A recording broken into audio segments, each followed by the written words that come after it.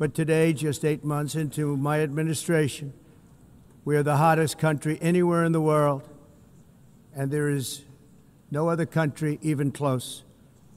America is blessed with the strongest economy, the strongest borders, the strongest military, the strongest friendships, and the strongest spirit of any nation on the face of the earth.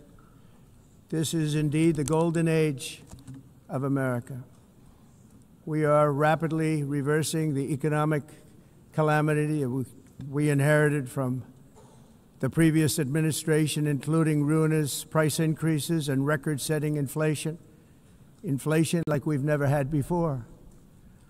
Under my leadership, energy costs are down, gasoline prices are down, grocery prices are down, mortgage rates are down, and inflation has been defeated. The only thing that's up is the stock market, which just hit a record high. In fact, it hit a record high 48 times in the last short period of time. Growth is surging, manufacturing is booming. The stock market, as I said, is doing better than it's ever done. And all of you in this room benefit by that, almost everybody. And importantly, workers' wages are rising at the fastest pace in more than 60 years. And that's what it's all about, isn't it? In 4 years of President Biden, we had less than $1 trillion of new investment into the United States. In just 8 months since I took office, we have secured commitments and money already paid for $17 trillion. Think of it, 4 years, less than $1 trillion, 8 months, much more than $17 trillion is being invested in the United States, and it's now pouring in from all parts of the world. We've implemented the largest tax cuts in American history and the largest regulation cuts in American history, making this once and again the best country on earth to do business. And many of the people in this room are investing in America, and it's turned out to be an awfully good investment during this 8-month period. In my first term, I built the greatest economy in the history of the world. We had the best economy ever, history of the world. And I'm doing the same thing again, but this time it's actually much bigger and even better. The numbers far surpass my record-setting first term. On our southern border, we have successfully repelled a colossal invasion, and for the last 4 months, and that's 4 months in a row, the number of illegal aliens admitted and entering our country has been 0. Hard to believe, because if you look back just a year ago, it was millions and millions of people pouring in from all over the world, from prisons, from mental institutions, drug dealers. All over the world they came. They just poured into our country with the ridiculous open border policy of the Biden administration. Our message is very simple. If you come illegally into the United States, you're going to jail, or you're going back to where you came from, or perhaps even further than that. You know what that means.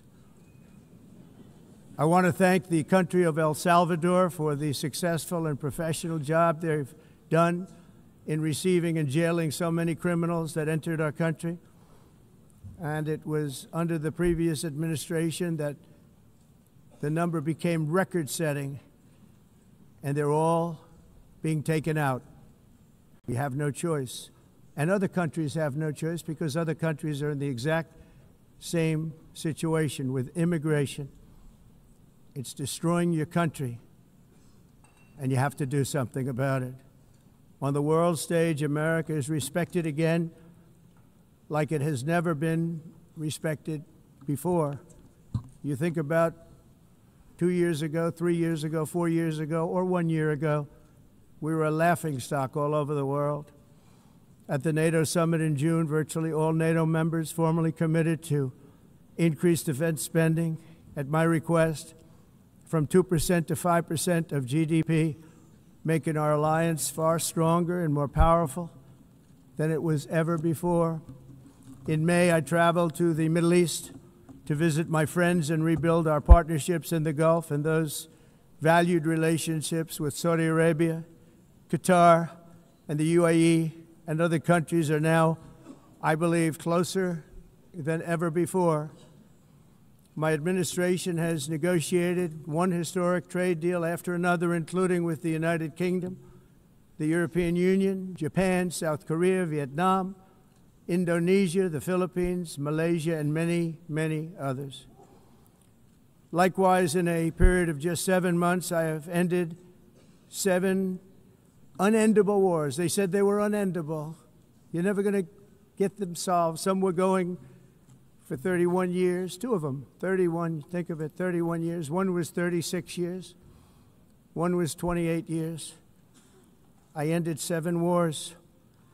And in all cases, they were raging with countless thousands of people being killed.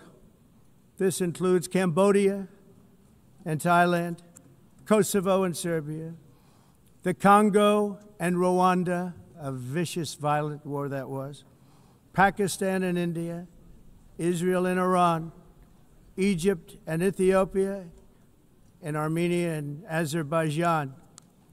It included all of them. No president or prime minister, and for that matter, no other country has ever done anything close to that. And I did it in just 7 months. It's never happened before. There's never been anything like that. I'm very honored to have done it. It's too bad that I had to do these things instead of the United Nations doing them. And sadly, in all cases, the United Nations did not even try to help in any of them. I ended 7 wars, dealt with the leaders of each and every one of these countries, and never even received a phone call from the United Nations offering to help in finalizing the deal. All I got from the United Nations was an escalator that on the way up stopped right in the middle. If the First Lady wasn't in great shape, she would have fallen, but she's in great shape. We're both in good shape. We both stood. And then a teleprompter that didn't work. These are the 2 things I got from the United Nations, a bad escalator and a bad teleprompter. Thank you very much. And by the way, it's working now. It just went on. Thank you. I think I should just do it the other way. It's easier. Thank you very much. I didn't think of it at the time because I was too busy working to save millions of lives. That is the saving and stopping of these wars. But later I realized that the United Nations wasn't there for us. They weren't there. I thought of it really after the fact, not during these negotiations, which were not easy. That being the case, what is the purpose of the United Nations? The UN has such tremendous potential. I've always said it. It has such tremendous, tremendous potential, but it's not even coming close to living up to that potential. For the most part, at least for now, all they seem to do is write a really strongly worded letter and then never follow that letter up. It's empty words, and empty words don't solve war. The only thing that solves war and wars is action. Now, after ending all of these wars and also earlier negotiating the Abraham Accords, which is a very big thing for which our country received no credit, never receives credit. Everyone says that I should get the Nobel Peace Prize for each one of these achievements. But for me, the real prize will be the sons and daughters who live to grow up with the mothers and fathers, because millions of people are no longer being killed in endless and unglorious wars. What I care about is not winning prizes, it's saving lives. We saved millions and millions of lives with the 7 wars. And we have others that we're working on, and you know that. Many years ago, a very successful real estate developer in New York, known as Donald J. Trump, I bid on the renovation and rebuilding of this very United Nations complex. I remember it so well. I said at the time that I would do it for $500 million, rebuilding everything. It would be beautiful. I used to talk about, I'm going to give you marble floors. They're going to give you terrazzo. I'm going to give you the best of everything. You're going to have mahogany walls. They're going to give you plastic. But they decided to go in another direction, which was much more expensive at the time, and which actually produced a far inferior product. And I realized that they did not know what they were doing when it came to construction, and that their building concepts were so wrong, and the product that they were proposing to build was so bad and so costly. It was going to cost them a fortune. And I said, and wait till you see the overruns. Well, I turned out to be right. They had massive cost overruns and spent between $2 and $4 billion on the building and did not even get the marble floors that I promised them. You walk on 𝗔𝗱𝗃𝗃, do you notice that? As far as I'm concerned, frankly, looking at the building and getting stuck on the escalator, they still haven't finished the job. They still haven't finished. That was years ago. The project was so corrupt that Congress actually asked me to testify before them on the tremendous waste of money, because it turned out that they had no idea what it was, but they knew it was anywhere between $2 and $4 billion as opposed to $500 million with a guarantee. But they had no idea, and I said it cost much more than $5 billion. Unfortunately, many things in the United Nations are happening just like that, but on an even much bigger scale, much, much bigger. Very sad to see. Whether the UN can manage to play a productive role, I've come here today to offer the hand of American leadership and friendship to any nation in this assembly that is willing to join us in forging a safer, more prosperous world. And it's a world that we'll be much happier with. A dramatically better future is within our reach. But to get there, we must reject the failed approaches of the past and work together to confront some of the greatest threats in history. There is no more serious danger to our planet today than the most powerful and destructive weapons ever devised by man, of which the United States, as you know, has many. Just as I did in my first term, I've made containing these threats a top priority, starting with the nation of Iran. My position is very simple. The world's #1 sponsor of terror can never be allowed to possess the most dangerous weapon. That's why, shortly after taking office, I sent the so-called Supreme Leader a letter making a generous offer. I extended a pledge of full cooperation in exchange for a suspension of Iran's nuclear program. The regime's answer was to continue their constant threats to their neighbors and U.S. interests throughout the region, and some great countries that are right nearby. Today, many of Iran's former military commanders, in fact, I can say almost all of them, are no longer with us. They're dead.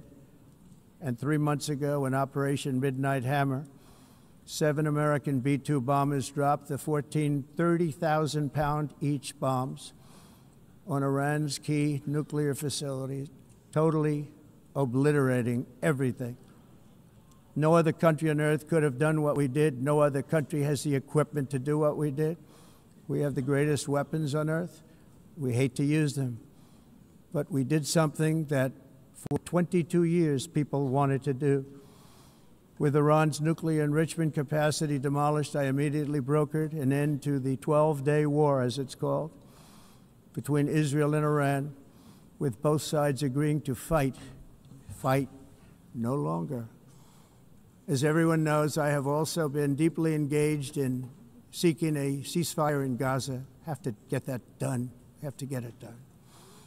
Unfortunately, Hamas has repeatedly rejected reasonable offers to make peace. We can't forget October 7th, can we? Now, as if to encourage continued conflict, some of this body is seeking to unilaterally recognize a Palestinian state. The rewards would be too great for Hamas terrorists for their atrocities. This would be a reward for these horrible atrocities, including October 7th, even while they refuse to release the hostages or accept a ceasefire. instead of giving to Hamas and giving so much, because they've taken so much, they have taken so much. This could have been solved so long ago. But instead of giving in to Hamas's ransom demands, those who want peace should be united with one message: release the hostages now. Just release the hostages now. Thank you.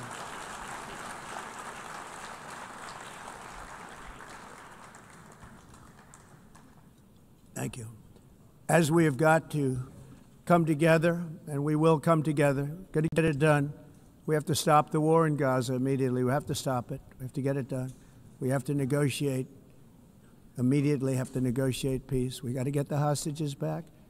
We want all 20 back. We don't want 2 and 4. As you know, I got, along with Steve Witkoff and others that helped us, Marco Rubio, we got most of them back. We were involved in all of them. But I always said the last 20 are going to be the hardest, and that's exactly what happened. We have to get them back now. We don't want to get back 2, and then another 2, and then 1, and then 3. Have this process. No, we want them all back, and we want the actually 38 dead bodies back too. Those parents came to me, and they want them back, and they want them back very quickly and very badly. As though they were alive, they want them. They want them every bit as much as if their son or daughter were alive. I've also been working relentlessly, stopping the killing in Ukraine. I thought that would be, of the 7 wars that I stopped, I thought that would be the easiest because of my relationship with President Putin, which had always been a good one. I thought that was going to be the easiest one. But you know, in war, you never know what's going to happen. There are always lots of surprises, both good and bad. Everyone thought Russia would win this war in 3 days, but it didn't work out that way. It was supposed to be just a quick little skirmish. It's not making Russia look good. It's making them look bad. No matter what happens from here on out, this was something that should have taken a matter of days, certainly less than a week. And they've been fighting for 3.5 years and killing anywhere from 5,000 to 7,000 young soldiers, mostly soldiers, on both sides, every single week, from 5,000 to 7,000 dead young people, and some in cities, much smaller numbers, where rockets are shot, where drones are dropped. This war would never have started if I were president. This was a war that should have never happened. It shows you what leadership is, what bad leadership can do to a country. Look what happened to the United States, and look where we are right now in just a short period of time. The only question now is how many more lives will be needlessly lost on both sides. China and India are the primary funders of the ongoing war by continuing to purchase Russian oil. But inexcusably, even NATO countries have not cut off much Russian energy and Russian energy products, which, as you know, I found out about 2 weeks ago, and I wasn't happy. Think of it. They're funding the war against themselves. Who the hell ever heard of that one? In the event that Russia is not ready to make a deal to end the war, then the United States is fully prepared to impose a very strong round of powerful tariffs, which would stop the bloodshed, I believe, very quickly. But for those tariffs to be effective, European nations, all of you are gathered here right now, would have to join us in adopting the exact same measures. I mean, you're much closer to this. We have an ocean in between. You're right there. And Europe has to step it up. They can't be doing what they're doing. They're buying oil and gas from Russia while they're fighting Russia. It's embarrassing to them, and it was very embarrassing to them when I found out about it, I can tell you that. But they have to immediately cease all energy purchases from Russia. Otherwise, we're all wasting a lot of time. So I'm ready to discuss this. We're going to discuss it today with the European nations, all gathered here. I'm sure they're thrilled to hear me speak about it, but that's the way it is. I like to speak my mind and speak the truth as we seek to reduce the threat of dangerous weapons today, I'm also calling on every nation to biological weapons once and for all. And biological is terrible, and nuclear is even beyond, and we include nuclear in that. We want to have a cessation of the development of nuclear weapons. We know, and I get to view it all the time. Sir, would you like to see? And I look at weapons that are so powerful that we just can't ever use them. If we ever use them, the world literally might come to an end. There would be no United Nations to be talking about. There would be no nothing. Just a few years ago, reckless experiments overseas gave us a devastating global pandemic. Yet despite that worldwide catastrophe, many countries are continuing extremely risky research into bioweapons and man-made pathogens. This is unbelievably dangerous. To prevent potential disasters, I'm announcing today that my administration will lead an international effort to enforce Biological Weapons Convention, which is going to be meeting with the top leaders of the world by pioneering an AI verification system that everyone can trust. Hopefully the UN can play a constructive role, and it will also be one of the early projects under AI. Let's see how good it is, because a lot of people are saying it could be one of the great things ever, but it also can be dangerous, but it can be put to tremendous use and tremendous good, and this would be an example of that.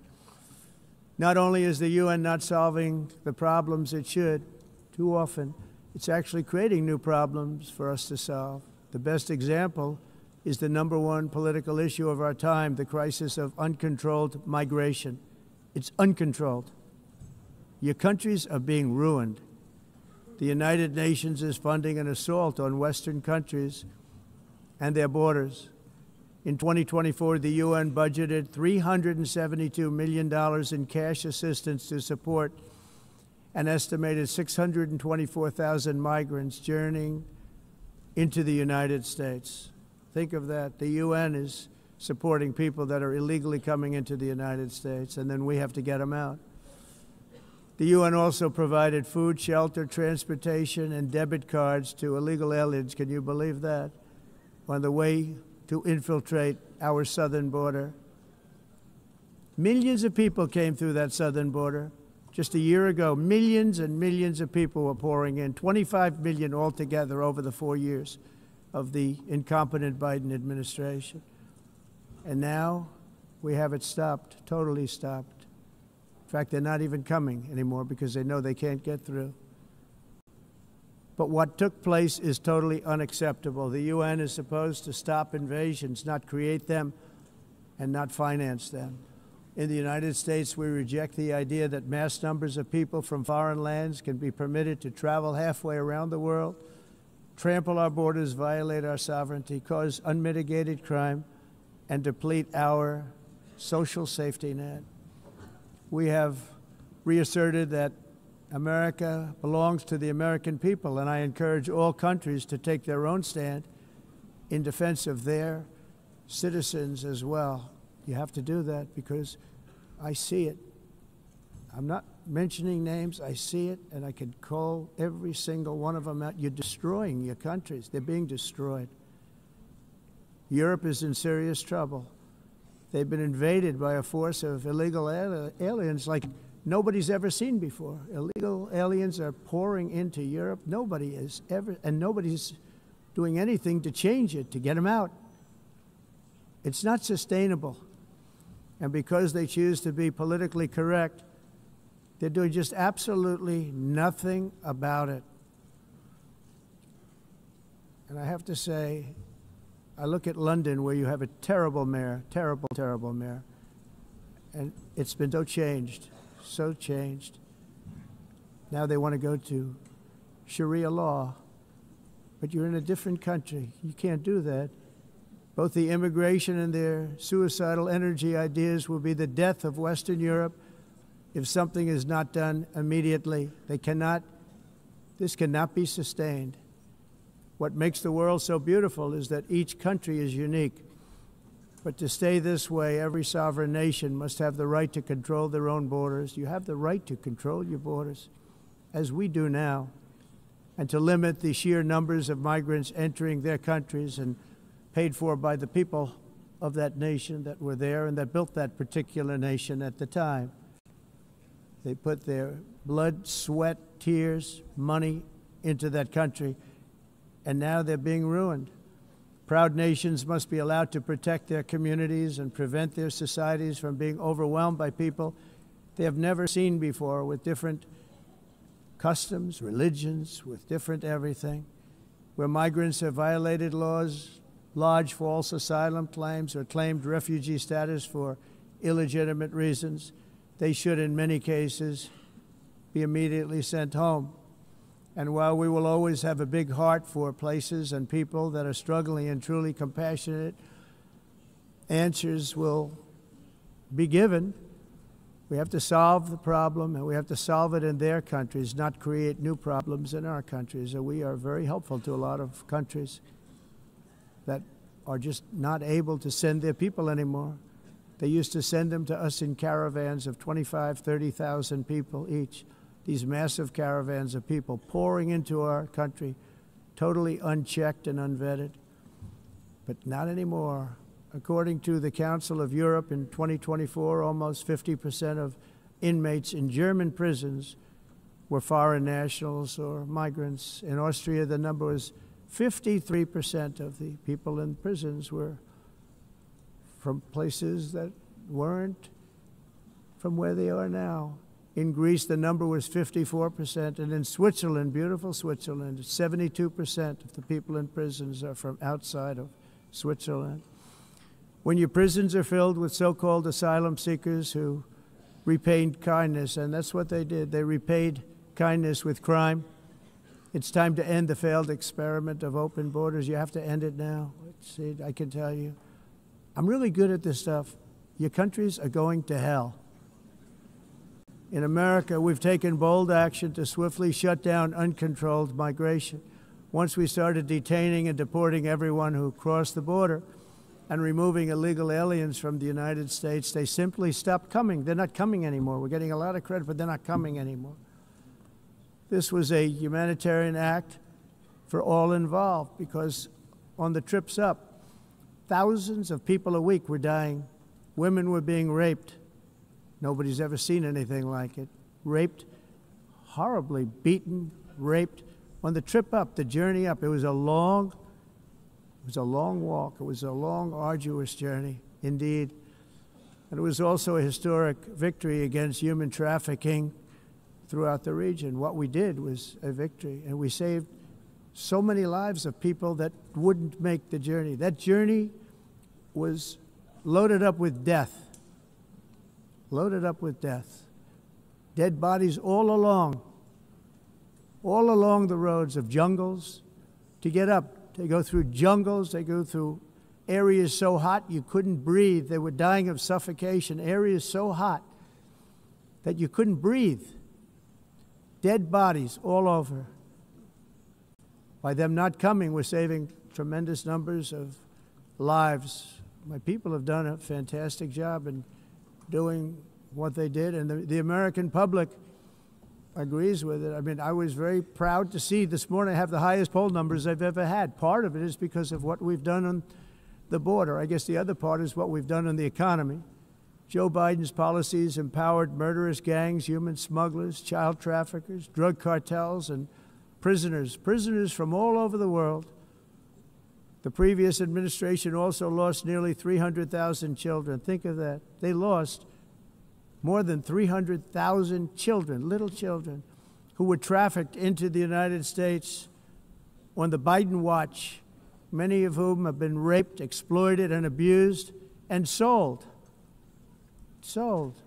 Nobody talks about that. The fake news doesn't write about it. With many others, young children who are missing or dead. And we found a lot of these children, and we're sending them back, and we've been sending them back to their parents. They said, nobody knows who they are. They said, where do you come from? And they'll give us a country, and we'll find out, and we'll figure it out, and we'll bring them back to their homes. And the mother and father rushed to the door, and their tears in their eyes, They can't believe that they're seeing their son or daughter, their little son or daughter again. We've done almost 30,000 of them so far. Any system that results in the mass trafficking of children is inherently evil. Yet that is exactly what the globalist migration agenda has done, and it's what it's all about. In America, those days, as you know, are over. The Trump administration is working, and we are continuing to work to track down the villains that are causing this problem, and also, as I said, to get back the 30,000 we've already returned. Now I think we're going to have another. We're going to find a lot. You're not going to find all of them. 300, more than 300,000. They're lost or they're dead. They're lost or they're dead because of the animals that did this. To protect our citizens, I've also designated multiple savage drug cartels as far as and you see this, and you see it happening right before your eyes. Let's put it this way. People don't like taking big loads of drugs in boats anymore. There aren't too many boats that are traveling on the seas by Venezuela. They tend not to want to travel very quickly anymore. And we've virtually stopped drugs coming into our country by sea. We call them the water drugs. They kill hundreds of thousands of people. I've also designated multiple savage drug cartels as far as foreign terrorist organizations, along with two bloodthirsty transnational gangs, probably the worst gangs anywhere in the world, MS-13 and Tren de Aragua. Tren de Aragua is from Venezuela, by the way. Such organizations torture, maim, mutilate, and murder with impunity. They're the enemies of all humanity. And for this reason, we've recently begun using the supreme power of the United States military to destroy Venezuelan terrorists and trafficking networks led by Nicolas Maduro. To every terrorist thug smuggling poisonous drugs into the United States of America, please be warned that we will blow you out of existence. That's what we're doing. We have no choice. Can't let it happen. They're destroying. I believe we lost 300,000 people last year to drugs, 300,000. Fentanyl and other drugs. Each boat that we sink carries drugs that would kill more than 25,000 Americans. We will not let that happen. Energy is another area where the United States is now thriving like never before. We're getting rid of the falsely named renewables. By the way, they're a joke. They don't work. They're too expensive. They're not strong enough to fire up the plants that you need to make your country great. The wind doesn't blow. Those big windmills are so pathetic and so bad, so expensive to operate. Then they have to be rebuilt all the time, and they start to rust and rot. Most expensive energy ever conceived, and it's actually energy. You're supposed to make money with energy, not lose money. You lose money, the governments have to subsidize. You can't put them out without massive subsidies. And most of them are built in China, and I give China a lot of credit. They build them, but they have very few wind farms. So why is it that they build them and they send them all over the world, but they barely use them? You know what they use? Coal. They use gas. They use almost anything, but they don't like wind. But they sure as hell like selling the windmills. Europe, on the other hand, has a long way to go, with many countries being on the brink of destruction because of the green energy agenda. And I give a lot of credit to Germany. Germany was being led down a very sick path, both on immigration, by the way, and on energy. They were going green, and they were going bankrupt. And the new leadership came in, and they went back to where they were, with fossil fuel and with nuclear, which is good. It's now safe, and you can do it properly. But they went back to where they were, and they opened up a lot of different plants, energy-producing plants, and they're doing well. I give Germany a lot of credit for that. They've said this is a disaster, what's happening. They were going all green. All green is all bankrupt. That's what it represents. And it's not politically correct. I'll be very badly criticized for saying it, but I'm here to tell the truth. I don't care. It doesn't matter to me. I'm in New York City. I'm feeling a lot safer. Crime, we're getting crime down. And by the way, speaking of crime, Washington, D.C. was the crime capital of America. Now it's a totally, after 12 days, it's a totally safe city. Everyone's going out to dinner. They're going out to restaurants. Your wife can walk down the middle of the street with or without you. Nothing's going to happen.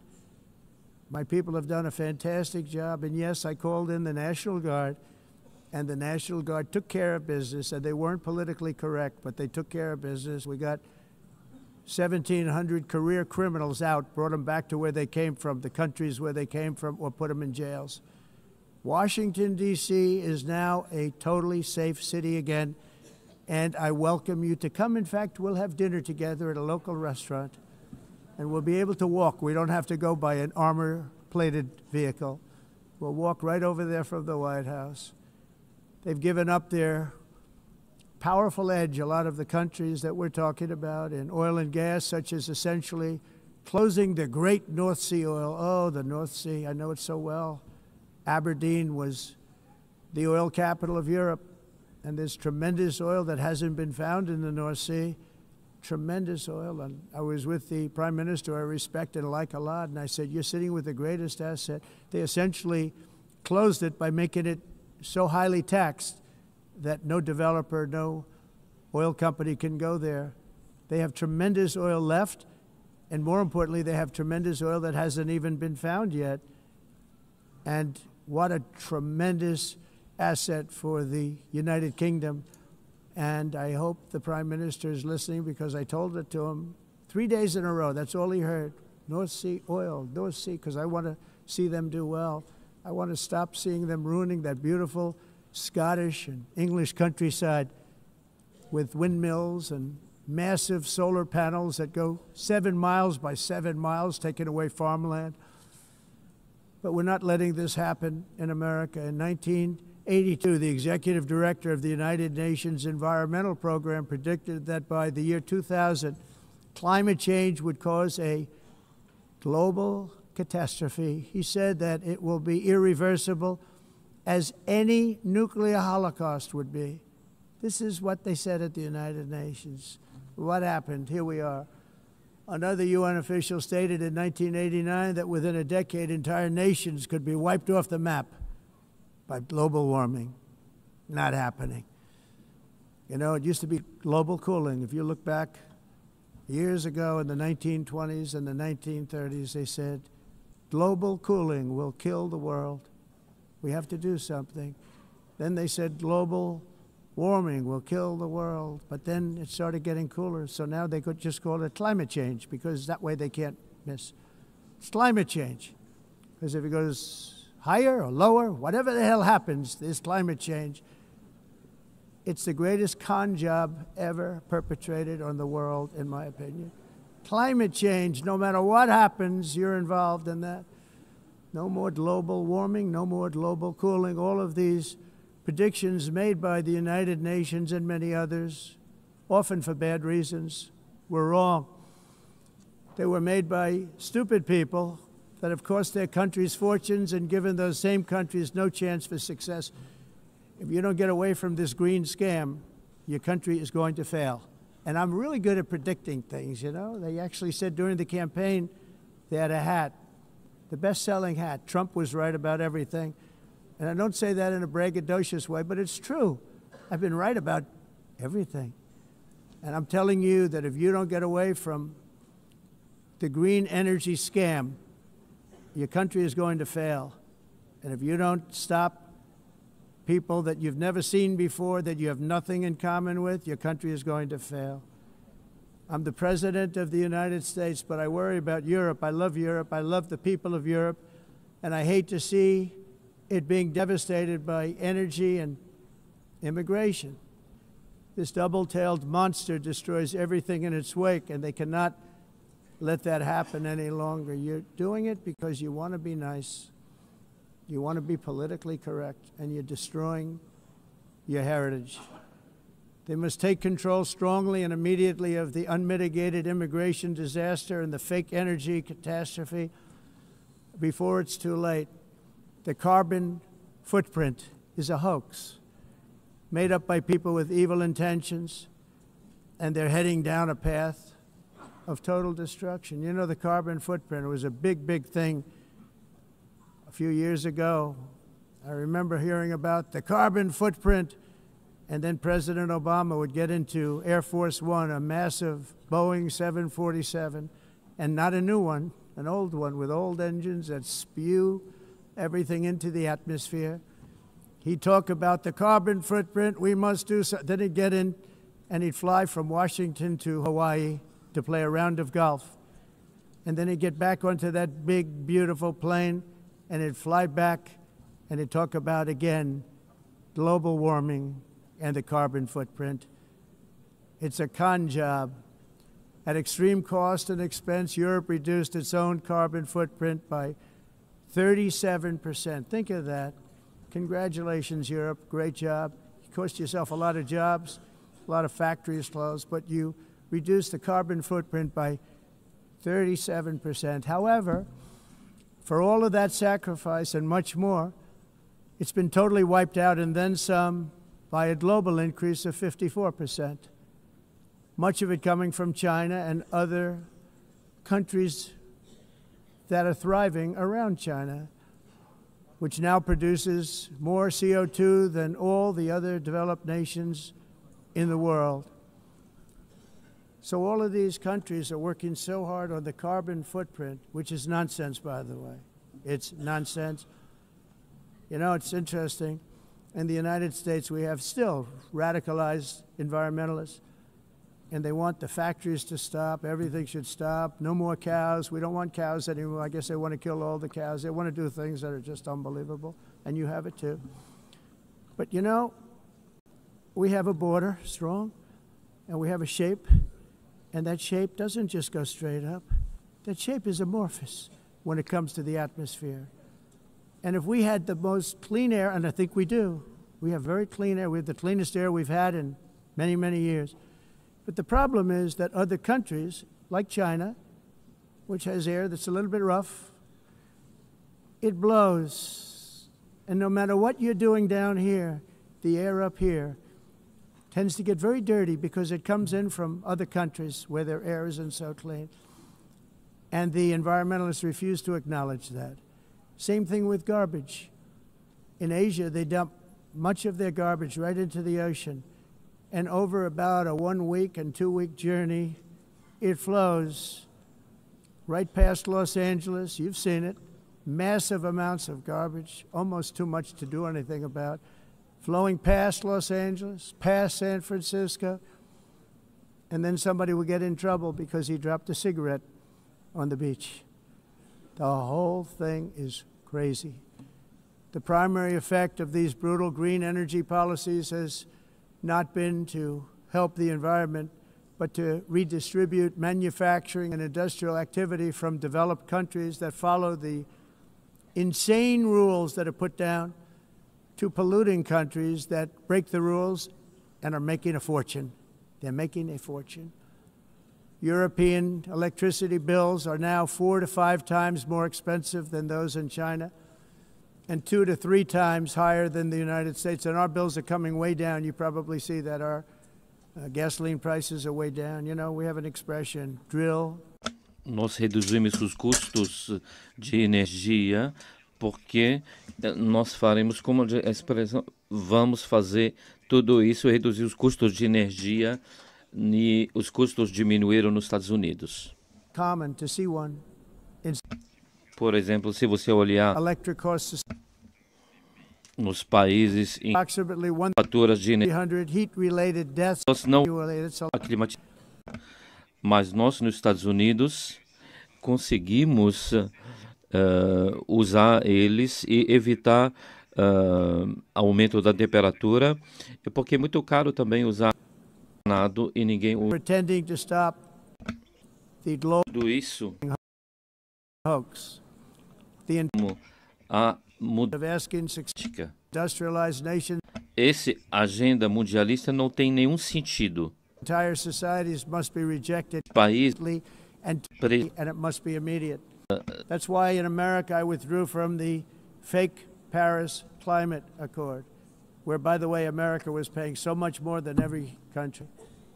Others weren't paying. China didn't have to pay until 2030. Russia was given an old standard that was easy to meet, a 1990 standard. But for the United States, we're supposed to pay like $1 trillion. And I said, this is another scam. The fact is, the United States has been taken advantage of by the world for many, many years, but not any longer, as you probably noticed. I unleashed massive energy production and signed historic executive orders to hunt for oil, but we don't have to do much hunting because we have the most oil of any nation anywhere, oil and gas in the world. And if you add coal, we have the most of any nation in the world. Clean, I call it clean, beautiful coal. You can do things today with coal that you couldn't have done 10 years ago, 15 years. So I have a little standing order in the White House. Never use the word coal, only use the words clean, beautiful coal. Sounds much better, doesn't it? But we stand ready to provide any country with abundant, affordable energy supplies if you need them, when most of you do. We're proudly exporting energy all over the world. We're now the largest exporter. In the United States, we want trade and robust commerce with all nations, everybody. We want to help nations. We're going to help nations. But it must also be fair and reciprocal. The challenge with trade is much the same with climate. The countries that followed the rules, all their factories have been plundered. It's really sad to watch. They've been broken. They've been broken by countries that broke the rules. That's why the United States is now applying tariffs to other countries, and much as these tariffs were for many years applied to us, uncontrollably applied to us. We've used tariffs as a defense mechanism under the Trump administration, including my first term, where hundreds of billions of dollars in tariffs were taken in. And by the way, we had the lowest inflation, and now we have very low inflation. The only thing different is that we have hundreds of billions of dollars flowing into our country. But this is how we will ensure that the system works for everyone and is sustainable into the future. We're also using tariffs to defend our sovereignty and security throughout the world, including against nations that have taken advantage of former U.S. administrations for decades, including the most corrupt, incompetent administration in history, the sleepy Joe Biden administration. Brazil now faces major tariffs in response to its unprecedented efforts to interfere in the rights and freedoms of our American citizens and others, with censorship, repression, weaponization, judicial corruption, and targeting of political critics in the United States. I have a little problem saying this because I must tell you, I was walking in and the leader of Brazil was walking out. We saw him and I saw him, he saw me, and we embraced. And then I'm saying, can you believe I'm going to be saying this in just 2 minutes? But we actually agreed that we would meet next week. We didn't have much time to talk, like about 20 seconds. They were in retrospect, I'm glad I waited because this thing didn't work out too well. But we did talk. We had a good talk, and we agreed to meet next week, if that's of interest. But he seemed like a very nice man, actually. He liked me, I liked him. But if you, and I only do business with people I like. When I don't like them, I don't like them. But we had, at least for about 39 seconds, we had excellent chemistry. It's a good sign. But also in the past, Brazil, can you believe this, unfairly tariffed our nation, but now because of our tariffs, we are hitting them back, and we're hitting them back very hard. As president, I will always defend our national sovereignty and the rights of American citizens. So I'm very sorry to say this, that Brazil is doing poorly and will continue to do poorly. They can only do well when they're working with us. Without us, they will fail, just as others have failed. It's true. Next year, the United States will celebrate the 250th anniversary of our glorious independence, a testament to enduring power and American freedom and spirit. We will also be proudly hosting the 2026 FIFA World Cup, and shortly thereafter, the 2028 Olympics, which is going to be very exciting. I hope you all come.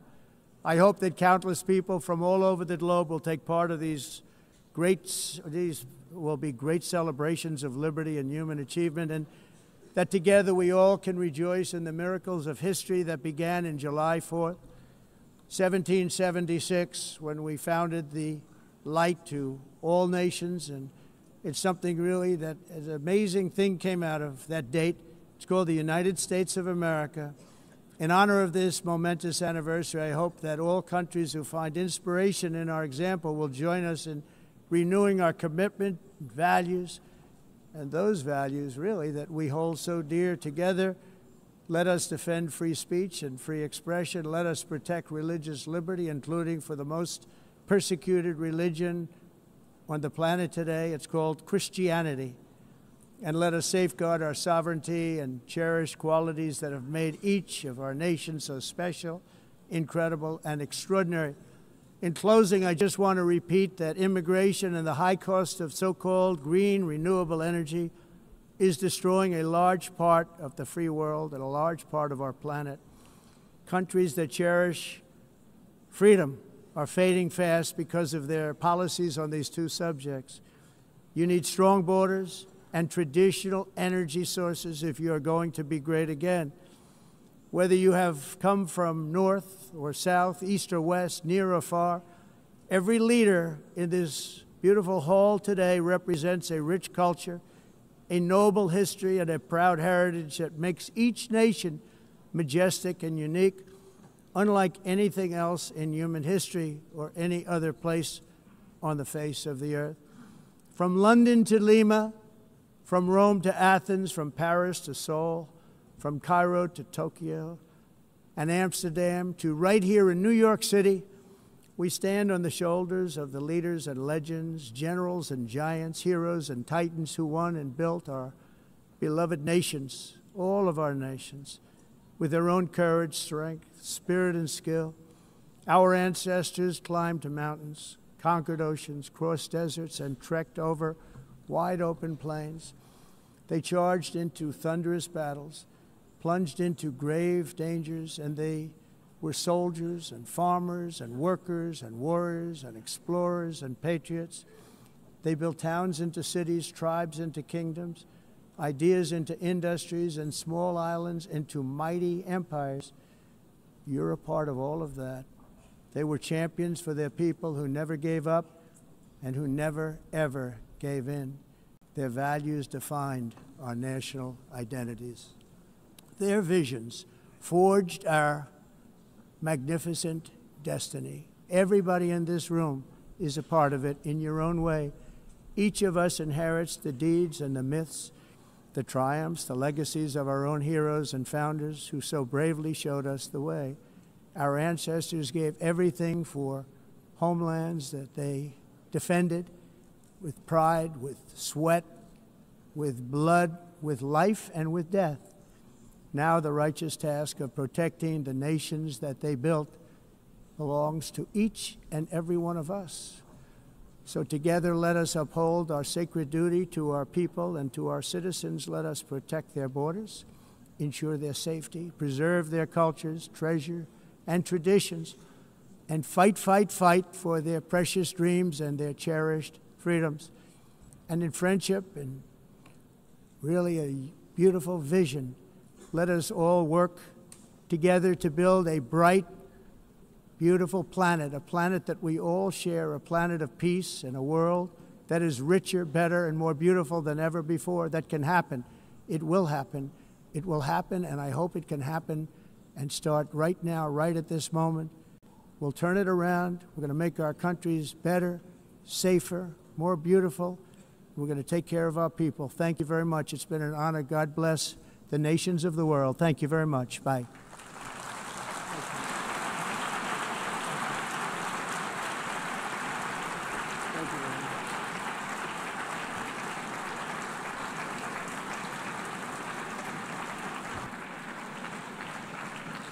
On behalf of the Assembly, I wish to thank the President of the United States,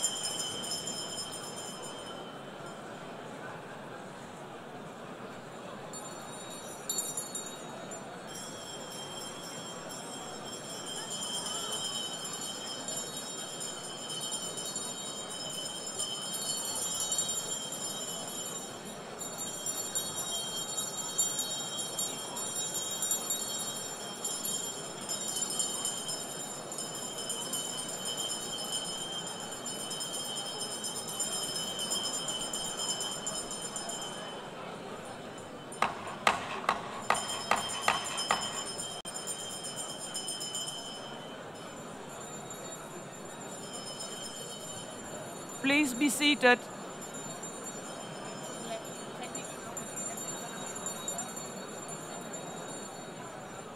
Please be seated.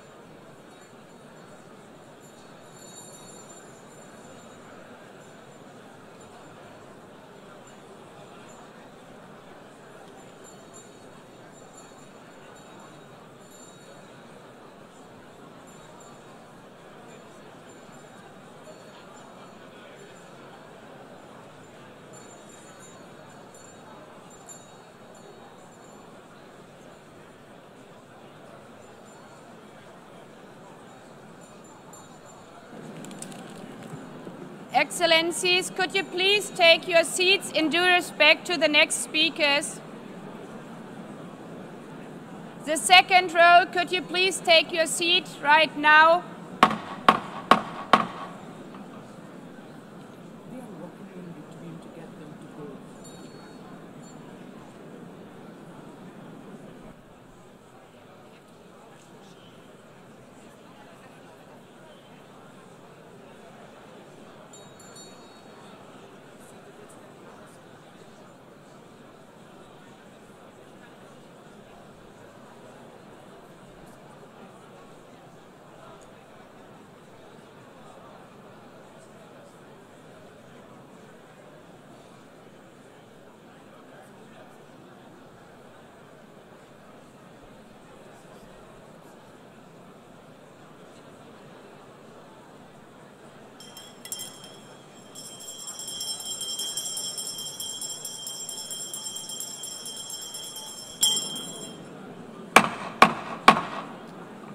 Please take a seat now. With due respect to the next speakers, I would kindly ask you, gentlemen in the left row, please take your seats. We will continue.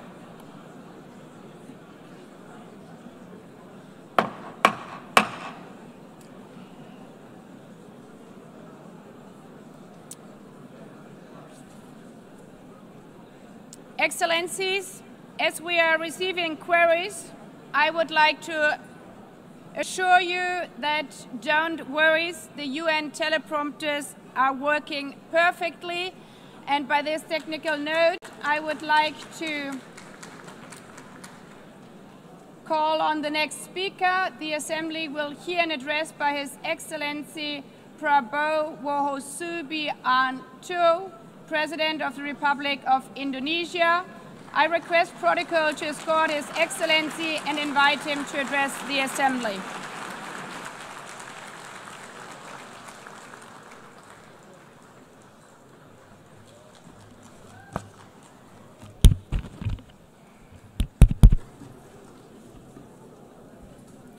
His Excellency, Mr. Antonio Guterres, Secretary General of the United Nations, Her Excellency, Madame Annalena Baerbock, President of the United Nations General Assembly, His Excellency, Mr. Moses Abelian, Under-Secretary General for General Assembly and Management, Excellencies, Heads of States, Heads of Governments, distinguished delegates, ladies and gentlemen. It is indeed a great honor for me to stand in this august General Assembly Hall among leaders and representatives who represent almost all of humanity.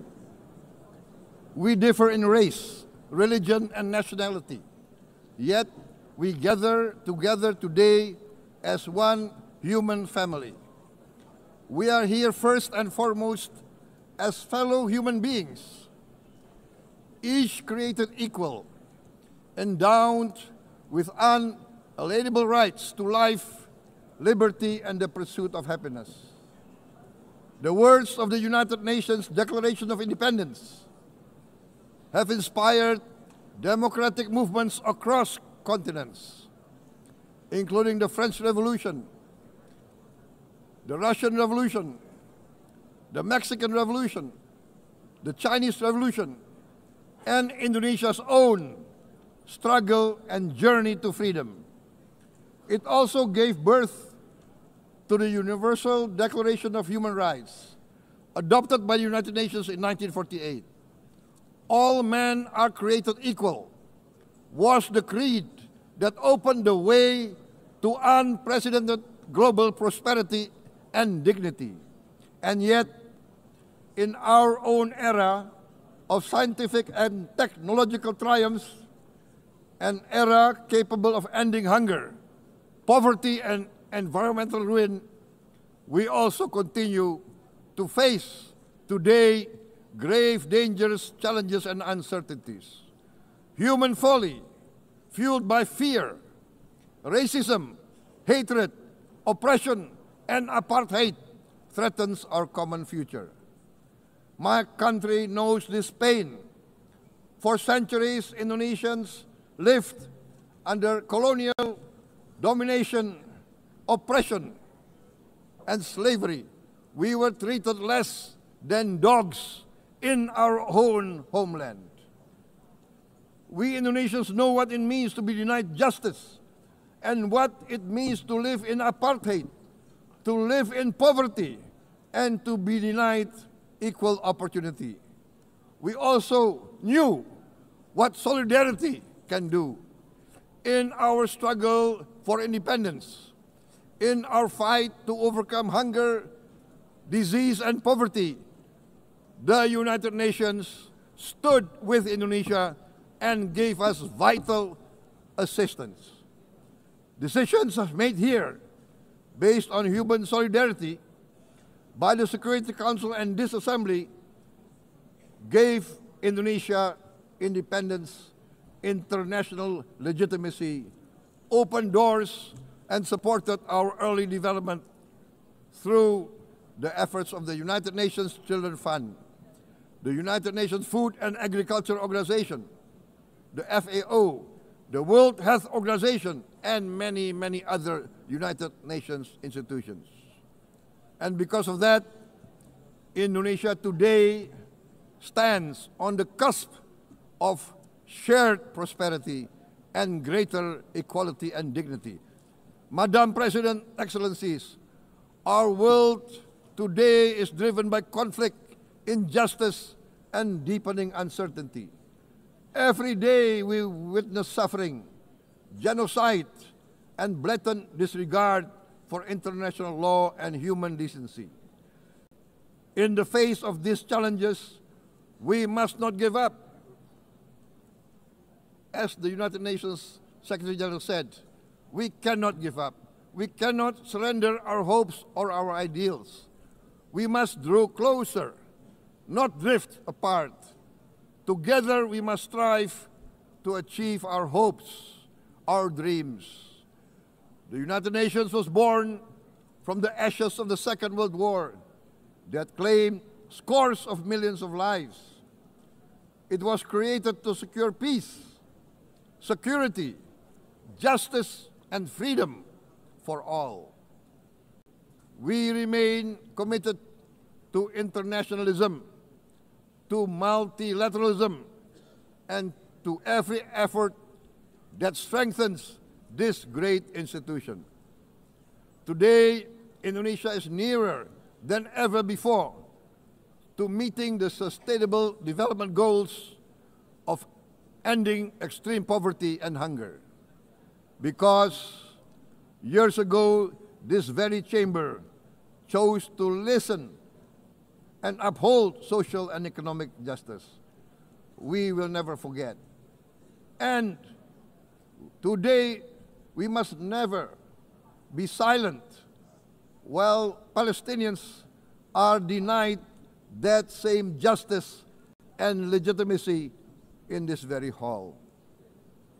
Excellencies, Thucydides warned, the strong do what they can, the weak suffer what they must. We must reject this doctrine. The United Nations exist to reject this doctrine. We must stand for all, the strong and the weak. Might cannot be right. Right must be right. Indonesia today is one of the largest contributors to United Peacekeeping Forces. We believe in the United Nations. We will continue to serve where peace needs guardians, not with just words, but with boots on the ground.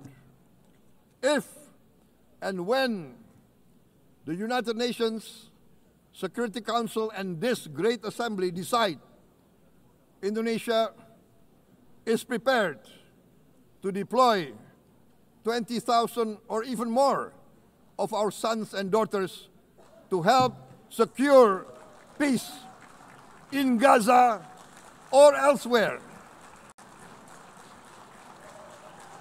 in Ukraine, in Sudan, in Libya, everywhere when the peace needs to be enforced, peace needs to be guarded, we are ready.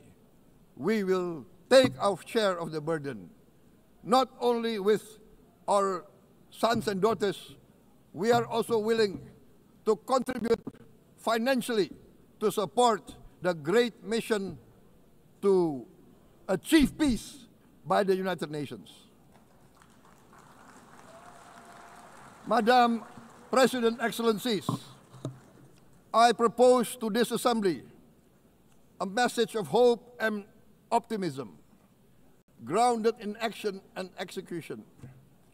Today, we heard the speech of Madam President, the President of the United Nations General Assembly. Yes, it is true what she said. Without the International Civil Aviation Organization, will we be here today? Will we sit in this great hall? Without the United Nations, we cannot be safe. No country can feel secure. We need the United Nations, and Indonesia will continue to support the United Nations, even though we still struggle, but we know the world needs a strong United Nations. The world's population is growing. Our planet is under strain. Food, energy, and water insecurity haunt many nations. We choose to answer these challenges directly at home and to help abroad wherever we can.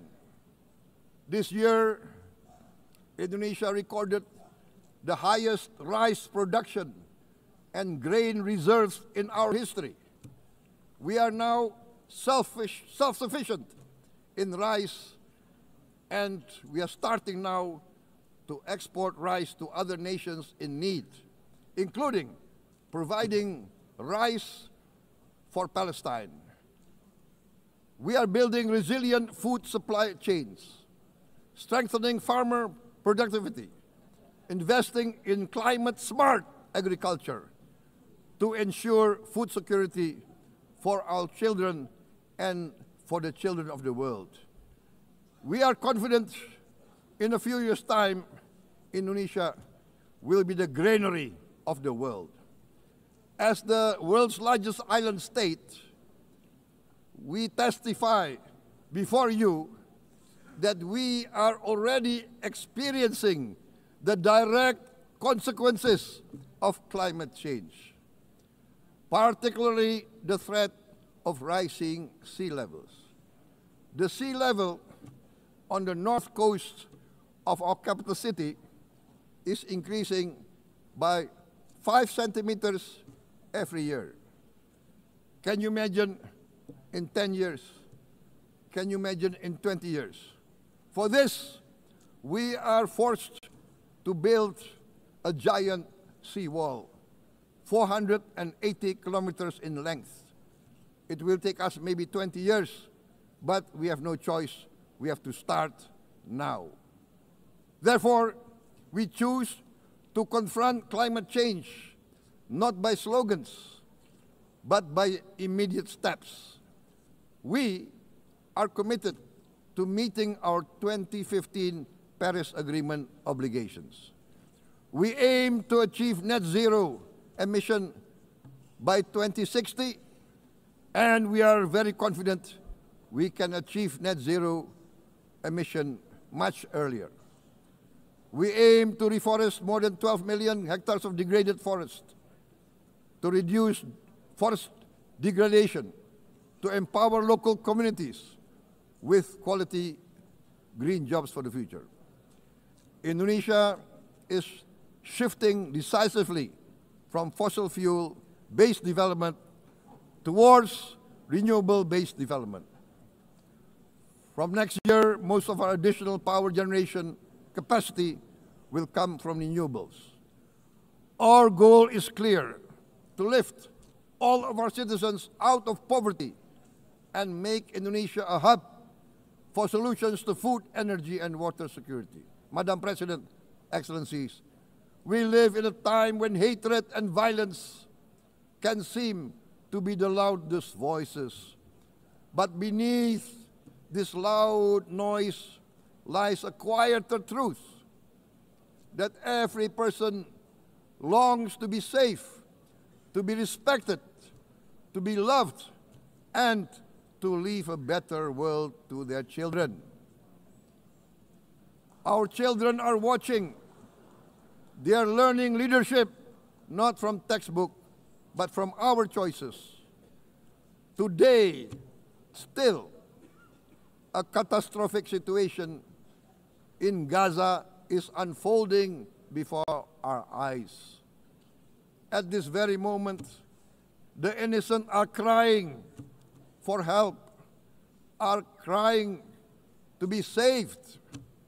Who will save them? Who will save the innocent?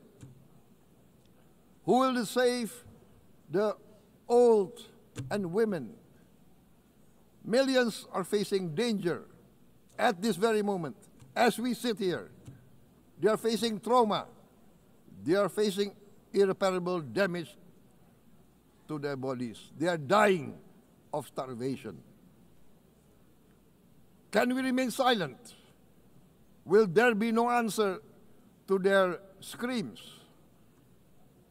Will we teach them that the human family can rise to the challenge?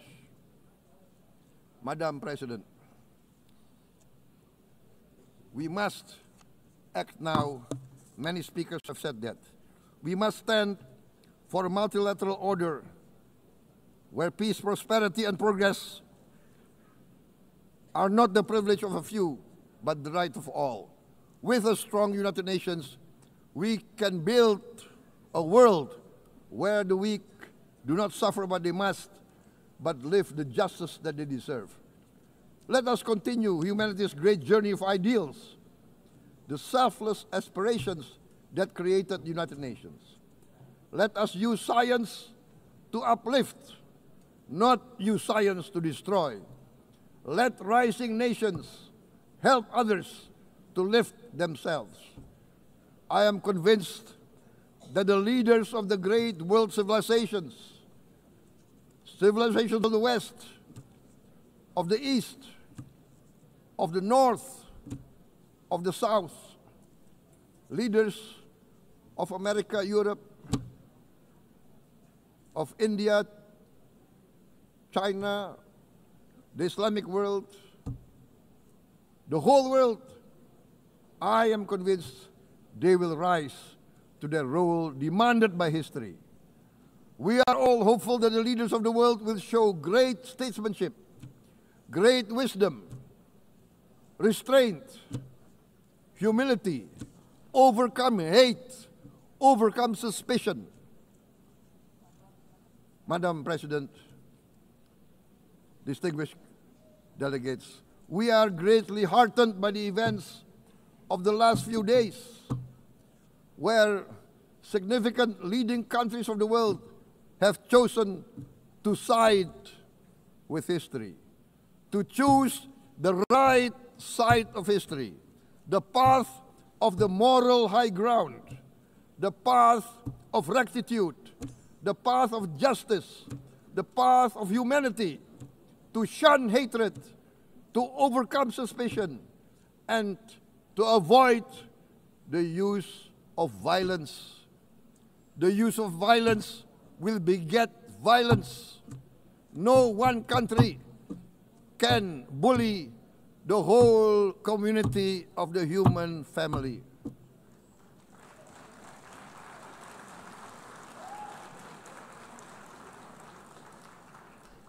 We may be weak individually, but the sense of oppression, the sense of injustice has proven in the history of mankind that this sense of injustice, this sense of oppression will unite into a strong force that will overcome this oppression, that will overcome this injustice.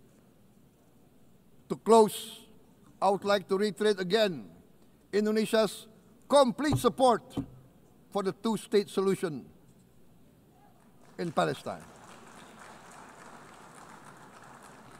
We must have an independent Palestine, but we must also recognize, we must also respect, and we must also guarantee the safety and security of Israel. Only then we can have real peace, and no longer hate and no longer suspicion. The only solution is this two-state solution. Two descendants of Abraham must live in reconciliation, peace, and harmony. Arabs, Jews, Muslims, Christians, Hindus, Buddhists, all religions, we must live as one human family. Indonesia is committed to being part of making this vision a reality. Is this a dream? Maybe, but this is the beautiful dream that we must work together towards. Let us work towards this noble goal. Let us continue humanity's journey of hope, a journey started by our forefathers, a journey that we must complete. Thank you. Wassalamualaikum warahmatullahi wabarakatuh.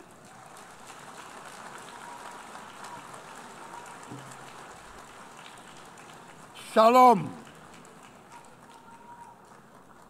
Om Santi, Santi, Santi Om. Namo Buddhaya. Thank you very much. May God bless us all. May peace be upon us. Thank you very much. Thank you. On behalf of the Assembly, I wish to thank the President of the Republic of Indonesia.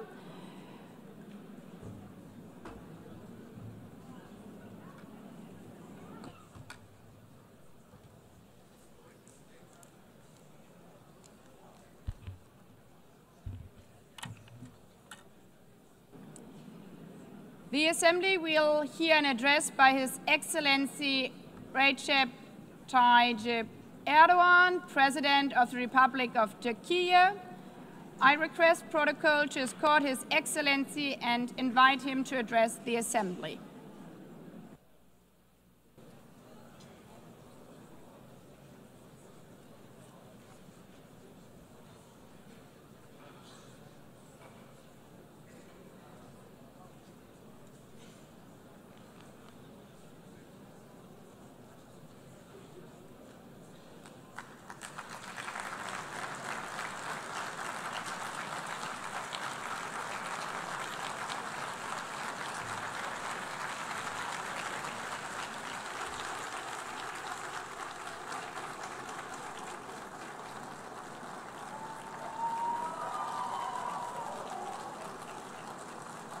Sayın Başkan, Excellency President of UNGA, Excellencies Heads of State and Government, Distinguished Secretary General, distinguished delegation members, on behalf of myself and my nation, I greet you all with most heartfelt feelings.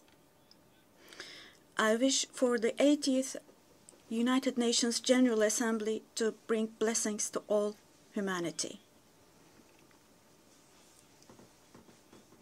I am deeply honored to address you once again from this podium, which represents the collective conscience of humanity. I congratulate Mr. Young, who has completed his term as President of the General Assembly, and I wish success to Ms. Baerbock, who has taken over this position. At the outset of my speech, I would like to first express my regret at the absence today of the President of the State of Palestine, Mahmoud Abbas, at a time when Palestine is being recognized by an increasing number of countries. Today, we stand here on this podium. I stand here on this podium alongside my 86 million citizens, also for our Palestinian brothers and sisters whose voices are being silenced. I'd like to thank all the countries who announced that they recognize the state of Palestine, and I call on all the other countries who have not done so yet to do so, to recognize the state of Palestine as soon as possible. Esteemed President, distinguished members, the United Nations Charter was signed in San Francisco 8 years ago, and it entered into force on October the 24th, 1945. I would like to recall here again the first words of the first article of the UN Charter. Quote, "The purpose of the United Nations is to maintain international peace and security," unquote. As we celebrate the 80th anniversary of the UN in this hall, grave events are unfolding in many parts of the world that cast a shadow over the very first words of the UN Charter's opening article.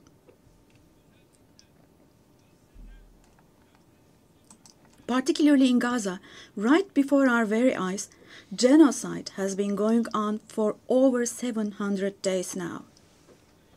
Even as we gather here, as we speak now, Israel is currently massacring civilians in Gaza.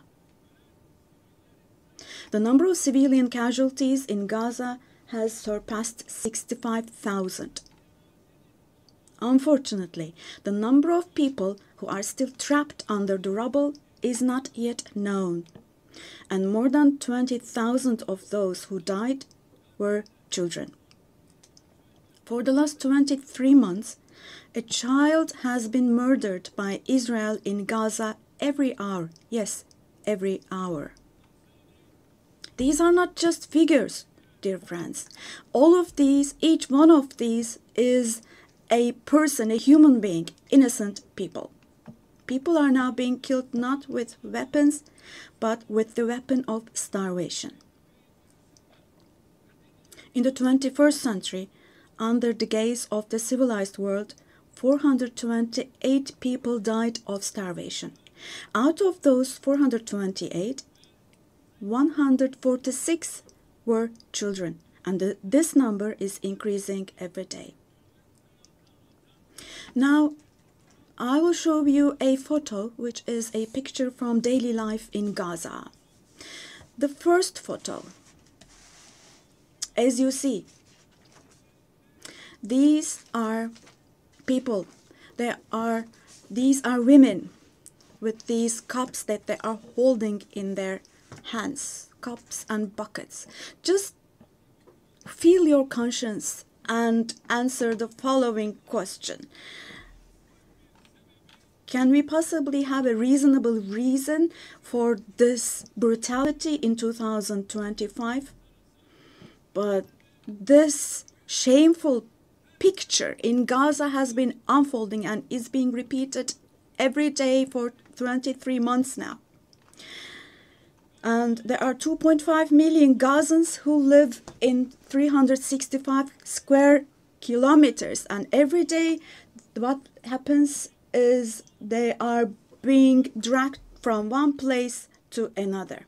The healthcare infrastructure of Gaza is completely collapsed. Doctors have been killed or they have disappeared while under custody. Ambulances have been hit. Hospitals targeted and destroyed.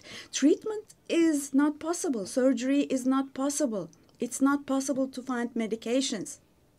Now, dear friends, now as Tayyip Erdogan, with a heavy heart, with my heart bleeding here, I am telling you, innocent little ones, just 2 or 3 years old, without hands, arms, or legs, have become, unfortunately, a common sight to see in Gaza.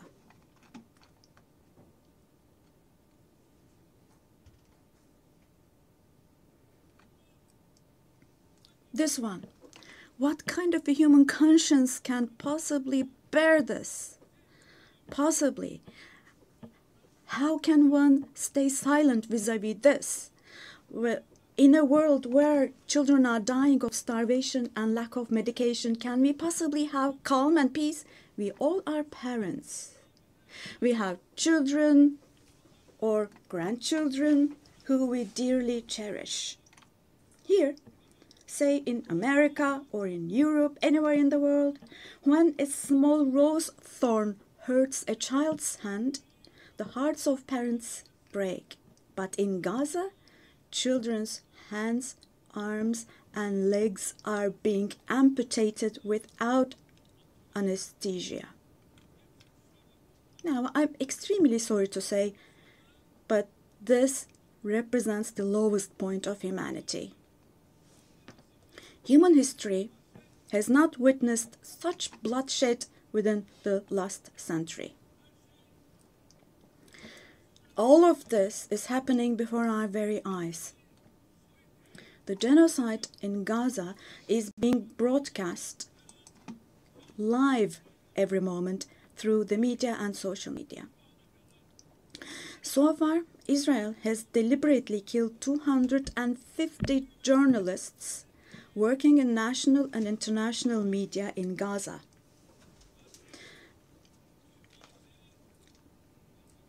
And they have closed all the entrance into Gaza, but they still have not been able to cover up the genocide.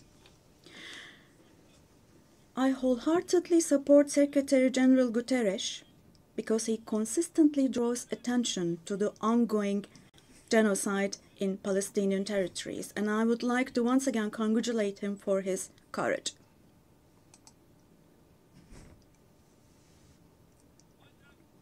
But the United Nations has not even been able to protect its own personnel in Gaza, unfortunately. In Gaza, 500 people rushing to help others have been killed. Out of those 500, 326 were UN staff members. Esteemed President, distinguished members, now, genocide, like the Holocaust, is a shameful concept which refers to the mass extermination of people. It's a barbaric concept. But today, it's not only people who are being killed in Gaza, mind you. Animals are being targeted and killed in Gaza. In Gaza, agricultural land, gardens, trees, grass, century-old olive trees are being destroyed. In Gaza, water supplies are being destroyed and polluted.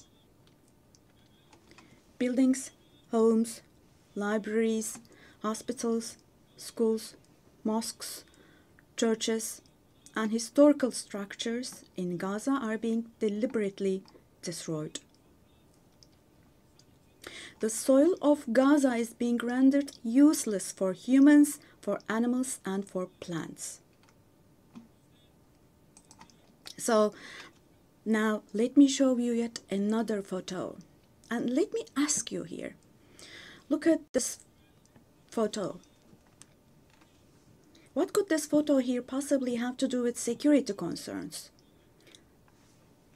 This is being against life, don't you think?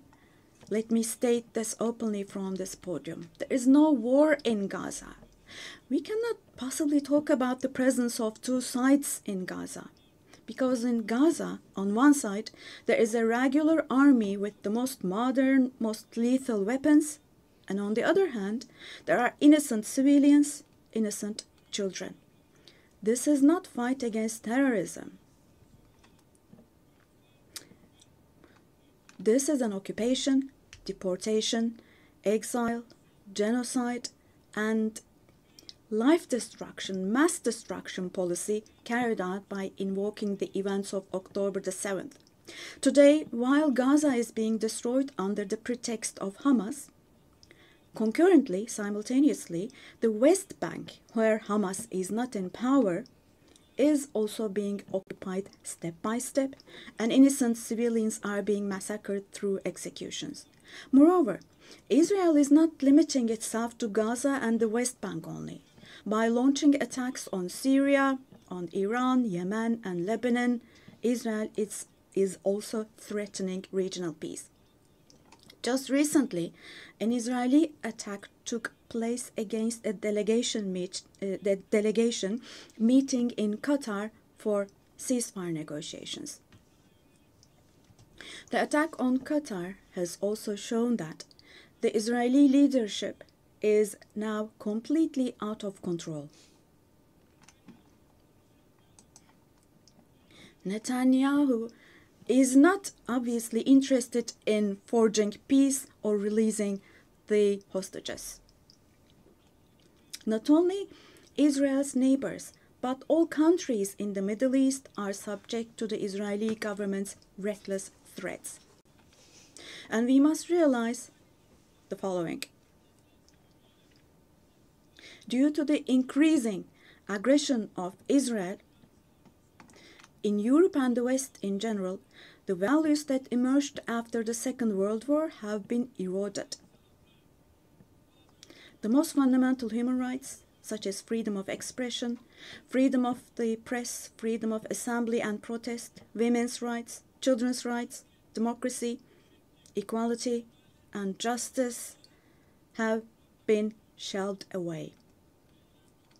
At this point, we all have to see the following truth, my dear friends.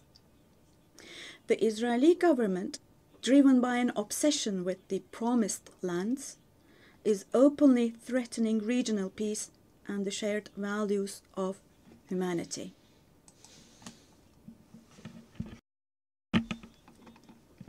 Three celestial religions. Jerusalem hosts all three celestial religions, and a common inherited holy place, Al-Quds, is holy for all three religions. This madness disturbs conscientious Jews. It fuels anti-Semitism around the world. We cannot continue with this madness anymore.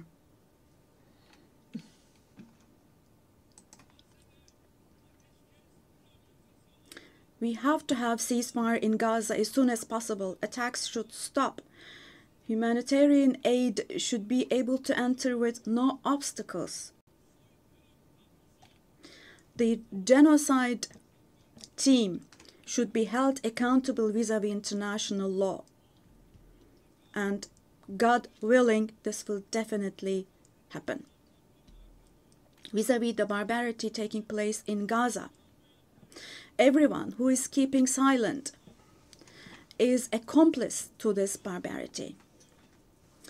From here, I would like to call on all the heads of state and government. Today is the day. Today is the day to stand firm alongside the oppressed Palestinians and alongside humanity. while your peoples back home are reacting to the barbarity in Gaza, do show the courage to take action here. Fulfill your humanitarian duty toward Gaza, where children are raising children. On this occasion, I would like to say the following. There are peoples all around the world who are taken to the streets. Unarmed activists and volunteers from different countries of the world, academicians, students, journalists, everyone, all the defenders of Palestine. I would like to say to them, thank you so much, and clear bows and favorable winds for their actions. Esteemed delegation members, for 13 years, I have spoken to you from this platform about the oppression and conflicts in our neighbor, Syria. Just as I raise my voice today for the oppressed people of Gaza, likely for 13 years, I have also drawn attention to the cries of the Syrians, and here I became their voice and breath as well. The persecution that caused the death of 1 million people and that forced millions more to flee their homeland has, thankfully, become a thing of the past with the December 8th revolution. Our Syrian brothers and sisters opened the doors to a new period as of December the 8th. I believe that the people of Syria who fought against a bloodthirsty regime will also be able to carry the victory they achieved at great cost to its rightful place, God willing. We'll support with all our means the vision of a one and unified Syria with no forms of terrorism, especially ISIS, being present. A free Syria where security is established is what we want. As stability takes root in Syria, the winners for sure will be all the neighboring countries, our entire region, along with Syrians. And the brotherly countries in the Gulf. I would like to thank them for their contributions for Syria to recuperate. All the regional and international actors who share the same principles with us, God willing, we will continue with our cooperation with all those actors in the same manner. Esteemed friends, we hope that the nuclear issue with our neighbor Iran will be resolved through diplomacy as soon as possible. It should not be forgotten that our region cannot tolerate yet another crisis. Meanwhile, the stability, security, and prosperity of our neighbor Iraq are extremely important for the well-being of our region. In this regard, we attach great importance to strategic moves based on stability and prosperity, such as the Development Path Project. In the north, we are hosting with great enthusiasm the Istanbul process between Russia and Ukraine, both of which are our neighbors. Through direct talks, we facilitated the exchange of several prisoners and corpses, and we worked to identify the modalities of peace negotiations between the parties. Don't forget, there is no winner of war and no losers of a just peace. So with this motto in mind, in the coming days also, we will continue to work hard for a peaceful ceasefire. Meanwhile, we have encouraged the parties from the very beginning to establish peace between Azerbaijan and Armenia. We are pleased that steps were taken on August the 8th, steps that will enable the establishment of lasting peace between the two countries. I would like to once again congratulate the President of Azerbaijan, İlham Aliyev, the Prime Minister of Armenia, Nikol Pashinyan, and the American President Donald Trump, who contributed to this process, and I would like to congratulate them. On this occasion, I would also like to state that the normalization process between our country and Armenia is progressing as planned. Within the scope of the Ankara process, which is another of our mediation activities, we continue our efforts to resolve the conflict between Somalia and Ethiopia. I hope that the parties will successfully conclude this genuine initiative as soon as possible. Distinguished delegation members, we have been implementing the Montreux Convention, which guarantees security in the Black Sea. And we have been implementing this convention impartially and to the letter for exactly 89 years now. We want to see the Aegean Sea and the Eastern Mediterranean as a basin of stability and prosperity where the legitimate interests of all parties involved are respected. We are ready for constructive cooperation on all issues, particularly on energy and the environment, and we expect the same approach from our neighbors. On this occasion, I would like to particularly underline that projects which exclude Turkey and the Turkish Republic of Northern Cyprus in the Eastern Mediterranean, such projects which exclude us will not be successful. Turkey has rights and authority in the western part of the island of Cyprus, while the Turkish Cypriots have legitimate rights in the areas surrounding the island. An Eastern Mediterranean Conference, which we have proposed before, would contribute to finding common ground. Resolving the Cyprus issue has been tried many times before, but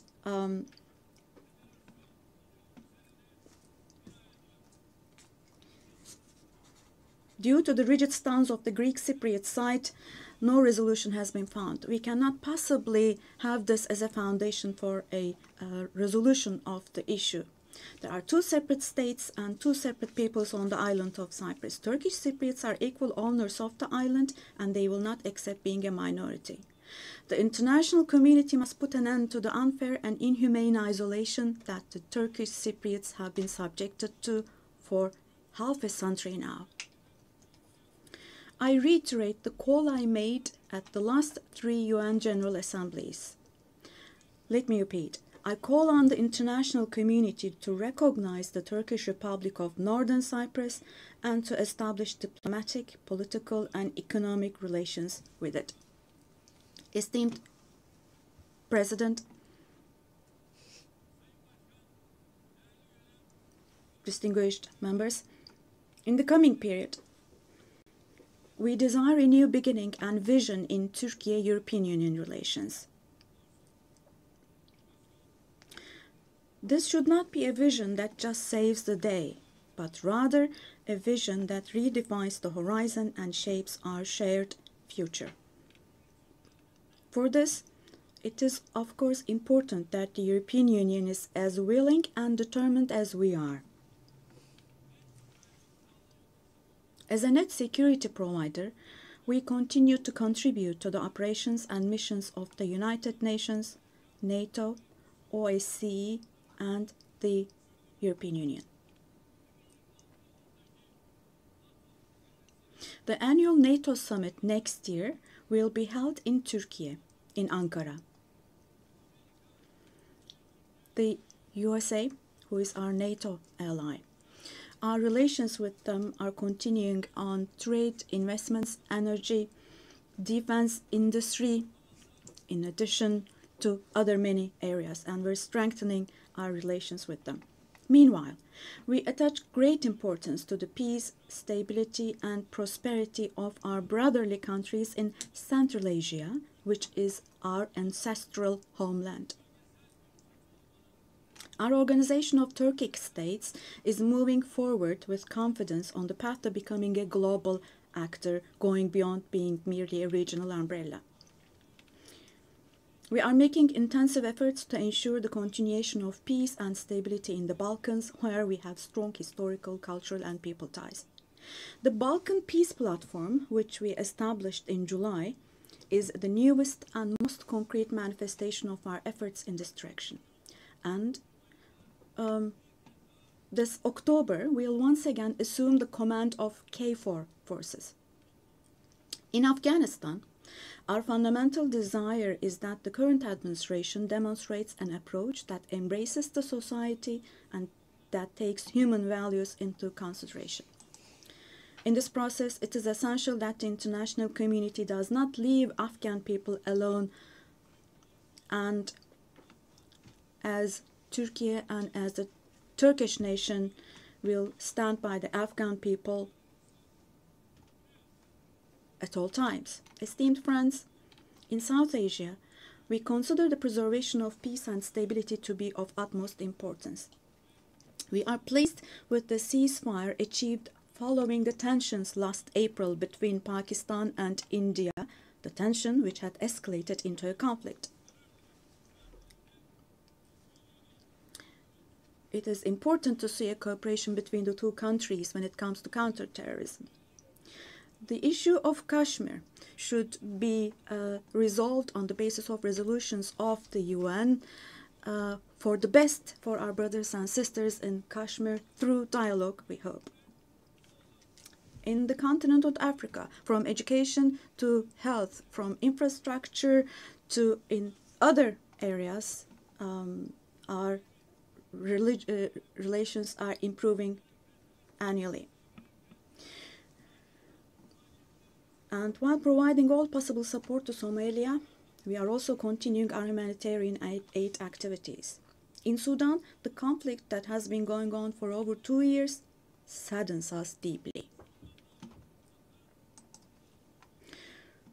Stopping the bloodshed in Sudan and establishing sustainable peace is the shared responsibility of the international community, and Turkey's efforts in this direction will continue. The Great Lakes region has suffered greatly from years of ongoing instability and conflict. Our hope is that these conflicts in the east of the Democratic Republic of the Congo will give way to lasting peace and stability. We wholeheartedly support the efforts being carried out under the mediation of the US and the facilitation of Qatar. The increasing terrorist activities in West Africa, particularly in the Sahel basin, are also of great concern to us. We will continue our unwavering efforts to ensure peace, tranquility, and stability for the peoples of this region with whom we share historical ties. Drawing inspiration from the historical double-headed Turkish Selçuk eagle, I would like to emphasize that our relations with Asian countries in Turkish foreign policy are of great strategic importance. We pursue a 360-degree approach in this policy. Within the framework of our Return to Asia initiative, we are deepening our engagement with regional organizations such as ASEAN, the Indian Ocean Rim Association, for example. We will continue to develop new partnerships with Asian countries, and we attach great importance to developing our relations with Latin America and the Caribbean region in a spirit of partnership and a win-win approach. We are determined to further strengthen the friendly ties we have established with all the countries in the region. Esteemed delegation members, increasing protectionist trends in international trade and disruptions in supply chains are leading to fundamental changes in the global economy. To successfully address current challenges, we support the reform of rules-based international trade, including the World Trade Organization. I believe access to affordable, safe, and sustainable energy is essential, particularly for developing countries, to be able to achieve their development goals.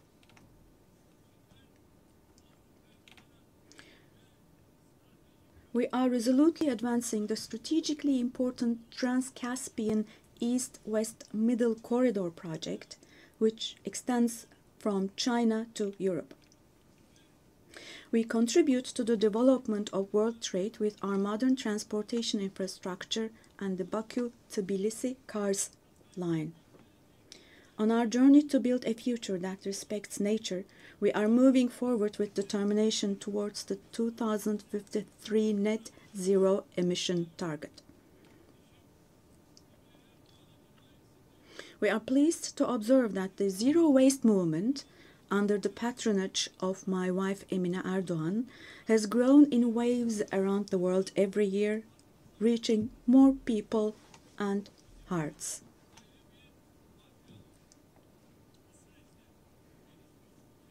In this process, it is no longer a choice for developed countries to fulfill their responsibilities. It has now become an obligation for them. As one of the countries providing the most development aid in the world, we are striving to achieve the UN Sustainable Development Goals.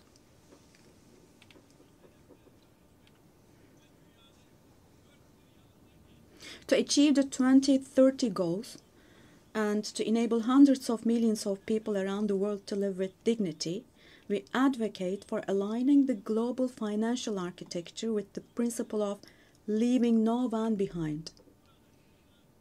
And here, let me also particularly draw your attention to the following.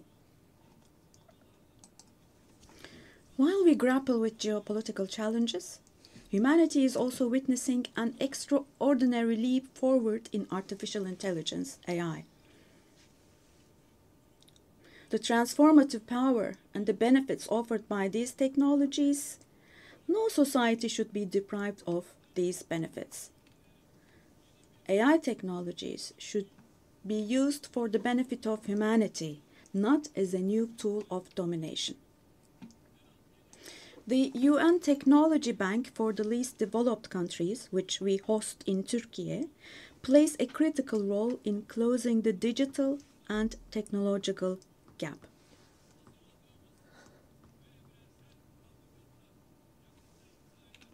We have prepared a children's rights convention in the digital world, and we will soon open this up for ratification. I'm sure this will create a lot of awareness in this area, and we expect your support for this. On the other hand, in today's world, where racism, xenophobia, and particularly Islamophobia have reached alarming levels, combating these trends that directly threaten the culture of coexistence has now become an essential duty for humanity.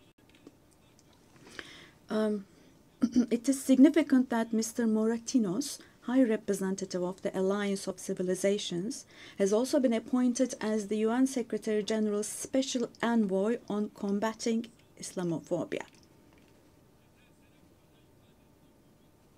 As I stated here last year, the institution of the family is under threat today as never before. Defending the family, consisting of a woman and a man, means defending humanity, defending nature, life, and the future. Turkey will continue to defend the family in the face of ever-increasing attacks. Distinguished delegation members,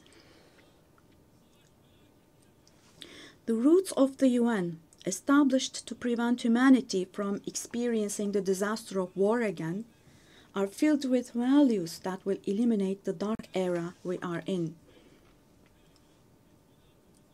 We fully support the UN 80 initiative launched by Secretary General Guterres to make our organization more effective and more efficient. I hope this initiative succeeds as a process that will further strengthen all the activities of the UN. I express our readiness to provide strong support to this process, also driven by our vision of making Istanbul a UN hub.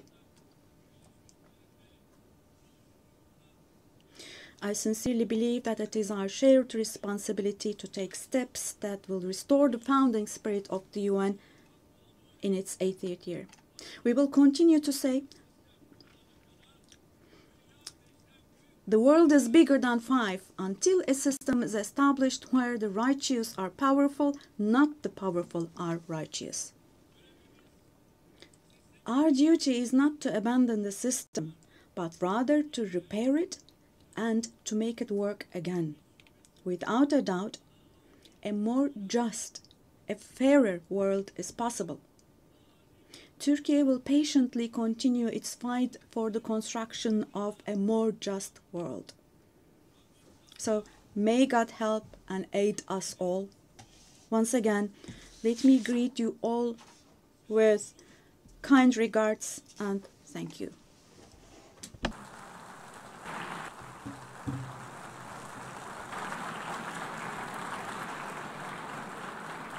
On behalf of the Assembly, I wish to thank the President of the Republic of Turkey.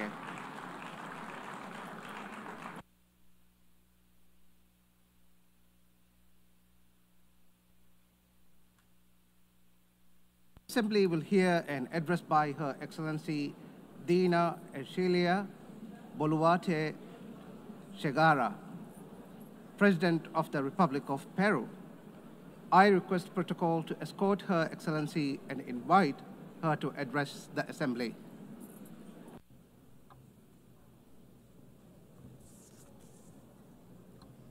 Señora. Madam President of the General Assembly, Annalena Baerbock. Secretary General of the United Nations, Antonio Guterres. Ladies and gentlemen, heads of state, ladies and gentlemen present here in this august forum. Peru is the center and cradle of great millennial civilizations, the last of which was the Inca Empire, which left us a legacy of greatness. We are also heirs of the Viceroyalty of Peru, which encompassed 2/3 of South America. We are a mestizo nation, a fundamental mix between Hispanic and Andean peoples, proud to be the heirs of the 2 greatest empires of Europe and America of the 16th century. The Peruvian people today are resilient, entrepreneurial, supportive, and lovers of peace, freedom, and democracy. Our great writers, Mario Vargas Llosa and José María Arguedas, shared the idea that Peru is a country of all bloods. Our identity creatively expresses that we are the unity of the diverse, united under the same red and white Peruvian flag. In our country, native peoples and peoples of the world live together in peace and unity as a great synthesis of Peru, the country in which Pope Leo XIV lived and worked in for 40 years, a naturalized Peruvian because of his deep love for our people, both for his supportive as well as his peaceful disposition and his Catholic and Christian faith. All studies indicate that we are the most entrepreneurial country in the world, which is why, after the COVID-19 pandemic, that, due to poor government administration, claimed more than 2 million lives. But we have begun to recover, and today we look back on more than 17 months of consecutive economic growth. We have overcome the recession and inflation caused by political violence and by corruption, a failed coup d'etat, and the flight of more than $20 billion That was between 2021 and 2023. We have regained the trust of national but also of foreign investment, and we have embraced freedom. We are a solvent and a stable country. Because of the coup attempt of December 2022, which sought to establish a dictatorship by forcing all branches of the state into submission, I had to constitutionally assume the presidency of the Republic. Since that date, a narrative was established by which the coup plotter became a victim, and the president, who constitutionally and legally assumed the presidency, was accused by some quarters of being a coup plotter and usurper. Lies turned into truth, and truth turned into lies. This is one of the issues of our time. The building of false narratives to attempt to defend anti-democratic political projects. The thinking goes that ideologies of hatred, where they're projects of failed states that grow into all-powerful states, require, in order to impose their will, a false narrative, in order to achieve their objectives through violence, and who, once in power, crush freedoms, silence the press and democratic opposition, violate human rights, and begin to control, to confiscate, and to expropriate private companies, creating a corrupt bureaucracy that destroys the economy, society, and public morality. The first step for achieving all of this is to build a narrative in order to lie. The ideology of class hatred is very skillful at distorting reality and building false narratives, because it uses the totalitarian method of repeating a lie ad infinitum, as was done in the world before the Second World War, and as is happening again today, because totalitarianism renews itself, presents itself with other faces, but it remains a serious threat to countries and to the world. The cynical narrative is reinforced by interventionism in the internal affairs of countries, supporting and spreading falsehoods to destroy democracy and eliminate freedom. In Peru, we have overcome strong, organized and persistent political violence that sought the return of the coup plotters' government, and since 2024, progress has been made in restoring stability and confidence. And this is why the Peruvian economy managed to grow this year by 3.3%.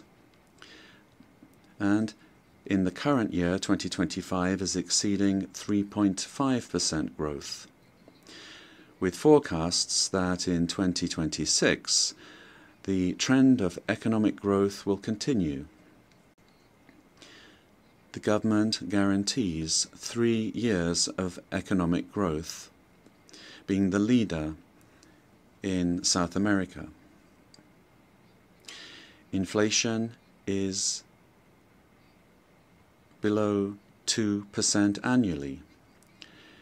International reserves amount to more than $88 billion, and our currency remains stable, and it's getting stronger every day. Our external debt is less than 32.2% of GDP, one of the lowest in the Americas and in the world. And our fiscal deficit this year will be 2.2% annually. Madam President of this magnificent General Assembly, on October 24th, the UN was created after World War II, when one of the greatest totalitarian political projects built on an ideology of hatred, leading to the most serious genocide in human history, the Holocaust, was defeated. And this is something that we must never, I say never, forget. That dreadful war caused the death of 60 million human beings. All ideologies of hate, class hatred, and its elevation as a principle and driver of history, racial hatred, nationalist hatred, religious hatred, ethnic hatred, hatred against women, amongst others, are the causes for the worst crimes committed in human history. Ideologies of hatred build narratives as absolute truths that instrumentalize people and nations. The political constitution of my homeland, Peru, affirms that the defense of the individual and their dignity is the supreme goal of society and of the state. Peru, therefore, rejects the two principal hate narratives in the world, namely class hatred and religious hatred. These are the origins of wars and inhumane violence. In Peru, we suffered for more than 20 years from a messianic, dogmatic, violent and genocidal terrorism that cost the lives of more than 70,000 Peruvians. The terrorist hates elections and the citizens' right to choose and to stand for election. When they participate, they do so to destroy democracy from within. However, the narrative that they wanted to impose is a flagrant lie. The armed forces and the police, who defended the life and the freedom of Peruvians, are now accused of violating human rights. Thus, the heroes who defended life, democracy, and freedom are turned into victimizers, and the terrorists are turned into victims. In this way, the heroes who defended democracy are being persecuted in trials that drag on for decades, while the terrorists are compensated and considered victims. This is the world in reverse. The UN was a fundamental milestone in the 20th century, but in the 21st century, we must be more vigilant. It is our duty to prevent the world from plunging into new genocides and new violence. It is not acceptable in a civilized world that one country invade another using a false narrative to justify a war that first and foremost attacks the civilian population. It is not acceptable to slaughter civilians, to capture hundreds of young people, women, and even children, and use them as hostages. We live under the threat of international organized crime. In Peru, international crime based on extortion uses terrorist methods such as bomb attacks to submit citizens to its will. These criminal organizations that use weapons of war have created financial mechanisms to launder blood-stained money, sending large sums back to their countries of origin. They seek to normalize this violence, which requires, in order to be defeated, recognition by the UN as terrorist organizations and new national and international legislation to stop them being a threat to the democratic system and to the development of peoples. It is also imperative that we act against drug trafficking and illegal mining that destroys the environment, pollutes rivers, and condemns peoples and individuals to slavery. International crime has subjected thousands of women taken from their home countries through violence and deception and being exploited and deprived of their freedom. Ladies and gentlemen, we are living through times that recall the darkest chapters of our modern history, and Peru is convinced that the world does not need less UN, but more and a better UN, one that is in tune with the times. In times in which ideologies of hatred that cause and cause so much damage to humanity have taken refuge in lies, in misinformation, and which have penetrated democratic societies. Peru, as a founding member, is committed to an open multilateral system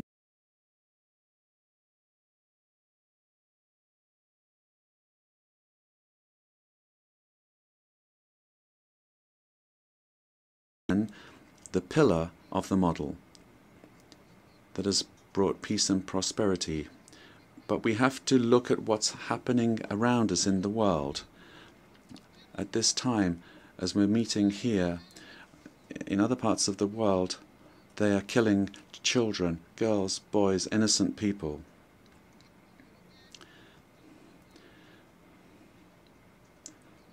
Prosperity will only come if we are united and work together. And we have to adapt to new threats. Each of our countries has the duty to make their contribution towards finding solutions to the problems that we all face together. And my country is striving to do this. But the interconnection of our societies and economies means that it is only through international cooperation that we can resolve the crises which we face. If we do not reform the United Nations, our common home, to restore representativeness and effectiveness to its action, then we run the very serious risk of seeing one of the most precious instruments that the international community has for world stability disappearing.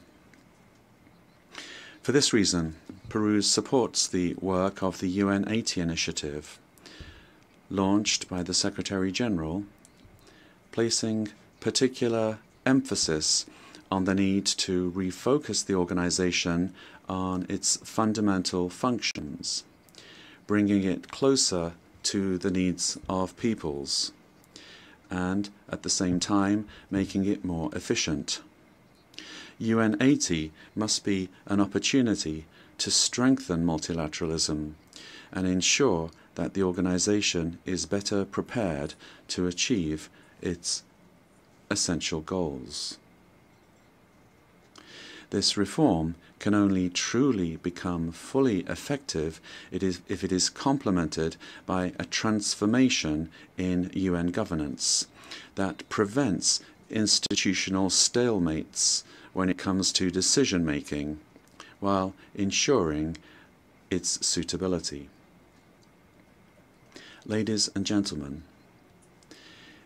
in Peru, our government is working to meet its commitments, both to our citizens as well as to the international community, facing the threat of organized crime resulting from the collapse of tyrannical governments that led to migration to other countries. This is true of our country. From day one, my government has fought to restore governance in the country and to defeat polarization and violence. In Peru, there is full separation of powers, the rule of law, respect for freedom, and human rights. My government is the most stable of the last 5 years, during which 5 presidents have succeeded one another. We are fighting for citizen security, facing crime that takes advantage of the rise in the price of gold, and drug trafficking. We have achieved positive, verifiable results in these areas. We are working to strengthen human capital. We are fighting child malnutrition and anemia. And we are building schools and hospitals throughout the country, which has not been done in recent years. The priority is children, women, and the Peruvian family.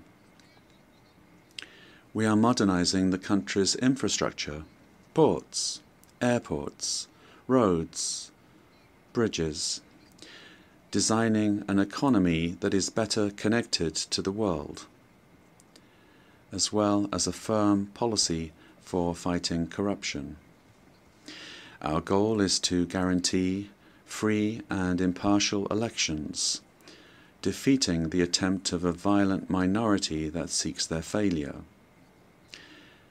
Ladies and gentlemen, the United Nations organization has always been present in the modern history of my country, particularly in its most difficult moments. Similarly to what is happening elsewhere in the world, and despite our efforts, Peru today finds its democratic institutions and the rule of law under attack by the polarization of politics, the cause and consequence of the return of extremist violence. We suffer from the scourge of transnational organized terrorist crime, which causes deaths, attacks, insecurity, and drug trafficking that destroys the social fabric. We face the threat of climate change that is destroying our Amazon, causing the melting of our glaciers, and putting our biodiversity at risk. We promote inclusive and sustainable growth in a context of opposing powers. But none of these problems is merely national, but global. This is why we need the United Nations to once again be a forum for dialogue and cooperation. I wish to recall the legacy of Ambassador 𝗗𝗵𝗵𝗃, who managed to do relevant work in the organization despite the Cold War. With that example in mind, and in view of our region's adherence to the purposes of the Charter, and in order to ensure better representation, we believe it is time for the next Secretary General to come from Latin America. Ladies and gentlemen, Peru is committed to ensuring that this General Assembly this year is not a mere commemoration, but the reaffirmation of our commitment to collective action, that will revitalize the United Nations as a tool that supports peace and global unity, as well as development. We must stand firm in the truth in the face of narratives that try to conceal it, pervert it, or openly lie in order to hide agendas that do not correspond to our time, much less to the destiny of humanity. For this reason, it is essential that we strengthen truth against narratives that are based on hatred, the lie repeated that seeks to impose itself and only leads to destruction. But despite all of these obstacles, truth will find a way, and truth will set us free. Peace and unity for Peru and for the world, for all those on the planet. Ama 𝗓𝗂𝗃𝗃, buscando el desarrollo de nuestro. Let us seek the development of our peoples, presidents of the world. Together, let us work together without hating one another. Let us work for the development of our peoples. Yes to life, no to violence, and no to war. Thank you very much.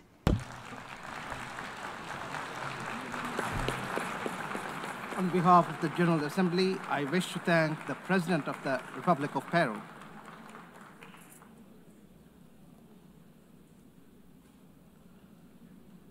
The Assembly will hear an address by His Majesty King Abdullah II Ibn al-Hussein, King of the Hashemite Kingdom of Jordan. I request protocol to escort His Majesty and invite him to address the Assembly.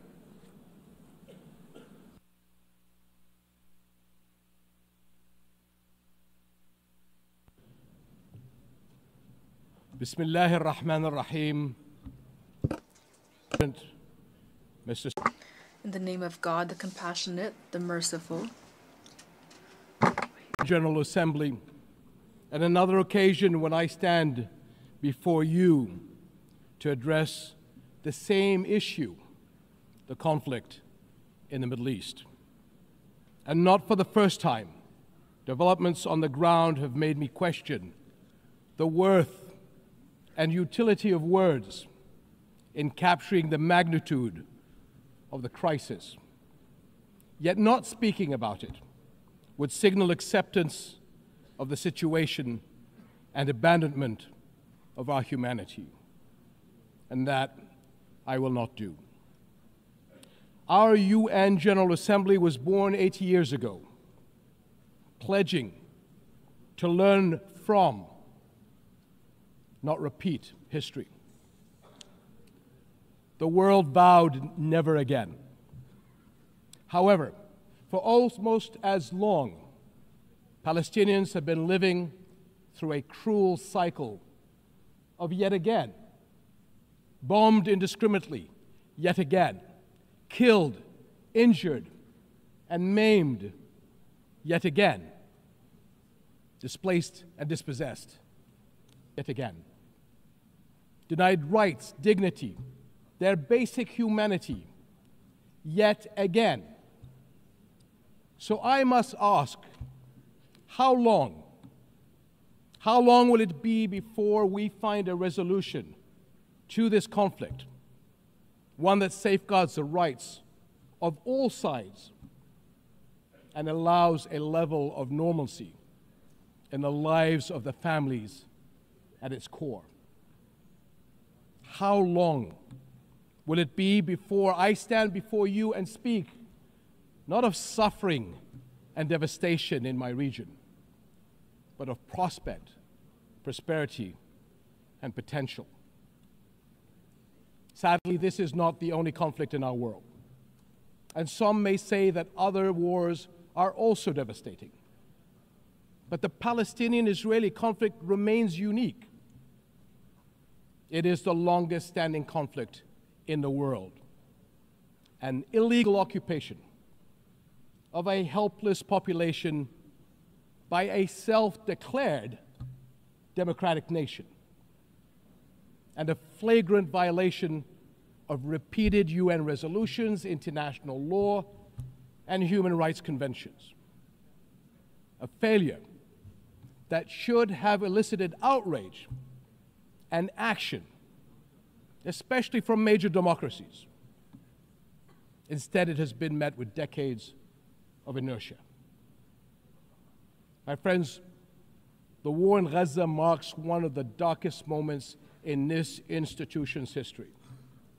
But although it is today's horror, the injustice stretches back decades. The Palestinian-Israeli conflict has been on the UN agenda throughout its 8 decades of existence. How long will we be satisfied with condemnation after condemnation without concrete action? When it comes to the Palestinian-Israeli conflict, it seems that what unfolds in the halls of power is theory. The struggles and suffering on the ground is reality. For decades, we have seen several attempts to achieve a solution by interim agreements and temporary stopgaps, none that delivered on the end game. In fact, many would argue these processes served as a distraction, as Israel grabbed more land, expanded illegal settlements, demolished homes, and displaced entire neighborhoods. Muslim and Christian holy sites in Jerusalem have been vandalized and desecrated by those under government protection. And throughout all these years, Israeli families too have not been able to live in true security because military action cannot bring the safety they need. Nowhere is that more evident than in Gaza. More than 60,000 Palestinians killed, 50,000 children injured or killed, miles of burnt out rubble, neighborhoods, hospitals, schools, farms, even mosques and churches in ruins, widespread starvation. And what we are seeing is only a glimpse, because never in our modern history has the lenses of international media been obstructed like this from capturing the reality on the ground. Almost 2 years in, and the cruelty of this military campaign continues unabated.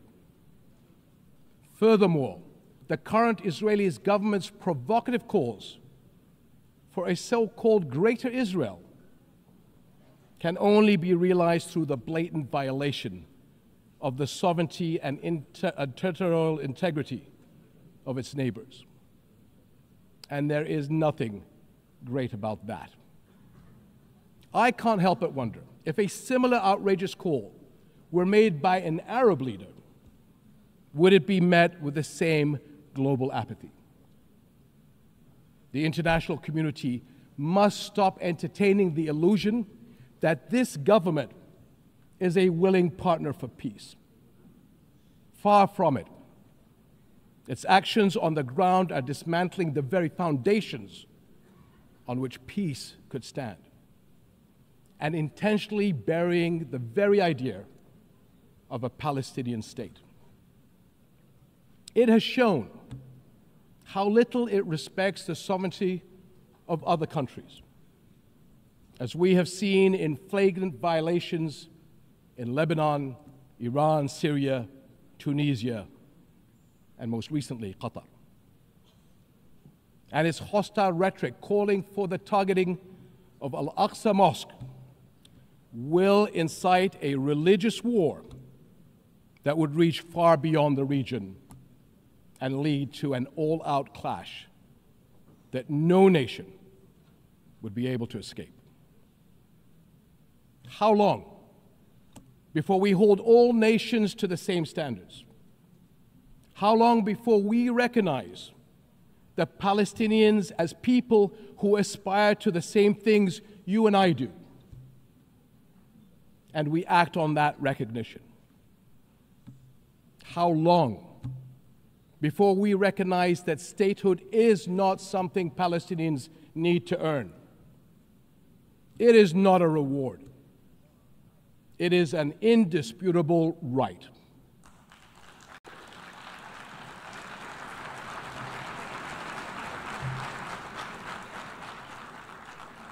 In Jordan, we are determined to work for a world in which people are secure in their homes, are safe to practice their faiths, and are able to live and thrive in dignity. As custodians of Muslim and Christian holy sites in Jerusalem, we safeguard these holy places against actions that violate the city's legal and historical status quo.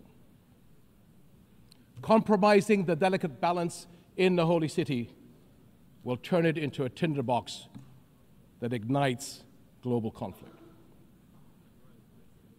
And Jordan is serving as the main base for international humanitarian response in Gaza, working by all possible means to provide critical supplies of aid and food. And we appreciate our regional and international partners. I'm also immensely proud of the many Jordanians, including men and women of Jordan Armed Forces, who are at the heart of this effort. Ground convoys, aircraft crews, doctors, nurses, and mobile medical staff who work even under fire to provide relief. These and countless others carry forward Jordan's deep heritage of compassion and generosity to people in grave need. My friends, amid such darkness, there is a glimmer on the horizon. We are seeing more nations stepping up on behalf of a permanent ceasefire in Gaza, one that ensures the release of all hostages, unhindered humanitarian aid, and support for the Palestinian people as they rebuild. We all know that force is no foundation for security. It is a prelude for greater violence. Repeated wars are teaching generations of Israelis and Palestinians that their only recourse is the gun. Security will only come when Palestine and Israel begin to coexist. Seems I have the same problem as President Trump. Begin to coexist side by side. This is the two-state solution, in line with international law and UN resolutions. An independent and viable Palestinian state with East Jerusalem as its capital, alongside a secure Israel living in peace with its neighbors. For almost a quarter of a century, this has been the promise of the Arab Peace Initiative, in which Arab and Muslim partners around the globe extended their hand. My friends, for the past 2 years, we have finally seen the world's conscience stirring in the courage of ordinary people from every walk of life and every corner of the globe, raising their voices as one and declaring, "It has been too long."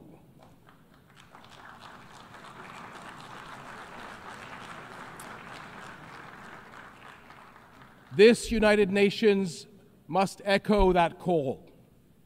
It has been too long, and it must act on that call until peace is a reality. Thank you.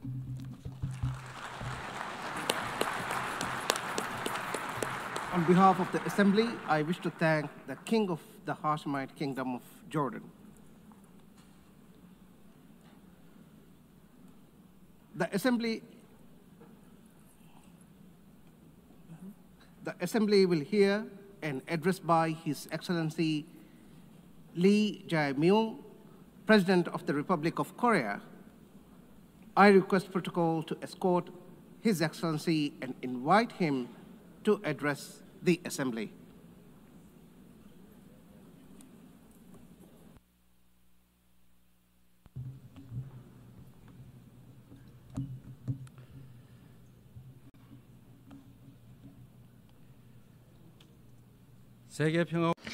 I would like to express my respect and gratitude to all members of the United Nations and staff of the UN Secretariat for their contribution to world peace and shared prosperity. I extend my sincere congratulations to Her Excellency Annalena Baerbock on assuming the presidency of the 18th session of the UN General Assembly. I also pay tribute to Secretary General Antonio Guterres for his unwavering dedication and hard work. I hope the 18th session of the UN General Assembly will achieve even more meaningful results under their outstanding leadership. Madam President, Mr. Secretary, and distinguished delegates, this year is a meaningful year marking the 80th anniversary of the founding of the United Nations. The past 80 years of the UN have been a valuable journey of protecting the dignity and values of humanity and at seeking a path forward for future generations. If someone asks what the UN has achieved, I would confidently reply, look at the 80-year history of the Republic of Korea. It is no exaggeration to say that the Republic of Korea's history, dotted with challenges and responses, is the history of the United Nations, which has constantly confronted enormous challenges facing humanity. Liberated from colonial rule the very year that the United Nations was founded, the Republic of Korea emerged from the scars of division and ashes of war through UN assistance, maintaining national identity while achieving industrialization and blooming into a democracy. Therefore, the Republic of Korea in itself is a country that has proven the value of the UN's existence. Whenever the Republic of Korea revived the hopes of lives as precious as the weight of the universe amidst horrific wars and disasters, the UN flag fluttered at the center of that intense solidarity. The United Nations has strived to provide equal rights and opportunities to everyone without discrimination, and has provided education and vaccines to make children's lives blossom. The small country in the East, which rose with the support of the UN and the international community, has become a proud UN member that is drawing the world's attention. It is raising its role and responsibility as a member of the international community more rapidly than any other country. There were times when democracy and peace were in crisis, but each time the Republic of Korea rose with indomitable strength. Even a safe coup could not break the people of the Republic of Korea's strong will, desiring democracy and peace. The revolution of light that the people of the Republic of Korea achieved against the darkness of the insurrection last winter was a historic moment that demonstrated the brilliant achievement of the UN spirit. The remarkable resilience and strength of democracy that the Republic of Korea has shown will be ours as well as that of the entire world. I need you to take my hand and guide me away from all this, away to where the light shines through, to where the flowers bloom. As the novelist Han Gang, laureate of the Nobel Prize in Literature, wrote, the Republic of Korea will be a milestone of light for all those who join the journey toward democracy. Today, at the UN General Assembly, where world peace and humanity's shared prosperity is discussed, I proudly announce that a new Republic of Korea, which will be a beacon of light for global citizens, has completely returned to the international community. Thank you. The Republic of Korea, which has grown thanks to the support and assistance of the UN, will not hesitate to take on the role of a leading nation, generously sharing its experience and history of restoring democracy. Despite ceaseless efforts from all corners of the world, the international community's determination and aspiration to maintain international peace and security 80 years ago still remains an unfinished task for everyone. 280 million people are still in a state of extreme hunger. Armed conflicts around the world, including in Ukraine and the Middle East, as well as the climate crisis, which has already become a real problem, threaten the survival of humanity. The answer lies in the wisdom of the pioneers who founded the United Nations, as well as the path that the people of the Republic of Korea demonstrated. There is only one way: more democracy. The people-centered government of the Republic of Korea, through the power of collective intelligence, is ceaselessly attempting innovations, seeking better alternatives in democracy. The way to solve common challenges facing the international community is no different. When all the countries experiencing the same problems gather here at the United Nations and continue multilateral cooperation, putting their heads together, we will all be able to move toward a bright future of peace and prosperity.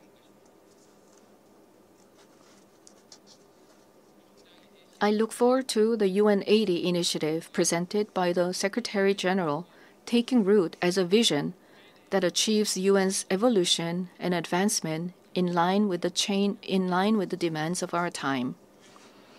I also hope the UN Security Council can increase the number of seats of non-permanent members, reflecting changes in the international environment, and enhance its effectiveness and representation.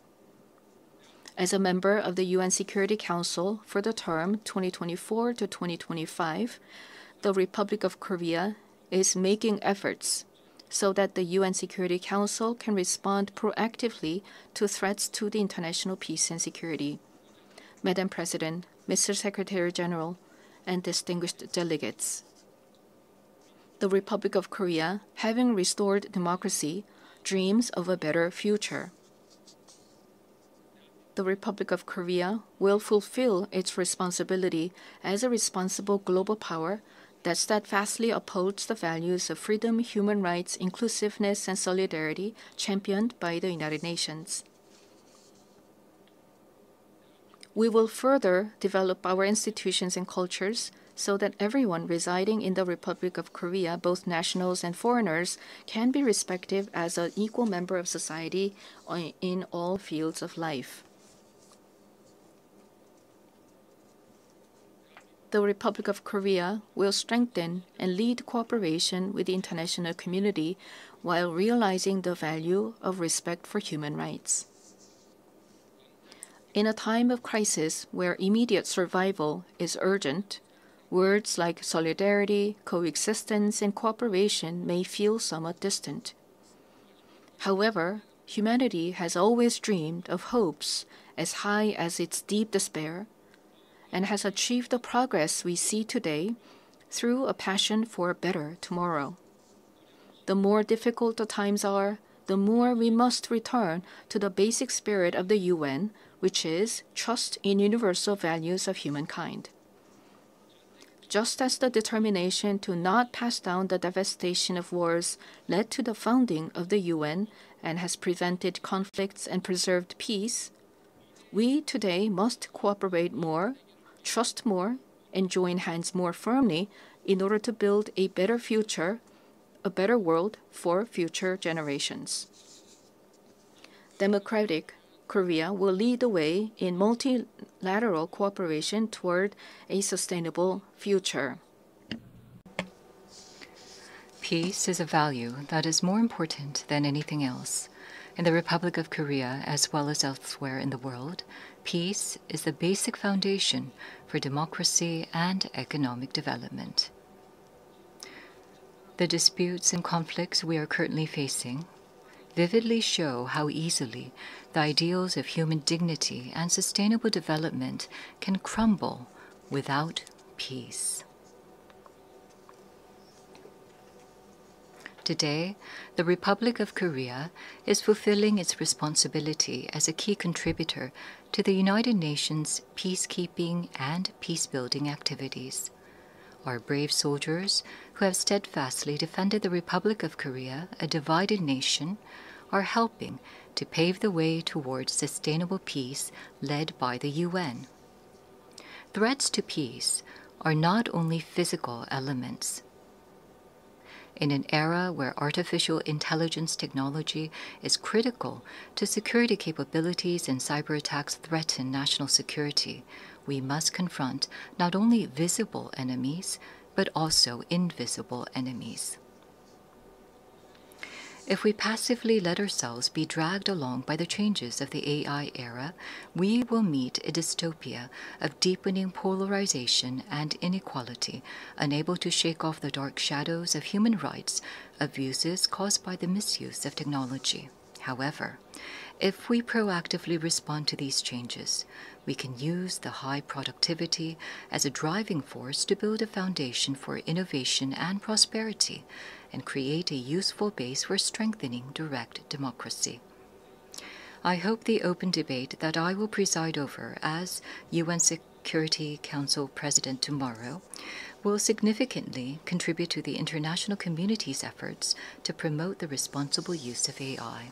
Furthermore, we intend to share our vision for the future of AI through the APEC AI initiative at the APEC Economic Leaders Meeting, which will be held in Gyeongju, Korea next month.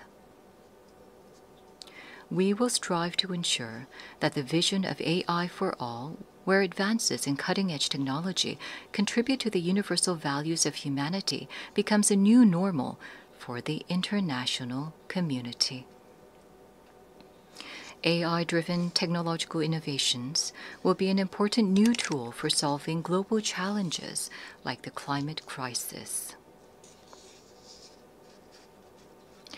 Over the past 80 years, the United Nations has paved the way for sustainable development and spearheaded efforts to address climate crisis threatening the survival of humanity. Nations around the world must respond to these efforts. The Republic of Korea is pursuing a great energy transition, leveraging science and technology and digital innovation to increase energy efficiency and expand the share of renewable energy. We will submit a responsible, nationally determined contribution within this year, joining the united will of the international community. At the 4th UN Ocean Conference that will be co-hosted by the Republic of Korea and Chile in 2028, we will also work to build substantive solidarity for the sustainable development of oceans. Such efforts by the Republic of Korea to actively address global challenges are based on a firm commitment to fulfilling humanity's shared promise of sustainable development.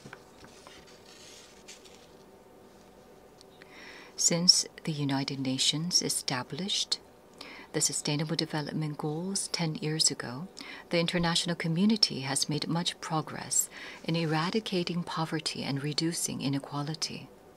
However, the demand for development financing is continuously increasing, and the most vulnerable are still suffering. Let us squarely face this grave reality and create new momentum for change.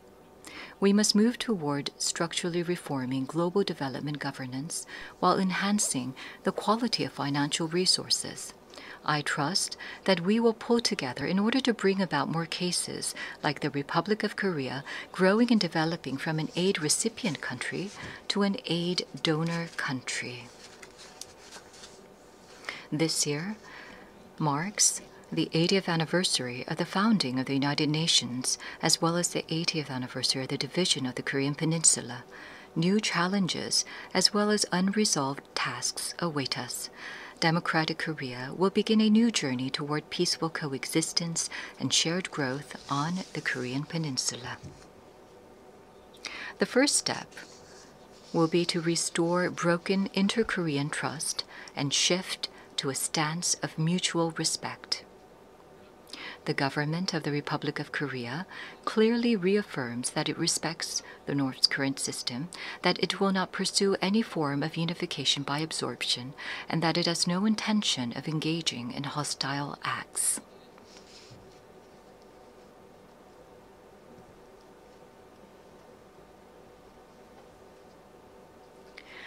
Based on these three principles, we intend to end the vicious cycle of unnecessary inter-Korean military tension and hostile acts. That is a reason why we have proactively taken measures, including halting the launch of leaflets and suspending broadcasts toward the North. Going forward, the government of the Republic of Korea will consistently seek a path to reduce military tensions and restore inter-Korean trust. The most certain peace is a state where there is no need to fight. Through comprehensive dialogue centered on exchange, normalization, and denuclearization, in other words, END, we must end the era of hostility and confrontation on the Korean Peninsula and usher in a new era of peaceful coexistence and shared growth. The fact that exchanges and cooperation are a shortcut to peace is a timeless lesson demonstrated by the history of fraught inter-Korean relations. By gradually expanding inter-Korean exchanges and cooperation, we will pave the way for sustainable peace on the Korean Peninsula. It is crucial for both the ROK and the DPRK, as well as the international community, to work together to establish peace on the Korean Peninsula. While striving to advance inter-Korean relations, we will provide our active support and cooperation for efforts to normalize relations with the international community, including between the United States and the DPRK. Denuclearization is undoubtedly a grave task, but it is time to seek realistic and rational solutions based on a cool-headed perception that denuclearization cannot be achieved in the short term. The international community must gather its wisdom in a pragmatic and phased solution, beginning with a stop in the sophistication of nuclear and missile capabilities, going through a reduction process, and reaching dismantlement. Realizing lasting peace on the Korean Peninsula would present new hope and possibility to humanity suffering from conflict. The Republic of Korea will end the Cold War on the Korean Peninsula through the END initiative and fulfill its responsibility and role to contribute to world peace and prosperity. A future where people from different nations cooperate and overcome global challenges together may sound like a rosy, dream-like vision. However, this is by no means an impossible dream. Peace is not merely the absence of armed conflict, but the realization of a community where differences are respected and people coexist. As long as respect and aspiration for diversity is inside us, we can always unite and embrace one another. K-culture is connecting people all over the world beyond borders, language, and cultural differences. The success and spread of K-culture prove that universal empathy is possible, transcending differences in all backgrounds. Gathering the energy of solidarity, coexistence, and consideration, the Republic of Korea, having ushered in a new diplomatic republic, is ready to move toward a sustainable future and a new page in human history. Though a difficult journey is expected, humanity has been able to grow and come this far by not giving up on challenges, even in the face of adversity. As the people of the Republic of Korea, raised colorful cheering sticks in the face of a crisis in democracy. I call on the international community and the United Nations to lift the lantern of hope that will light the future of humanity. The Republic of Korea will boldly lead the way toward a new era of peaceful coexistence and shared growth on the Korean Peninsula toward a better future together. Thank you very much for your attention. On behalf of the Assembly, I wish to thank the President of the Republic of Korea.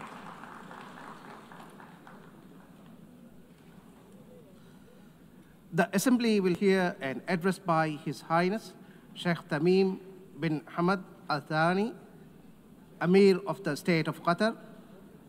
I request protocol to escort His Highness and invite him to address the Assembly.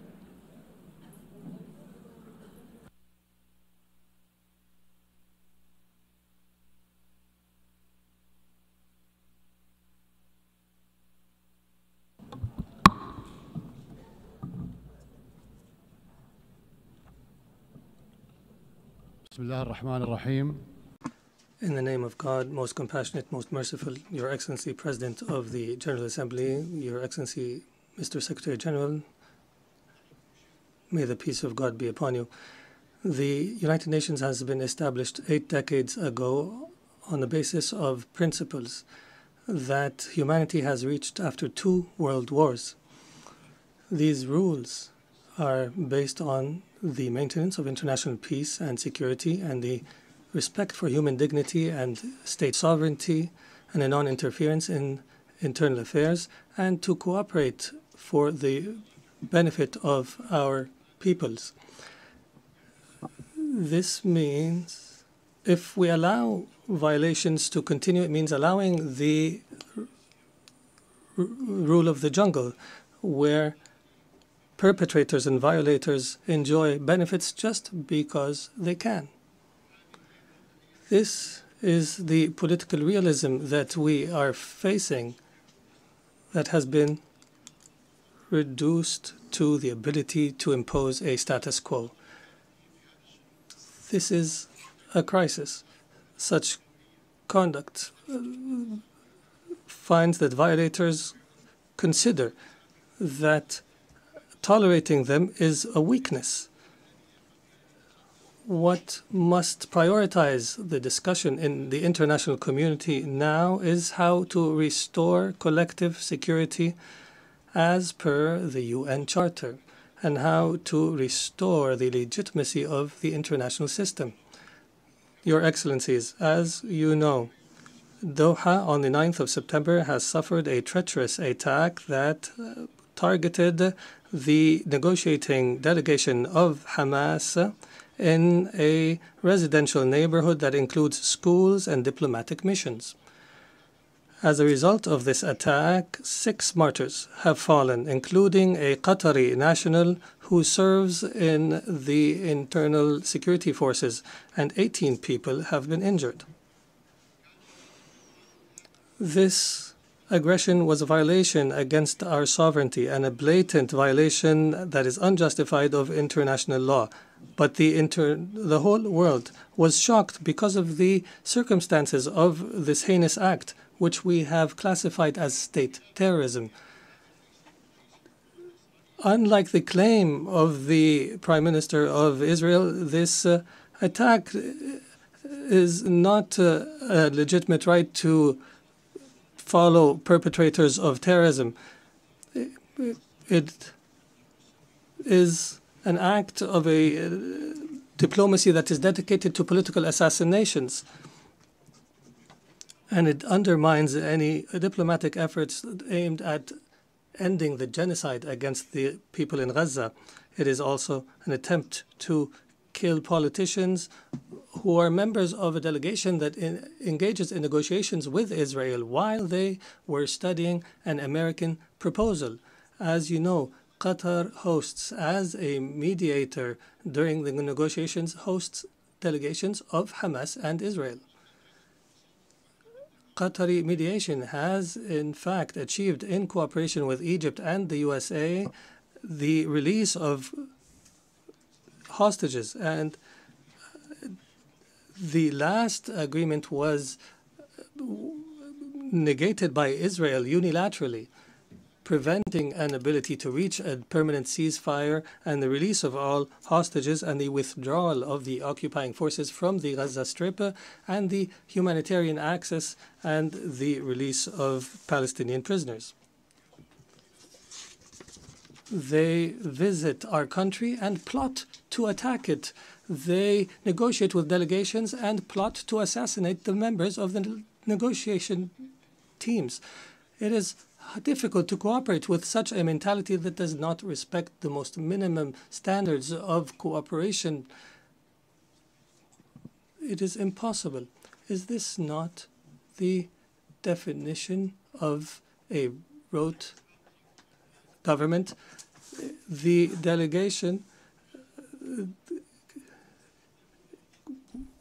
they consider negotiations a continuation of war in other means and a way to delude the Israeli public opinion.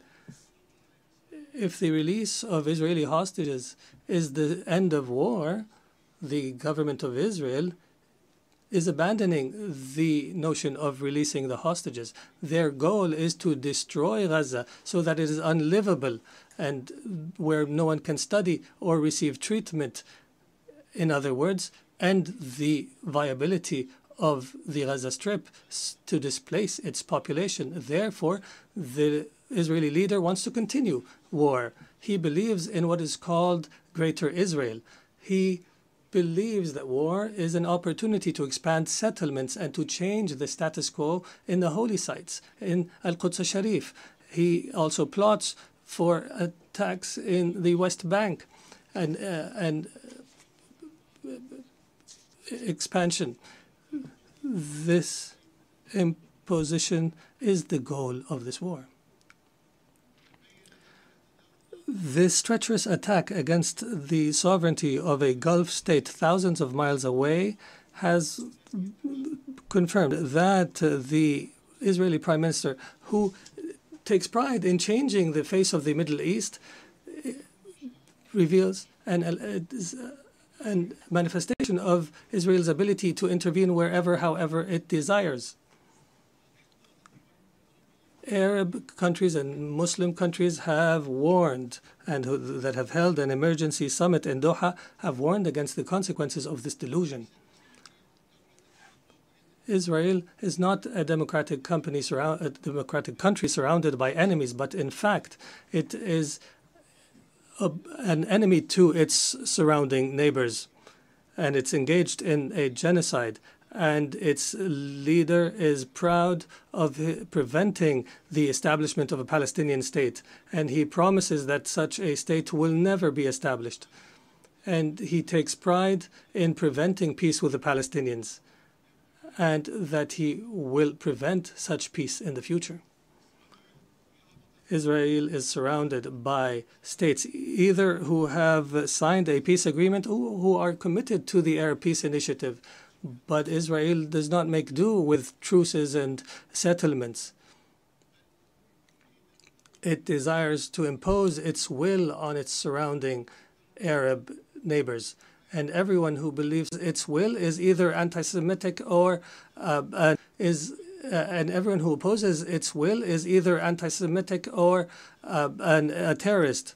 Even Israel's allies realize this fact and reject it.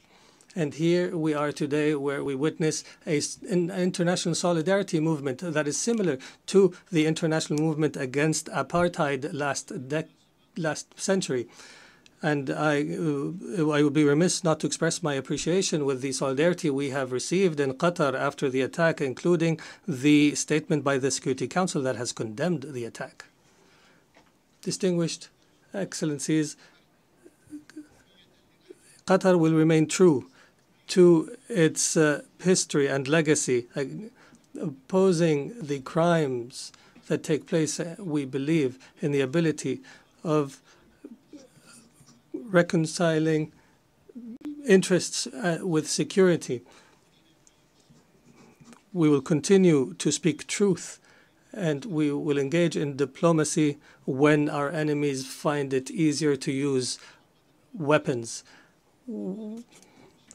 We have engaged to mediate an end to the war and allow for humanitarian access and release hostages, and we have faced disinformation campaigns. However, these campaigns will not deter us. We will continue our efforts in cooperation and partnership with Egypt and the United States of America. We are firmly convinced that peace can only be achieved in our region through a firm position from the Security Council, from accepting and tolerating the occupation's crimes,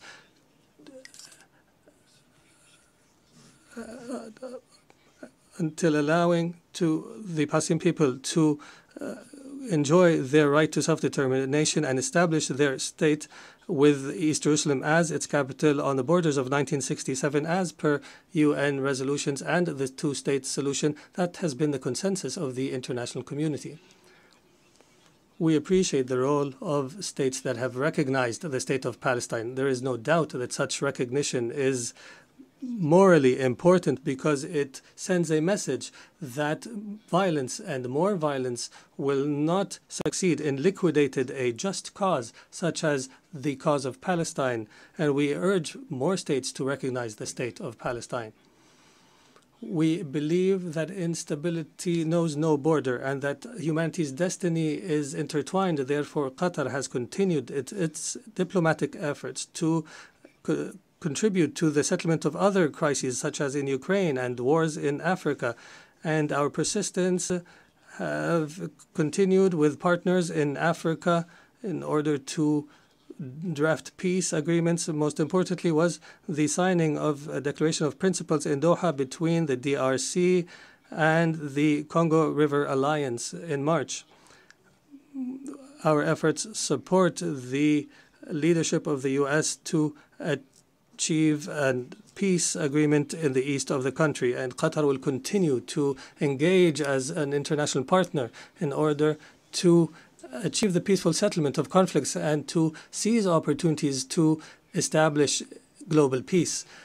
Your Excellencies, some states in our region still suffer the lack of security and stability. However, there is hope through some positive developments. In our dear Syria, since the end of last year, is going through a new phase that we hope will be a path towards achieving the aspirations of the Syrian people towards stability, development, and the rule of law after the end of a dark phase of the country's history. Egypt has stood by the Syrian people throughout the previous years. I recalled and urged to support Syria from this podium, even when it seemed to fall off the international agenda. The international community is called upon to assist Syria now in order to succeed through the transition phase after decades of suffering. Our experience in other Arab countries has taught us that building state institutions and establishing relations between a state and others is based on equality, and internal stability on the basis of respect for diversity are paramount issues at this stage. Qatar will not spare an effort to provide the necessary support to our brothers and sisters in Syria, and we have no doubt that the Syrians will be able to overcome this phase and to reject sectarianism in all its forms, and that they will reject external interference, especially the Israeli attempts to divide Syria and the conduct of Israel that is as though all areas south of Damascus are areas of Israeli influence. The Middle East has also witnessed positive developments through the election of President 𝗚𝗂𝗄𝗃 in Lebanon and the appointment of Mr. Nawaf Salam as a prime minister, which is a step towards stability in the country. Qatar will continue to support Lebanon government and people and institutions and will continue to support the Lebanese army. We emphasize the need to implement Security Council Resolution 1701 and the withdrawal of Israeli forces from the areas it occupied during the last war and to end Israeli interference in internal Lebanese affairs. For Sudan, the people in Sudan continue to suffer an unprecedented humanitarian crisis because of the continued violence. We call once again on all parties to prioritize the national interest and to engage in a comprehensive dialogue that leads to a permanent peace and that preserves the unity of Sudan and its territorial integrity and independence and that achieves development and stability. We declare our support for all international efforts that aim to achieve this goal. Distinguished Excellencies, Doha has always been a global capital that hosts major events in all spheres and an area where leaders convene and decision makers from around the world to engage in negotiations and the formulation of solutions. Doha will host the Second World Summit for Social Development from the 4th to 6th November this year, and we look forward to welcoming you all during this conference. There is no doubt that the trust of the international community in Qatar is based on our successes in the past throughout the years. And accordingly, based on this legacy, we have submitted our application to host the Olympics, believing that sports is not just competition, but a bridge between cultures and a means to promote peace and understanding. And as such, we have also organized and hosted the FIFA World Cup, proving that we are able of hosting sporting events of this magnitude. In conclusion, the state of Qatar, realizing the seriousness of the challenges facing the international community, commits to our partnership in seeking truth, peace, and justice in international relations. Thank you, and may the peace of God be upon you.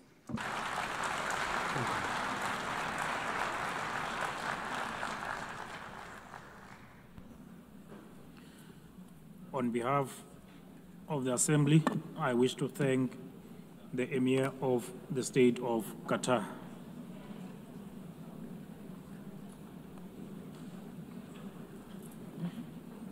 The Assembly will now hear an address by Her Excellency Jennifer Gillings-Simons, the President of the Republic of Suriname. I request the protocol to escort Her Excellency and invite her to address the Assembly.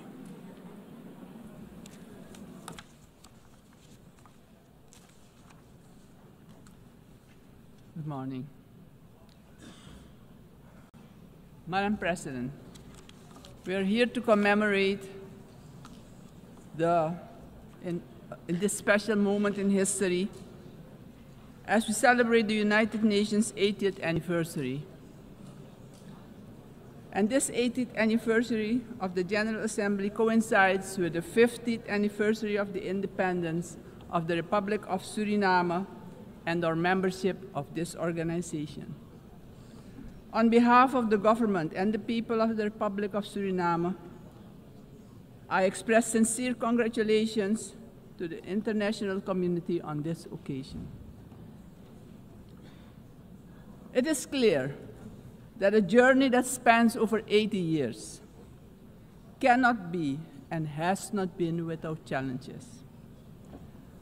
The United Nations played, in some instances, an important role in ending colonial rule, worked on advancing human rights, and often provided hope and a future to the most vulnerable in our global community. This is also the organization that provided a voice to the global community and worked to establish a balanced world order aimed at adopting a framework for sustainable development agenda and contribute significantly to advancing human rights, more specifically the rights of women and children. The organization promoted education for all and universal access to health care. In some instances, the peaceful resolution of conflicts was achieved, preventing misery and saving human lives. Madam President, on the other hand, we must admit that the UN, at other times, regrettably has been unsuccessful in avoiding conflicts, wars, and violations of human rights. As we look at the world today, we see that in Europe, war has returned. Elsewhere, wars are displacing millions, killing many, and threatening global security and peace. In other countries and regions, for instance in the Middle East, we have witnessed unspeakable terror at the hands of terrorist organizations. The UN was not able to prevent that. At this moment, there are increased occurrences of grave violations of human rights and more specifically, the rights of children. For example, in Gaza, it is unbearable to even think about their suffering. Also, within our own region, which is the Caribbean, we have not been spared of rising tensions. It is with heightened concern that we noted the Secretary General's recent briefing on the Security Council meeting on the situation in Haiti, mentioning that the Haitians are enduring a perfect storm of suffering. Haiti is still paying a hefty price for being the first to throw away the shackles of slavery in the region of the Caribbean. Our hearts go out to the people of Haiti. Suriname strongly reiterates its position that conflicts should primarily be resolved through dialogue. And we remind the international community that Latin America and the Caribbean are proclaimed a zone of peace. We do not want military aggression in our region.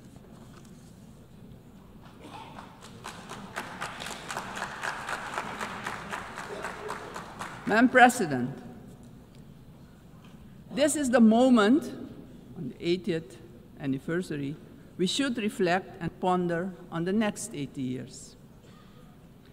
What do we have to change and what needs to be done differently? We all must underscore and repeat it ceaselessly today that the United Nations will only be successful if all nations, without exception, adhere to the resolutions we adopt.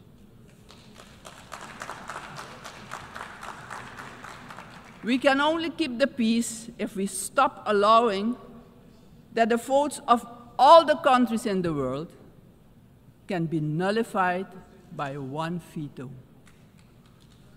Today, partially because of the work done by our organization, some poor countries have developed substantially, economically and otherwise.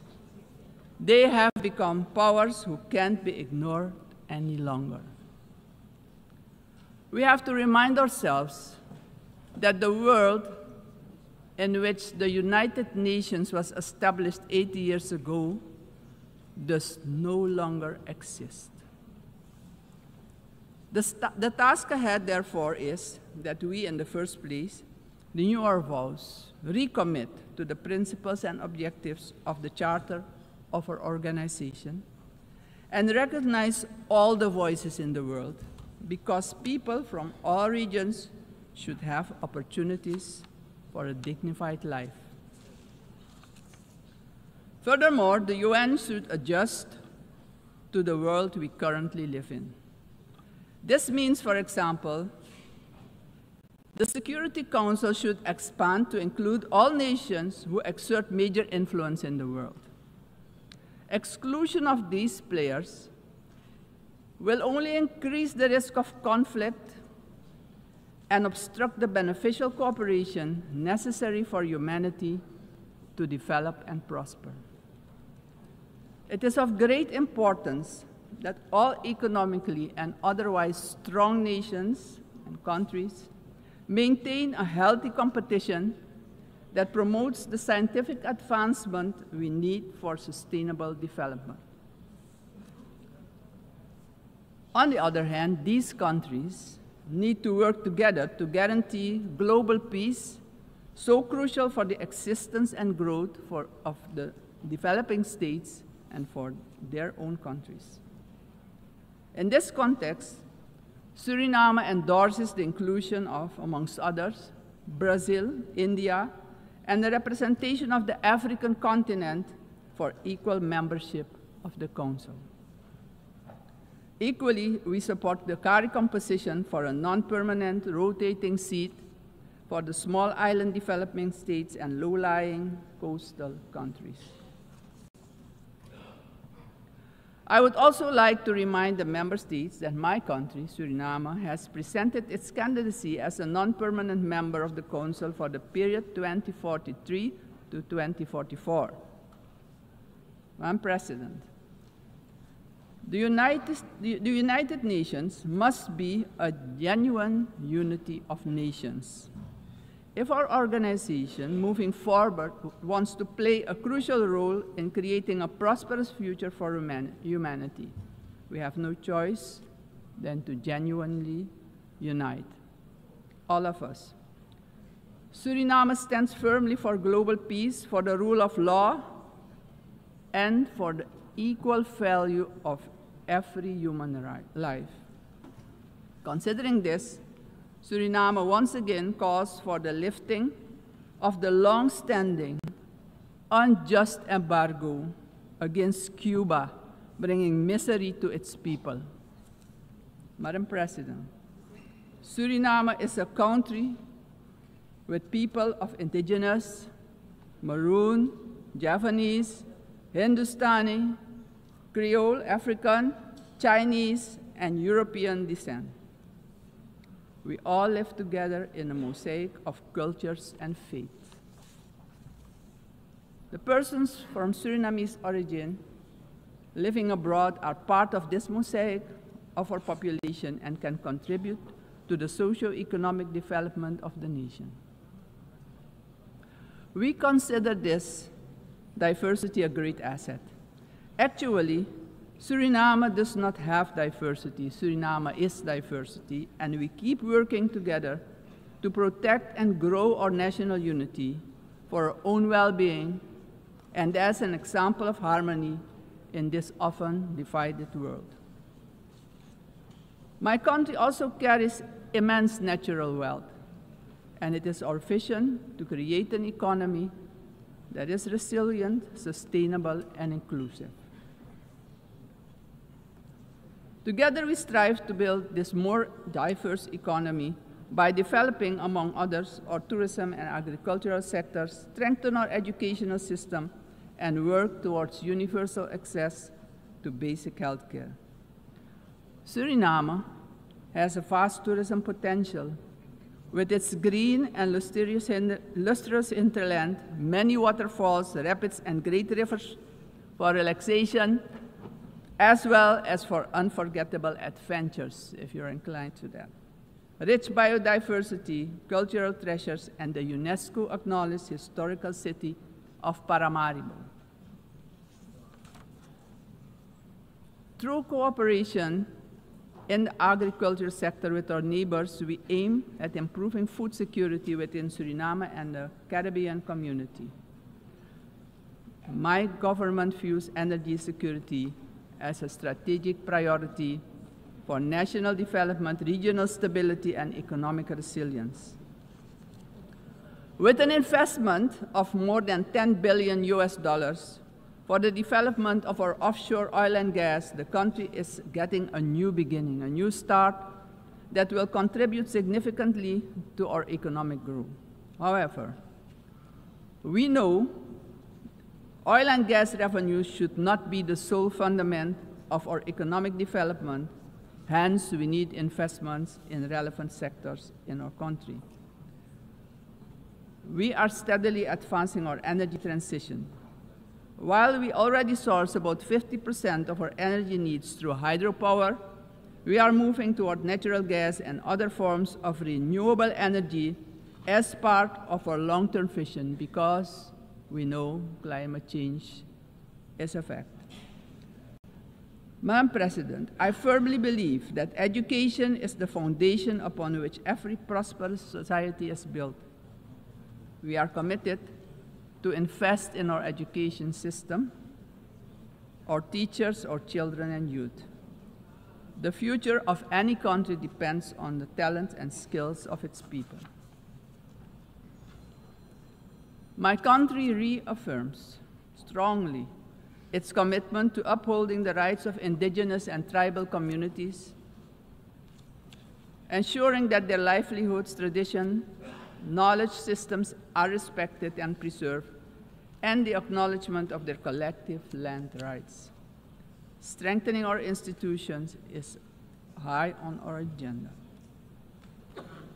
Suriname has worked tirelessly on the prevention of diseases, and despite challenges, we have achieved results that we as a country can be proud of. As of June 30, 2025, Suriname has officially been declared malaria-free by the World Health Organization after 30 years of continuous fight against this disease, the first in the Amazon region to receive such a recognition. We're aware of the responsibility to remain vigilant as government as well as a community to ensure that these gains are sustained. Suriname's example showcases that we too can surely make a valuable contribution in combating infectious diseases. Madam President, the Caribbean community is expanding its outreach.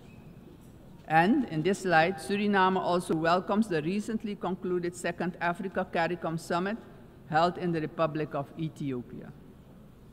This, Madam President, honors the historic, cultural, and human bonds between the regions of the Caribbean and Africa. Suriname also acknowledges the CARICOM 10-point plan for reparatory justice, which has our full and strong endorsement. Slavery was a crime, is a crime against humanity, and we're talking about reparations, yes. We will furthermore continue to contribute with CARICOM, aiming at enhancing the organization's geopolitical influence. Despite our commitment as a country to the Paris Agreement 10 years ago, we see that the climate crisis is worsening. It's worse than we feared. Our countries have least contributed to climate change and carbon emissions, but are hit the hardest by its effects, directly impacting the livelihood and economic growth of our peoples.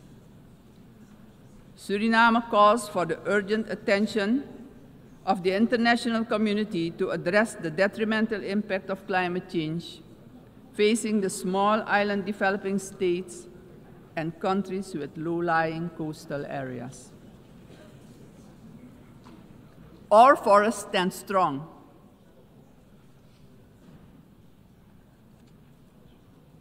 More than 90% of our land is covered by rainforest.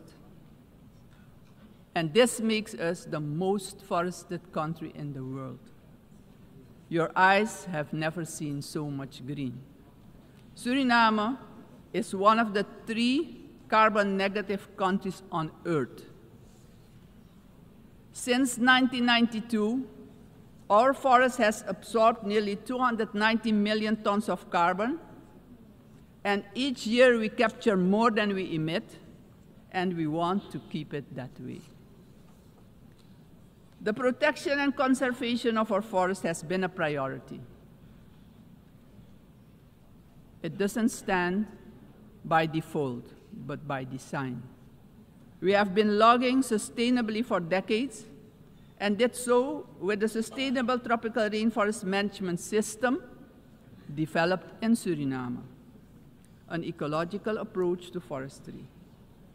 Also, the indigenous and tribal communities protect the forest by their continued stewardship. We are proud of the way we did it, but pride alone does not pay the bills and does not develop the indigenous and tribal communities. Madam President, we must not forget that these forests, our forests, are in competition with vast resources such as gold, diamond, bauxite, and more. We will need to make difficult choices. We want to keep our forest coverage at a minimum of 90%. But we cannot do it alone. The time has come for the world's largest emitters to share this responsibility, not only with words, but with action, justice, and finance. Suriname strongly calls for global action, predictable climate finance for high forested, low deforestation countries, fair recognition of real carbon removals, and direct support for the communities who live in and protect these forests. Suriname, Madam President, therefore endorses the initiative of the COP30 presidency to launch the Tropical Forest Forever facility and calls upon the international community to contribute to its success. Suriname, as mentioned previously, takes pride in being an example of peaceful coexistence, having different cultures, religions, and the traditions to live together in respect and solidarity. This is our gift to the world. The second gift, because we also have a forest that is delivering services to the whole world. This gift proves that harmony can prevail.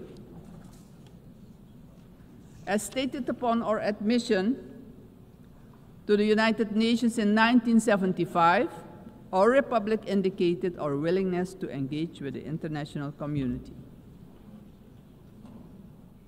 My country reiterates its strong commitment to multilateralism, one of humanity's most important achievements, which needs our protection in this time of change.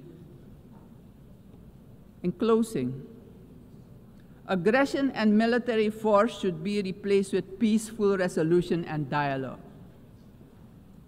because it doesn't solve problems, it creates destruction and misery. As a matter of urgency, I call on every member state to keep the peace, protect the planet and all human rights. Suriname has shown the world that living sustainably together is possible. We are really better together. Thank you, 𝗓𝗃𝗍, and may God be with you.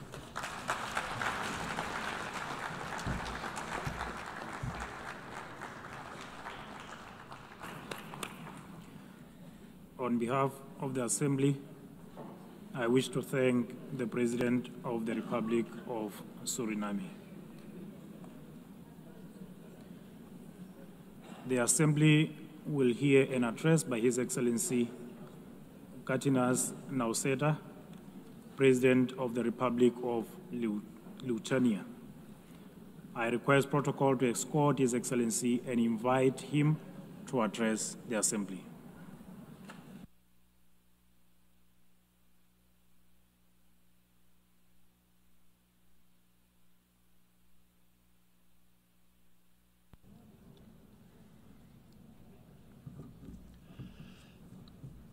Dear Mr. Chairman, Excellencies, ladies and gentlemen.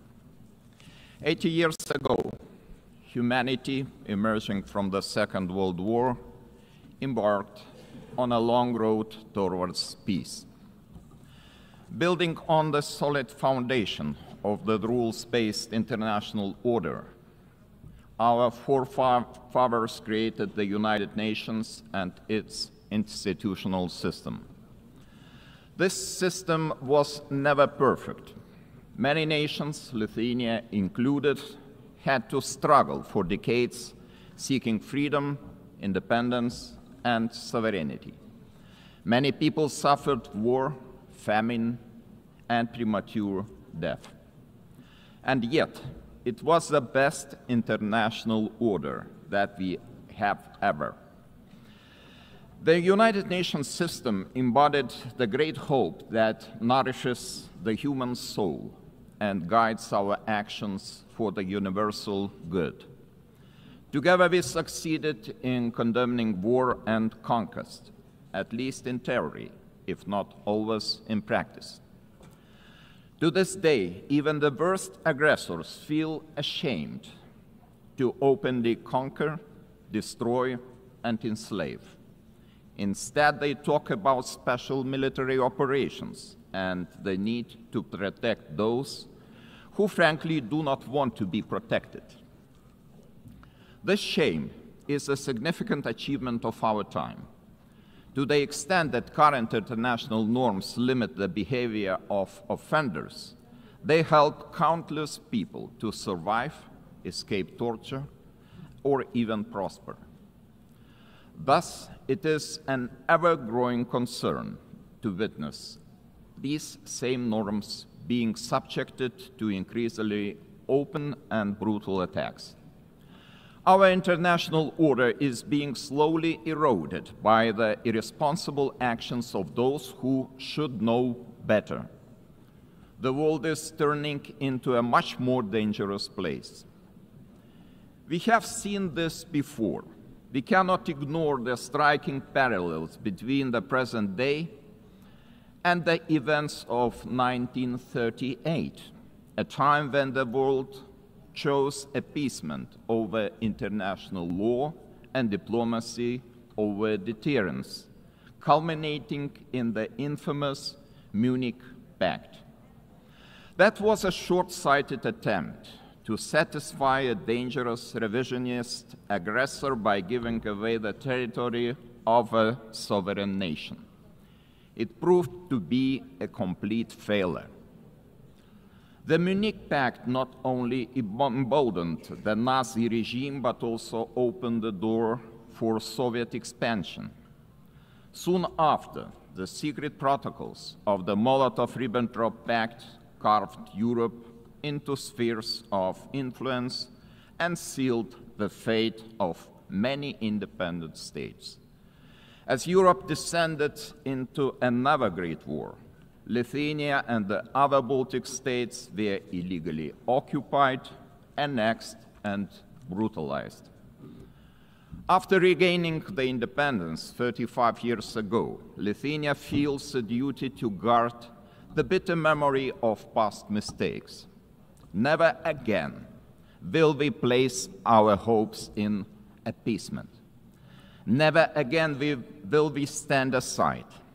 Never again shall Pandora's box be opened. In 1938, it was Czechoslovakia that was abandoned. Today, we cannot abandon Ukraine alone. The war in Ukraine is well into its 4th year. The international community has not done enough to stop aggressor. This is a quest that goes far beyond the usual lines that keep different nations apart.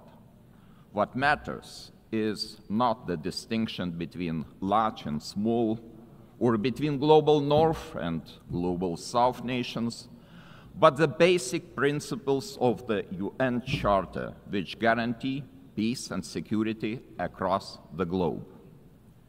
If one UN member is attacked with impunity year after year by a permanent member of the Security Council, what does that mean for the rest of us?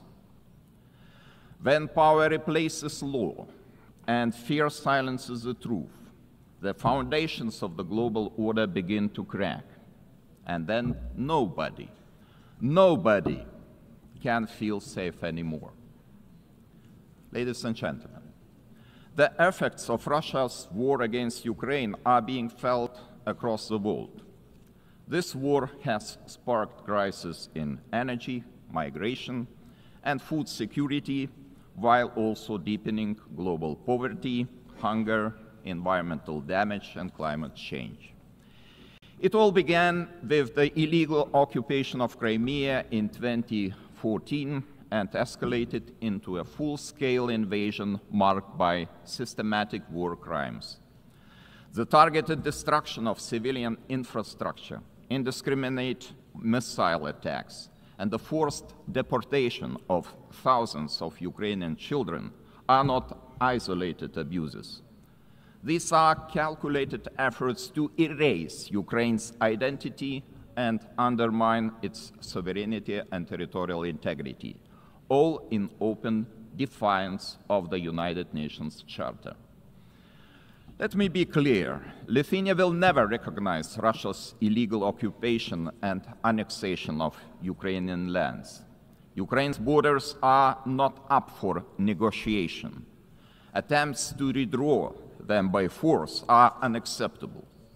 The United Nations Charter is not a menu to pick from.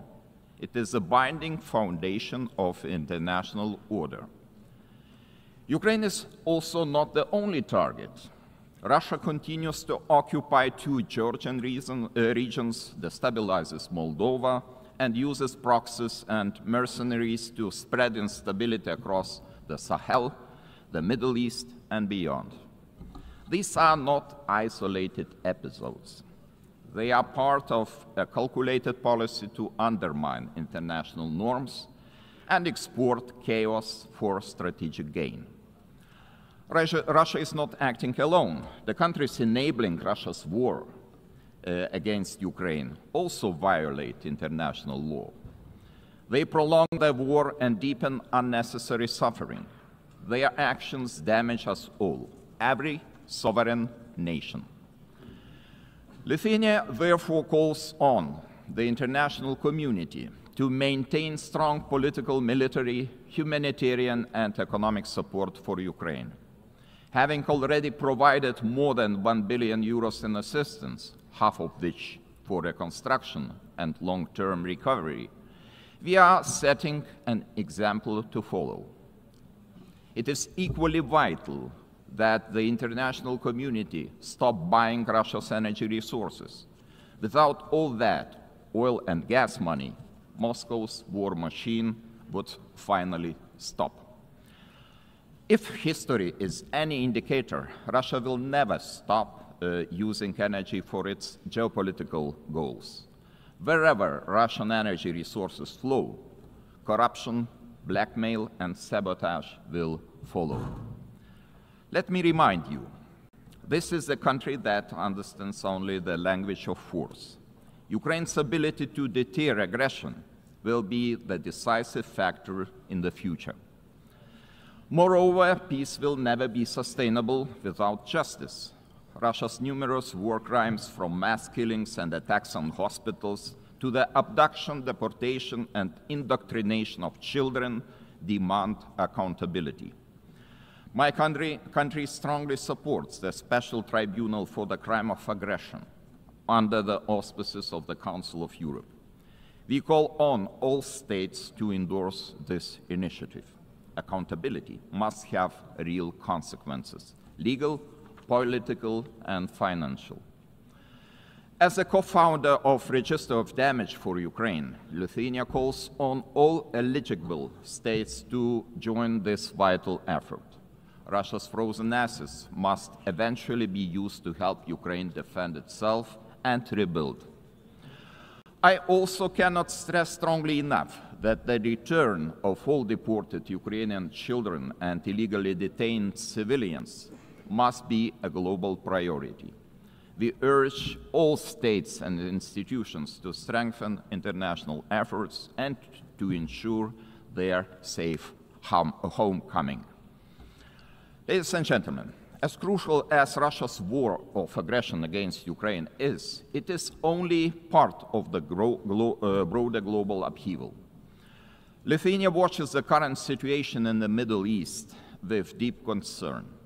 We join the international community in calling for the full and immediate implementation of the ceasefire in the Gaza Strip.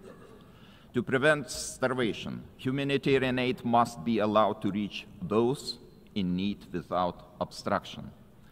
At the same time, the unconditional release of all remaining Israeli hostages remains a crucial step towards ending hostilities.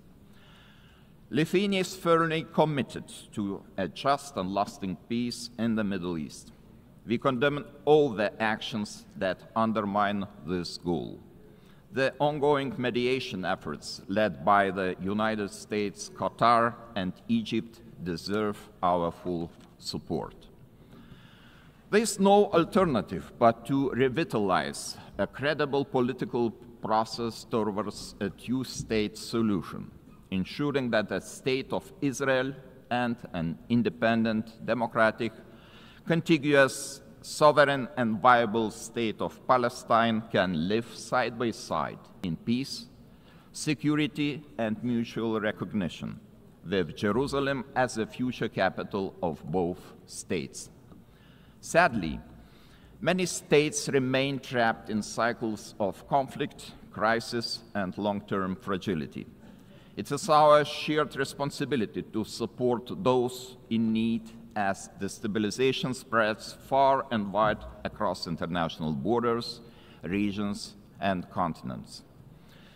Our attention must also focus on the growing challenge of disinformation, which is increasingly being used to undermine democratic institutions and destabilize entire nations and societies. Lithuania calls on all members of the international community to defend truth as the supreme value and to fight attempts to rewrite history. Historical memory must be preserved. Ladies and gentlemen, as we face high global uncertainty, one choice remains entirely clear. Either we will repeat the mistakes of history, or we will find the resolve to defend the core principles of the United Nations. Today, Lithuania chooses to act. We call on the international community to respond to today's challenges with unity and determination. We call on the United Nations to return to its founding purpose, to prevent the scourge of war, to protect human dignity, and to uphold the rights of nations large and small. Together, we must ensure that no permanent seat on the Security Council grants any state permanent impunity. We must support those who defend the very principles of the UN Charter. In this spirit, I welcome the Secretary General's UNAT reform agenda, a timely blueprint for adapting this institution to the realities of today's world. His call for a more inclusive, effective, and accountable United Nations deserves our broad support. Lithuania stands firmly behind these efforts to reimagine multilateralism.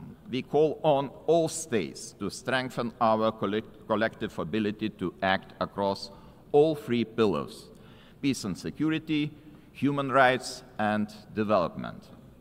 Our message must be simple and straightforward.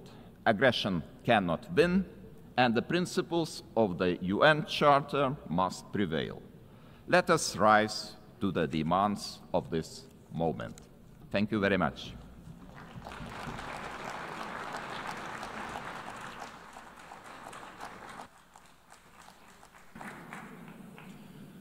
On behalf of the Assembly, I wish to thank His Excellency, the President of the Republic of Lithuania.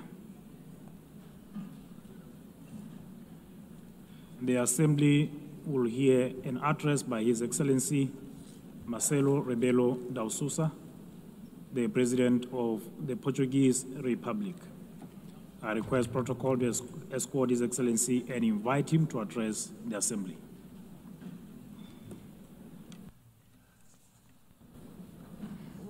Mr. Chairman, Excellencies, symbolic moment this one for United Nations, the celebration of 80 years, and for us, Portuguese, 70 years of membership. It's a time of judgment, of compromise, of renewal, multilateral ambition. Portugal is today what always aspired to be, an open country to the world, listening, dialoguing, building bridges, deeply multilateralist and guided by the Charter of the United Nations. A world with more cooperation and respect for international law is safer, more predictable, stable, peaceful, prosperous, plural, representative, and able to respond collectively to global challenges. 70 years ago, we were living still in dictatorship. And we found in this community the space to rediscover the real values and contributing to global solutions. And even now, in the changed world, fragmented, polarized, unpredictable, this community is a key community to defend basic principles of a coexistence between nations, cultures, civilizations. And it is with this coherence and the sense of responsibility, with the conscience of the need of contributing, acting, and deciding, guided by values and principles, that will be candidates to the Security Council in 27-28, a decision we formalized in 2013. Excellencies, let me pay tribute to the former President of the General Assembly for his support to the adoption of the Pact for the Future. Let me congratulate the present President of this session, wishing the success in her term. But I would very specifically, and in Portuguese this time, say a word about the remarkable work of the Secretary-General António Guterres. O seu humanismo. His humanism, devotion to international law, the reforms he has championed. 2017, que inclui agora, now including UN80 and the Pact for the Future, are testaments to his work and will be his legacy. É orgulho para mim, having a Portuguese as Secretary-General of the United Nations, ter português como Secretário-Geral das Nações Unidas. Someone that is projecting a Portuguese way of acting in international relations, uma forma portuguesa de estar nas relações internacionais. He will always be supported by Portugal. Contará sempre com o apoio de Portugal. And I must congratulate him for his speech, because he said, I will never give up. I know him ever since we were teenagers. He never gave up, ever. And he's right. It's true we live at a time of multiple crises and persistent crises. Division, polarization, violations of international law, cleavage between power exercise and responsibility, technology and ethics, urgency of crisis and capacity of response and action. United Nations faces an existential moment. Without change, without renewal, the United Nations will be marginalized, and we could be left to the law of force. No G1, no G2, no G3, no G1 plus 1, 1 plus 2, or 2 plus 1 will be an alternative. No absence of multilateralism will avoid the need of multilateralism. The world is multipolar, will be multipolar. Just think of the situation in Ukraine or the situation in Middle East. In Ukraine, for years, and now for months, for 8 months, one is waiting the mediation of the most powerful in the world. Do we have a ceasefire? No, we don't. In the case of Middle East, we waited and waited and waited for the intervention of the most powerful in the world. Did we have a ceasefire? Without the multipolar, multilateral intervention of so many countries, here in New York, with the recognition of the existence of the state of Palestine, some Europeans, others non-Europeans, we won't change soon. This means we need United Nations, we need multilateralism, we need dialogue between countries from every continent. And the same for international law. We need international law. We need international law for the reform of United Nations.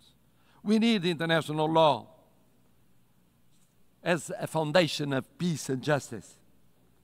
A world governed by rules is a safer and more predictable and equitable world. We need a Charter of United Nations as a common compass. Of course, we must adjust United Nations, but we must never forget the lesson of the League of Nations. When one forgets the principles, when one abandons the principles on account of pure realpolitik, I mean the power or the powers of the moment, one forgets that no power is eternal. No personality is eternal. Empires went up and went down. We know by experience it. Colonial empires, European empires inside Europe, all kinds of empires went up and went down. We believe that in the reform of United Nations, we have 3 pillars: prevention, partnership, and protection. Preemptive action before the conflict, not just afterwards. Mediation, preventive diplomacy, intervention of the Secretary General and of the PBC, avoiding distraction and institution collapse, building peace, fighting against the deep causes of violence, promoting resilient and peaceful societies. But development, peace building without development, preventive action without development doesn't work. We co-presided, together with an African partner, Burundi, the preparation of the 4th conference on financing of development. Ideas, dialogue, determination, results. Without sustainable development, no lasting peace is possible. Never forget to implement the 2030 agenda and the reform of the international financial architecture. It's a priority involving the digital, the space, the artificial intelligence technologies as force for peace, not tools for domination.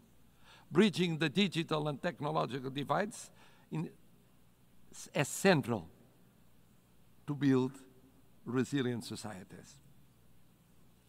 C'est aussi très fier que... And with great pride, we share in the priority of prioritizing oceans addressing climate change. We can talk about combating climate change, but we must first and foremost admit that there is this change. That's why we prepared for UNOC 2 in Lisbon, and we were at UNOC in Nice. We were one of the first European states to ratify the BBNJ Treaty. We project 27% of our marine surface area. That is 3% of the objective for 2030.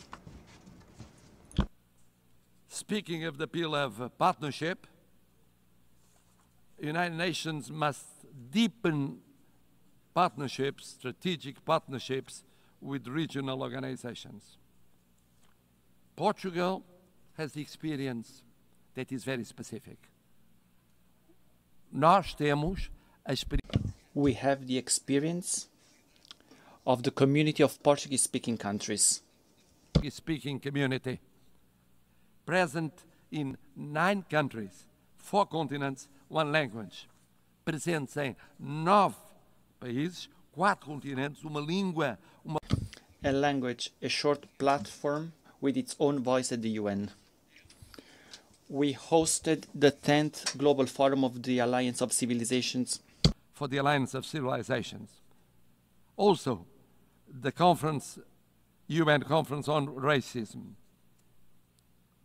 Portugal hosted the first UN Conference on Racism, and we promoted the implementation of the Durban Declaration. Formamos. We are part of the Ibero-American community. Indeed, Portugal feels like a kindred spirit of Latin America. We share common priorities, such as inclusive multilateralism, sustainable development, and social cohesion. A nossa parceria, our South, is made of respect and solidarity. Lançamos as primeiras. We launched the first EU-African Union summits. Initiative of the first and second summits between European Union and African Union. We cooperate actively with PMA, CITES, and LLDC. At the same time, we think that protecting means also protecting the role of women, youth as agents of change, the access to education, leadership, political participation. The world needs more women and more youngest as leaders in the procedures of decision. Third pillar, protection.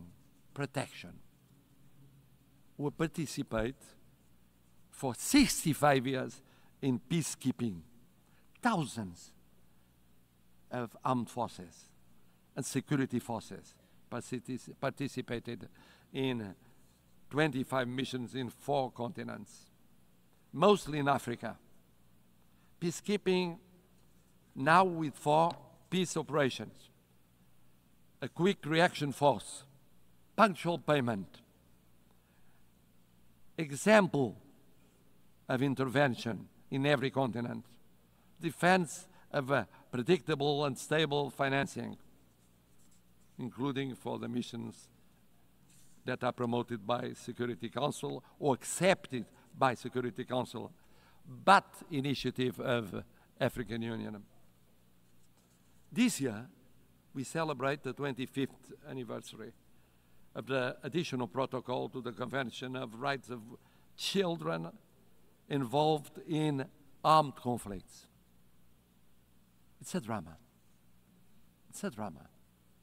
Children going on being victims in every war scenario.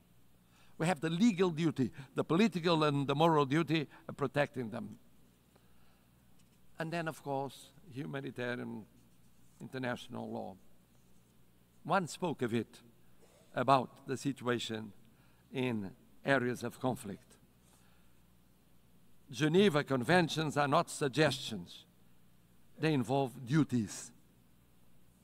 We participated in the 6th Commission preparing the Convention on Crimes Against Humanity. Human rights. Human rights. Human rights mean personal rights, political rights, freedom of expression, economic rights, social, cultural rights, universal, interdependent, and inseparable. Não podemos ficar. We cannot remain indifferent concerning major crises. We just declared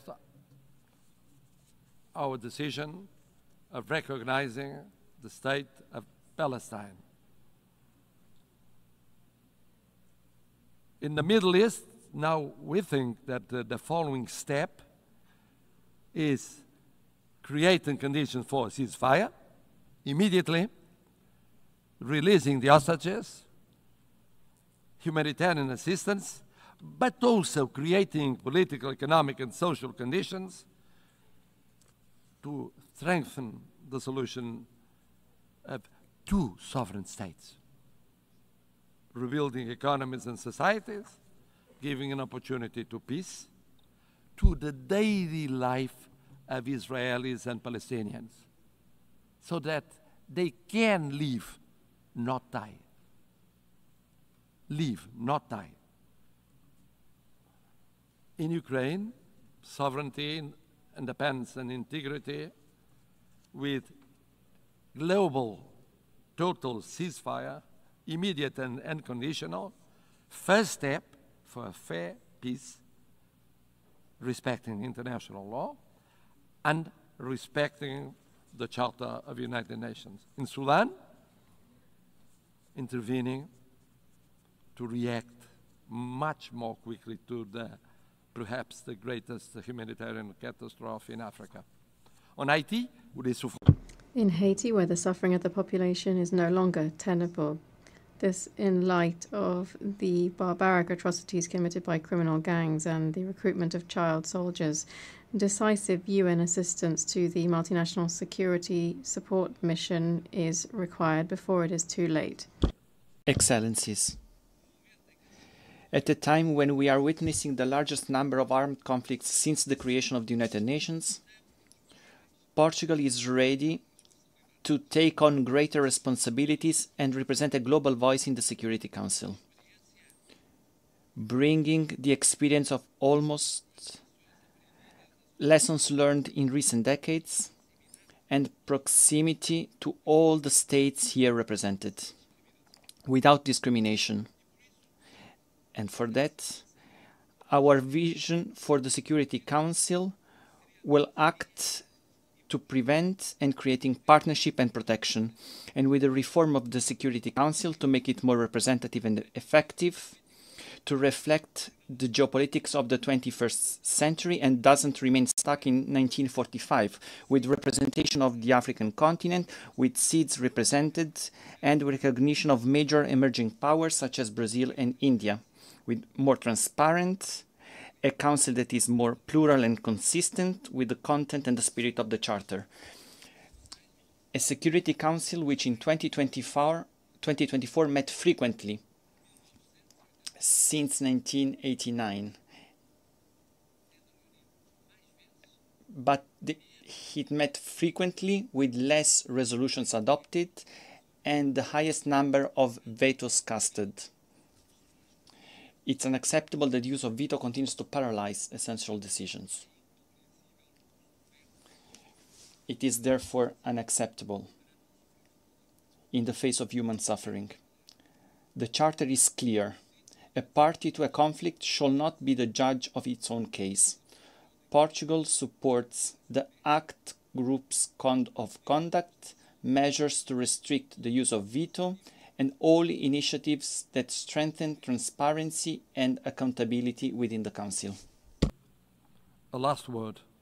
Portugal is presenting itself to the Security Council without hidden agendas, but rather with an agenda aligned with the values and objectives of the UN, with humility, but with confidence, contributing to a council that is more effective, representative, and close to those who expect protection from it. We are a predictable country, a bridge builder, a reliable partner, an uncompromising defender of the UN Charter. It is in this spirit that we want to serve, that we reaffirm our commitment to the United Nations today, and that we hope will earn your trust for the future of the United Nations, but mostly for the future of the world. More peaceful, more just, more respectful of dignity, human dignity, in so many conflicts that represent a shame for all of us. Thank you.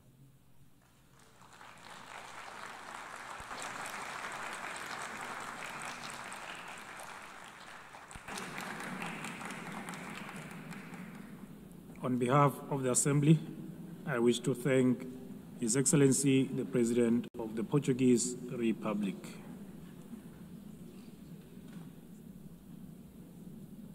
The Assembly will hear an address by His Excellency Yomandú 𝗚𝗓𝗄, President of the Eastern Republic of Uruguay. I request protocol to escort His Excellency and invite him to address the Assembly.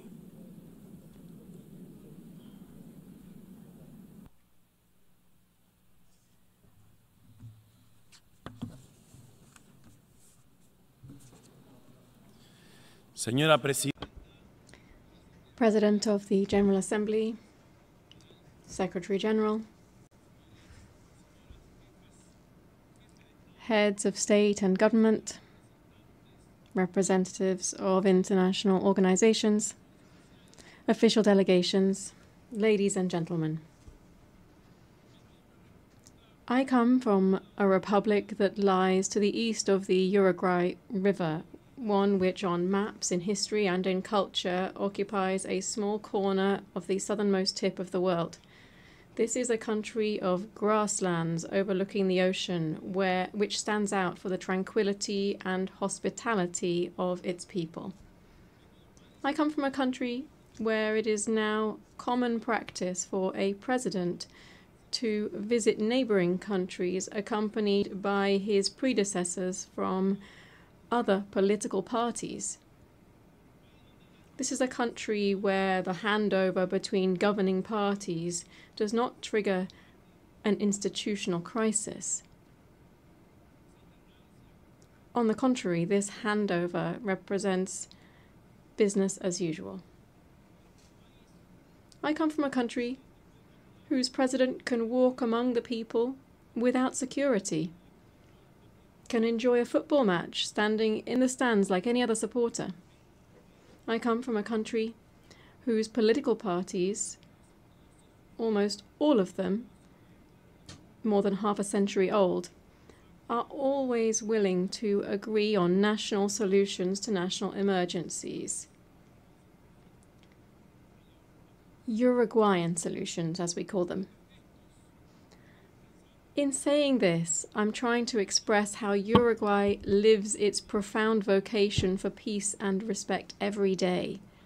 I live in a country, of course, that does not stand on the threshold of paradise, since we are also facing fresh challenges in child poverty, public security, and social inequality. And on these issues also, there is, generally speaking, national consensus. Our historically robust institutions and political system have allowed Uruguay to continue to stand out in the region for its high level of human development and its income distribution policies. It has allowed us to be a country with stable rules, where contracts are honored, where international commitments are respected, and where macroeconomic stability is a state policy. But this impressive record can also be seen beyond our borders. because Uruguay is recognized worldwide for its commitment to peace, its tireless pursuit of the peaceful resolution of conflicts, its unfettered respect for international law as the greatest guarantee of the sovereignty of peoples, and for being a fraternal and hospitable land for migrants from all latitudes. From that small country which breeds tolerance, dialogue, and agreement as the historical key to coexistence, and which lies on a continent free of conflict and interstate wars, we come to this assembly to join efforts to contribute to stability and peace in an increasingly tumultuous and challenging world. The growing geopolitical tension and increase in conflicts, together with the underfunding of efforts for a peaceful and rules-based global order, are posing enormous challenges on a planetary scale. A few facts suffice to illustrate this. According to the 2025 Global Peace Index, in 2023 there were 59 interstate conflicts. This is the highest number since the end of the Second World War. In 2024, global military expenditure rose by almost 10% in real terms when compared to 2023. This represents the largest annual increase since the end of the Cold War. We're talking about military expenditure of $2.7 trillion. We're not only talking about increased conflict between nations, nor of rapidly growing military expenditure to sustain this, but we're also talking about new forms of cruelty and death that wars now bear. We are well aware that since the very birth of civilization, the absence of violence or war has perhaps been nothing more than a pipe dream. But in our time, technological progress has unleashed other, much more perverse means of waging war, such as the use of military practices aimed at sowing fear, terror, and death among the civilian population. Let it be very clear. We condemn all forms of terrorism, since it constitutes, among other things, a despicable act of cowardice. There is another perspective, a current perspective, one that leads us to believe that the main objective of current wars seems to be the systematic practice of extermination. The end has never justified the means. We must banish that old precept that war is the continuation of politics by other means. All war is criminal, irrespective of where it occurs, irrespective of the God invoked to justify it, and it will always deserve our most visceral condemnation. It is true that every nation has the right to its own territory and government.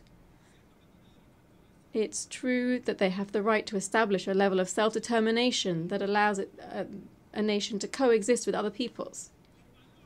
And the value of the United Nations is precisely to ensure that these principles are realized in a peaceful and civilized manner. No state that claims to be democratic and to live under the rule of international law can, even under the legitimate right to defend itself against terrorism, exercise barbarity against any civilian population, least of all against especially vulnerable and defenseless persons. Since 1948, Uruguay has maintained a consistent and steadfast position in line with the principles of self-determination and peaceful coexistence. Our historic stances on the main global conflicts, especially that currently underway in the Middle East, are well known.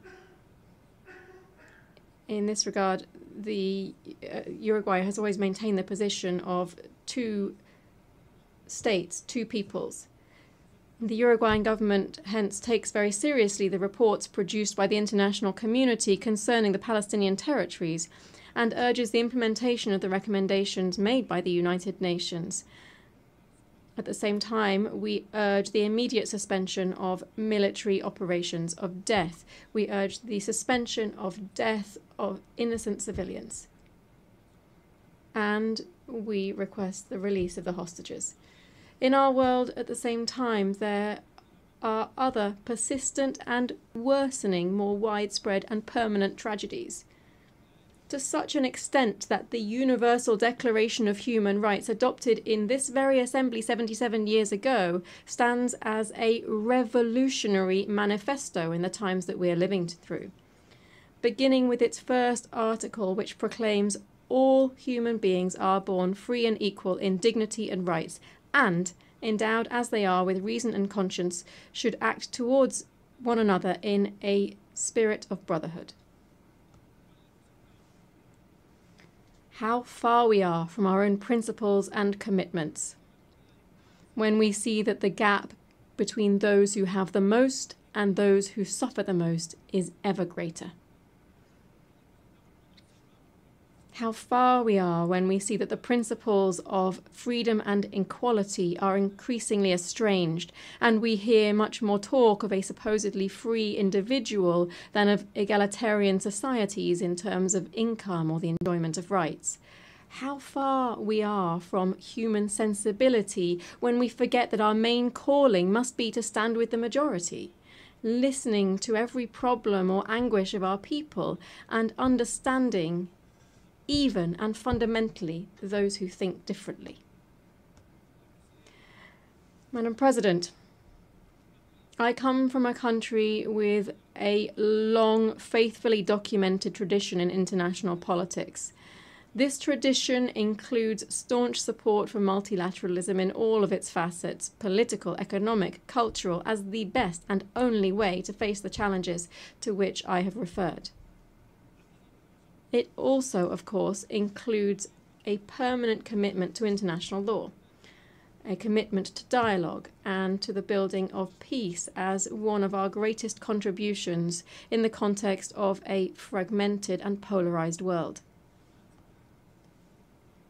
My country's entire political system is proud to contribute decisively to global tasks such as the maintenance of international peace and security, the consolidation and development of international law through participation in normative bodies and in international courts, through our support for disarmament, food security, global health, and commitment to addressing climate change. In this context, I wish to highlight my country's historic commitment to the multilateral peacekeeping system. In the last 35 years, and without interruption, Uruguay has deployed battalions to various United Nations peace operations. We've taken on this role to such an extent that we've become the leading country in Latin America and the second per capita worldwide in contributing to this type of missions. Moreover, we have done this with particular distinction because our troops have been specialized in the most emblematic role of these peace operations, that is, the protection of civilians in armed conflicts. The nations represented in this assembly are well aware that my small country is very far from standing out for its military might or its economic dominance. And it is there, paradoxically, that our strength lies. Because we are incapable of standing in anyone's way. On the contrary, our strength lies in intangible capacities that this world greatly needs, because we are a country that can be relied upon to promote dialogue and peace. Firstly, because those principles define us as a republic and are evident in our respect for the separation of powers and the rule of law. the strengthening of our democratic system, and our respect and promotion of human rights and social equity, among other things. Secondly, because this is how we have historically conducted ourselves on the international stage.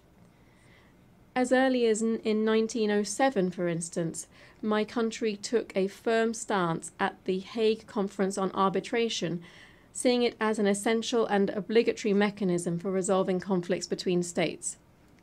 Just a few years later, in 1921, Uruguay was the first state in the world to accept the jurisdiction of the Permanent Court of International Justice, the predecessor of the International Court of Justice. On the basis of these and other historical precedents, I hereby reaffirm that Uruguay is in an excellent position to be able to offer itself to the world as a host for negotiations, as a promoter of networks of dialogue and mediation, leading to the construction of peace and the prevention of conflicts. Believe me, we are prepared for this ever more urgent and necessary challenge. Among other reasons, because we have learned, as my country's former president José Mujica said, that tolerance is the foundation for peaceful coexistence. Thank you.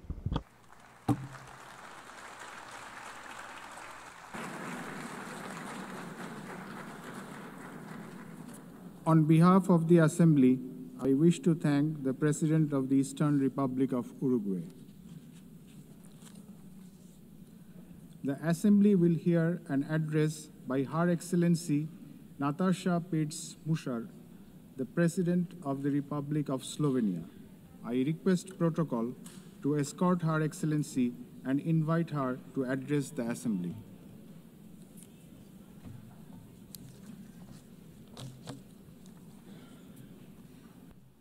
Madam President, please accept my warmest congratulations on your election at this historic 80th anniversary of the United Nations.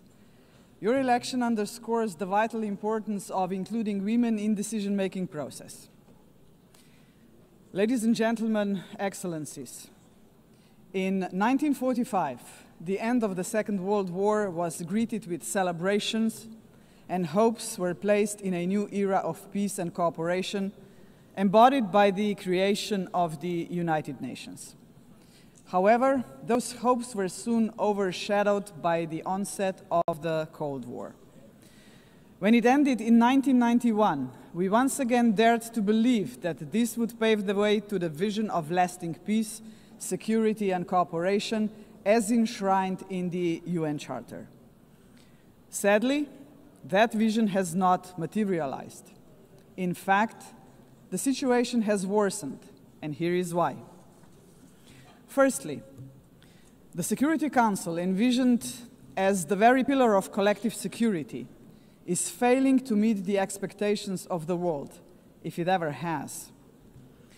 The Permanent Five were supposed to be role models for the rest of the world working for peace.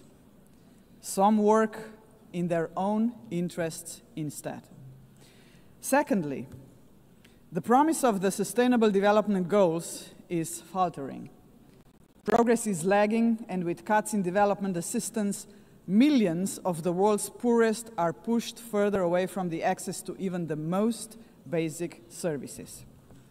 Thirdly, international law appears to stand at the precipice of irrelevance.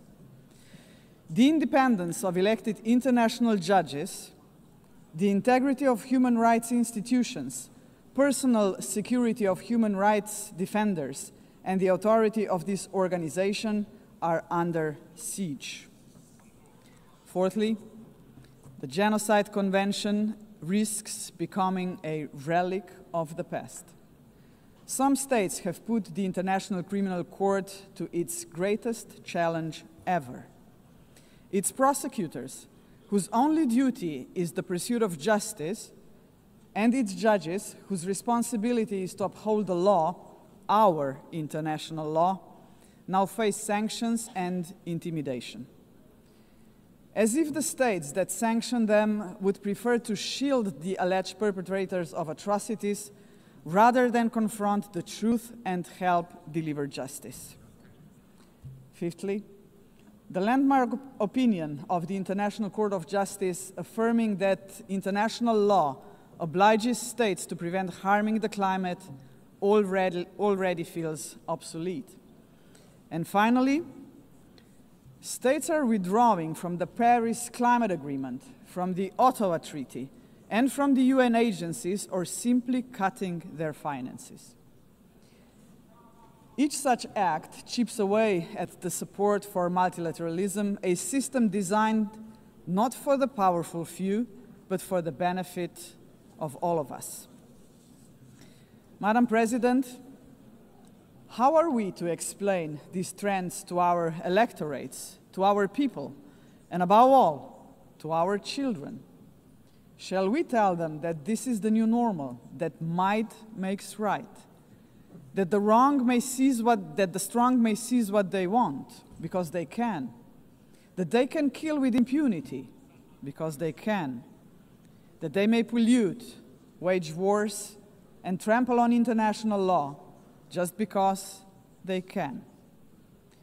Are we prepared to look our children in the eyes and say, "This is the world you will inherit and there is nothing we can do about it"? With the adoption of the Pact for the Future last year, we have charted a path toward a stronger, more forward-looking United Nations. But we must now create the conditions to fulfill our commitments. One way forward is to establish a permanent advocacy network to give the Pact unconditional, sustained political support. To this end, I propose the creation of a global forum for the future, an inclusive movement of states committed to multilateralism, mutual respect, and the defense of our shared vision. A movement determined to stand up for the Pact and drive its implementation at every level. As states consider how to implement the Pact for the Future, some solutions may be seen as inconvenient today, but in the long run, ladies and gentlemen, they are not optional. They are systemically necessary. The first example is the reform of the Security Council. We all recognize that it is the principal organ entrusted with the maintenance of international peace and security.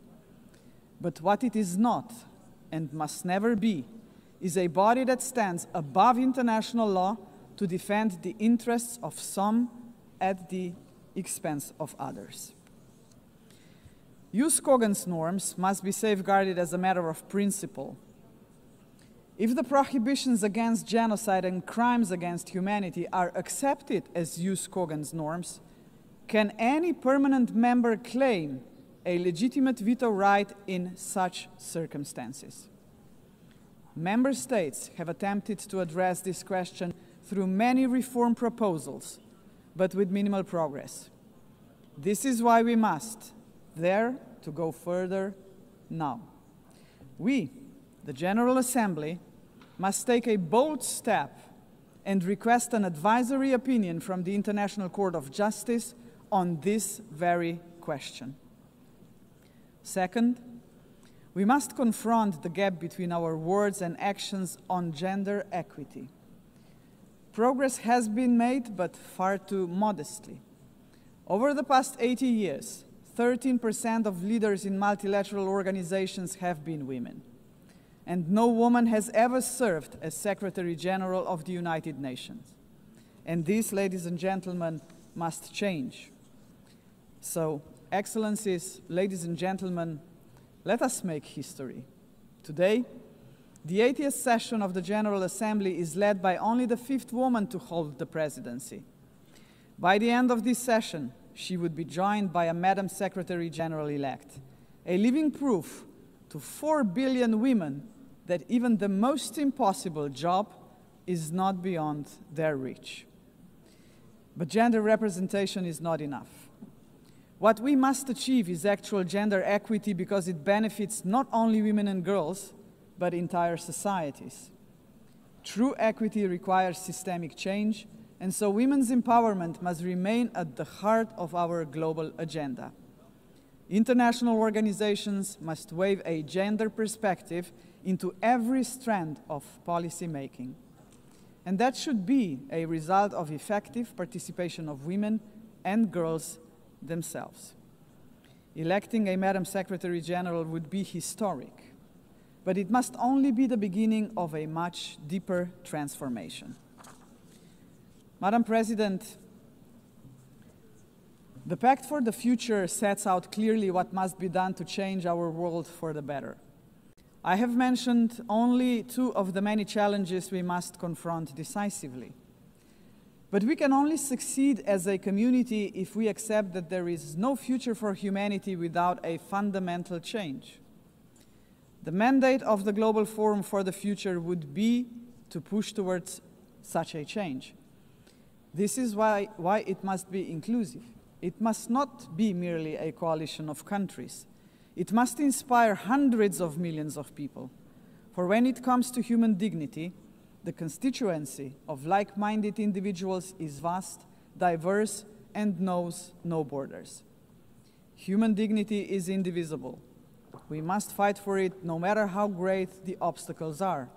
And there are many, we know that. Think of hunger.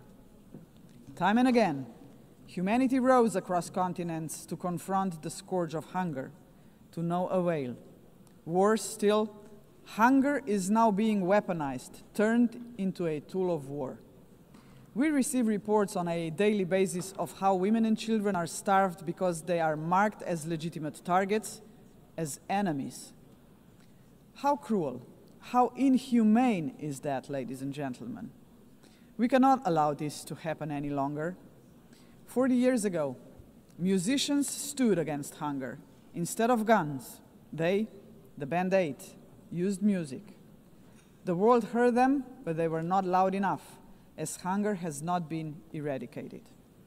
Today, we have science.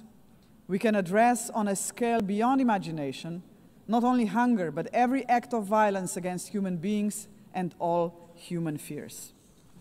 Granted, science, technology, and global connectivity are too often twisted by cynical leaders and warmongering regimes. But they can also be harnessed for the common good. Artists, influencers, and visionaries with audiences of millions can join forces with the governments of like-minded nations. Together, their voice in defense of humanity could become irresistible. Together, we can demand real action by all governments, all world and community leaders on the Pact for the Future, and hold to account those who betray human dignity to its very core, through wars of aggression, genocidal policies, and crimes against humanity. If we join forces and make ourselves heard, nobody can ignore us, not even the most arrogant governments and individual politicians. Of course, such initiatives cannot emerge out of thin air. They require leadership, strong, inclusive, and fearless leadership. We, the leaders of today, are only transient custodians of power.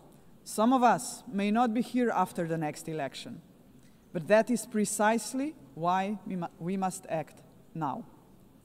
Our responsibility and destiny will be judged by how we treat our planet and its people today. We simply cannot afford silence, ignorance, or passivity, not while we hold power and possess the power of the word. Hesitation is not an option, Madam President. For most of us, members of the UN, is not might that makes right. It is the opposite. We must not allow the powerful few to ignore us. We must not surrender to a world where power alone prevails. We, the majority of United Nations members, must be role models. We must work for a different world. The Global Forum for the Future can be a platform for the much-needed transformation in which partnerships with non-state actors and companies are indispensable. Profits must finally serve development for all. Innovation and sustainability must drive tolerance, mutual respect, and inclusive dialogue. Is that too much to ask? If we, the leaders of this planet, can offer nothing but terror, conflict, pollution, fear, inequalities, and war to 8 billion people, then we must confront the truth. We are complicit in crimes against our civilization and our planet. And not just us, heads of states, but leaders of international institutions, CEOs, and every individual with the power to make a difference share this responsibility. None of us can claim ignorance of what is at stake. If we believe in human dignity for all, we must deliver more. A world that fulfills lives, not threatens them. We must say yes to inclusive multilateralism and a resounding no to multipolarism. Let us show that this General Assembly can and will make a difference, as it has often done before. Let us demonstrate that we reject arrogance, hatred, and willful blindness to a lack of equality and justice, to wars of aggression, crimes against humanity, and genocide, because they tear us apart for generations.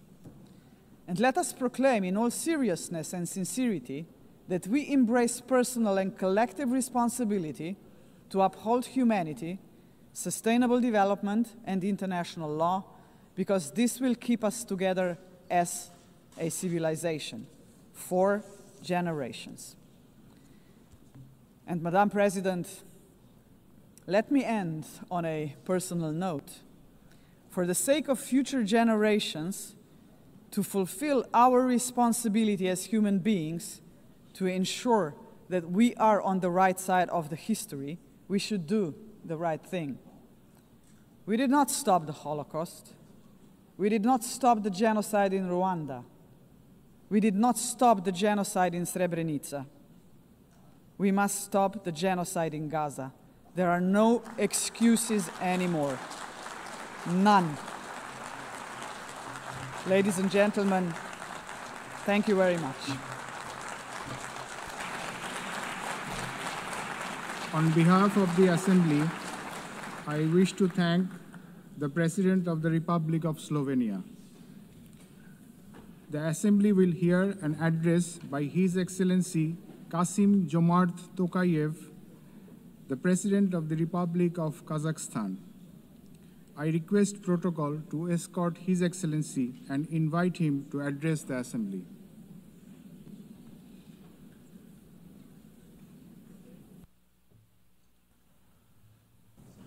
Madam President, Mr. Secretary General, distinguished delegates, for 8 decades, the United Nations has played a pivotal role in combating humanity's global challenges.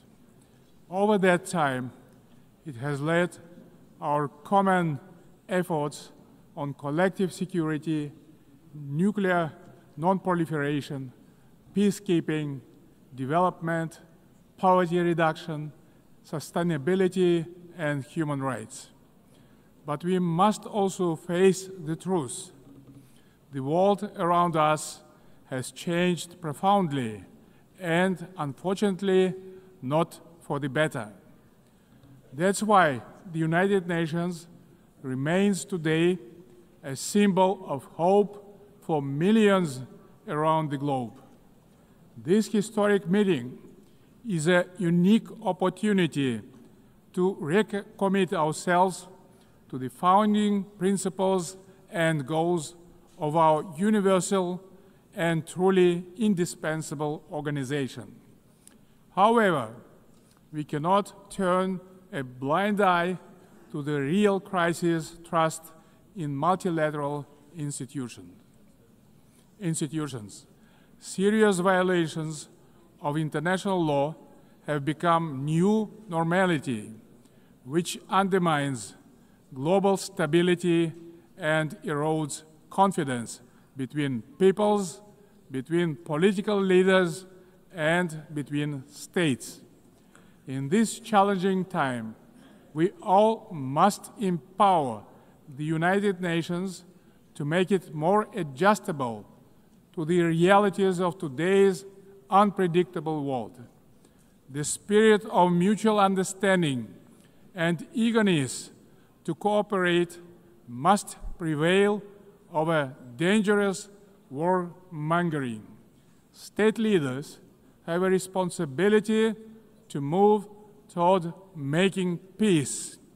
A failure of the current generation of leaders to act is not an option, because future generations will pay a much greater price. In this regard, comprehensive reform of the United Nations is a strategic necessity, not a subject for endless contemplations. We need to establish a new group of truly dedicated people who will highly professionally and without any hesitations make concrete proposals for reforming the United Nations to make it better suited to the challenges of today and objectives of tomorrow. A central pillar of this bold effort to renew the United Nations should be a reform of the Security Council. Major powers of Asia, Africa, and Latin America should be represented in the Security Council on the rotational basis. In addition, Kazakhstan strongly believes that the voices of responsible middle powers also need to be seriously amplified in the Security Council. In fact, they have already started to play a larger positive role in international relations, bringing balance and building trust. They can act as bridges within the United Nations when major powers are divided or failing to resolve pressing issues of common concern. Above all, a credible United Nations for the 21st century requires member states to take concrete steps toward durable peace and security. Otherwise, the United Nations is doomed to forever mitigate consequences while root causes forever proliferate. We can begin this process already today by reaffirming our steadfast commitment to the Charter of the United Nations. The founding principles of sovereignty, territorial integrity, and peaceful resolution of disputes must be upheld without exception. Selective application of the Charter undermines its credibility. The world needs a new consensus based on trust, inclusiveness, and shared responsibility. For example, the enemy state clauses of the Charter, historical remnants of the Second World War, have already been recognized by the overwhelming majority of the international community is obsolete. For all these reasons, it's time to have a serious conversation about Charter review. Today we face an alarming reality. Arms control treaties are collapsing, and with them, so are the foundations of strategic stability. Global military spending in 2024 hit a record $2.7 trillion. The global cost of violence reached nearly $20 trillion. Therefore, rebuilding a robust global security architecture should remain a top priority for the international community.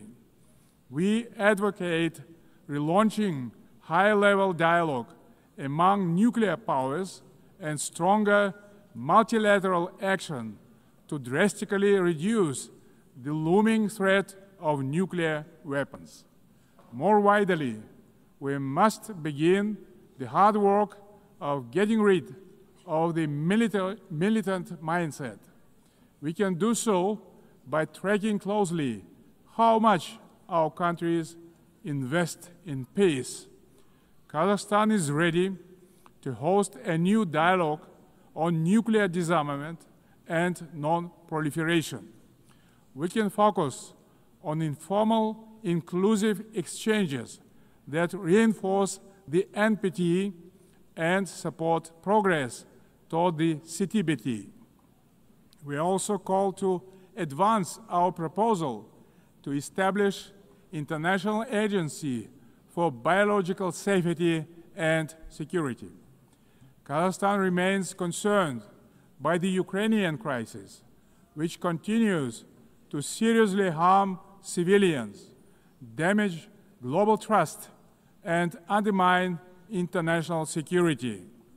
Nonetheless, bilateral and international diplomatic efforts on this conflict should continue along with political flexibility to meet the long-term interests of both states.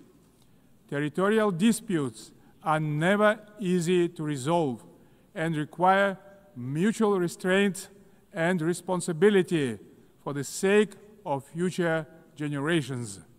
The psychology of animosity drags all involved in conflicts to the abyss, leaving no chance to reach peace.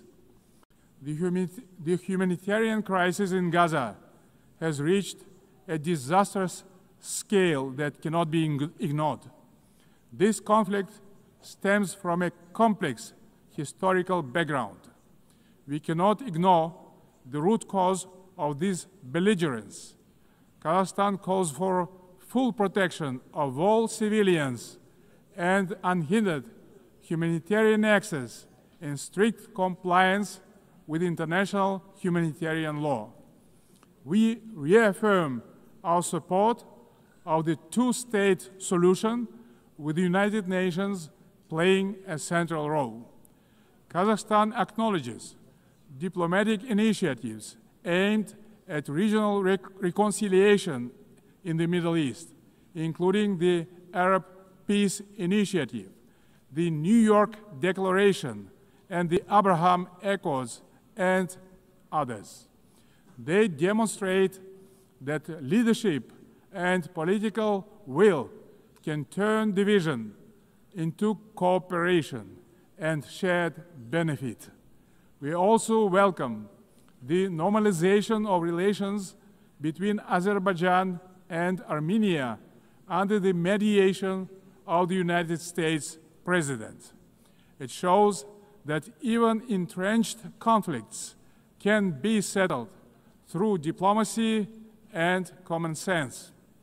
Guided by this principle, Kazakhstan consistently favors diplomacy over escalation and dialogue over force. Current geopolitical tensions sometimes tempt some leaders to claim that a clash of civilizations is inevitable. Yet, these divisions are not fact or fate. They are political choices. Global public goods, such as science, medicine, sports, religion, and culture, should not become subjects of geopolitical divisions and sanctions. These spheres of human activity bind us together under a humanitarian umbrella. When political leaders make irresponsible statements or take reckless decisions, manipulating religion and identity for political gain, they in fact seriously damage the trust and goodwill in striving for peace. Political leadership must be rooted in mutual understanding and respect, not mutual suspicion and arrogance. Tolerance and wisdom are the foundation of lasting peace and must be upheld through the rule of law. Dear friends and colleagues, we observe a growing fragmentation and political bias of investment flows. As a result, global FDI fell to $1.5 trillion last year. Kazakhstan strongly advocates for greater international investment cooperation. More than $400 billion have been attracted to our economy within 30 years of independence. Our commitment to open market principles is absolutely firm and will remain a cornerstone of our state policy. Located in the very center of Eurasia, Kazakhstan is poised to play a crucial role as a logistic hub, handling 80% of all overland transit between Asia and Europe. We are investing tens of billions of dollars in our transport and transit infrastructure, including the Belt and Road Initiative, the North-South and Trans-Caspian transit corridors. Kazakhstan will continue to develop regional supply chains that are the heart of the emerging global transport network. By 2029, we plan to build 5,000 kilometers of new railway lines. Kazakhstan has made the Sustainable Development Goals a core pillar of its national agenda, integrating their targets into state planning and budgeting. With the support of the United Nations Secretary General and partner states, Kazakhstan now hosts the new United Nations Regional Center for SDGs for Central Asia and Afghanistan in Almaty. Today, Central Asia is demonstrating a renewed sense of unity and mutual trust. It is emerging as a proactive contributor to international peace and progress. The Central Asian Five are strengthening cooperation, proving that regional solidarity can be a powerful force for development and security. This has enabled our region to engage key global partners in the unique Central Asia Plus dialogue format. Kazakhstan believes that inclusive development in Afghanistan is a basis for long-term regional peace and stability. We continue to support the Afghan people through humanitarian assistance and cooperation in trade, food security, infrastructure, and transport connectivity. Distinguished delegates, last year was the hottest year in human history, and Central Asia is warming at twice the global rate. The melting of glaciers in the Alatau Mountains is accelerating, multiplying threats to water and food security for millions. Kazakhstan has drawn profound lessons from the tragedy of the Aral Sea. Thanks to our consistent efforts, including at the international level, we succeeded in preserving the northern part of the sea. As the current chair of the International Fund for Saving the Aral Sea, Kazakhstan will continue to play a proactive role in this common priority. Meanwhile, the Caspian Sea is rapidly shrinking. It is no longer just a regional concern. It is a global warning signal. Therefore, we call for urgent steps to preserve the Caspian water resources with our partners across the region and the wider international community. Last year, Kazakhstan co-organized the One Water Summit with France, Saudi Arabia, and the World Bank. Looking forward, stronger coordination, investments, and sustainable solutions are urgently needed to prevent future water crises. To help advance this agenda, Kazakhstan will host a regional ecological summit in Astana in April next year, to be convened in partnership with the United Nations and other international organizations.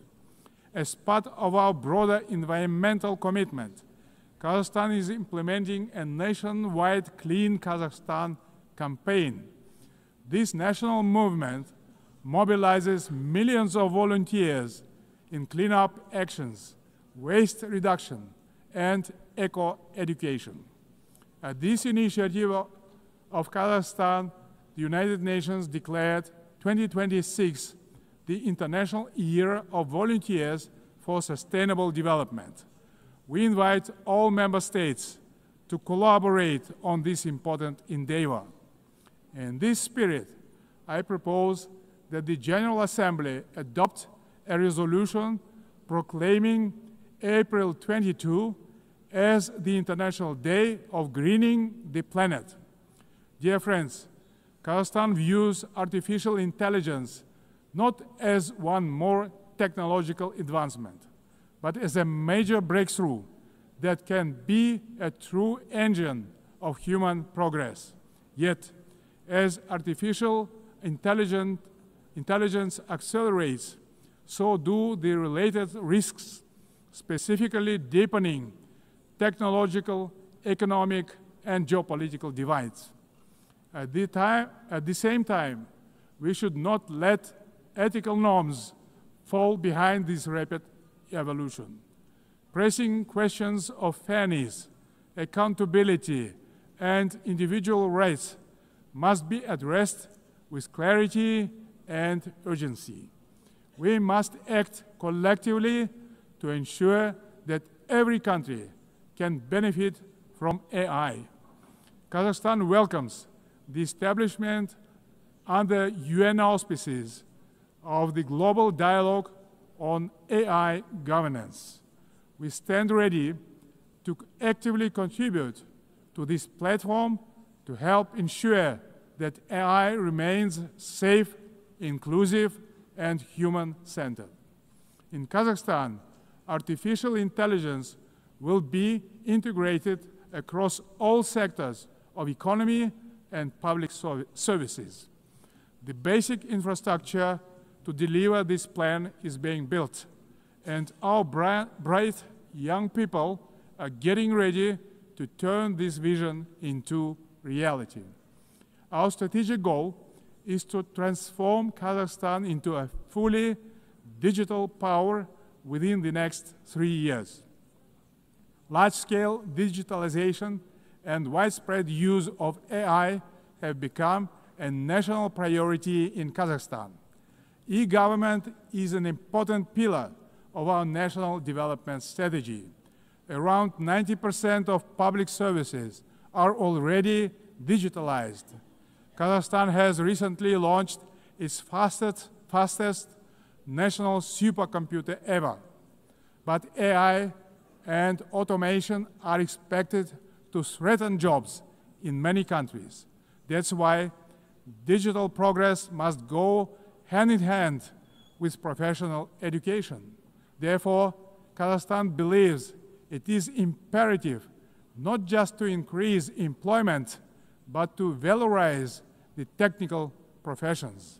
Ladies and gentlemen, amid global turbulence, Kazakhstan is pursuing a bold national renewal to build a truly just and fair state. Over the last 3 years, we have carried out large-scale political and economic reforms that are unprecedented in our part of the world. Through a national referendum, we introduced a single 7-year presidential term, thereby strengthening democratic accountability. We remain committed to the formula of strong president, influential parliament, and accountable government. Guided by strong wish to modernize Kazakhstan, I have proposed a single-chamber parliament for a national referendum to consider. Our objective is to continuously embrace the political system to make it more transparent, effective, and reflective of people's aspirations. At the heart of these reforms lies a clear principle: law and order must prevail. We believe that only governance rooted in common sense and the rule of law can ensure public order and protect the rights of all citizens. It creates good conditions for international investment, trade, cooperation, and more broadly, the dynamic development of our country. The interests of law-abiding people and decent citizens must always come first, maintained through justice, accountability, and mutual respect. Kazakhstan's economy is showing clear signs of sustainability and resilience. This year, economic growth is expected to exceed 6%, underscoring the sustainability of our economy as the largest in our part of the world. But we are not complacent. We will continue our efforts to ensure a long-term growth. Kazakhstan's energy strategy is based on 4 pillars: oil and gas, coal, uranium, and critical minerals. These precious assets are the basis of reliable energy partnerships. Climate change and the green agenda cannot be accepted by all countries that have huge deposits like coal, which nowadays can be cleaned up by advanced technologies. That's why we have committed to decarbonize our country in 35 years. Renewable energy is not the single solution to all energy problems. Agriculture is another driver of our development with huge potential for global markets. Kazakhstan's grain export capacity has amounted to 12 million tons, reaching a great number of international markets, creating new opportunities for trade expansion using enhanced transport connectivity. We will continue our cooperation with all major international partners and regional stakeholders to further diversify our external trade and economy, making it more inclusive and resilient. Excellencies, we will remain firmly on this path, deepening governance reforms at home while supporting global governance abroad. Kazakhstan will continue to serve as a bridge builder and peacemaker. It will also continue to choose balance over domination, cooperation over confrontation, and peace over war. We stand ready in cooperation with other players, stakeholders in the international community to renew the promise of the United Nations as a beacon of peace, justice, and cooperation. Thank you very much. On behalf of the Assembly, I wish to thank the President of the Republic of Kazakhstan. The Assembly will hear an address by His Excellency 𝗵𝗵 hy𝗶𝗹𝗀𝗃, President of the Republic of South Africa. I request protocol to escort His Excellency and invite him to address the Assembly.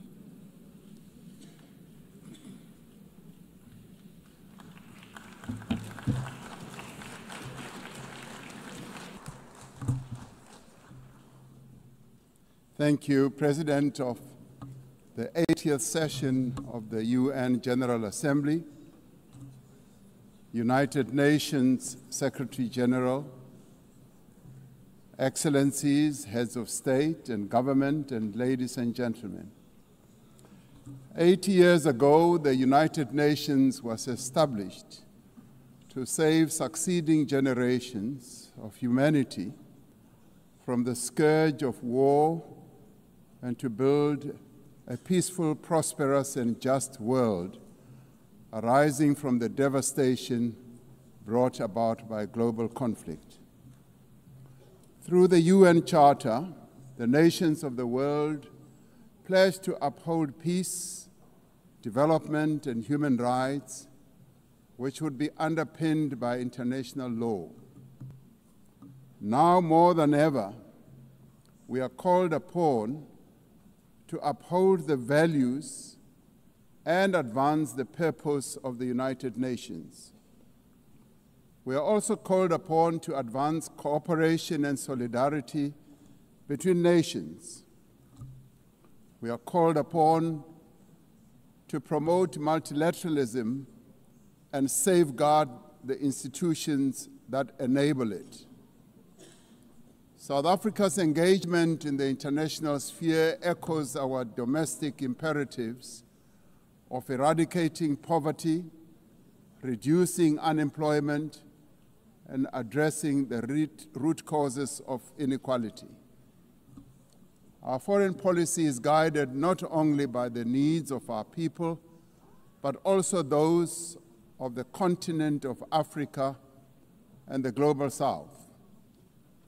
Inspired by our own history, South Africa strives to maintain world peace and also the settlement of all international disputes through negotiation and dialogue and not through war. We therefore welcome the strong partnership between the African Union and the United Nations in promoting peace, security, and stability on the African continent. This year, South Africa is honored to preside over the G20. This is the first time that G20 Leaders Summit will be held on the African continent, the cradle of humanity. South Africa's G20 presidency is guided by the theme equality, solidarity, and sustainability. To give full meaning to our theme of equality, solidarity, and sustainability, we have invited the G20 countries to join us in prioritizing the following areas.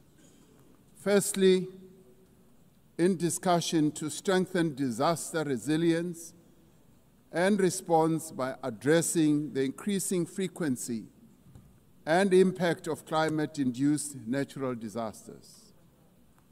Secondly, to ensure that we have debt sustainability for low-income countries by crafting innovative ways to support countries to have low levels of debt to maintain economic stability. Thirdly, to discuss how to mobilize finance for a just energy transition by encouraging investments in renewable energy and sustainable technologies without foregoing what we would call base load energy sources. Fourthly, by harnessing critical minerals for inclusive growth and sustainable development through the value addition processes, that is, beneficiation of these minerals at the source where the minerals are extracted to foster the development of communities where these minerals are found. These priorities reflect South Africa's commitment to addressing global challenges and promoting inclusive growth and sustainable development. Our country's G20 presidency is a significant opportunity for South Africa to advocate for Africa's development agenda and to amplify African voices in global economic governance for a continent that is irreversibly on the rise. As member states of the United Nations, we have all adopted the Sustainable Development Goals. However, many of these goals remain elusive. There are many reasons that hold many countries back from fulfilling and implementing these development goals. Some of these reasons are lack of sufficient financial resources that can finance the advance that these countries need to make to fulfill those goals. Many countries with developing economies, especially in Africa and the global South, do not have adequate capital to finance their development goals. They are indebted and are paying much more on debt servicing than they do on health and education. In fact, these countries pay much more than countries in the North for their debt. Yet through global solidarity, by having fairer lending rules, especially for several of the global South countries, we can achieve our shared commitment. Through the G20 process, we are working towards building consensus on how this problem can be tackled, including the reform of international financial institutions, particularly multilateral development banks, to better tackle global challenges that many countries face. The multilateral trading system needs to be reformed as we reconfirm that the World Trade Organization remains the only multilateral body that is capable of managing differences and coordinating positions in global trade. Trade is one of the most important instruments to mobilize domestic resources for development. It is concerning that geopolitical shocks and unprecedented trade policy volatility are destabilizing the global economy and jeopardizing a critical source of development finance. In fact, the economy and jeopardizing a critical source of development finance. In fact, trade is now being used as a weapon against a number of countries in the world. We must redouble our efforts to strengthen the link between trade and development. Unilateral trade practices and economic cohesion have a detrimental impact on many nations. This includes the economic embargo against Cuba, which has caused untold damage to the country's economy over the years. This unfair embargo must be lifted, and we want it lifted sooner rather than later.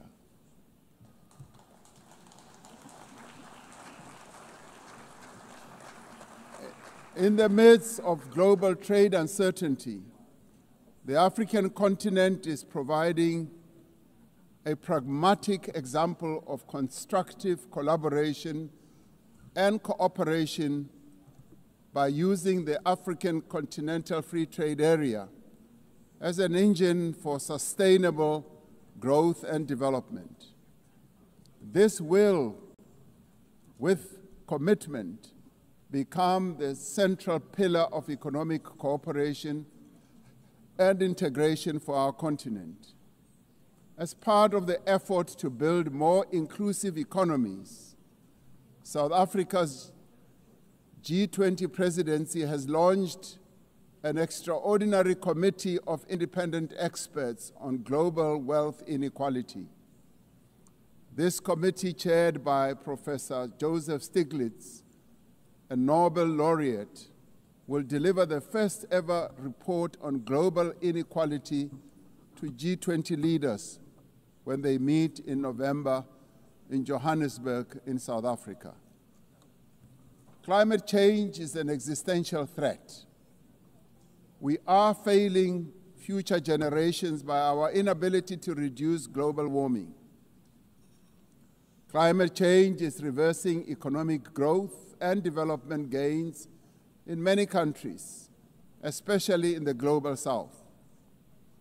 Although Africa carries the least responsibility for climate change, many countries on the continent of Africa experience much of its harshest effects. Extreme weather events like floods and droughts are driving food insecurity, displacing populations, causing damage to infrastructure, and leading to the unnecessary loss of livelihoods.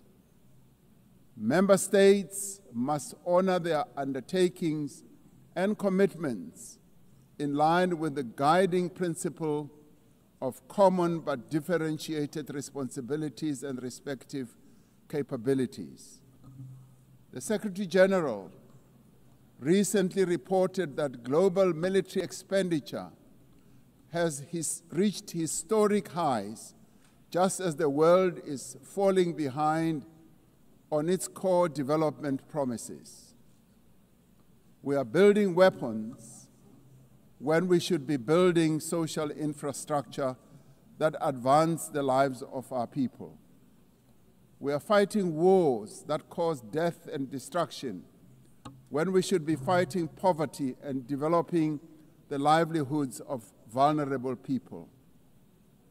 We must act decisively to silence all the guns everywhere to realize the goal of sustainable development and global peace. And I do believe that this is an objective that is possible to reach. As we commemorate the 80th anniversary of the UN, the relevance of this institution and various multilateral processes for the maintenance of international peace and security is being willfully undermined. There is an increasing reliance on unilateral military action in contravention of international law. The United Nations Security Council has proven to be ineffective in its current form and composition in carrying out its charter mandate to maintain international peace and security. South Africa remains deeply concerned by the erosion of the credibility of the Security Council and its failures to ensure accountability and uphold international law.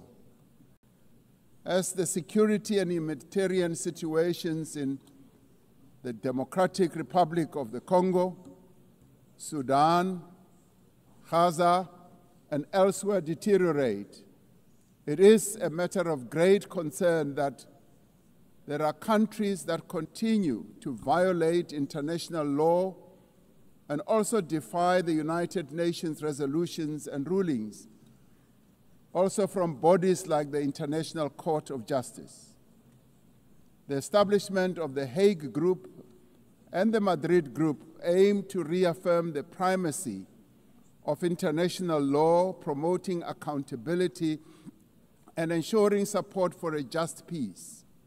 We cannot and should not accept that members of this organization continue willfully to violate without consequence the charter that we have all agreed to uphold.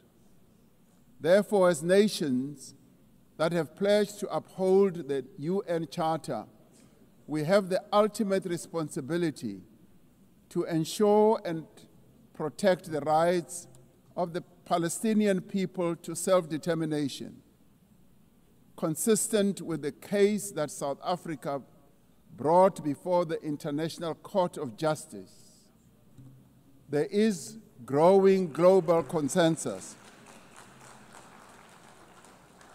There is growing global consensus that Israel is committing genocide in Gaza. Just last week, the United Nations Independent International Commission of Inquiry found that Israel is responsible for the commission of genocide in Gaza. As Palestinians continue to face genocide and famine, we have a duty to act. South Africa has acted in the interest of saving lives by insisting that the International Court of Justice should make a ruling that indeed genocide is being committed in Gaza and that it should stop. And we stand here to say it must stop.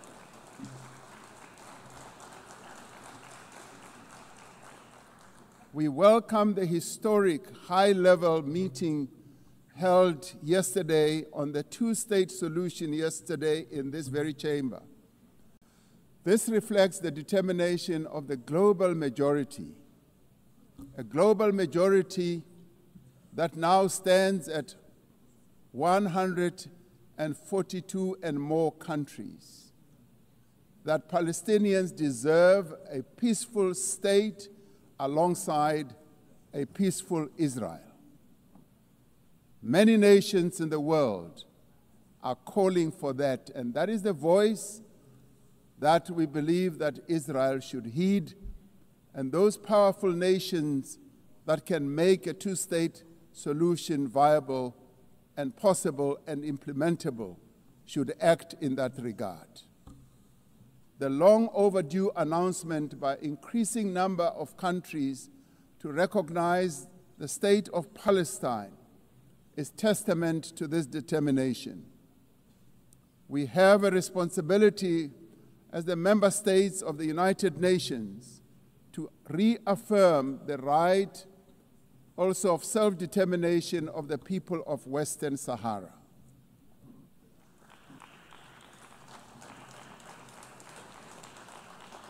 The very first resolution of the United Nations General Assembly in January of 1946 called for the elimination of atomic weapons.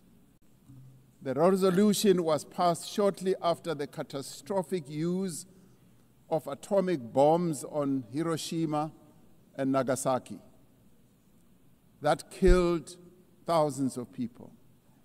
Decades later, we have not made significant progress in the fulfillment of the commitment to nuclear disarmament. In 2026, next year, South Africa will be presiding over the first review conference of the Treaty on the Prohibition of Nuclear Weapons. This treaty reaffirms that there is no greater assurance of non-proliferation than the complete prohibition of nuclear weapons. I was glad to hear that a number of leaders stood here to speak against nuclear weapons and the use thereof.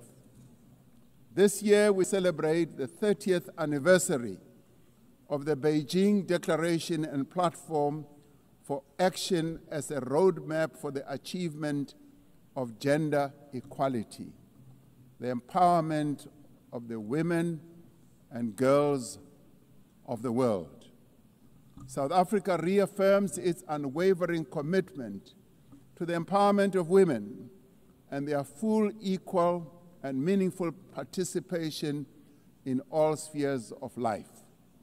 Yes, we would support also the election of a female Secretary General of the United Nations.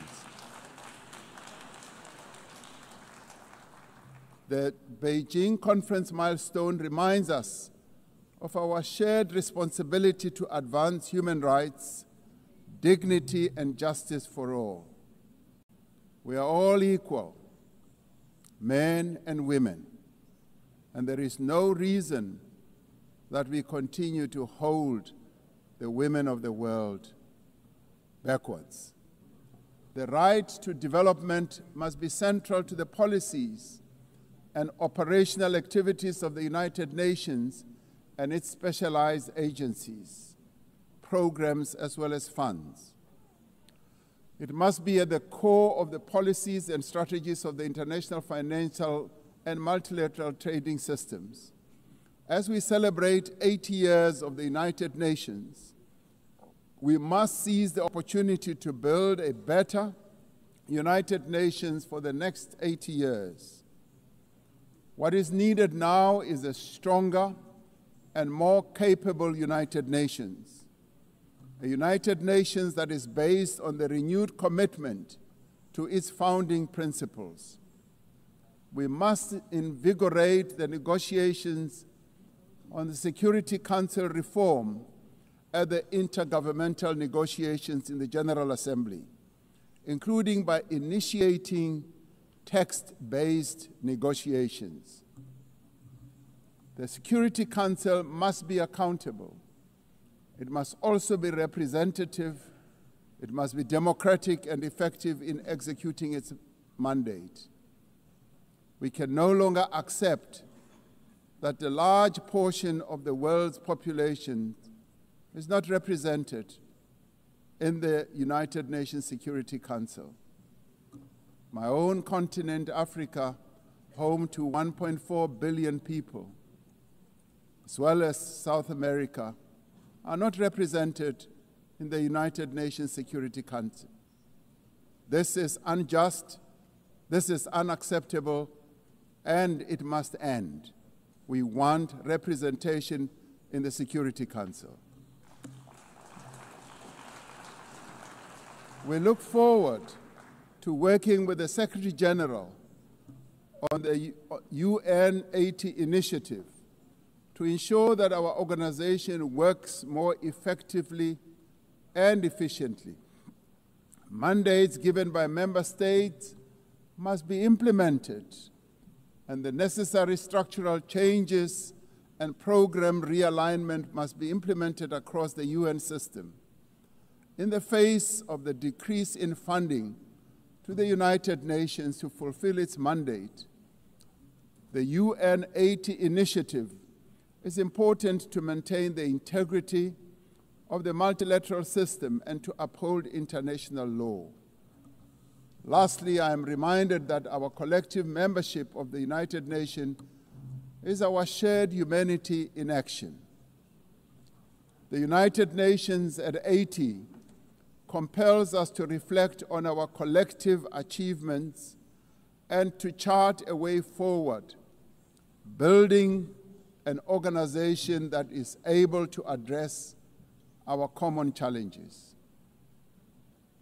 We must rise to the occasion and do our utmost together to ensure the political, economic, and social freedom of all humanity. We must reaffirm that freedom is indivisible and that the denial of the rights of one person diminishes the freedom of all of us. We must reaffirm the equal dignity and worth of every person and must therefore leave no one behind and no country behind. I thank you. On behalf of the Assembly, I wish to thank the President of the Republic of South Africa. The Assembly will hear an address by His Excellency 𝗗𝗿𝗂𝗺𝗍𝗂 Mirziyoyev, President of the Republic of Uzbekistan. I request protocol to escort His Excellency and invite him to address the Assembly.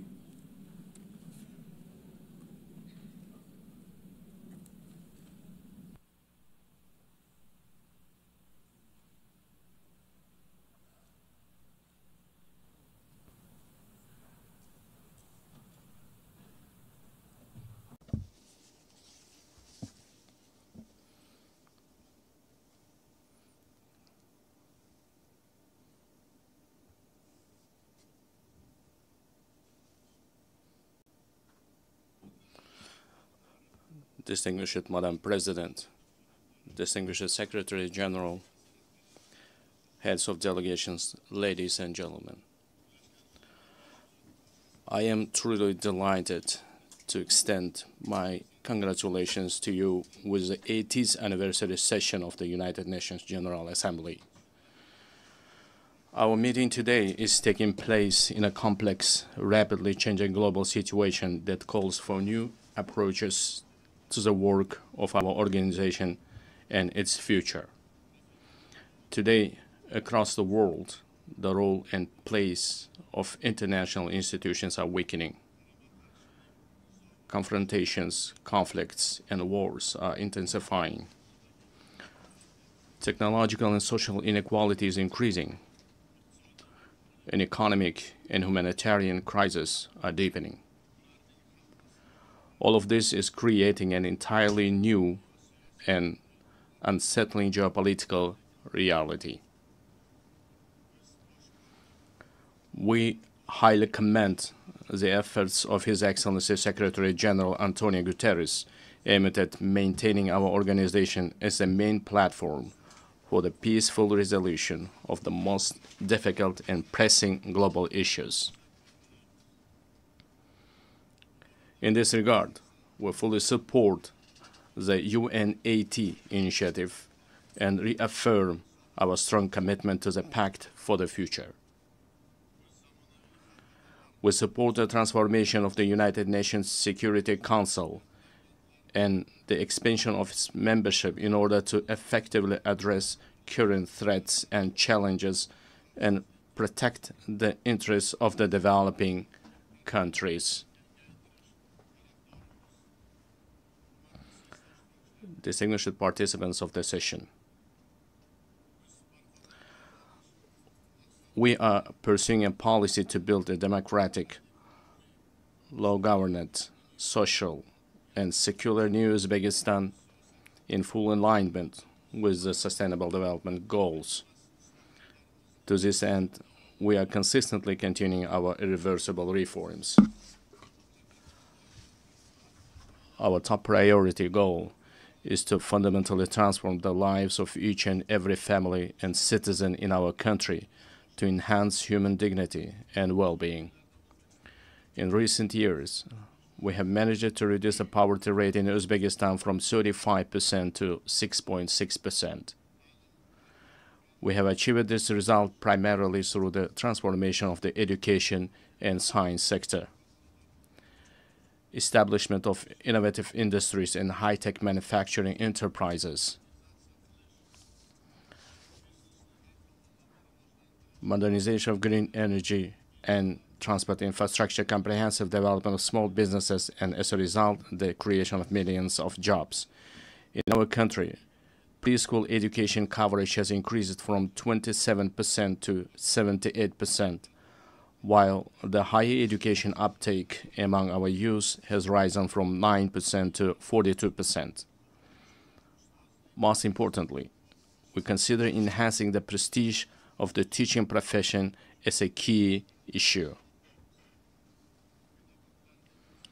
In order to create a single international platform for the exchange of teachers' experience and knowledge, we propose to hold a World Summit on Professional Education in Uzbekistan.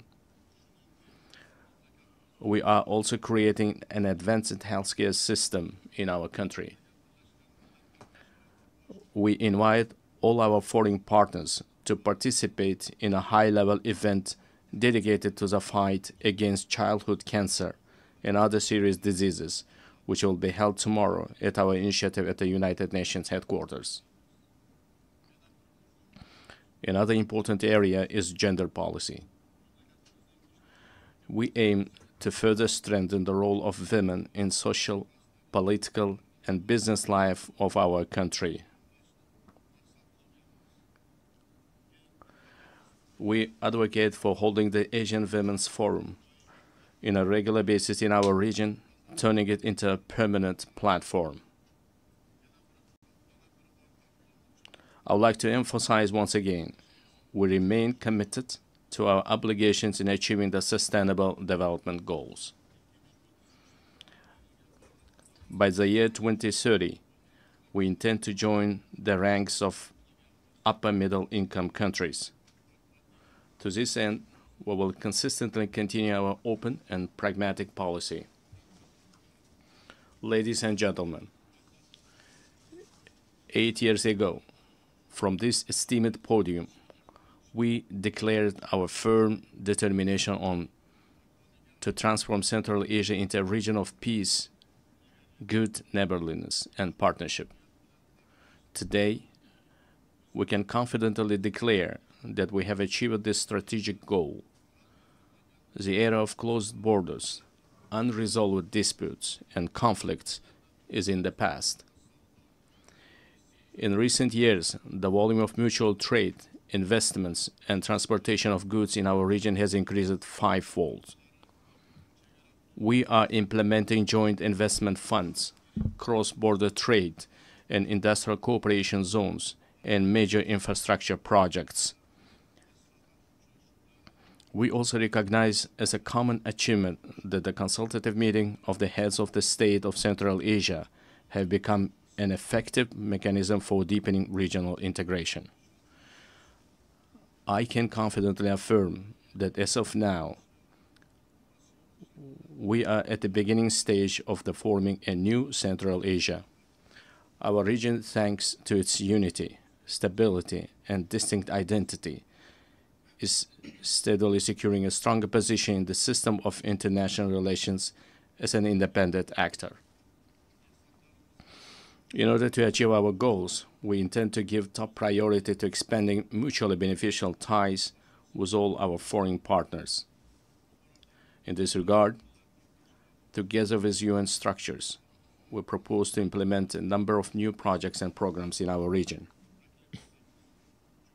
In particular, we propose holding an international forum under the auspices of ECOSOC and UNCTAD, dedicated to the economic development of the Central Asian states, establishing a regional hub for green technologies in industry jointly with UNIDO, adopting program on the rational use of water resources, the creation of green spaces, and the achievement of demographic resilience in our region.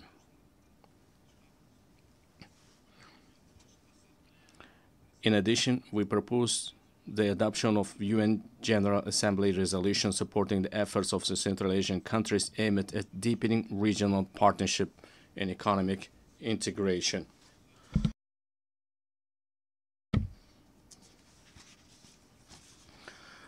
Distinguished heads of delegations, speaking about global and regional security and sustainable development, it is impossible to overlook the issue of Afghanistan. Supporting the aspirations of Afghan people for a peaceful and stable life requires the united efforts of the international community. I would like to emphasize that it is of utmost importance to prevent this country's isolation. We intend to implement large-scale economic and infrastructure projects in that country. We propose to adopt a dedicated UN resolution on the development of transport and energy corridors of international significance through the territory of Afghanistan. At the same time, we cannot turn a blind eye to the deeply worsening humanitarian crisis in the Gaza Strip. We call for an immediate cessation of hostility and the continuation of political negotiations. In line with the UN resolutions, we remain steadfast supporters of the two-state solution principle. We are also deeply concerned by the situation around Ukraine. We welcome the start of the high-level dialogue aimed at resolving the crisis through diplomatic means. Distinguished participants of the event, effective measures are being undertaken to implement the global counterterrorism strategy in Central Asia. In cooperation with the UN Office of Counterterrorism, a regional council on rehabilitation and reintegration was established. We propose to transform this council into an international competence center. This very body will serve as an important platform for exchanging experiences on adapting to peaceful life for those repatriated from conflict zones. Furthermore, we stand ready to provide all the necessary conditions for the establishment of the Regional Office of Counterterrorism in Uzbekistan. Dear ladies and gentlemen, in today's world full of threats, we are witnessing how vulnerable the global transport system is. These challenges primarily have a negative impact on the stability of landlocked developing countries. It is of utmost importance to ensure the security of international transit corridors and to establish efficient logistics networks. In this regard, we believe the time has come to introduce a global mechanism on strengthening transport connectivity to achieve sustainable development goals. I would also like to draw special attention to the increasingly acute challenges of climate change. For instance, the consequences of the RLC desiccation must remain at the constant focus of the international community. We are consistently continuing our work to restore the RLC ecosystem. In recent years, salt-tolerant desert plants have been planted on 2 million hectares of the dried seabed of RLC. By the year 2030, green cover will be created on 80% of this area. Another serious issue is the water scarcity. As of now, more than 2 billion people in the world do not have access to clean drinking water. We are planning to hold a World Forum on water saving in our country. The outcomes of this conference are expected to recognize the water crisis as a serious threat to sustainable development. We intend to adopt a special roadmap for the wide introduction of innovation technologies in a global level. Another adverse consequence of climate change is the intensifying trend of climate migration. Unfortunately, clear international mechanisms and the legal framework in this direction have not yet been created. We advocate for the adoption of the Global Pact for a broad international partnership and coordinated policy on this serious issue. Dear participants of the meeting, it is of great importance to prevent inequalities in digital development and the use of artificial intelligence between countries. We propose to create an international cooperation mechanism aimed at the gratis exchange of practical solutions and models of artificial intelligence in healthcare, education, and culture. I would like to emphasize another priority issue. Our future, the destiny, and the prosperity of the world are in the hands of the younger generation. It is our urgent task to instill in the hearts and minds of our sons and daughters the most noble ideas, such as peace, humanism, and friendship, mutual trust, and respect. In this regard, we put forward the proposal to establish the World Youth Movement for Peace and to locate its headquarters in Uzbekistan. We are consistently implementing a policy of tolerance in our society. At the same time, we will actively continue our efforts to deeply study the ideas of Islamic enlightenment and promote them to the world. In the coming months, we will open the Center of Islamic Civilization, which is unique for our wider region. We intend to hold a special presentation at the United Nations of the rich spiritual and scientific heritage of our great ancestors, thinkers and scholars such as Imam Bukhari, Imam Tirmizi, and Imam Maturidi. Dear ladies and gentlemen, the new Uzbekistan is a supporter of mutual solidarity, open dialogue, and close partnership with all countries.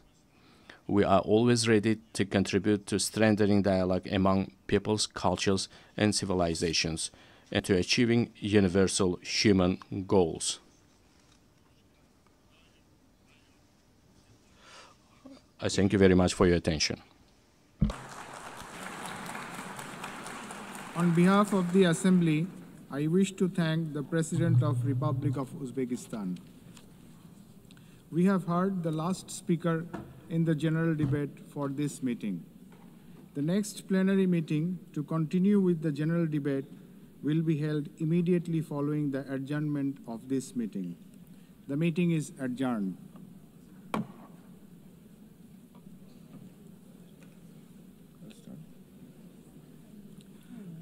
The fifth plenary meeting of the General Assembly is called to order. The Assembly will hear an address by His Excellency 𝗚𝗲𝗂𝗃𝗀𝗃, President of Mongolia. I request protocol to escort His Excellency and invite him to address the Assembly.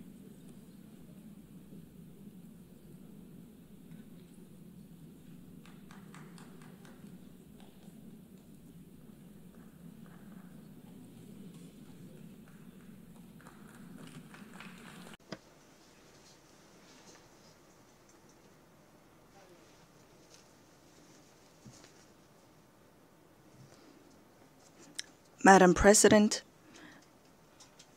Mr. Secretary General, distinguished delegates, ladies and gentlemen, at the outset, I wish to extend my sincere congratulations to Ms. Annalena Baerbock on assuming the important role of the President of the General Assembly at this historic moment marking the 80th anniversary of the United Nations, and my best wishes for a successful session. 8 centuries ago, the great Chinggis Khan established the Great Mongolian Empire, bringing together the West and the East under the rule of justice and principled statecraft.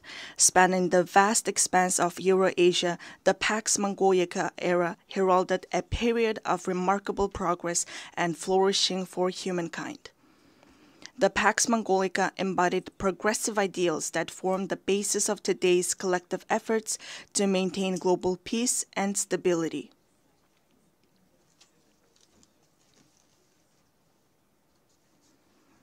Then, 8 decades ago, when the dust and ashes of the World War had not cleared yet and humanity had not healed yet from fear and anxiety, the United Nations, a great family of nations, rose to prominence as a guarantor of world peace and security and a sanctuary of hope and trust.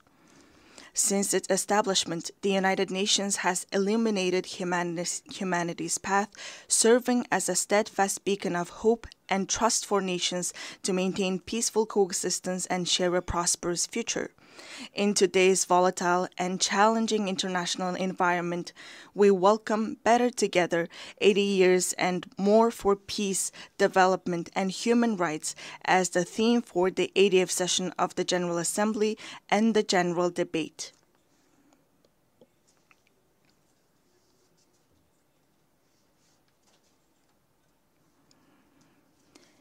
Indeed, this theme calls upon us to assess and reflect upon the United Nations' achievements and challenges over the past 80 years, further strengthen its work in accordance with the United Nations Charter and the principles of international law, and combine our collective voices and efforts in pursuit of concrete and tangible outcomes.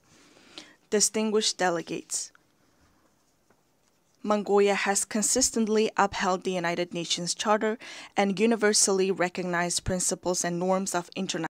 Take this opportunity on behalf of the people of Turkmenistan to express my gratitude to the United Nations member states and the entire international community for the decision adopted in December 1995 to recognize the permanent neutrality of Turkmenistan, a decision reaffirmed by 2 subsequent UN General Assembly resolutions. Turkmenistan will always remember the trust placed in it and will steadfastly and unswervingly uphold its international commitments. Once again, I would like to congratulate all delegations on the opening of the 80th anniversary session of the United Nations General Assembly and wish you every success in strengthening our cooperation and mutual understanding. Thank you very much indeed.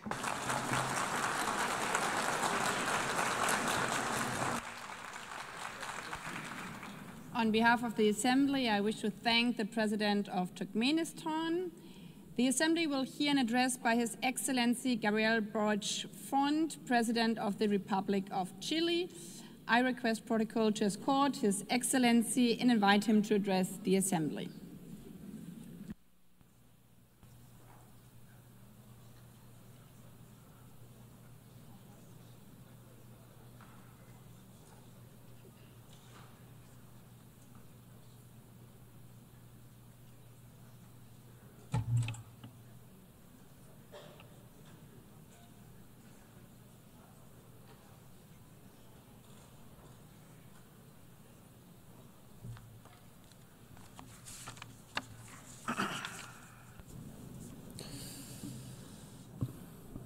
Estimada Presidenta. Distinguished President, members of the United Nations General Assembly, guests, peoples of the world, residents of New York. 80 years have elapsed since the creation of the United Nations. 80 years have also elapsed since Gabriela Mistral, a Chilean woman who came from the 𝗗𝗂𝗃𝗃 Valley, won the Nobel Literature Prize. Her voice as a poet, a teacher, as a diplomat continues to ring out in our homeland and across the world. And it was precisely here in New York in 1955 that the Chilean ambassador, 𝗗𝗂 conveyed a message about human rights that was written by Gabriela Mistral. That message said, "I would be happy if our noble strength, our noble struggle to obtain human rights was taken up faithfully and loyally by all nations of the world. This triumph would be the greatest we could achieve in our time." We have we notched up that victory? Have we triumphed in that way? The answer is categorical no. And the fact is, at this stage, I don't really know what to say about Gaza, because many people have said everything already at this podium and at others, but there are our words and those that may be spoken by anyone, but regardless, we still have the fact that innocent people have lost their lives. We still have the empty stares of those suffering. In 2025, thousands of innocent people have lost their lives simply on the grounds of being Palestinian. 80 years ago, the same thing happens. Millions lost their lives simply for being Jewish. Instead of talking about figures, issuing condemnations or demands, as we tend to within these walls, instead of that, I want to talk about humankind. Humanity. Gaza is a global crisis because it is a crisis of humanity. And in this chamber, and for those who are listening to us in their homes, within their delegations, in their various countries, all of us are human beings. That's what I'd like to say. So when under the rubble, we have children, boys and girls lying under that rubble, there is genuine pain and grief in our homeland in Chile. And I know that that pain is shared by the vast majority of the world's nations. And one of the problems we face as humankind is that often pain engenders hatred. But we must face up to pain and that fact and combat hatred with all of our strength. We must transform our desires to hate into a desire for justice. We can't make any concessions to violence. I don't want to see Netanyahu destroyed by a missile side by side with his family. I want to see Netanyahu and those responsible for the genocide against the Palestinian people brought to the ICJ and other international courts. In another context, looking elsewhere, the war in Ukraine is also an affront to us. It causes us pain. But some people might ask themselves, what's that got to do with Chile? What's happening in Ukraine got to do with Chile? They're so far apart, we don't understand their language. Some people level those arguments against us and our homelands. We say back to them that we have to see ourselves in the people in Palestine that are searching for food. We have to identify and stand in the shoes of the kidnapped children that have been taken away by Russia. We're all human beings. And one of the reasons we come here and meet today together is that we perhaps continue to have faith in humankind. That's principally what brings us here. Our hearts cannot cease to be moved by pain And we cannot cease to be moved by the needs of others like ourselves. It's for that reason that we have set down rules which are steps forward for civilizations, and they come from the lessons we've learned from the major challenges we've affronted as humankind. And these rules, we should say this loud and clear from this rostrum and take action here. These principles, these values are not being respected. Let's say that loud and clear. It's not okay to invite people to negotiate,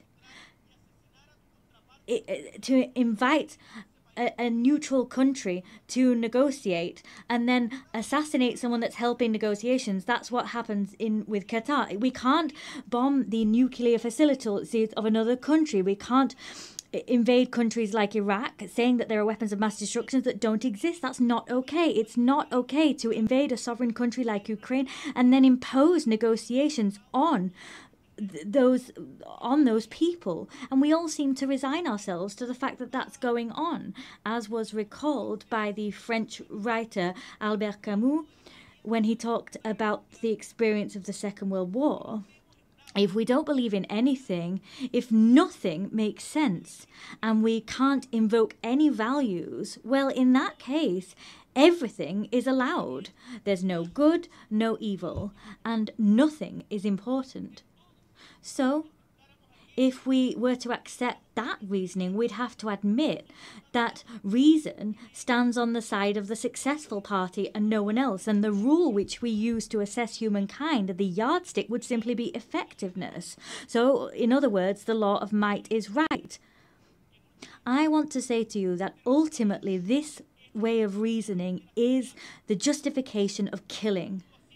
In a world where that occurs, the life of a woman, a man, or their children will always depend on fate or some whims of good or evil, arbitrary decisions. In a world like that, all of those that live without condemning hatred with all of their might are as guilty of homicide as the person dropping a bomb or pulling a trigger.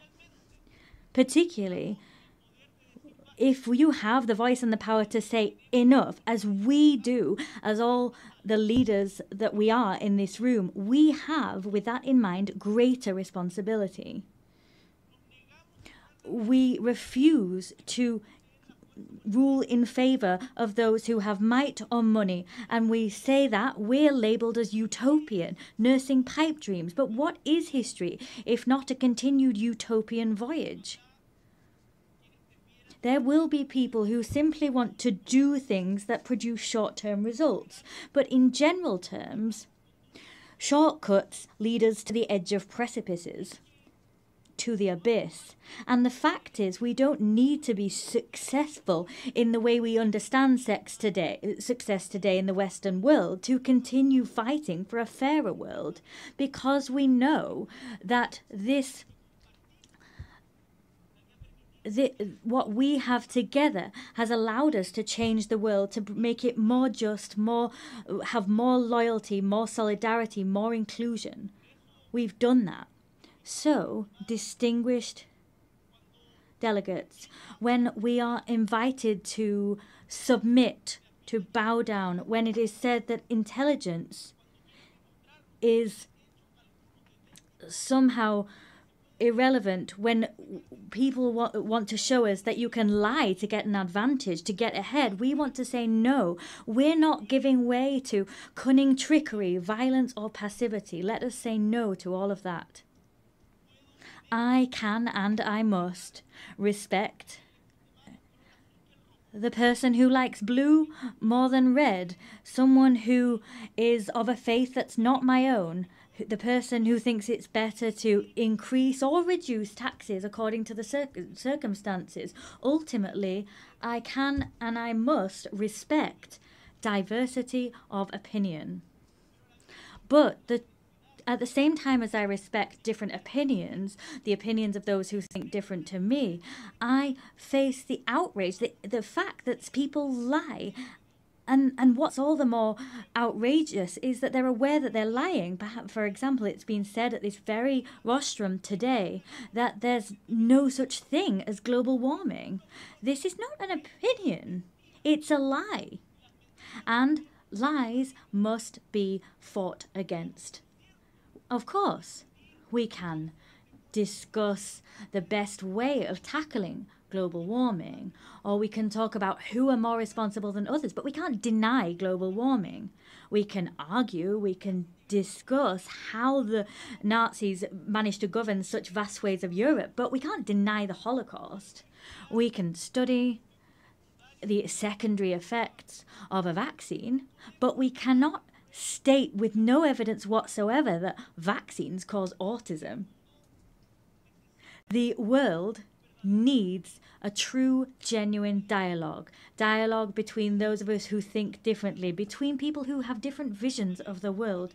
It's for that reason that we created the United Nations, for that precise reason, to have dialogue and to decide that brutality is not acceptable, to decide that human rights must be protected regardless of ideologies or who's the victim or who's the torturer. That international law is the guarantee that reason will prevail over might always. Opposed against this dialogue, the other direction is lies and silence, and both will bring us to the edge of an abyss, into deepest suffering. So what is the task before us today? We have to chart the course that we want as humankind and work with the United Nations, who are paving this path. Chile is rallying behind this shared vision, this shared respect for democracy, human rights, social justice, equity, unfettered respect for the freedom of expression, climate action, all of these things that stand as pillars of hope and action to address the difficult changes and weather these current storms.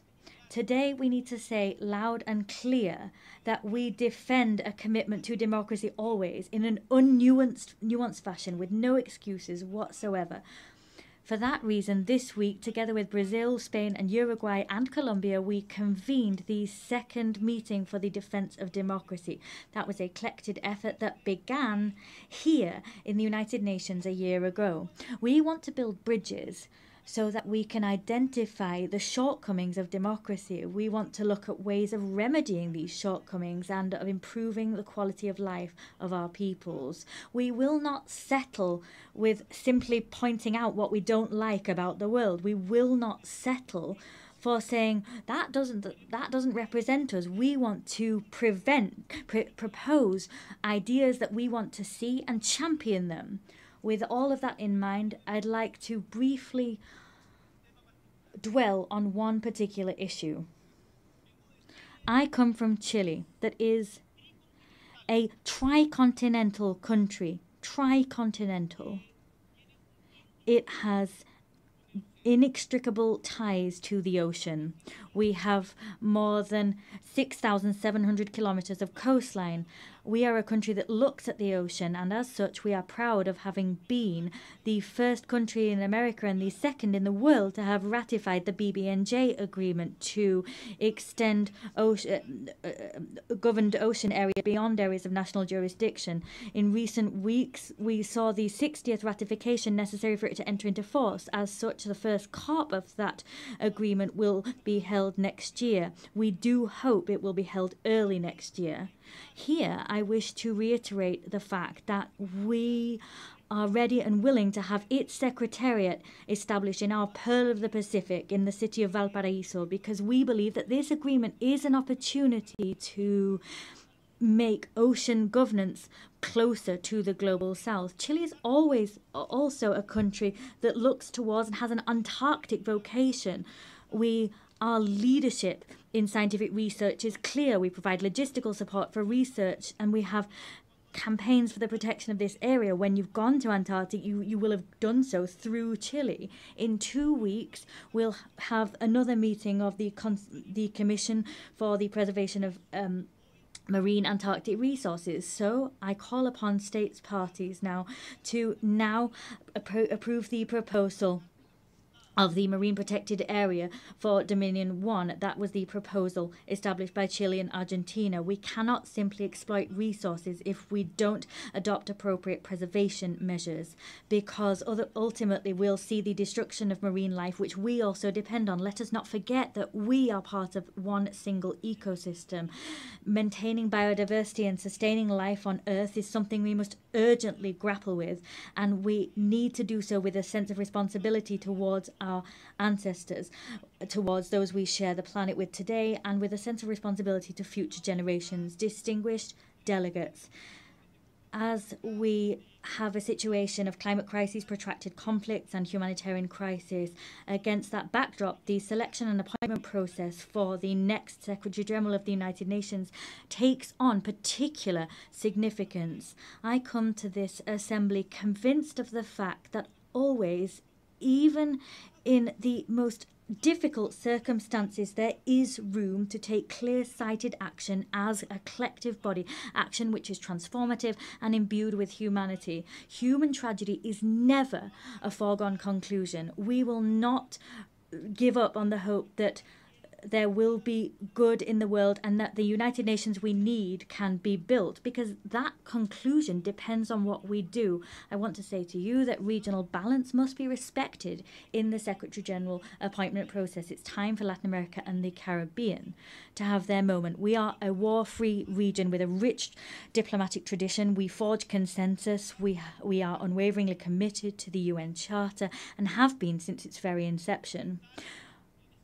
Tackling the historic gender imbalance within the United Nations is important. We've never had a woman Secretary General, and that is something we must remedy. 80 years of history without a woman having been appointed Secretary General. The UN must reflect the progress made by the world and recognise that a woman at the helm is not just a symbol of equity, but also represents and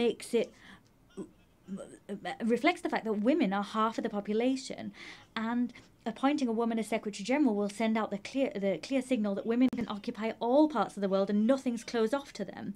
Chile wants to actively contribute to that collective effort, and for that reason it is for me a great honour to announce from this rostrum that Chile will nominate our former President, 𝗵𝗫 Bachelet Jerie, as candidate to the post of Secretary General of the United Nations. Que además nos está acompañando. She is here with us at this session. 𝗵𝗫 Bachelet is not only someone known to all of you on the global stage, she is a woman whose own trajectory is fully in line with the values that inspired this organization. She was head of state of Chile twice. Incidentally, she was also the first female head of state. She was also the Minister for Health and Defense. She was the Executive Director of UN Women and also High Commissioner for Human Rights at the United Nations. 𝗵𝗫 Bachelet has governed, has negotiated, has solved problems and has listened. Her trajectory, what she's done throughout her life, combines empathy with strength and resolve, experience with openness, and she combines all of these with a proven ability to make decisions and to take action. In times of mistrust and fragmentation, I firmly believe, and I know that this conviction is shared by my nation, that 𝗵𝗫 Bachelet is someone able to build bridges between the North and the South, between the East and the West, between urgent needs to find solutions and the urgent need to defend principles. With her leadership, the United Nations will be able to restore credibility, effectiveness and a sense of purpose in the face of current challenges. She will build on the legacy of Antonio Guterres that I can say has given the best of himself from the good of humankind within this institution. With humility and a sense of conviction, Chile presents this candidacy with the conviction, the certainty that 𝗵𝗫 Bachelet will be able to make a decisive contribution to making the United Nations once more a place for meetings, place for solutions and active hope for the world as a whole. Distinguished delegates. 80 years. Let us look back at those decades and let us take stock of these strides forward seen in international governance. In spite of the challenges we're facing, we can also say that we have made progress. But we are eaten away at by the feeling that that progress is under threat. Who will draw the maps of the future? We want to believe that those cartographers will not be those waging assaults on multilateral institutions and eroding their credibility. We don't want them to be those who humiliate the weak. We want all peoples together to draw the maps of the future. Together we represent all of those people, and together we will trace out clear maps so that we have not only a possible and viable future, but one that is full of dignity for everyone and respects them. And to achieve that goal, this organization, let us remember the organization that was built on the ashes of the Second World War, after the failure of the League of Nations, this organization is crucial. And renewing it, changing it, reforming it is an urgent need. So, as a renewed organization, but one with the same purpose, it will be an organization that everyone works together in. The words of Víctor Jara, that great Chilean singer, great Chilean artist, he talked about this great love of earth which has helped us to live. He loved peace, to enjoy life, love and freedom for everybody. He talked about those things so that his children could exist, his city could exist, and his people could exist. Let us, distinguished colleagues, move together, free and equal, similar and different. Let us walk along this shared path of seeking truth, justice, happiness, and justice. I thank you.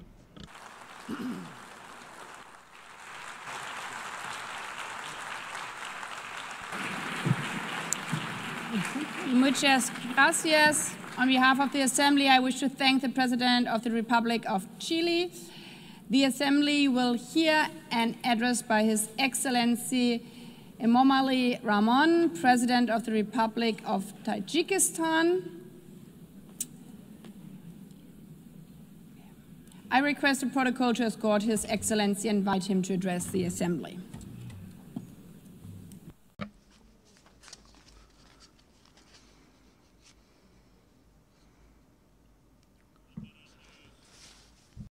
Your Excellency, Madam President, Excellency, ladies and gentlemen. Today, as we commemorate the 80th anniversary of the adoption of the United Nations Charter, I extend to all member states my heartfelt congratulations and best wishes on this occasion. The contemporary world is undeniably experiencing a period of instability, turbulence, unpredictability, and escalating complexity. Geopolitical tensions, efforts to reshape a framework of international relations, conflicts and confrontations in different parts of the world, along with series of security threats and challenges have posed significant risks to lasting peace and safety. At the same time, the consequences of climate change and growing social inequality impose restrictions on the process of sustainable development and sustainable global development. In such a complex and turbulent circumstances, the role of the United Nations as a platform for inclusive dialogue, cooperation and the promotion of peace and security worldwide becomes more important than ever. In this regard, our countries should make joint and consistent efforts in international practice to protect this principle, return to full compliance with international law. In this process, strengthening equal cooperation among small and large states is also considered to be an important and timely step. Madam President, Tajikistan's National Development Strategy 2030 is fully aligned with the Sustainable Development Goals, and we support a full and timely implementation of this item of global agenda. Unfortunately, developing countries, particularly those mountainous and landlocked, face multiple challenges and difficulties in achieving these goals.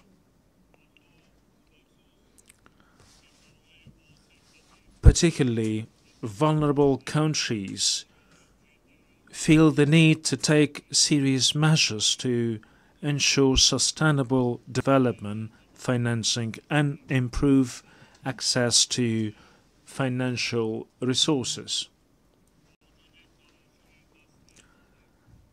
Despite significant attempts in this field, the amount of funding for sustainable development offered by the international community continues to be insufficient to address their current need. This situation necessitates timely response, the allocation of additional funds, and a review of approach to the international financial architecture and system. Tajikistan advocates for effective and fair reforms of international financial instruments. At present, we are observing varying degrees of economic progress among nations, and the influence of developed nations and international financial organizations could play a significant role in tackling this issue. Many developing and less developed countries remain vulnerable to the impacts of economic and financial crisis, poverty, infectious diseases, including COVID, natural disasters, and food insecurity. They need to implement effective financial support measures, including debt relief. In our view, now is the high time to seriously consider this important item. Ladies and gentlemen, today climate change-related issues in various countries around the world, including Tajikistan, pose serious obstacles towards achieving the Sustainable Development Goals.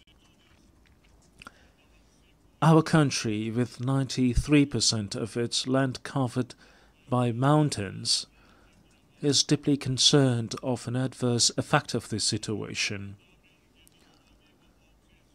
Changes in the hydrological cycle, a series of floods and droughts, and severe dust storms over the past decades have had a direct impact on Tajikistan's water and energy resources and food security.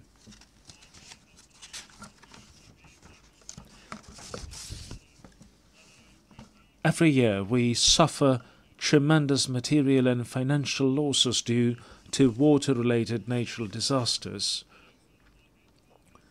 Regrettably, these phenomena often result in loss of life and the destruction of vital infrastructure. The impacts of climate change and rising temperatures have led to accelerated melting of glaciers and the deterioration of marine and ocean ecosystems. I would like to recall that Tajikistan hosted the high-level International Conference on Glaciers Preservation this summer in Dushanbe. This meeting brought the international community together to intensely deliberate on issues related to the cryosphere. It is worth noting that of Tajikistan's 14,000 glaciers, which are one of the region's main sources of drinking water, more than 1,300 have completely melted, and the rate of melting of these ices is accelerating. This is even though Tajikistan's glaciers and other water sources account for up to 60% of Central Asia's water resources. We must not remain indifferent to the matter of addressing issues related to the source of human life, water. Distinguished delegates, ladies and gentlemen, Tajikistan plays a proactive role in water diplomacy. Our country is taking practical steps in cooperation with its international partners as a part of its latest initiative, the International Decade for Action Water for Sustainable Development 2018-2028.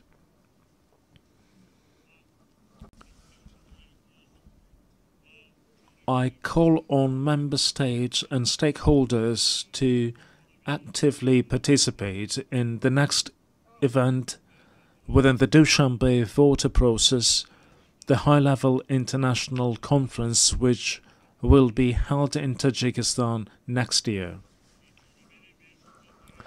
This event will undoubtedly give a new impetus to our continued joint efforts within the framework of the Water Action Agenda. We are confident that it will also serve as a solid foundation for preparations for the 2028 United Nations Water Conference in Dushanbe. Madam President, strong institutions and legal literacy are the ground of a just and stable society. Today, the international community is witnessing disrespect for and violation of international law, which is the foundation of order, peace, and stability throughout the world. We emphasize the need for strict adherence to international law and the resolution of all disputes and disagreements within the framework of the law. Being deeply aware of this reality, Tajikistan proposes that the United Nations General Assembly considers proclaiming an International Year of Legal Literacy. We call on all member states to join this initiative and strengthen the global culture of transparency and justice. Ladies and gentlemen, the rapid adoption of digital technologies and the effective use of artificial intelligence can noticeably contribute to the achievement of the Sustainable Development Goals. I would like to extend my profound gratitude to all member states for their unwavering support of Tajikistan's proposal to adopt a special resolution entitled "The Role of Artificial Intelligence in Creating New Opportunities for Sustainable Development in Central Asia."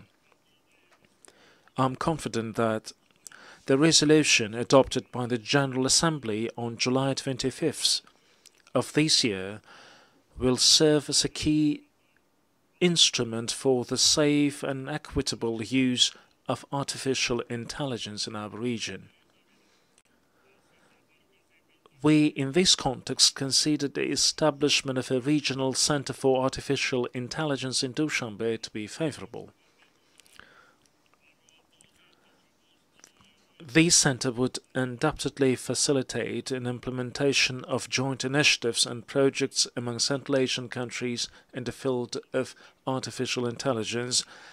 It is worth noting that, along with the improvement of digital technologies, the number of new security threats particularly cybercrime, is also growing. We therefore emphasize that cybersecurity must be an important component of collective security. It is evident that, along with cybercrime, terrorism, extremism, illegal weapons smuggling, drug trafficking, and other forms of transnational organized crime continue to pose a serious threat to the global security. Tajikistan supports the further expansion of international cooperation on global security within the framework of the Dushanbe counter-terrorism process.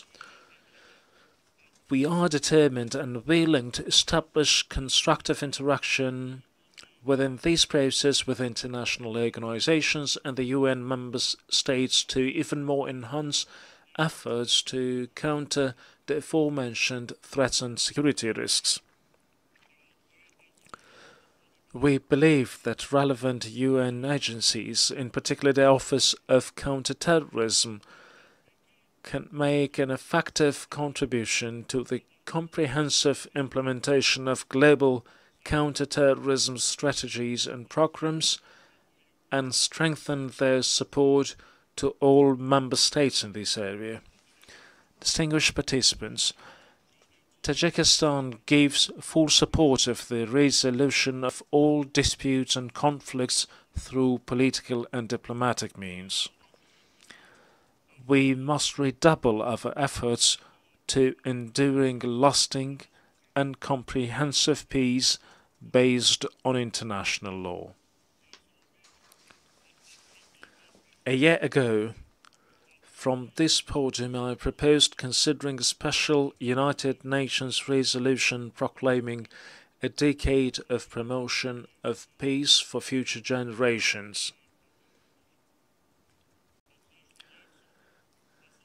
A year later, the adoption of such a resolution has become even more pressing.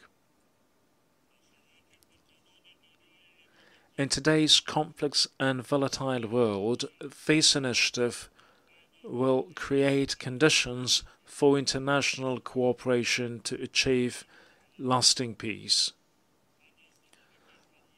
I call on all UN member states to support this proposal for the sake of our current stability and a better and prosperous life for the generations to come.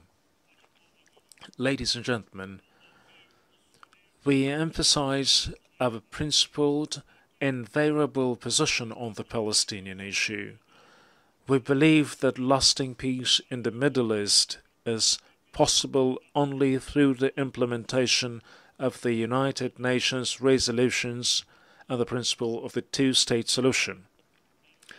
In this regard, we recall the need to resolve this issue exclusively through negotiations and diplomatic means in accordance with the international law, particularly the Charter of the United Nations. We call for a lasting ceasefire in Gaza and access to humanitarian aid. Tajikistan also supports peace and stability, overall security, and socio-economic development in neighboring Afghanistan. We are ready to render our full assistance in this process, and in this regard, call on the international community to provide humanitarian assistance, especially to regions affected by drought and recent severe earthquakes. Distinguished participants, Tajikistan supports the comprehensive reform of the United Nations system within the framework of the UN-80 initiative, UN 2.0, and the UN Secretary General's vision for a modernized United Nations.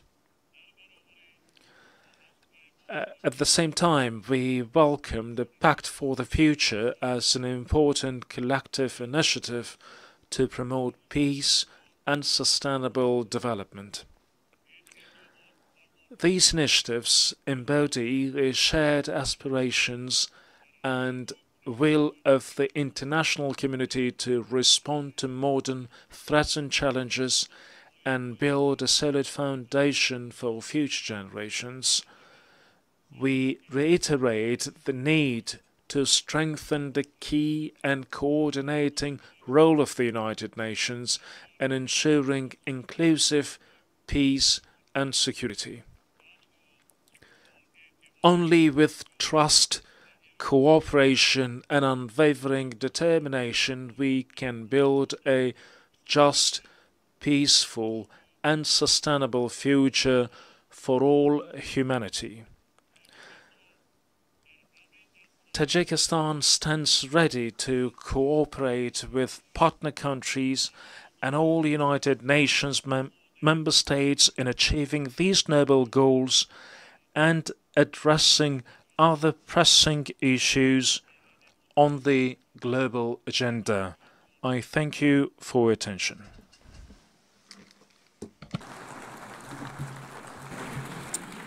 On behalf of the Assembly, I wish to thank the President of the Republic of Tajikistan. The Assembly will hear an address by His Excellency Joseph Aoun, President of the Lebanese Republic.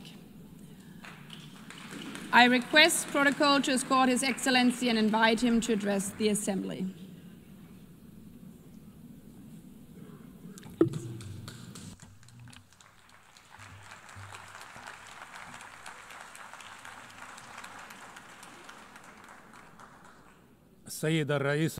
Madam President, Mr. Secretary General, fellow colleagues, heads of state and delegation, I stand before you today to talk about peace, development, and human rights. At a time when some of my fellow citizens are facing death, parts of my country are under occupation, and while my homeland and my people live in uncertainty. This situation takes me back some 77 years ago to the drafting committee of the Universal Declaration of Human Rights in 1948. During one of the debates, the late, great Eleanor Roosevelt stepped in to support one member's opinion so that he is not left alone, as she said to those in attendance. The dissenting member respectfully responded, "Honorable lady, my concern is not to side with the majority or the minority, but to align with the truth." The author of these words was no other than Charles Malik, the Lebanese philosopher who worked alongside other great minds of the time to give humanity this eternal declaration. He was also granted the honor of presiding over this august assembly from 1958 to 1959 to represent my country, Lebanon.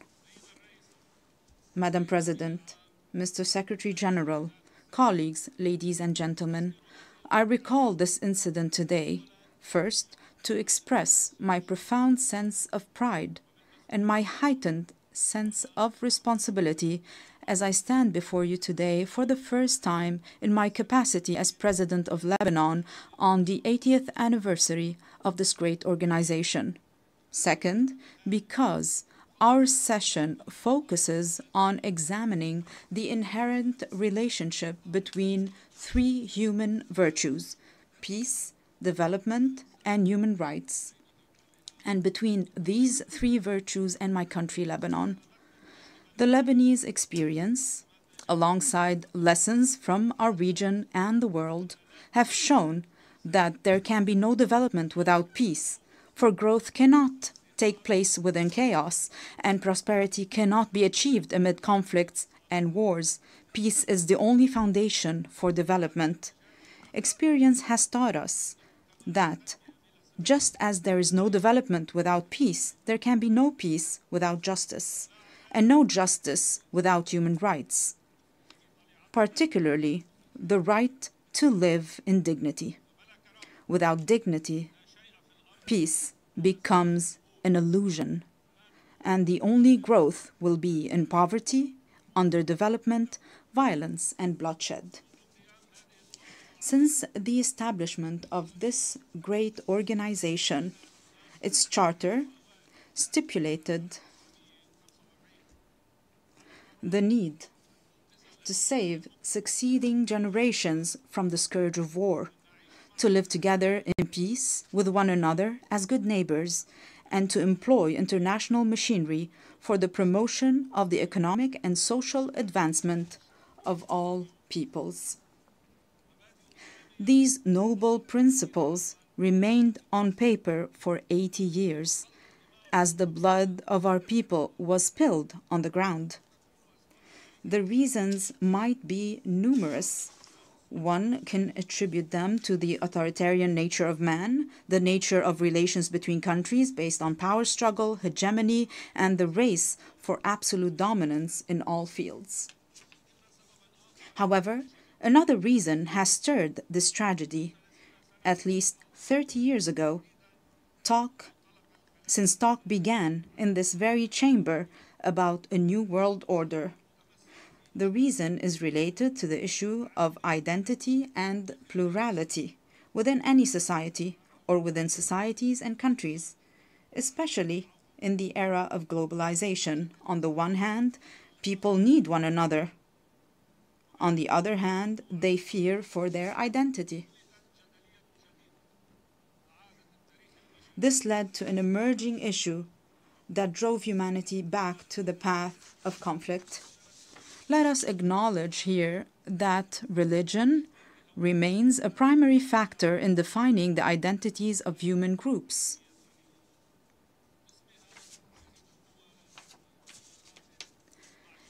In the name of religion, countries are at war with one another. In the name of religion, many countries have imploded from within. Furthermore, religion continues to shape the world in profound ways. While Islamophobia and xenophobia grow in the West, the East is still haunted by the memory of colonialism and the remnants of old religious wars.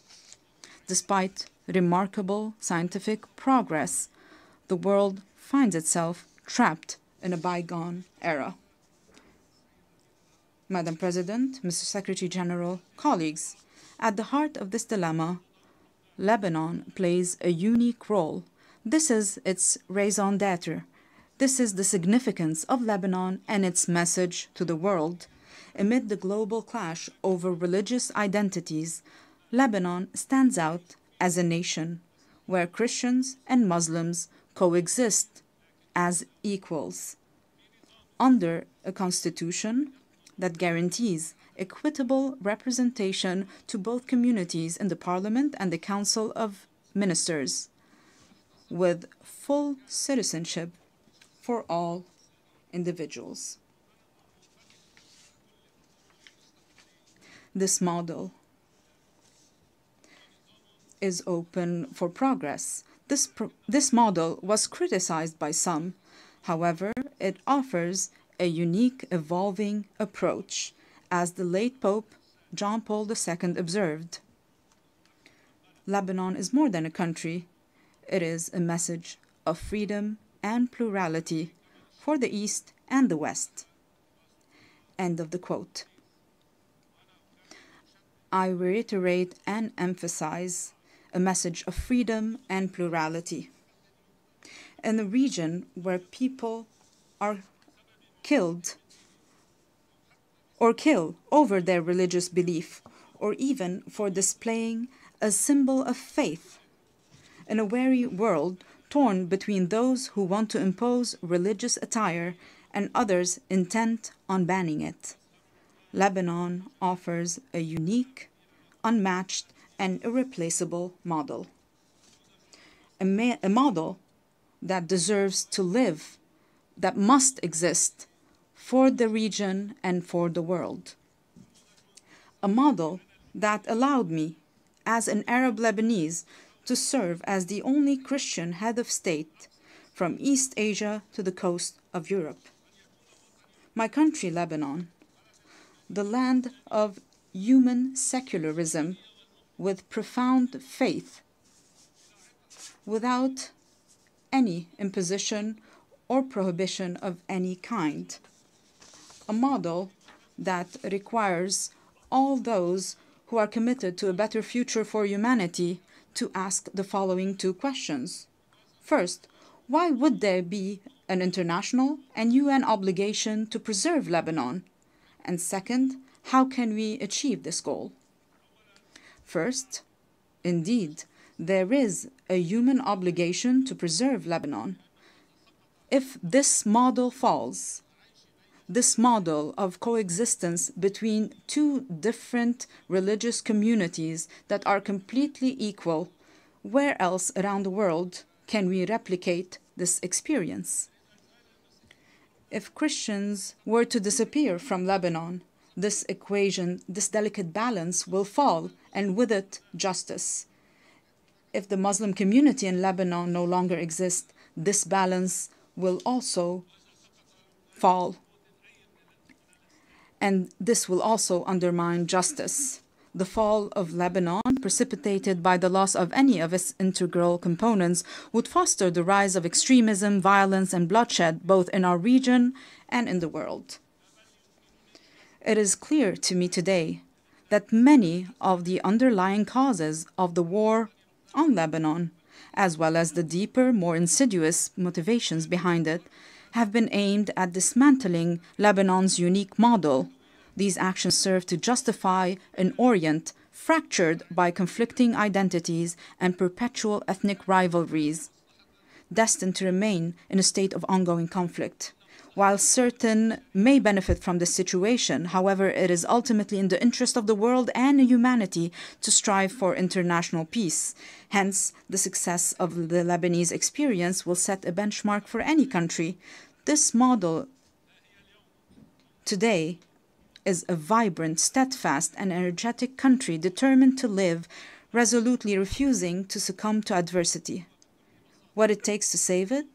Simply a clear and firm stand, in words and action, aimed at liberating all the Lebanese territory and securing the exclusive sovereignty of the Lebanese state, enforced solely by its legitimate and legal armed forces over its land. This is the unanimous will of the Lebanese people since the declaration of November 27, 2024, which was adopted with the support of the United States and France and this very organization as a mechanism to enforce UN Security Council Resolution 1701. I reaffirmed this commitment in my inaugural address following my election as president in January 2024, and it was also approved by the government in its ministerial statement of February 2024.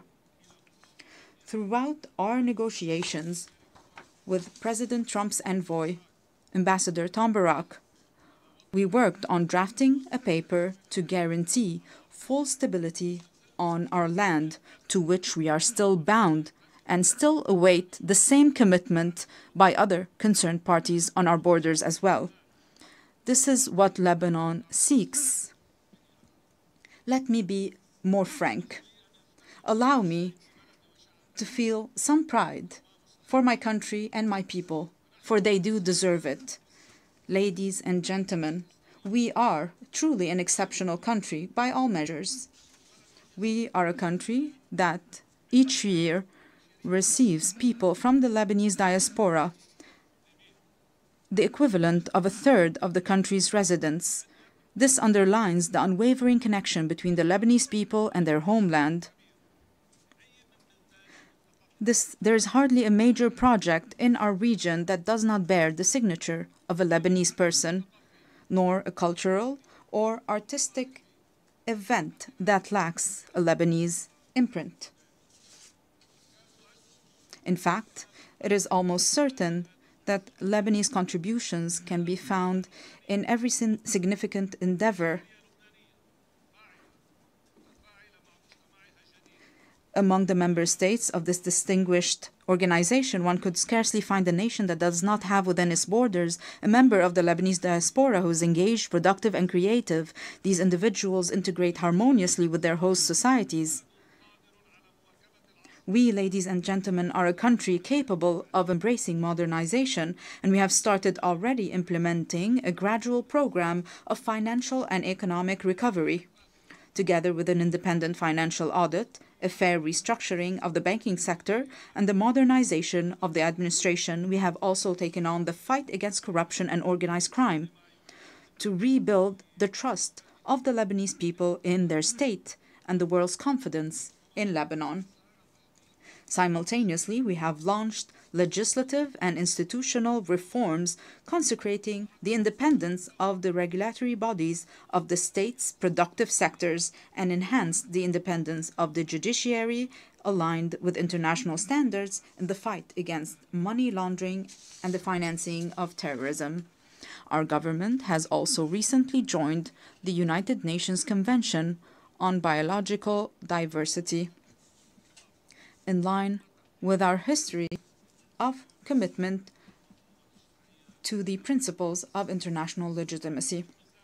We are also set on advancing public freedom, combating hate speech, and empowering young men and women in the decision-making process. We can only be prosperous if our citizens, all our citizens, live in dignity. Ladies and gentlemen, our country is dedicated to investing in quality education, and we are expanding today this investment to encompass a knowledge economy. Lebanon is also an essential crossroad for global trade corridors.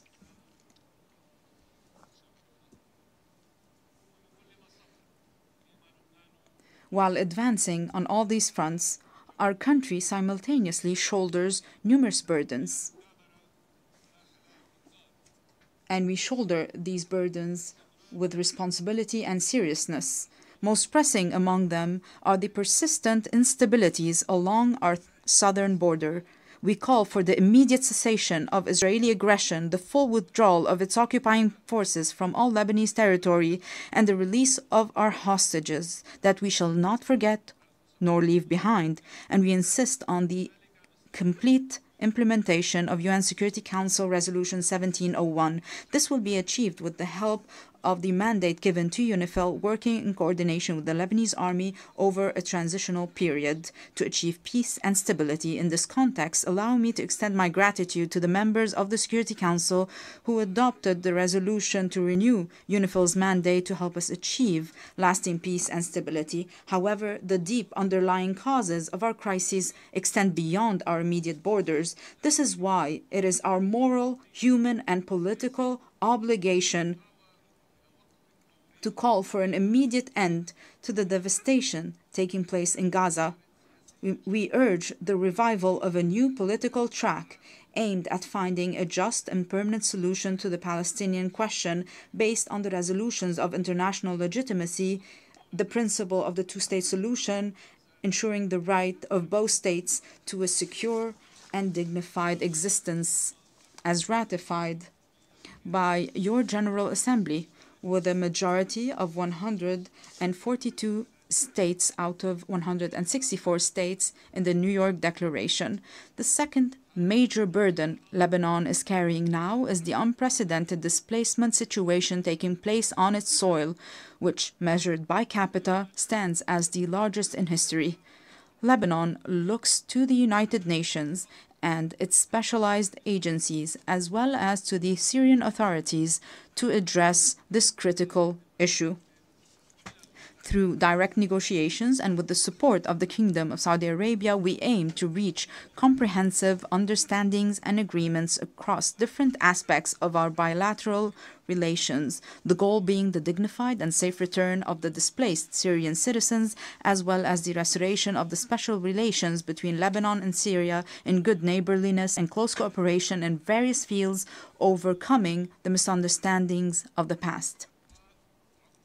The third burden crippling us today is the reconstruction of Lebanon following the Israeli aggression on our soil, especially with respect to the infrastructure necessary for the return of the Lebanese Authority to the Lebanese border towns and to the rebuilding of homes and villages bulldozed and demolished by the aggression.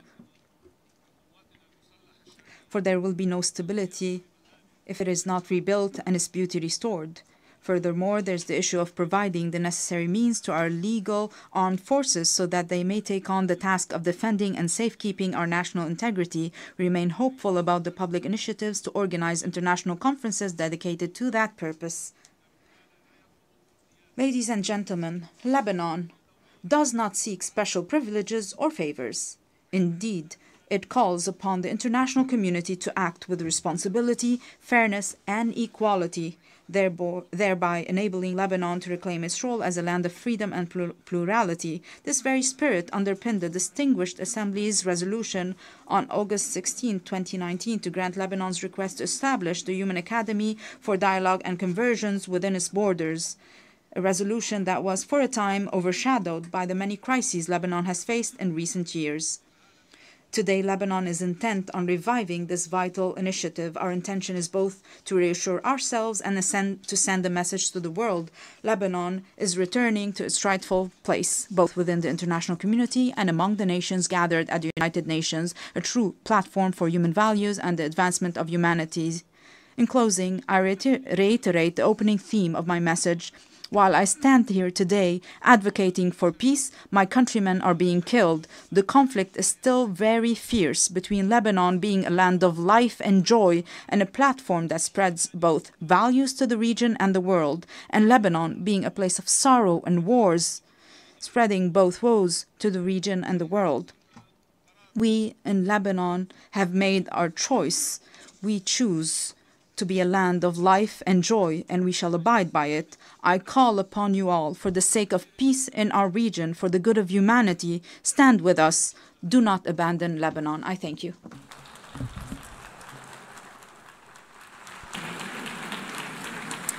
On behalf of the Assembly, I wish to thank the President of the Lebanese Republic.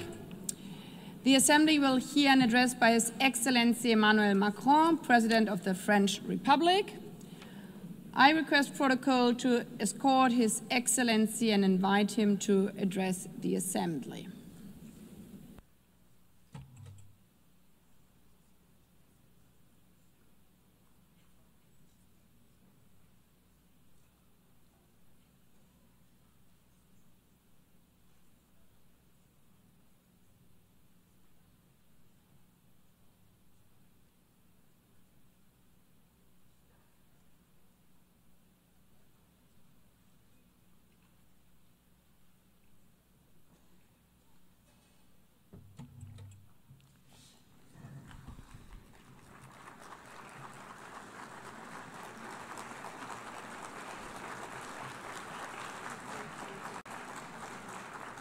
Madame la Présidente de l'Assemblée. President of the General Assembly, Secretary General, Deputy Secretary General, ladies and gentlemen, heads of state and government, ministers, ambassadors, and delegates. I am delighted to once again stand before you to issue an address at the 80th session of the United Nations General Assembly. 8 decades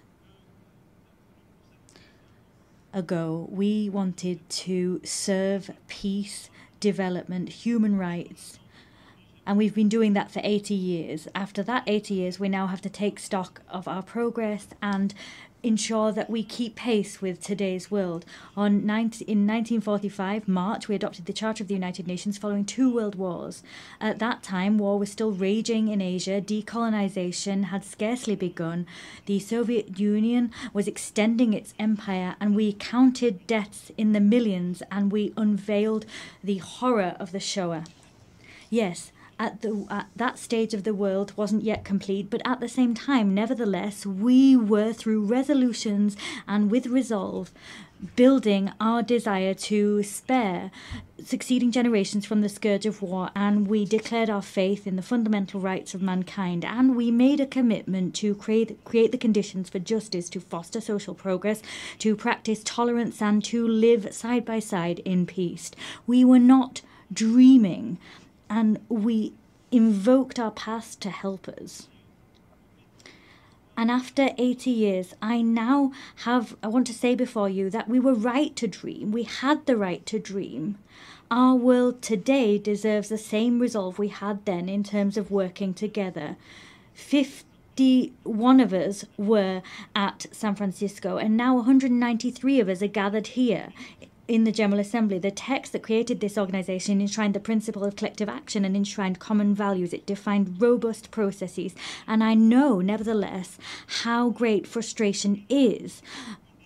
We see that states are unequally represented, particularly on the Security Council, and that fuels frustration. And that's why I unequivocally support its expansion, the reform of the Security Council, particularly its expansion for the African continent. I also know the extent to which political and social balances and states of place have changed and different actors have taken on more responsibilities. Many people are asking about whether the United Nations promises have been upheld, whether it's in sync with reality, and whether it brings with it any benefits. Let us not kid ourselves.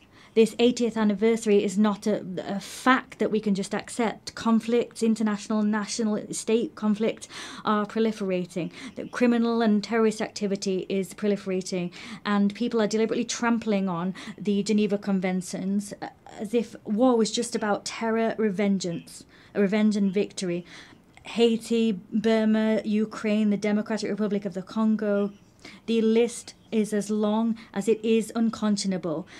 There are more and more cases of violence being weathered by people whose nations are at war. Major transformation is also underway for us all across the globe. Climate change is not under control. Biodiversity is collapsing. Efforts that the majority of us are ready to make are coming up against the obstacles of the cynicism of a few that can make a difference but refuse to do just that still. And we see the technology picking up pace. They pave the way to horizons of opportunity, but they also pave the way for dangerous forces because they're not regulated. Global trade is weathering tariff wars, and that's another form of imbalance, globally speaking. Alarm bells are ringing out loud, but that doesn't extinguish hope. Our divisions do not mean a lack of hope did not mean Syria wasn't able to free itself from war. Ukraine is staying the course, and peace is possible in the Great Lake regions. We've also adopted treaties, ambitious agreements that some people thought were impossible. A treaty on pandemics, a treaty to protect the high seas, another to finance development. The world's complexity is not a reason to throw in the towel on our principles and our ambitions. To a certain extent, ours is a moment of paradox. We need, more than ever before, to restore the spirit of cooperation that prevailed 80 years ago.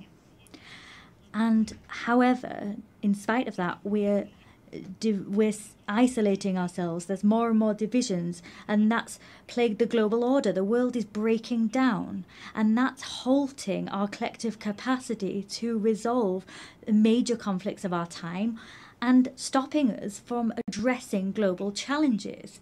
France is proud to be among the people of the United Nations and pay tribute to all the people that serve them, soldiers wearing blue helmets that maintain peace where no one else wants to go, humanitarian personnel and healthcare workers that come to the aid of the most vulnerable, legal specialists, observers, rapporteurs that bear witness to the reality, ensure that the rule of law can prevail, that arbitrary whims do not rule the day. I'm talking, of course, about our NGOs, our nurses, our journalists, and many other people who bear witness to the fact that this organization cannot be replaced. It is for this reason that those that are its harshest critics are also those that want to change the rule of the game because they want to exert domination. And these are people that do not want the common good to prevail. They want to serve their interests, and that is the major risk of our time. The risk of seeing the facts as they are just become the ongoing state of play. We don't want to see might is right prevail, but that's the risk. We don't want to see the selfishness of some people win the day. That's the risk. The risk is that some people, an elite, will decide the course that the world will run, and that they will forget that there's an international community. there needs to be respectful relations between peers. There needs to be cooperation between peers. That alone makes peace possible. That alone makes it possible to address climate change, to have a successful digital transformation, or to fight against military proliferation. It is for this reason that 80 years later, our priority is to really find the crux of effective multilateralism, to get back to that gem, collective effectiveness. We need to be clear here. The anti-game of some people makes it almost impossible for our organization to be collectively effective. They're playing against us. We need to work together to get back to that collective multilateralism. There's no point here in dividing the North from the South to think that there can be a united West in the face of a global South. That's a pipe dream. That's a vestige of an era where we wanted to isolate ourselves in blocks, pitting ourselves against each other. Here at this forum, there are only men and women that don't share the same religion. They have different visions. Their civilizations sometimes differ, but they have decided one fine day that building peace, rising up to challenges, particularly the challenge of inequality or the major transitions of the world, they forgot their differences to cooperate together. It is for that reason we need to consolidate existing rules and the institutions that guarantee our collective authority and our collective effectiveness. Human rights remain the very fundamental pillar of the United Nations House, and they give coherence to all of the action we undertake. And at that time, at a time when conflicts spread and increase in number, we also have mass human rights crises that we're facing at the same time. Our duty is to ensure that there is a respect for international humanitarian law. We proposed ensuring that as part of the global initiative that we champion alongside a number of counterparts: South Africa, Brazil, China, Jordan, Kazakhstan, and the ICRC. Let us support the ICC in its fight against impunity. Let us allow the orders of the ICJ to be implemented, their rulings be upheld. The authority, the force of law is our best chance in stopping the rule of might is right from prevailing. Upholding our values is the only way of throwing out a double standards principle. We've always called out that principle since we came together as a global parliament. Peace and security are everything. For that reason, it's so important for the Ukraine to resist, to resist Russia and have peace. They need to get their territory, their children, their wealth, and their future back. The Russian aggression is not a problem of Europe, but rather a problem which plagues us all. It's our problem. It poses the eternal question of the force of law against might is right, freedom against imperialism. Ukraine didn't want war. Ukraine wants peace. France too wants peace. The Europeans want peace. The United States of America want peace. As such, Ukraine has a fundamental right, that is to live in security and to no longer fear that Russia will attack once more. It is for this reason France, with the United Kingdom, built a coalition of the willing, bringing together 35 nations to give Ukraine crucial security guarantees for the long term. As such, we're creating the conditions for a robust, just peace which will allow the Ukrainian people to really be masters of their own fate. And what happened in recent weeks in Poland's airspace, Mr. President, Romania, the provocations that we saw in Estonia and elsewhere are the proof that all European people are also challenged by threats of Russian destabilization. And unity can thwart those. Ukraine has often said it's ready for a ceasefire and can agree to negotiations. It accepts them. It's now up to Russia to prove that it can choose peace, even at a time it's stepping up attacks against Ukrainian civilians and the provocations to which I've just referred. France is ready as we wait to stand shoulder to shoulder with Ukraine alongside our European partners and all those that understand that we need to hold Russia back to preserve the global order. And I welcome the proposal we saw a few hours ago from the President of the United States, recalling the gradual weakening of the Russian economy. I welcome what he said, the on-the-ground failures of Russia. In more than 1,000 days, Russia's hardly gained 1% of Ukrainian territory. There have been so much loss, so many civilian victims, and few territorial gains. I welcome the fact that the President of the USA believes in Ukraine's ability not only to hold the course, but to uphold and ensure its rights prevail with us. It's because there is this refusal of double standards that France will stand side by side with Ukraine as we do for peace in the Middle East. Yesterday, we adopted a credible plan to put an end to the war in Gaza, to preserve a two-state solution, Israel and Palestine, to allow the release of all hostages and to save so many lives. We've charted a course towards peace, which requires first and foremost that hostages still in Hamas's hands are released, that strikes on Gaza cease. And I am delighted that Saudi Arabia and France have convinced a large number of the members of this assembly to sign the New York Declaration. 142 members of this assembly have signed that declaration. We've held out our hands to forge the path towards peace, immediate peace, release of hostages, ceasefire, stabilization of Gaza, the demilitarization and the dismantling of Hamas, and a reciprocal recognition of two states and a Palestinian state which is demilitarized, which recognizes Israel, an Israeli state which recognizes the state of Palestine, and all the states of the region that have not yet done so, we hope, will recognize the state of Israel. Through this mutual recognition, that is in fact a path towards peace. It's also the stability of the region as a whole that we seek to build. There cannot be any security or stability for Israel if we have a permanent war being waged with its neighbours, peace with Palestine, in the West Bank and in Gaza, and throughout Jerusalem, peace in Lebanon.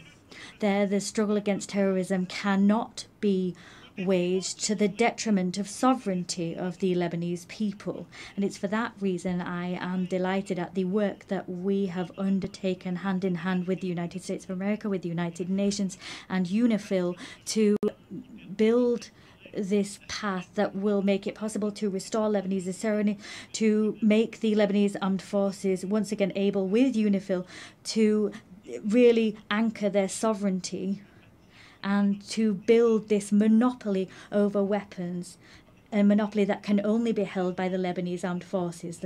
Lebanon breathes easier when Hezbollah is weaker, and the rest of Lebanon will breathe even better when all of armed caches, when all of the arms held by Hezbollah are back in the hands of the Lebanese armed forces. There's no other choice.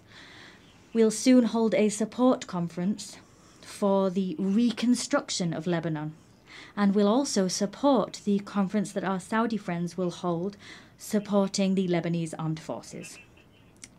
In the same vein, Syria must recover its unity and its sovereignty. Syria is freer since Assad's regime fell. I received the transitional president in Paris. I welcomed him there. I'll see him again tomorrow. And with several states of the region, we are striving so that Syria can respect all components of its civil society, because that's where its strength lies. At the same time, it's in finding that unity once more, they will be able to also fully recover their sovereignty. The region can only be in peace if the Iranian nuclear program that has been partially destroyed is once again fully under control. It is for this reason France, Germany, the United Kingdom triggered by way of a collective agreement a process leading to the restoration of all international sanctions previously imposed upon Iran. Iran alone is responsible for being in breach of its obligations, but they have decided to open the doors to the IAEA and allow them to inspect HEU stocks and to conduct inspections. The next steps to come will be decisive. Either Iran makes a gesture and goes back to the path of peace and accountability that make it possible to get back on course and for the IAEA to do its work and for stockpiles to be transferred, or sanctions will have to be imposed. I'll have an occasion to meet with the President, if needs be, tomorrow. On each of these crucial issues, France puts forward concrete proposals, solutions. The plan for the war to stop in Ukraine exists. The plan to make peace in the Middle East is on the table. A plan to put the Iranian nuclear program back under proper control exists. The plan to restore the full sovereignty of Lebanon in the south exists.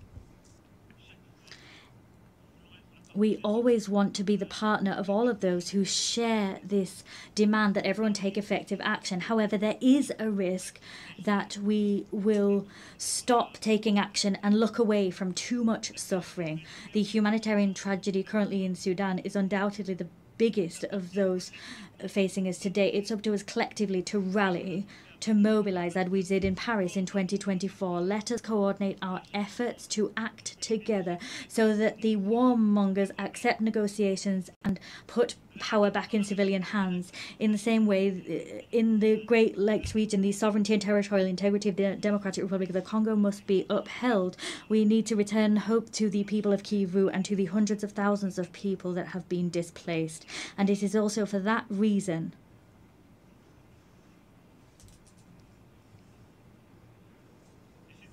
and it's also for that reason that we will meet next month in Paris, all of those able to respond to the humanitarian urgency and bring together initiatives of peace. And I'm delighted at what's been done by the African Union, by so many neighbours, Qatar, USA, but the humanitarian emergency needs to be addressed. We cannot forget any of these conflicts. We have no right at any time to lose heart.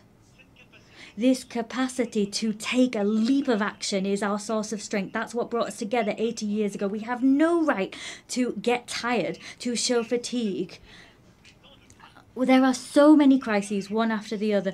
I'm quite clear-sighted alongside you when I look at today's world. Everywhere we see the risks of proliferation once again return, and new threats emerge.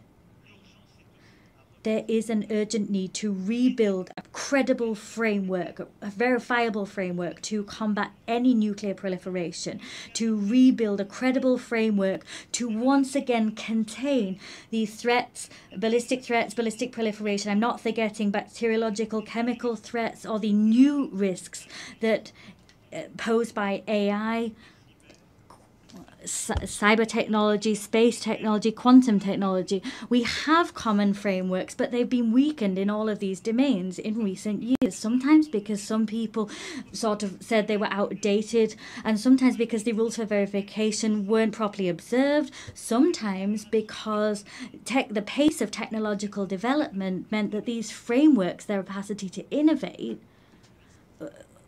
was not enough. Technological change was going too quick. However, we've got no right to give up. We have to build that crucial framework for peace. The same demand for effectiveness, effective multilateralism is one that we need to uphold for our global challenges. The Secretary General attaches great importance to our organisation, and he has ambition for it, and that's shown through his initiative UN80, and I share his concerns about our organisation. Yes, we need, at this time of disarray that I talked about as a result of these major issues of war and conflict, we can't forget there are so many global challenges that mean that we must all come together. Let us stare straight in the face global imbalances, all economies affected. All economies, and I'm speaking as one of the richest among them, but also middle-income countries, developing countries, and of course the poorest nations among us. All of us, if we can't have organized international debate on major global imbalances, if our response is a fragmented one and we don't work together, we exacerbate these problems. Today, our challenge is to look at how we can help China to develop the internal demand that it really needs. How can we ensure that productive capacities that China's been able to develop in recent years, these technological capacity, Sometimes there's technological transfer, and that's good, but they need to be conducted hand in hand with harmonious development and respectfully the environment. How can we correct US trade imbalances? How can we do that through corrective measures, not through tariffs that takes the rug out from under international trade? There's Europe that needs to respond to collective needs for collective investment, and we need to shoulder that responsibility. These challenges mean that we need to cooperate. There needs to be cooperation between major economies, but we can't pit the G7 against the BRICS, and that's the very rationale behind our agenda for the French G7 of 2026. Of course, we'll work with the Canadian presidency of G7 and the coming presidents of G20. We need to return to that spirit of cooperation that is vital, because that's what will allow us also to have a common agenda to finance our global challenges. Let's take a look at things today. Everywhere we're reducing, eroding our common ambitions to finance major global challenges. Collective financing for healthcare is plummeting, as is financing for food security, as is financing for education. These challenges are, however, our challenges, even more than they were before the pandemic, the COVID-19 pandemic. And so it is absolutely pivotal that together we prove ourselves able to develop concrete solutions and find new financing to address our challenges. The European Union decided to mobilize. The Commission's President's speech was great in this connection. We are mobilizing financing as Europeans to meet these challenges, but we must do so within a renewed framework. That's what we tried to do together during the pandemic itself with our African partners, during the financing summit which we held in 2021. The work we did there was work we continued at the 4P summit, where we developed this pact for the prosperity of peoples and the planet. Ultimately, the agendas were the same. Together, we need to work together better to address global economic imbalances. We must develop an agenda of growth everywhere, but we must do that to also help countries to finance education, healthcare, stabilization and food security, and help them to address challenges of biodiversity and the climate. Let us come off the horns of a dilemma. We don't need to choose between growth, climate change and biodiversity. We can do everything if we mobilize private and public financing within a framework that brings together, reconciles east, west, north and south. That's the framework we've built. And now what we need to do is expedite the transition that's already underway. And I thank you all. The heads of the World Bank, the IMF, have commented on these efforts, but we need to go faster. The frameworks we developed have already become obsolete. We need to mobilize more private financing to accompany transitions in middle-income countries, developing countries and the poorest nations. We must develop guarantee mechanisms that losses will be covered, and we need to mobilize more private financing to help those countries and help them to grow. That is vital if we want to avoid crises, destabilization tomorrow.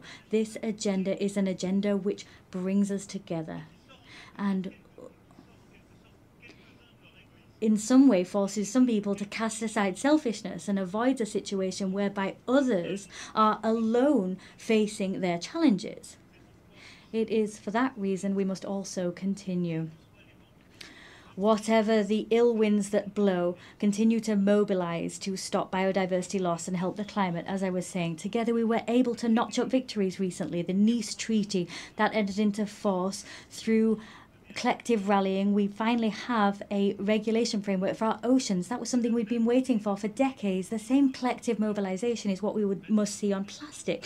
We need to develop an international treaty that aims to put an end to plastic pollution. The same mobilization is what we need to have to mobilize biodiversity credits and give more consistency to our carbon credits. This same rallying needs to be seen as we move towards the Berlin COP.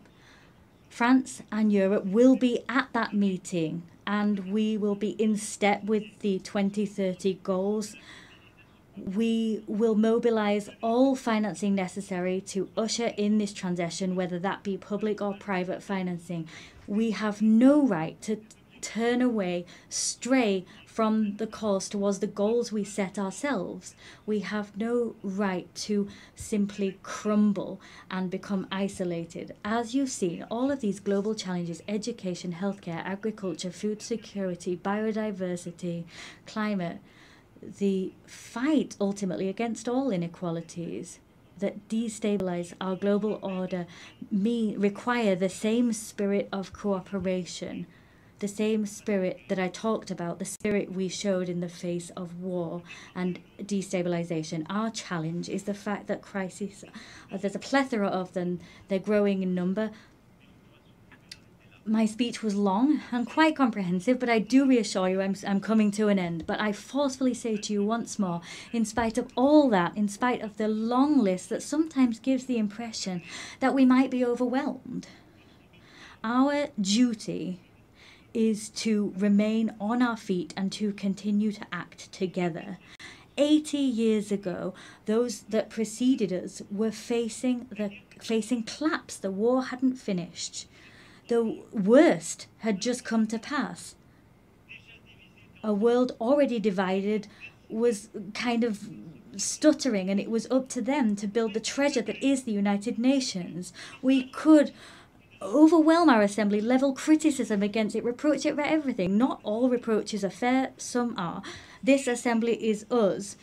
If it's ineffective, it's because some people are blocking it. And sometimes it's the most powerful. If it's not going fast enough, it's because people don't have enough resolve to make things move forward. The United Nations is all of us. There's one thing. It's that we don't have a right to be cynical. We don't have the right to get fatigue. We can't have this defeated heart, because our world is here before us, and our risk, the risk that we face, is that of fragmentation, that the law might is right will prevail, the status quo prevailing, cynicism, and to some extent that we will lose control. Yes, the loss of control. That's what all of our peoples are experiencing. Fear in the face of a future they no longer control. The fear in the face of migrations that they're weathering, a climate that we can no longer control, fear of inequalities that we can't bring under control, a fear in the face of a war we can't stop. This fear has one friend, the strongest friend, the mightiest person that was able to prevail, the cynic that was allowed to prevail. We have one responsibility, that is to act together, build this multilateralism once again with the same faith, with the same resolve as the founding fathers of this assembly. We need to do that with even more effectiveness, but with the same will. We cannot give ground to injustice. We can give nothing to fatality or the sense of the inevitable. We need to act, act, and act. So it's up to us to do just that together. I thank you.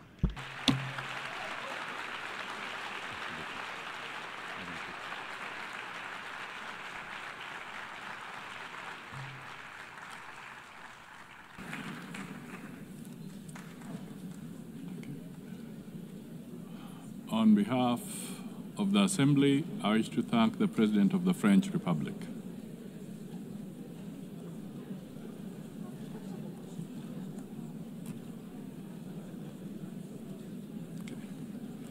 The Assembly will now hear an address by His Excellency 𝗓𝗿 𝗓𝗃𝗍𝗍𝗍𝗍, President of the Kyrgyz Republic. I request protocol to escort His Excellency and invite him to address the Assembly.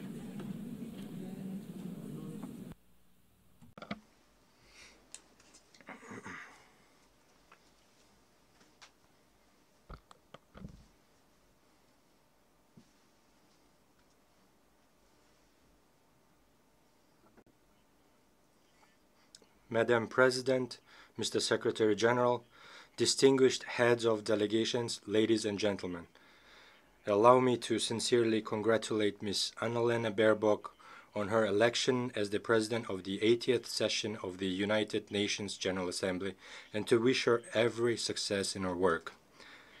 This year, we mark the 80th anniversary of the UN, a unique institution that has stood guard over peace, security, and development for nearly a century. Over these 80 years, despite numerous conflicts, the world has fortunately been spared the outbreak of a third world war. The United Nations has undoubtedly played a key role in this achievement. The organization has become not only an international platform for dialogue, but also played a special role in preventing global conflicts. Today, the trend of regionalism in world politics is strengthening. We are witnessing continued price hikes, a shortage of liquidity, and a war of sanctions in the global economy. The threat of terrorism and extremism has spread across all countries. Despite criticism, the UN remains the only truly universal organization endowed with both moral authority and institutional capacity. Today, Kyrgyzstan takes pride in the political stability it has achieved and in the ongoing social and economic transformation. These achievements did not come easily to us. For us, the price of attaining freedom and independence was very high. But I can state one thing with confidence. We have been able to establish Kyrgyzstan as a state.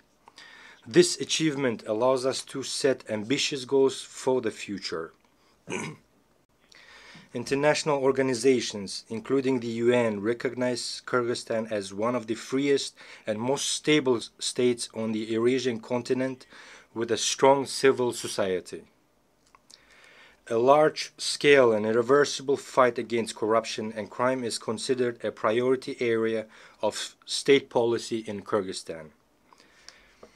Today, our task is to pursue political modernization and economic development in line with the demands of tomorrow.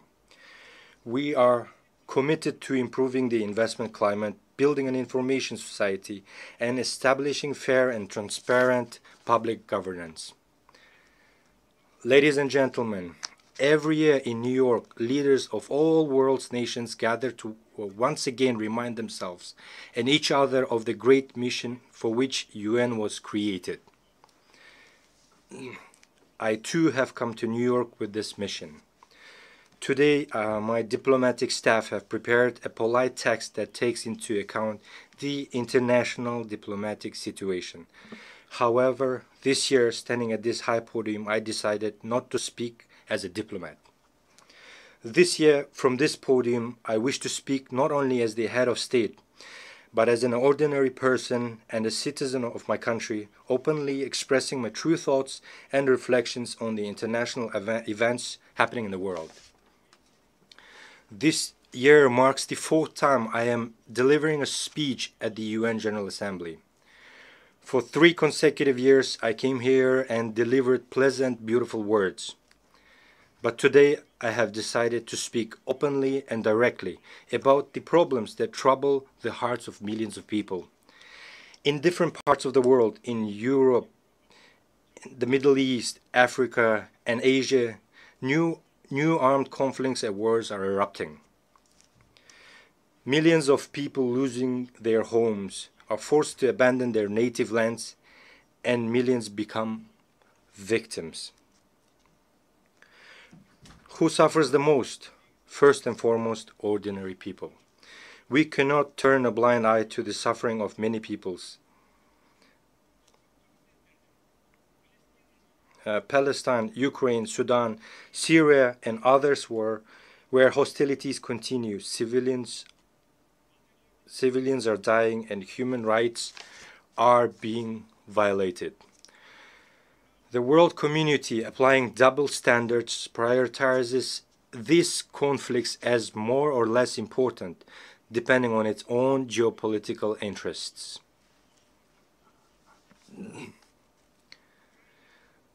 The conflict in Ukraine has lasted nearly 4 years, with people continuing to die and flee their country. We support the efforts of US President Donald Trump and Russian President Vladimir Putin to seek solutions for a peaceful settlement of conflict in Ukraine. We are interested in this outcome. because we too are suffering from the consequences of the Russian-Ukraine conflict.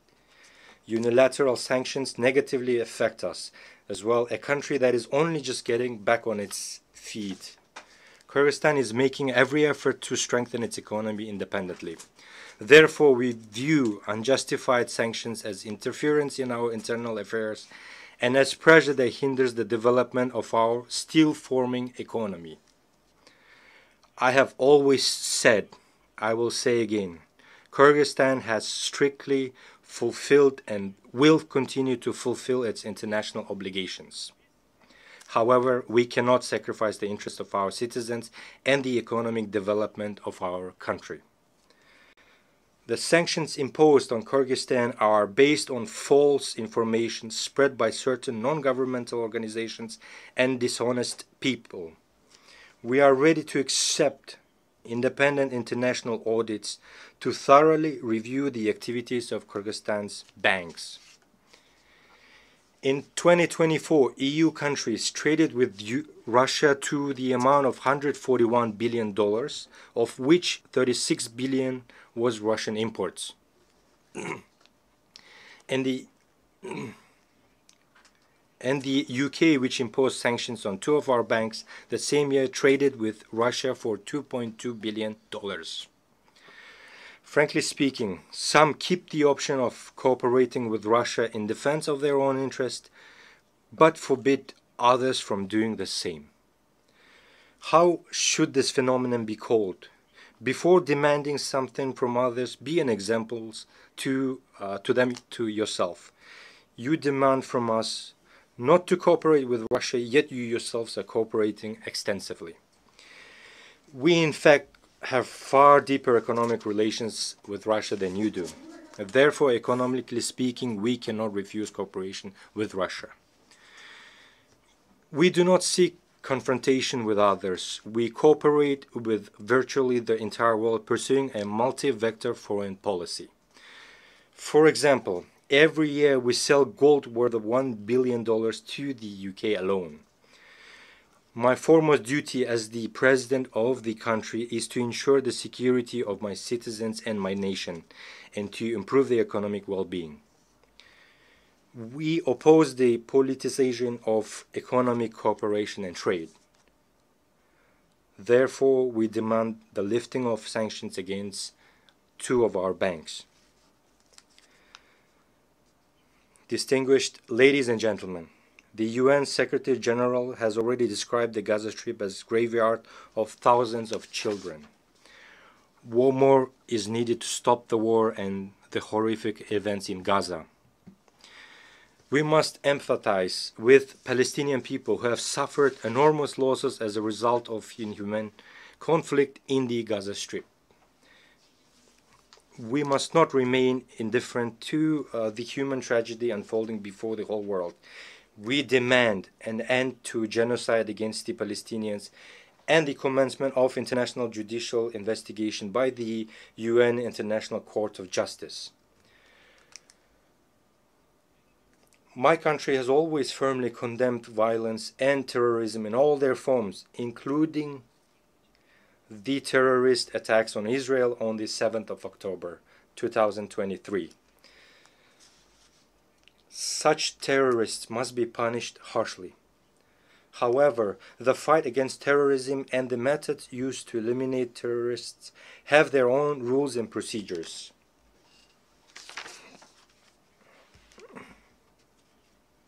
Those methods must be used. Because of actions of such terrorists, millions of ordinary civilians should not perish. Why do we allow the mass deaths of ordinary people and innocent children by the hundreds of thousands? The only way to establish a lasting peace is to implement the principle of 2 states for 2 people. Palestine must gain independence based on 1967 borders. We also condemn the recent rocket strikes on the territories of Qatar and Iran, since such attacks infringe on the sovereignty of independent states, create threats to regional stability and security, and run counter to the norms of international law. The fight against terrorism, and modern threats in Gaza, Iran, Lebanon, and other regions must be proportionate to their scale and nature. Civilians, women, and children must not suffer and be sacrificed. Distinguished ladies and gentlemen, as a neighboring country, Kyrgyzstan considers it important, especially in these difficult times, to provide comprehensive support to the Afghan people by integrating Afghanistan's economy into the regional and global economic processes. To isolate Afghanistan at the international level and deprive it of foreign assistance is wrong. It is unjust. We believe that the use of financial instruments for geopolitical and ideological gain, thereby deepening the humanitarian crisis, is an act of injustice and inhumanity. Therefore, we are convinced that the assets of Afghanistan frozen by Western countries in the amount of $9 billion must be returned to the Afghan people as soon as possible. These funds could contribute to the restoration of infrastructure, expansion of access to credit through local banks, the development of agriculture, and the creation of new opportunities for millions of people living in poverty.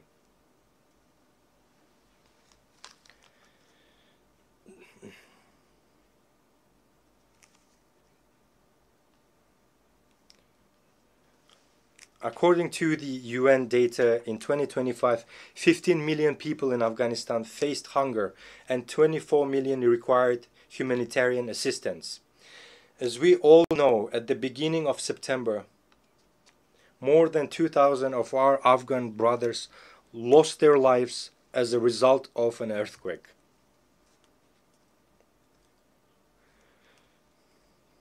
Tragically, due to lack of financial resources and weak infrastructure, timely assistance could not be provided to those affected.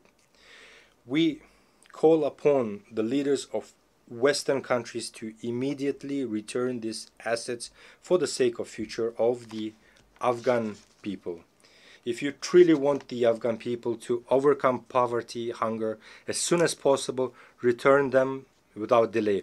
Only then will your words about human rights and interstate obligations correspond to your actions.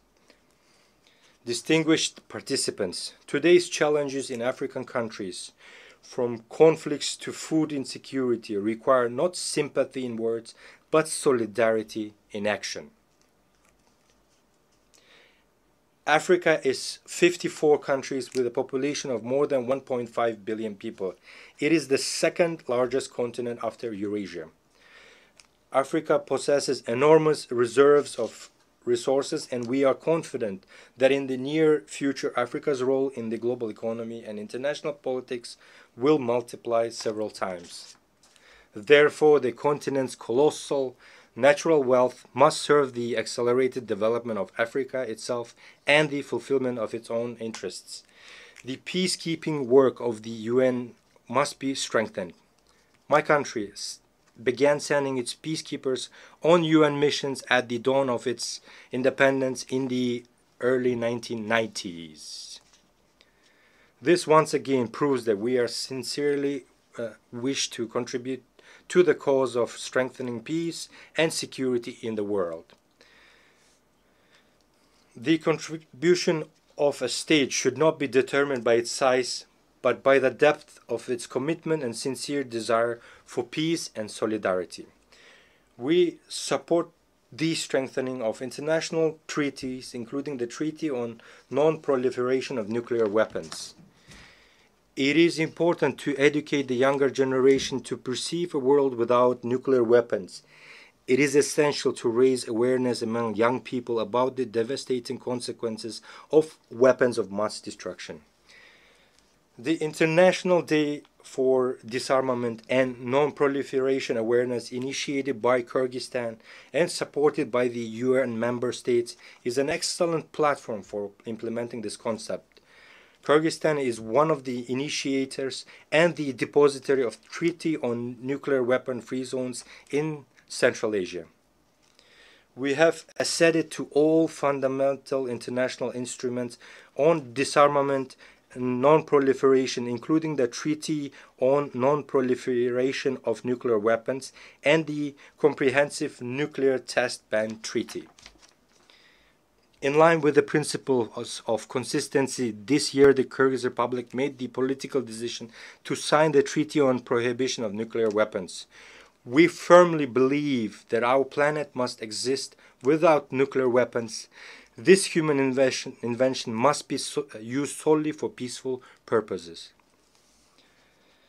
Ladies and gentlemen, for sustainable development and regional integration, the countries of Central Asia require equal dialogue and active cooperation. Despite complex historical and geographic factors, Kyrgyzstan has peacefully resolved its border issues with neighboring countries, in particular Tajikistan and Uzbekistan. This process involved lengthy negotiations and at high political levels, expert levels, and was resolved with due respect for the interests of all sides. I can state with confidence that today the borders between Kyrgyzstan, Tajikistan, and Uzbekistan are borders of friendship, trade, and cooperation. This experience confirms that peace is possible where there is political will, respect, and dialogue, which enabled us to resolve existing contradictions and embark on a path of creation and development. Kyrgyzstan is ready to share this experience of resolving complex issues with the international community.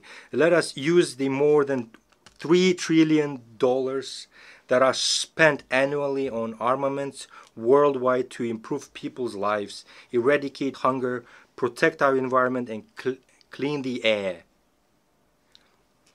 After all, there are no borders when it comes to breathing air. We all breathe the same air.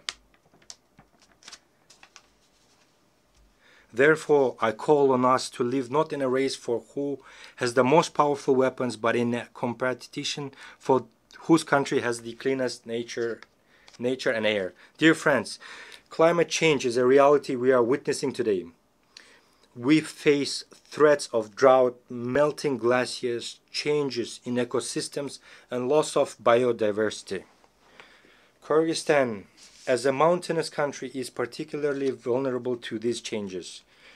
We are already experiencing the threat of declining water resources and risks to agriculture and biodiversity. Although Kyrgyzstan is landlocked, it actively participates in international environmental initiatives and can play a significant role in supporting agreements aimed at protecting global ecosystems. The Kyrgyz Republic consistently advocates for recognition of the interconnection of natural systems from mountains to oceans, which are two poles of a single system. The future of the oceans begins on the mountaintops. In this context, we ratified the agreement on conservation and sustainable use of marine biological diversity and became among the first 60+ countries to join the agreement. Rivers that sustain marine and coastal ecosystems originate in mountains. Thus, the protection of mountain ecosystems and the sustainable management of the oceans are interconnected. At present, the country is preparing the second Bishkek +25 summit, scheduled for 2027, as a central platform for states, international organizations, and experts on sustainable development of mountain regions.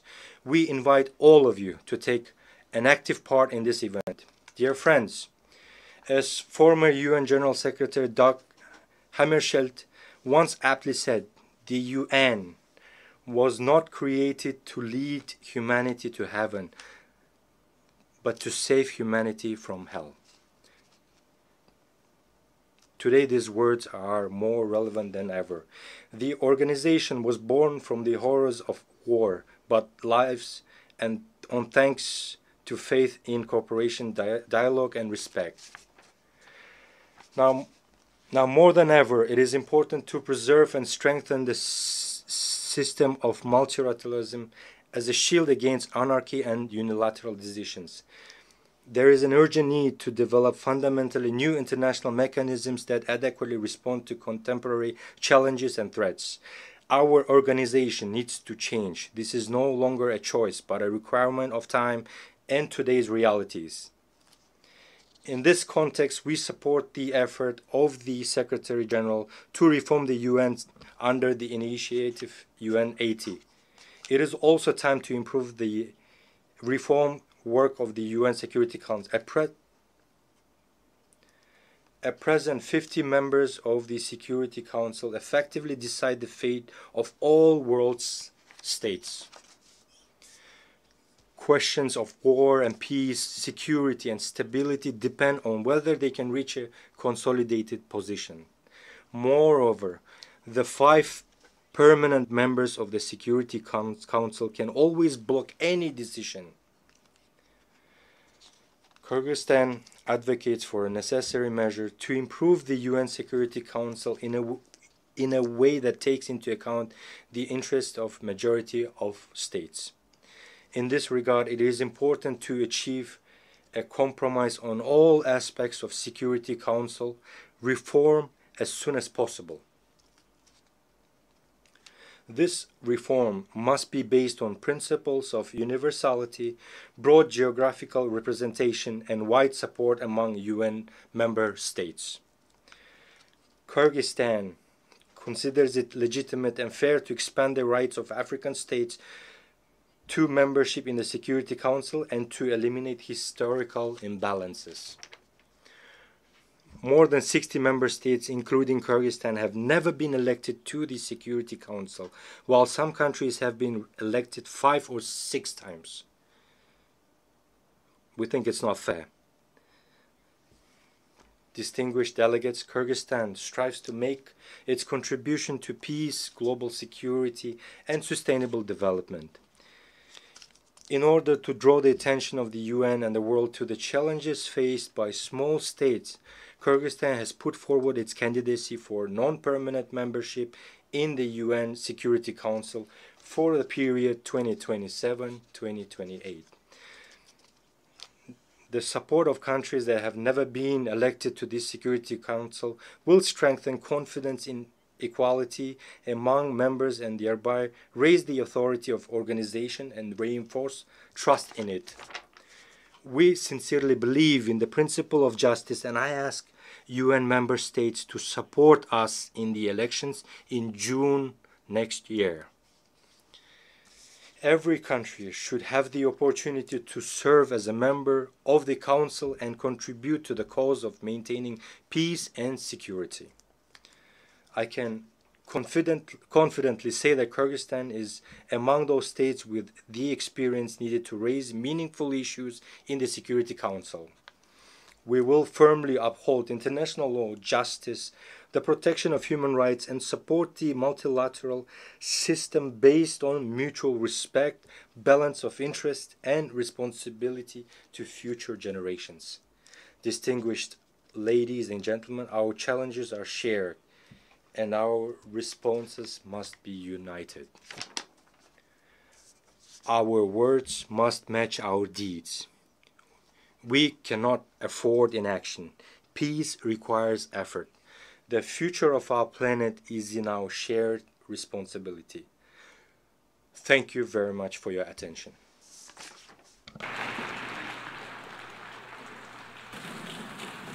On behalf of the Assembly, I wish to thank the President of the Kyrgyz Republic.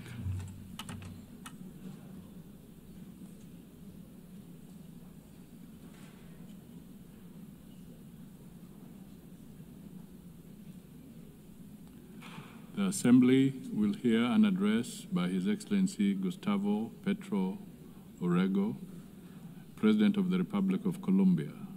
I request protocol to escort His Excellency and invite him to address the Assembly.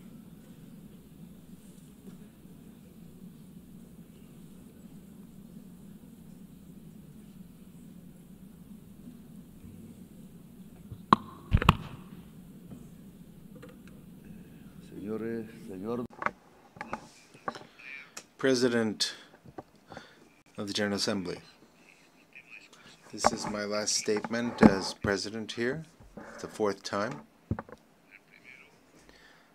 In my first speech, I announced that it was very likely that there would be conflicts in Ukraine and Gaza and in Palestine, and that I suggested that there be a peace conference, but those who don't have bombs or large budgets are not heeded here. Well, 4 years later,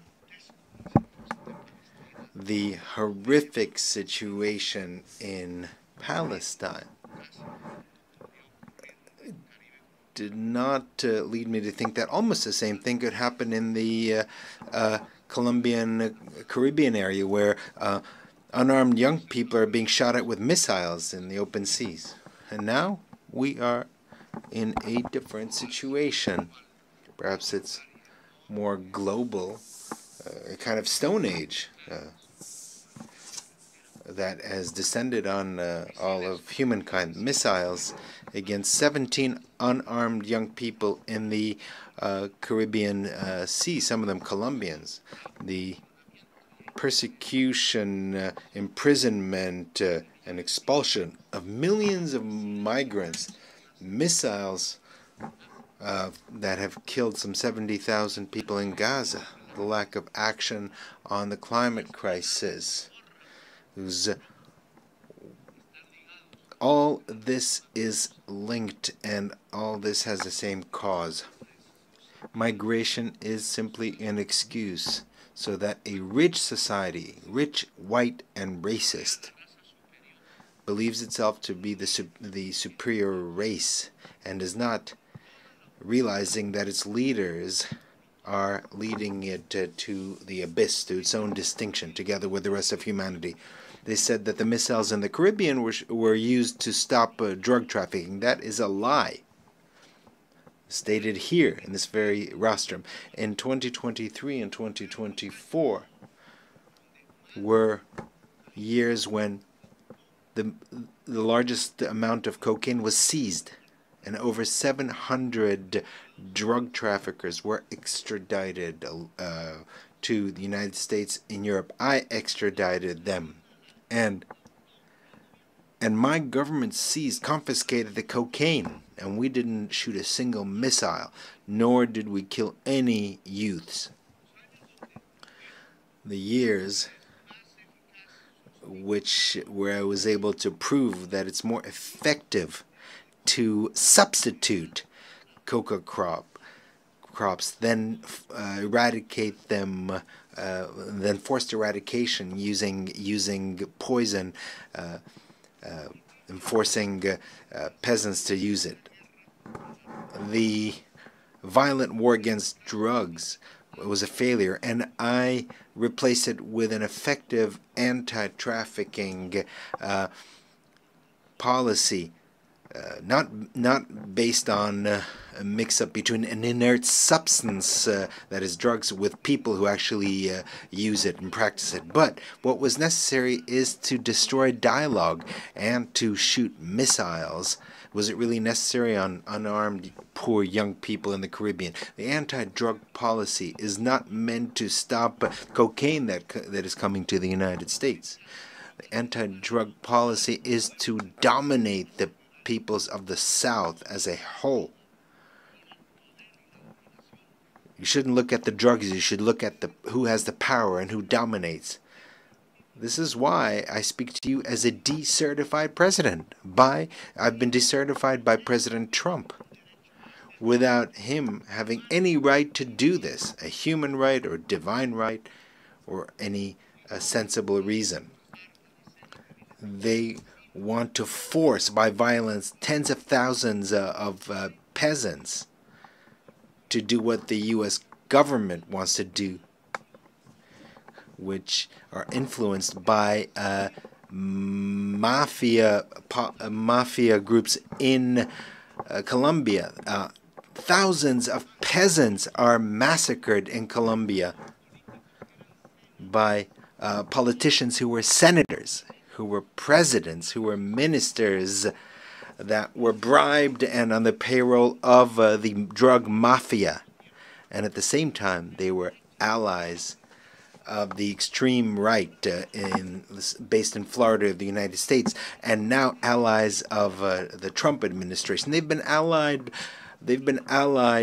for decades with drug lords, cocaine drug lords in Colombia.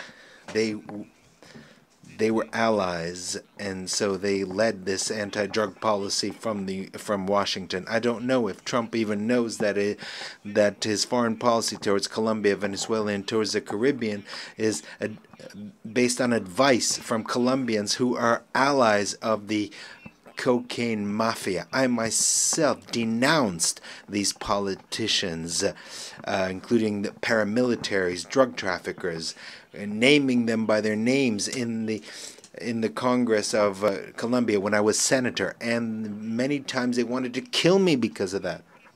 And they did not want me to become president. They wanted me to shut up, and now they don't want another progressive government to be reelected. That is why I've been personally decertified, and they have spread calumny against Colombia. Colombia has confiscated the highest amount of cocaine in the history of the country under my government, and I've been decertified. In Colombia, we have managed to stop the increase in the rate of expansion of coca crops that was 43% under the government of Duque and has dropped to 3%. And Duque was not decertified. He was who had someone who financed his campaign who was a drug trafficker, and instead they've decertified me. So the anti-drug policy is not aimed at the public health of a society, but rather to prop up a policy of domination. They don't want to give the power to the people. The young people that were killed using missiles in the Caribbean were not from Hamas. They were not from other terrorist groups. They were poor Colombians. And with apologies to those who dominate the United Nations, there should be criminal cases against those officials of the United States for doing this, including the utmost official, President Trump, that allowed the shooting of missiles against these young people who were simply trying to escape poverty. Youths who in a speedboat who might have had a certain amount of drugs were not drug traffickers. They were simply poor youth. But the real drug traffickers live somewhere else, not in America, not in Latin America. So it's easy to shoot missiles against the speedboats with migrants and accusing them of terrorism and drug trafficking when they don't have a single weapon to defend themselves. When the real drug traffickers live in New York, here, just a few blocks from here, in Miami. And they reach agreements with the DEA, and they're allowed to traffic in Africa, in Russia, in China, but not in the United States, a country that has not managed to reduce its consumption of cocaine because it's drug addicts, or rather they did manage to reduce the consumption of cocaine simply because their addicts switched to another type of drug, fentanyl, which is much deadlier. This fentanyl is produced in the industrial heartland of the United States, here, not far from here. And the consumers are here as well. It's produced and consumed in the United States. That is the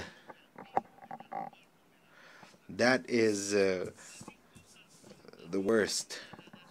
They're addicted to fentanyl and to gasoline, the two main poisons of life in the world. Gasoline is even worse than fentanyl.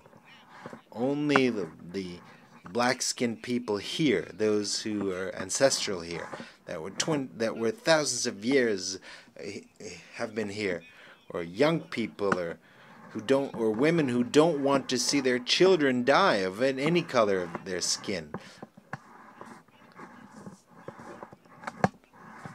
The people are still hooked on fentanyl or hooked on television. Only they can stop this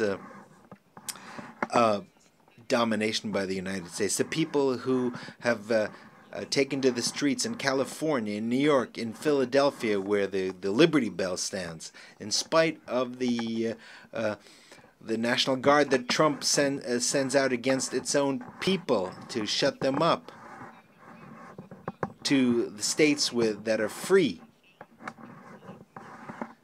These states are no longer uniting their efforts in the face of tyranny. The President of the United States does not know that 1 million Latin Americans have died. The largest share of them from Colombia. And another 1 million will die in North America in 10 years because of fentanyl. Cocaine killed 3,000 people a year today. Fentanyl kills 130 per year, 30 times more.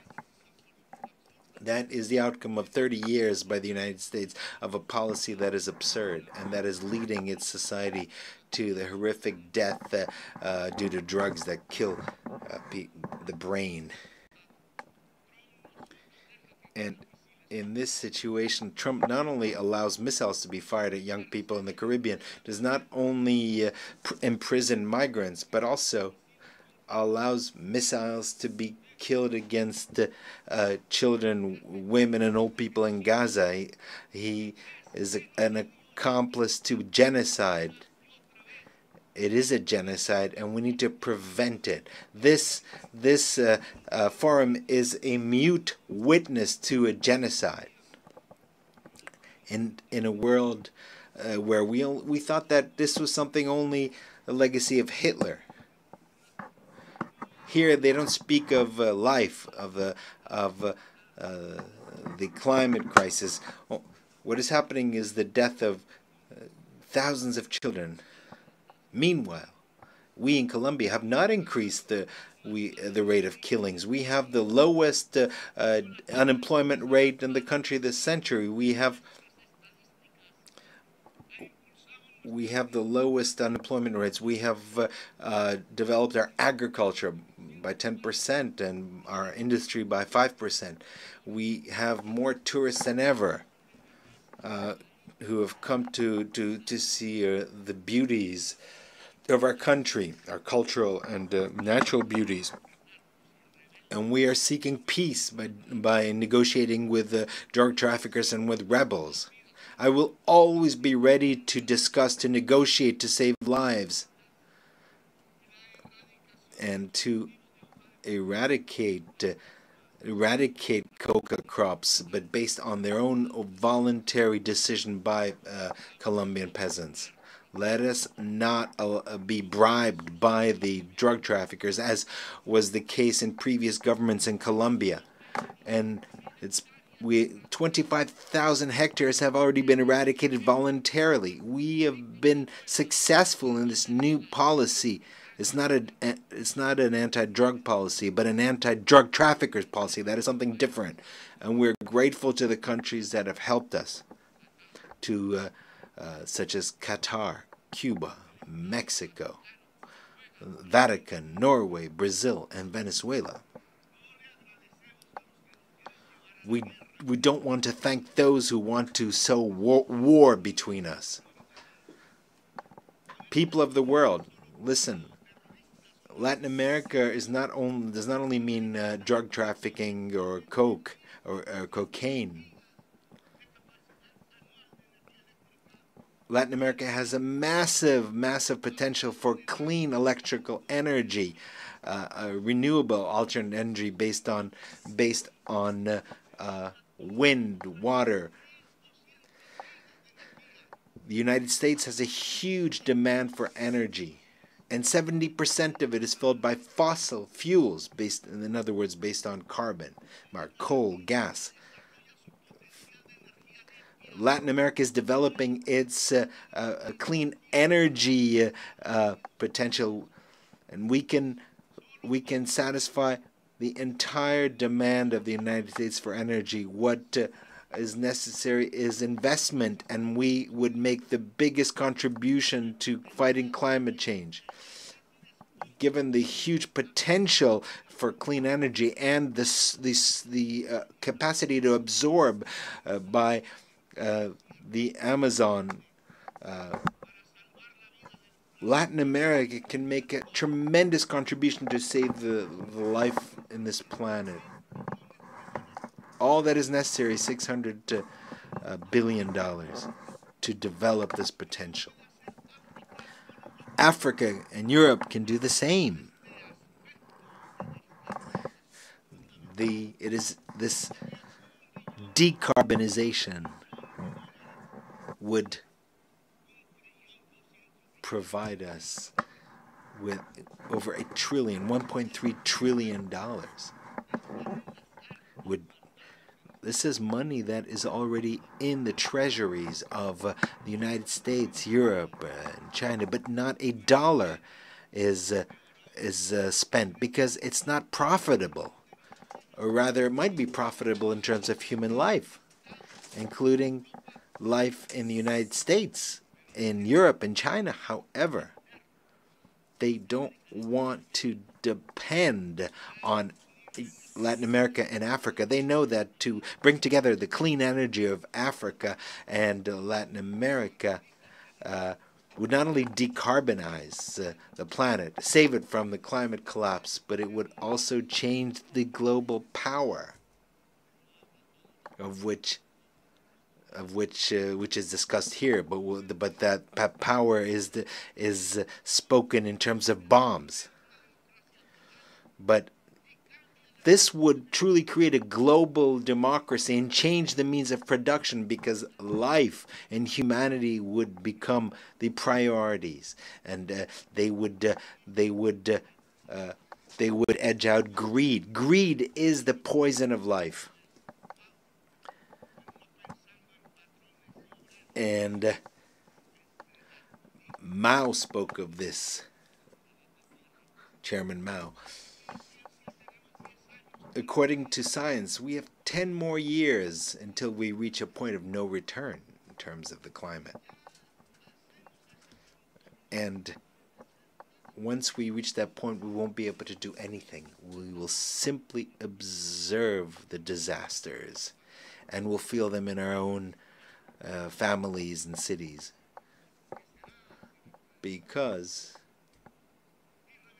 it will be irreversible. The extinction of life, extinction of human life will be, there'll be an irreversibility of the process, and no technology, no political or social force will be able to do anything about it to stop this collapse. And we only have 10 years left. That is what science tells us. But here people don't believe in science. The most powerful man in the world does not believe in science. That is the irrationality. And Germany, the country of great philosophers, of Kant, Feuerbach, and others, became prey of irrationalism in 1933, and today it's this country that is becoming irrational. The solution is to stop consuming fossil fuels and to quickly switch to water, wind, hydrogen. But the word decarbonization sounds subversive at the conferences of the most powerful countries, the G7 or G20 or Davos, among the rich. Just as 5 centuries ago, the world democracy sounded subversive here, or in Bogota, and in Paris, and in Madrid. These dollars that I mentioned here, 600 billion or 1.3 trillion. This is significant. This is just a little more than what the rich countries pledged at the COP in Paris, and they have not fulfilled their pledges because they are not interested in decarbonization. And what has come is basically loans from multilateral banks, which are just small amounts compared to what is needed. The climate crisis means that in all public budgets, investment in decarbonization and adaptation should be the priority. A global financial policy is necessary that is different. The debt risk premium should be abolished. Which countries are the riskiest? They are the countries that have the highest greenhouse gas emissions, such as this one. These are the riskiest countries. Whereas the countries that absorb CO2, and we have jungles and a lot of water in the south. We absorb the CO2 of the north. But the market does not agree with that. So the debt of the poorest countries must be forgiven.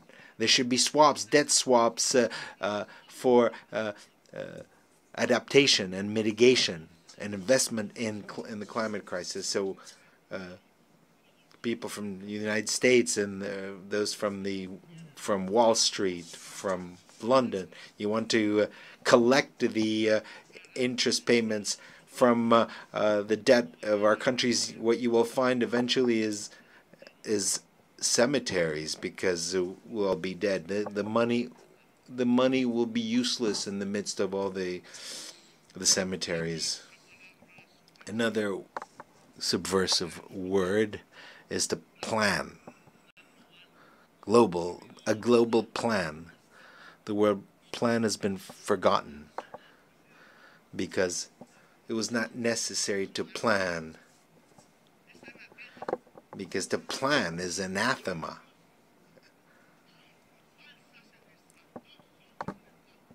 And there was a fundamentalist belief in the markets, thinking that markets would bring happiness. The Swiss economist Arras said this. And in fact, the market leads to an abyss. It leads to death, as we are already witnessing today. Malras, that was his name, was wrong.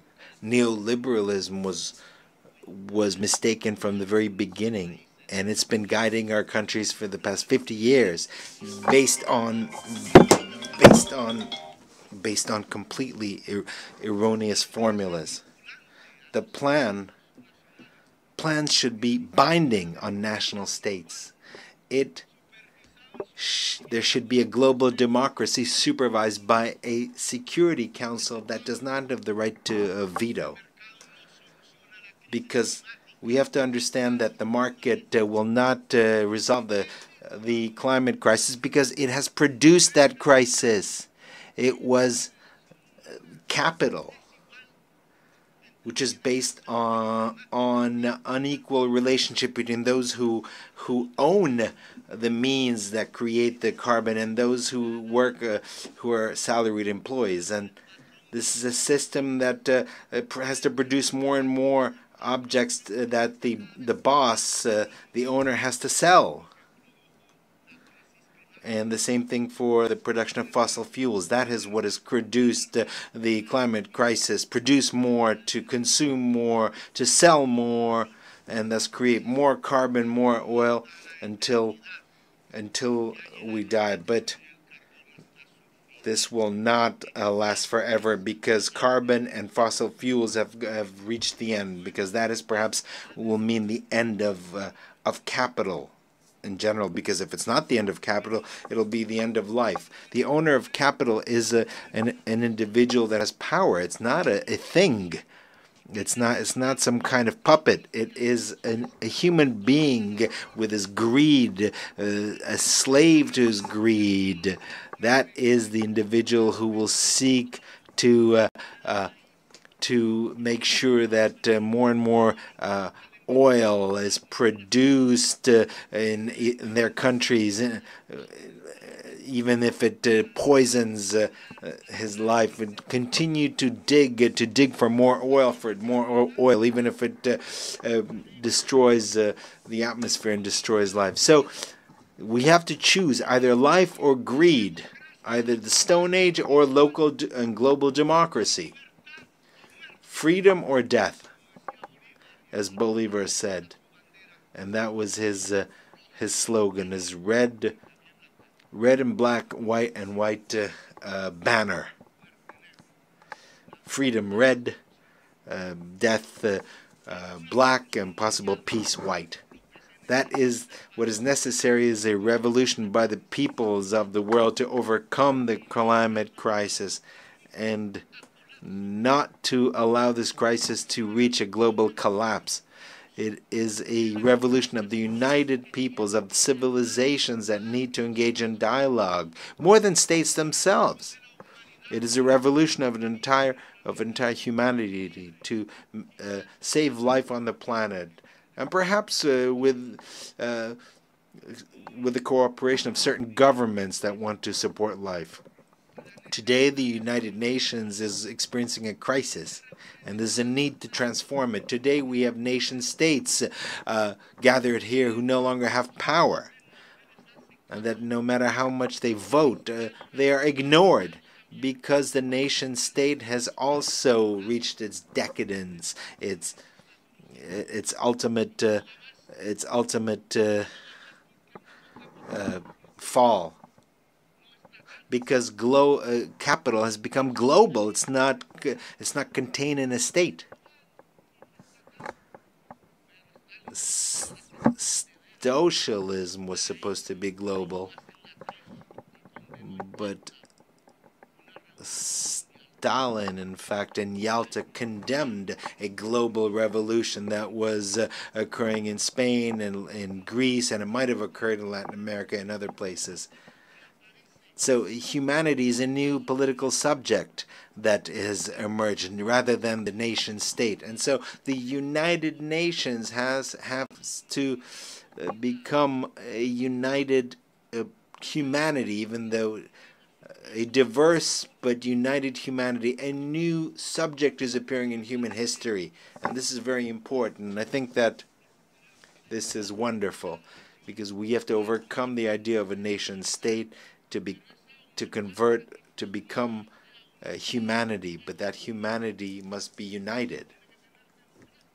For that, there needs to be democracy around the world. There needs to be permanent dialogue in the midst of diversity.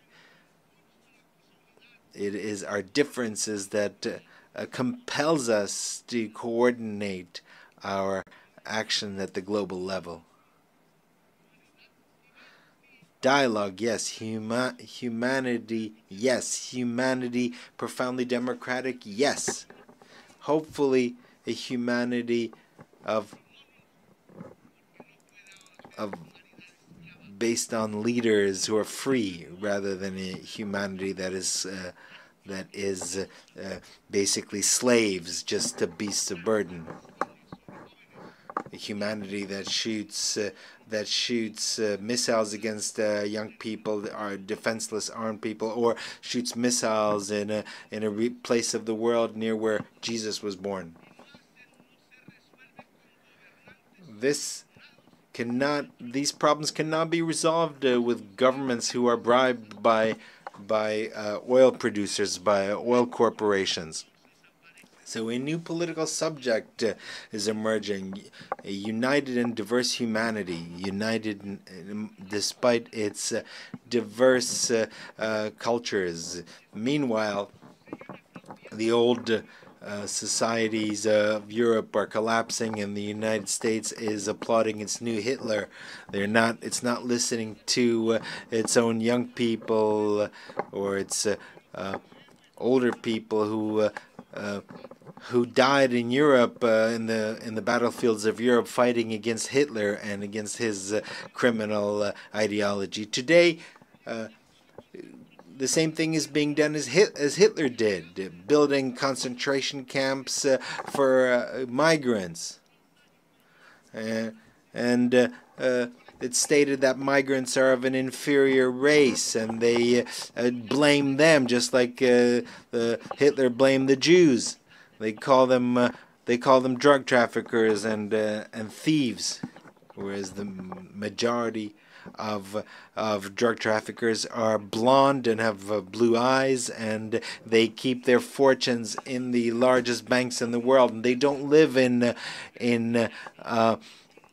Bogota or in Gaza. They live in Miami. They are neighbors of President Trump. They live in Dubai or in Paris or London. They don't live where there's poverty. But the missiles are fired against those where there's poverty. Tren de Aragua is a group that is considered a terrorist group, but that is not true. Migrants are not criminals. They should not be put in concentration camps, expelled and chained up. Immigration is not immigration is due to a blockade against countries like Iraq or Cuba.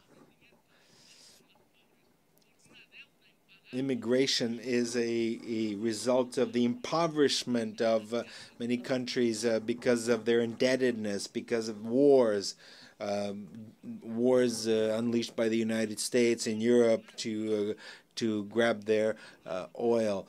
Immigration is a consequence of a climate crisis that leaves the tropics without water and destroys the environment. The solution to migration is very different from missiles or prisons or camps. There is no higher race. There's no supreme race.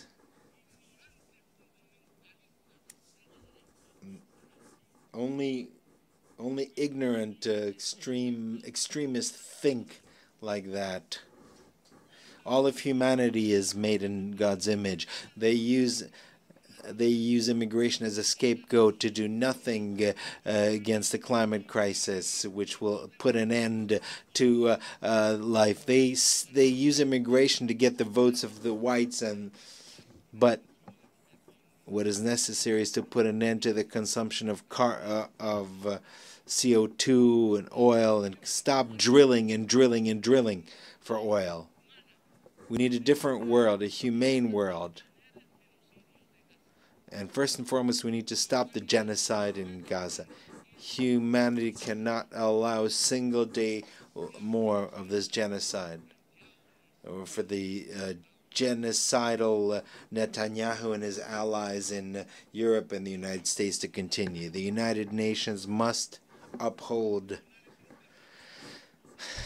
the decisions of the International Court of Justice. International law is the basis of civilization and of its wisdom as distilled in history, and it must make sure that the decisions of international justice are implemented, are applied. Diplomacy has been tried in Gaza. It could not resolve the situation.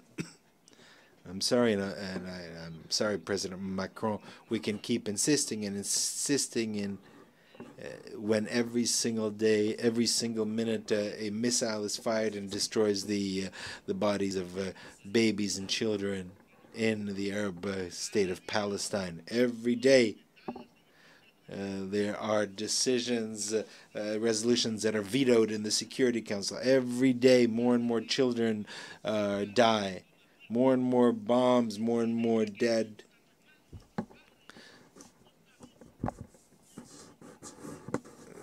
Perhaps those who do this, who shoot this, are robots. Maybe they don't have their own children. They're not human.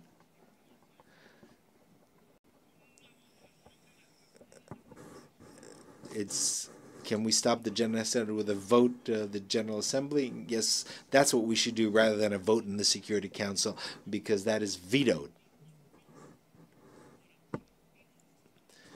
United for peace for Palestine. We should establish a peacekeeping force to protect.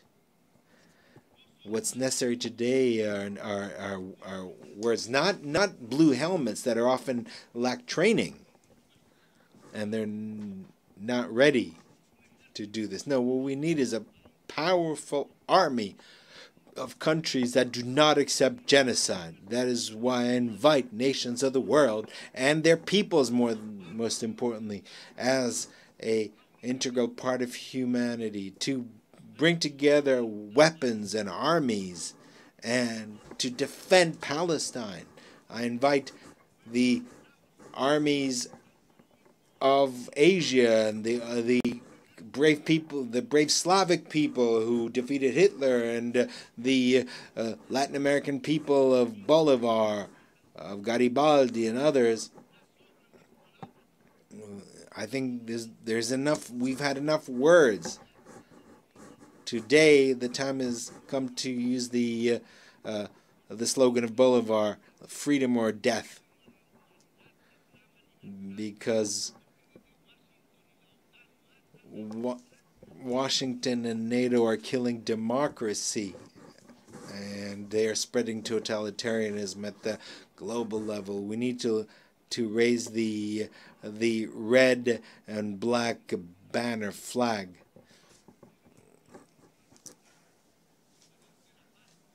Without forgetting the white color, which was the color of peace and the color of hope in the heart of humanity. The United States no longer teach democracy, but rather kill democracy, especially among its immigrants, filled with greed. The UN should begin its change by stopping the genocide in Gaza with a army of liberation and salvation, and there should be a decision here taken in the General Assembly without any veto. After Gaza, we can start working on decarbonization so that we can found a truly global democracy, and a new Security Council can be established without any vetoes, and where its decisions would be binding, and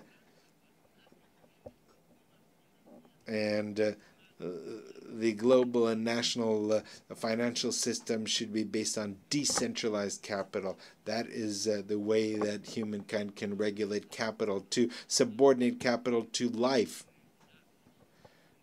to regulate it to people. That is the path by which the United Nations will move from an alliance of states to an alliance of cultures and peoples.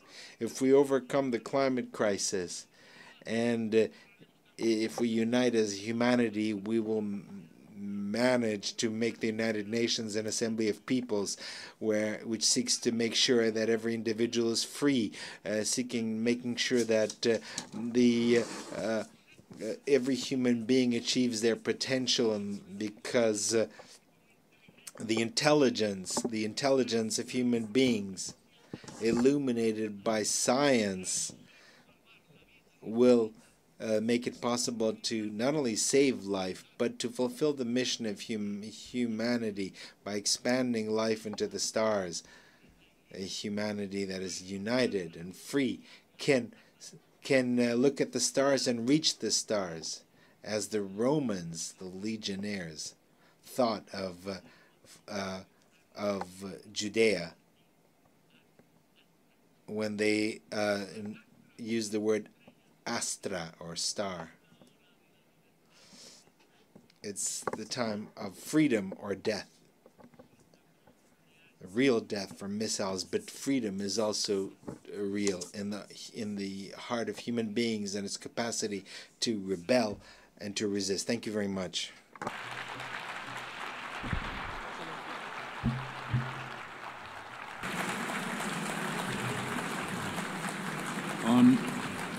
On behalf of the Assembly, I wish to thank the President of the Republic of Colombia.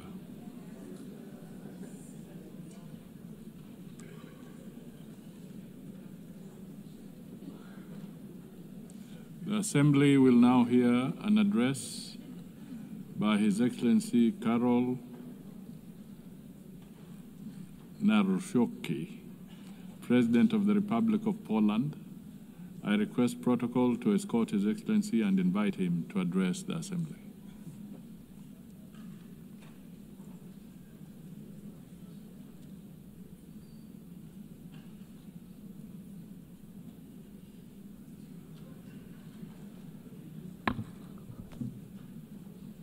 Ladies and gentlemen, excellencies, I like and appreciate a lot English language, but I love Polish language, which epitomizes more than 1,000 years of Polish heritage, Polish culture, and Polish history. So I would like to share with you Polish language. Szanowny Distinguished Mr. President, Your Excellencies, esteemed delegates, I am standing here for the first time as President of the Republic of Poland. And of course, I feel great proud because of this. But at the same time, I'm aware of what serious challenges we are facing today as an international community. This is indeed so, for the world has changed completely over the last couple of years since the start of the Russian invasion of Ukraine. On February the 24th, 2022, we were brutally, all of us, awakened from our blissful dream of a world at the end of history. The history did not finish, and the history will not finish, and we need to be aware of that. So we were awakened from our blissful dream in which we strive for universal peace and respect for the principles of international law. I believe these are the words which are repeated more frequently in this community. This dream, ladies and gentlemen, does no longer exist, and we often repeat the words which do not reflect reality which surrounds us, both in Central Europe, in Eastern Europe, and in many other regions of the world from which you have come. State borders have ceased to be untouchable, as a matter of fact, and international law, which has so far been considered the compass of the world order, began to be treated more as a suggestion rather than a rule. Let me remind you that shortly after the outbreak of the war and the attack of the Russian Federation on Ukraine, Polish men and women demonstrated incredible solidarity with the fighting Ukrainian nation. We opened our hearts, our borders, we opened up our homes. We provided material, financial, and military assistance, as well as diplomatic one. Today, ladies and gentlemen, 1 million Ukrainian refugees live in Poland. Ladies and gentlemen, the Russian invasion of Ukraine is not only the most serious conflict in Europe since World War II, but it is also a turning point.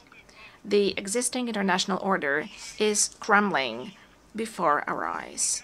The world has entered a new and dangerous era of rivalry between great powers, breaking rules and testing how far one can go before someone says a clear enough stop. The principle of sovereignty, you can ask this question, It is increasingly trampled upon, the prohibition of aggression reduced to a dead letter.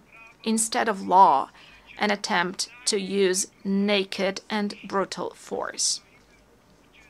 We are at a turning point in history, a time when the decisions made today will have consequences for decades to come. And all of us need to be aware of this, and all of us are taking responsibility for this. That is why now, as a community of democratic states, or those aspiring to be democratic states, we must view the current situation as a battlefield for principles whose observance may determine the future of our civilization. Ladies and gentlemen, I think this is the last moment to take concrete action. Ladies and gentlemen, Russia's aggression against Ukraine is not just a regional conflict.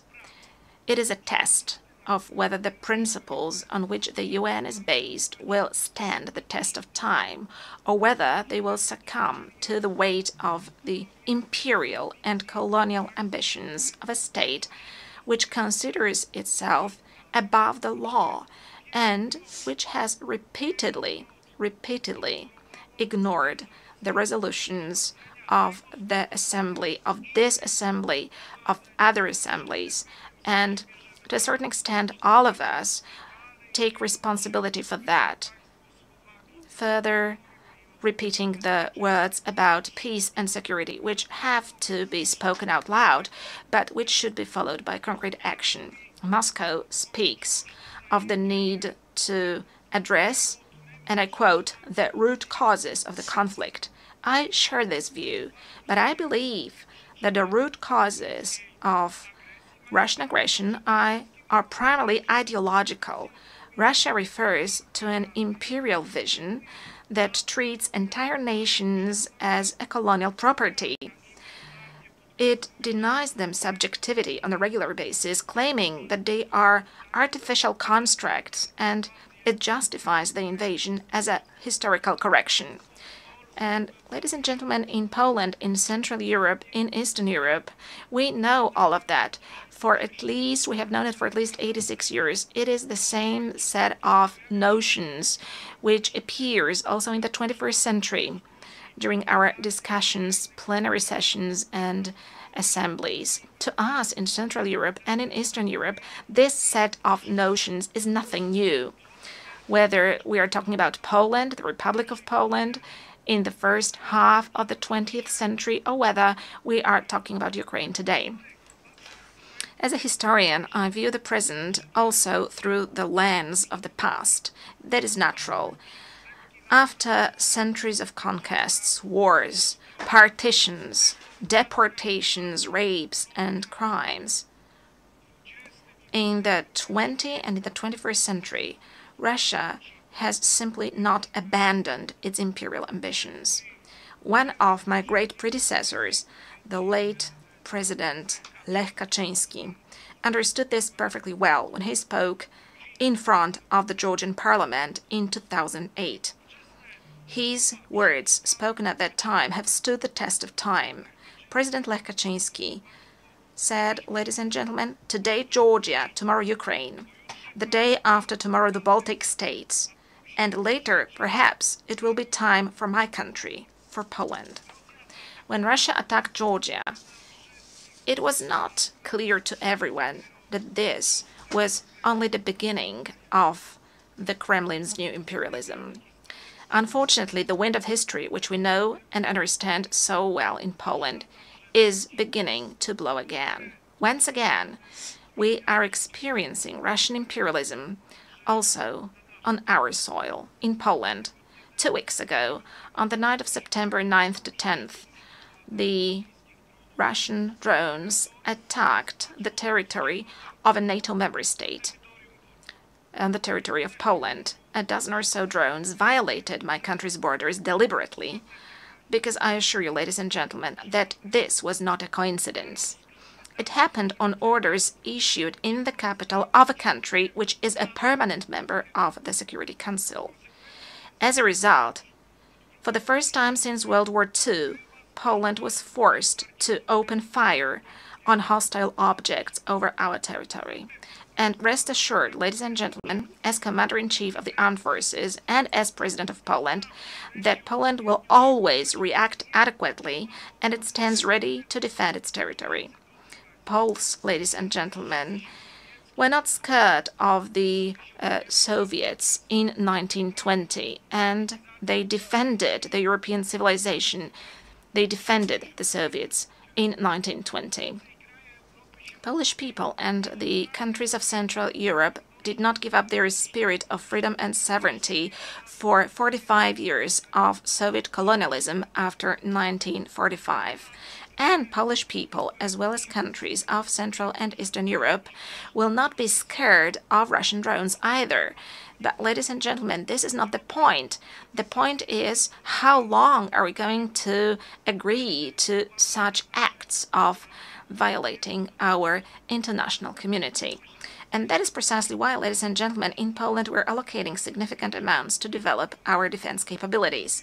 That is why we are building the resilience of our country, but also of our part of Europe. Since the victims of similar provocations by Russia are also the Baltic states, our friends, the Estonians, for example, as well as Romania. As a leader in the region, we are working to strengthen the close ties among the Bucharest 9 countries. And that is why we are developing cooperation within the 3 Cs initiative. As the voice of the region, we emphasize that we do not consent to Moscow's ruthless acts of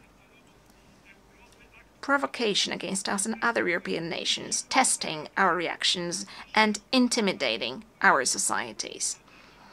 We do not agree to that.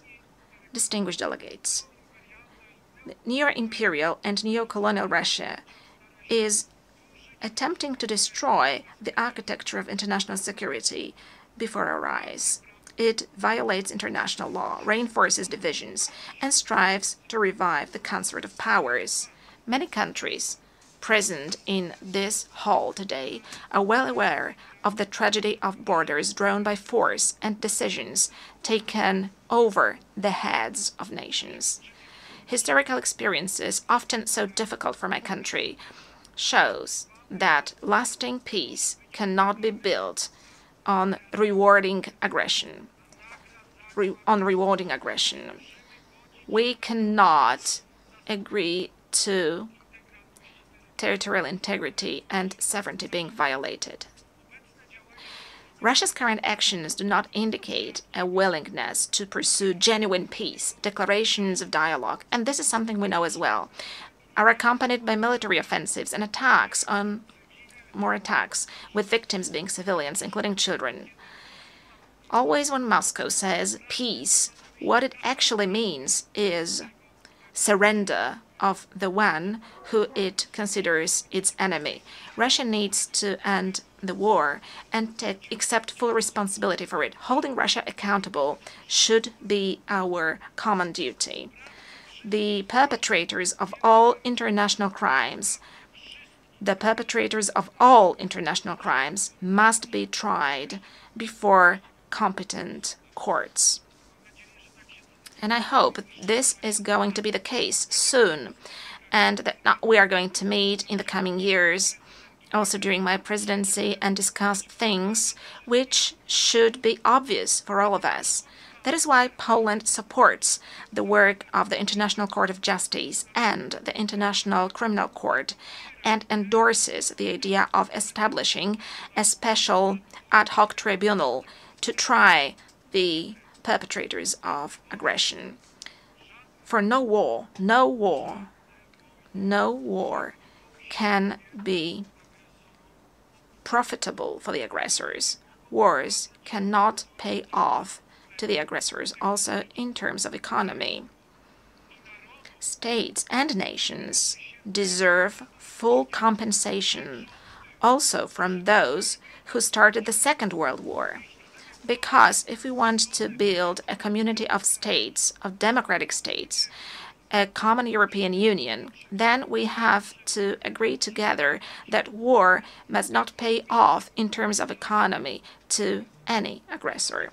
Ladies and gentlemen, as I mentioned, we are currently facing a whole range of global and local challenges. The eyes of the world, and ours too, are currently looking at the Middle East. Poland, like many other countries in the world, is following with concern the situation in this region, in the Middle East, where, as a result of the brutal attacks by Hamas on October the 7th, 2023, the conflict has escalated. Israel, like any other country, has the right to self-defense. Actions undertaken by Israel, however, must comply with international law, including international humanitarian law. Poland continues to advocate for a two-state solution to the conflict in the Middle East, in such a way as to give both the Palestinians and the Israelis the right to live in peace and security. Poland consistently supports international efforts to improve the situation in the Middle East and calls on the UN to take action. Ladies and gentlemen, Poland has no colonial past, which is why we are a reliable and trustworthy partner for Asian and African countries. What is more, we ourselves, we Poles, were victims of colonial policies pursued by superpowers, so we understand perfectly well the instruments used by neo-imperial powers, and we do not consent to them destabilizing certain regions of the world.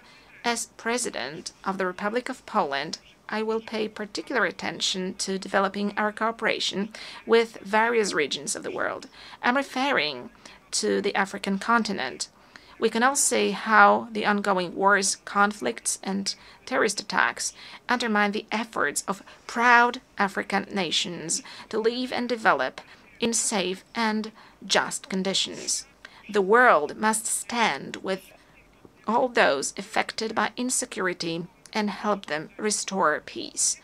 We do not consent to neo-imperial powers destabilizing, for instance, the Sahel, in order to arbitrarily manage global migration flows or apply migratory pressure.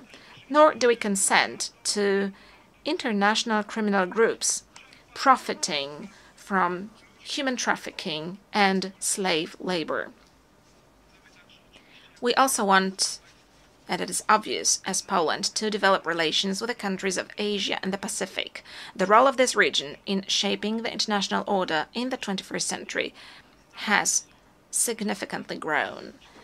This dynamic economic development is, however, accompanied by growing geopolitical tensions, which affects stability, prosperity, and security also in other regions of the world.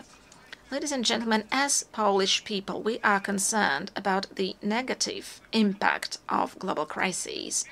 But as President of Poland, I want to say openly here in front of this international community that we are also deeply concerned and we are aware of the mistakes made by our Western partners, friends, and neighbors.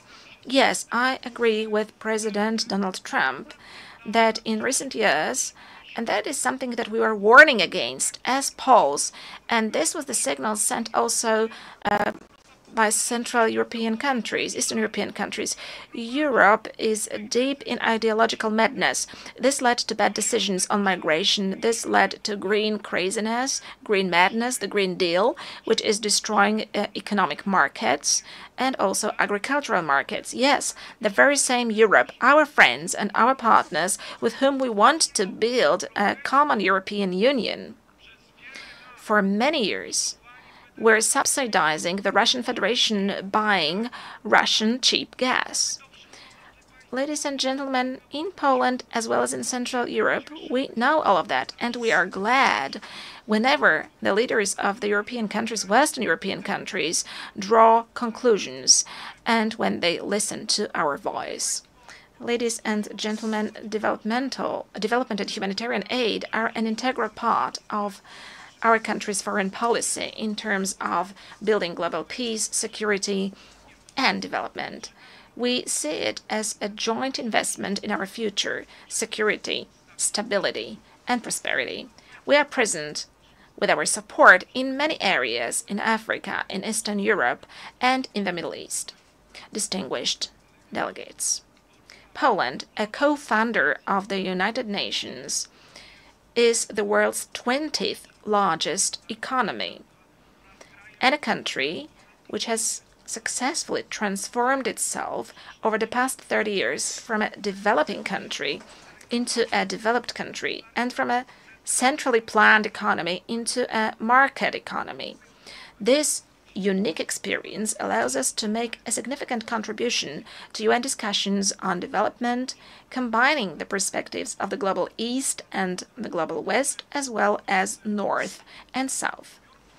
Given our potential and experience, we consistently seek to participate in the works of the G20, a format that serves as a bridge in these turbulent times. We also hope that the invitation to cooperate and to participate in the next summit of the group issued by the United States of America, for which I'm grateful to President Donald Trump, will translate into Poland's permanent presence in this community. Ladies and gentlemen, human rights are one of the three main pillars on which the United Nations system is based. We cannot talk about true peace if we do not protect human rights of everyone, of every person without exception. Peace is not only an absence of armed conflicts, it is also justice, equality, and respect for human dignity. Therefore, the protection of human rights must be a priority in any process of building peace and security. We can clearly see dramatic consequences of the Russian aggression, also in terms of human rights and humanitarian issues. Our priority, the priority of Poland, of Polish people, is also the situation of human rights in Belarus. We must firmly defend human rights also in the most fundamental dimension. I'm speaking about the right to life of the defenseless, from conception to natural death. We are protecting our families as the place of happiness, love, and bringing up children. We are speaking up as Poland in a loud voice for one of the most persecuted groups in the world, Christians. We consider the Human Rights Council to be the main human rights body within the United Nations system, playing a key role in ensuring compliance with human rights standards. That is why Poland has submitted its candidacy for membership of the Human Rights Council for the period 2029-2031. Our candidacy reflects our commitment to promoting and protecting human rights around the world. Distinguished Mr. President, Your Excellencies, esteemed delegates, the United Nations was established 80 years ago. This anniversary shows how far we have come, but also how many challenges still lie ahead. Today we know that international cooperation is not an option, it is a necessity for all of us. It is unacceptable that aggressors begin to march with impunity through other people's territories and perpetrators of war crimes sleep peacefully without accountability every day. Let me remind you that after World War II, there was no room for relativizing crimes, at least in case of the most important commanders who gave orders. There was Nuremberg. There was a court, there was a name and a family name, there was a charge and a sentence. because it was not just about revenge. It was about principles. And today it's also about principles to make sure that crime is not rewarded and that the law is never replaced by force. Today, we must return to that spirit. We must build an international system of accountability that will not hesitate to call evil by its name, regardless of the flag it bears on its shoulder. We must make it clear there are borders, there are human rights, there is international law, and anyone who violates it should face severe consequences. But it is not going to happen by itself, ladies and gentlemen, for the world order is not given once and for all.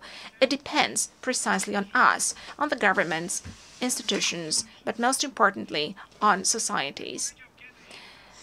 As one of the Nobel Peace Prize laureates once said, neutrality helps the oppressor always, never the victim.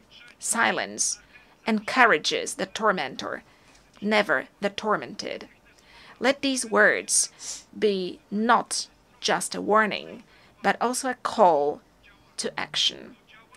To action, here and now. Thank you for your attention.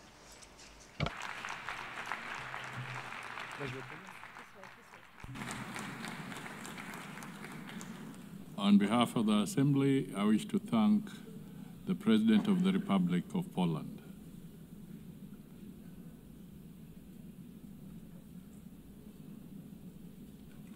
The Assembly will now hear an address by His Excellency Daniel Francisco Chapo, President of the Republic of Mozambique. I request protocol to escort His Excellency and invite him to address the Assembly.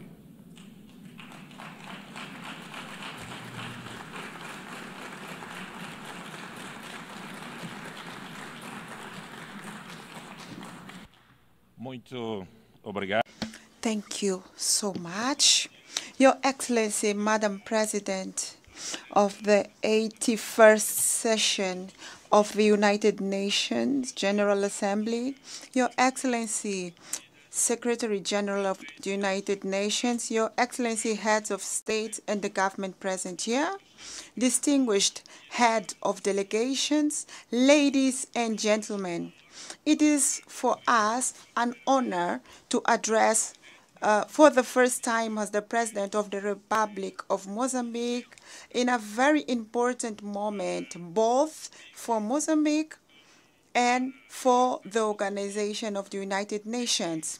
I'm saying this because we celebrate 50 years of our national independence, 50 years of our admission as full members of the UN, and 80 years of these big organizations.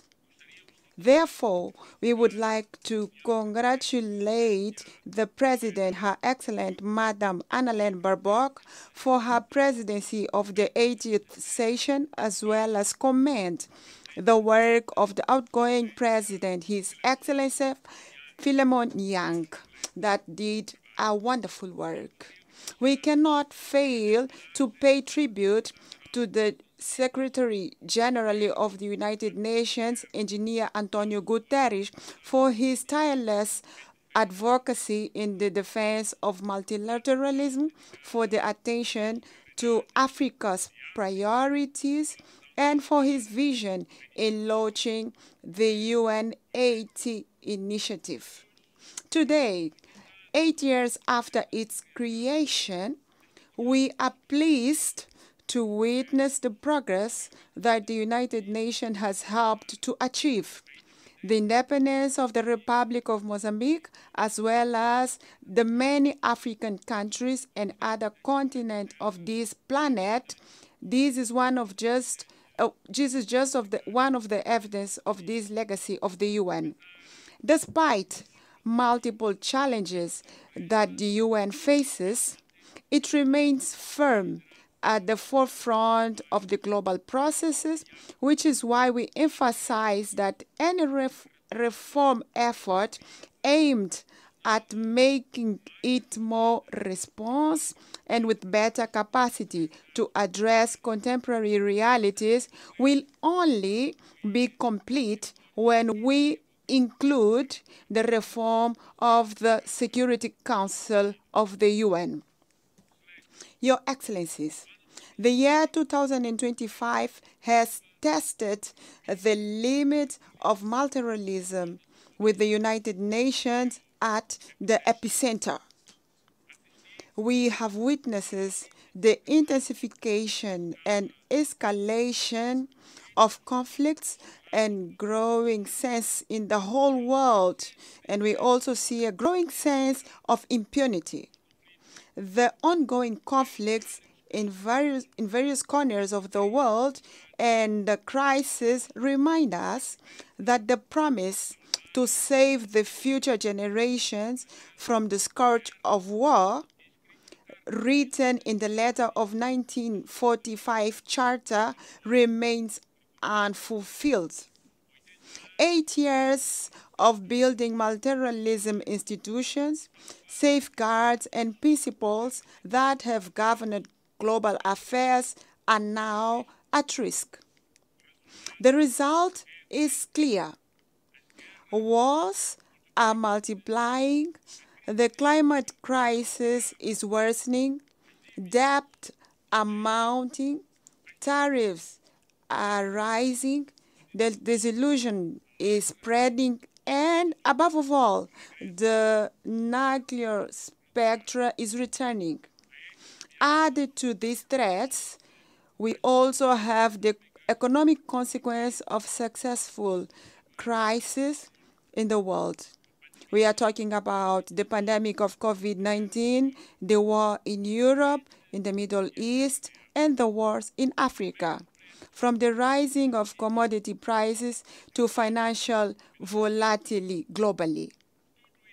All of this generates unsustainable debt and ever-deepening inequalities in the society. We are witnessing a concerning setback of the international commitment.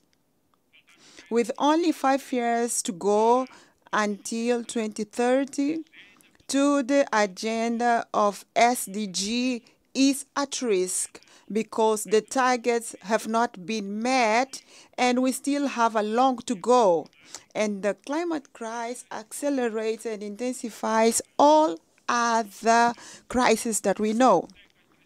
Droughts are turning up the population with famine, cyclones into humanitarian disasters, displaces into despair, which is exploited by unscrupulous stakeholders. It was in this context that the historic opinion of the International Court of Justice of 23rd of July 2025 unequivocally reaffirmed that the states have binding legal obligations to protect the climate and the environment from the greenhouse gas emissions. This is a milestone of universal significance.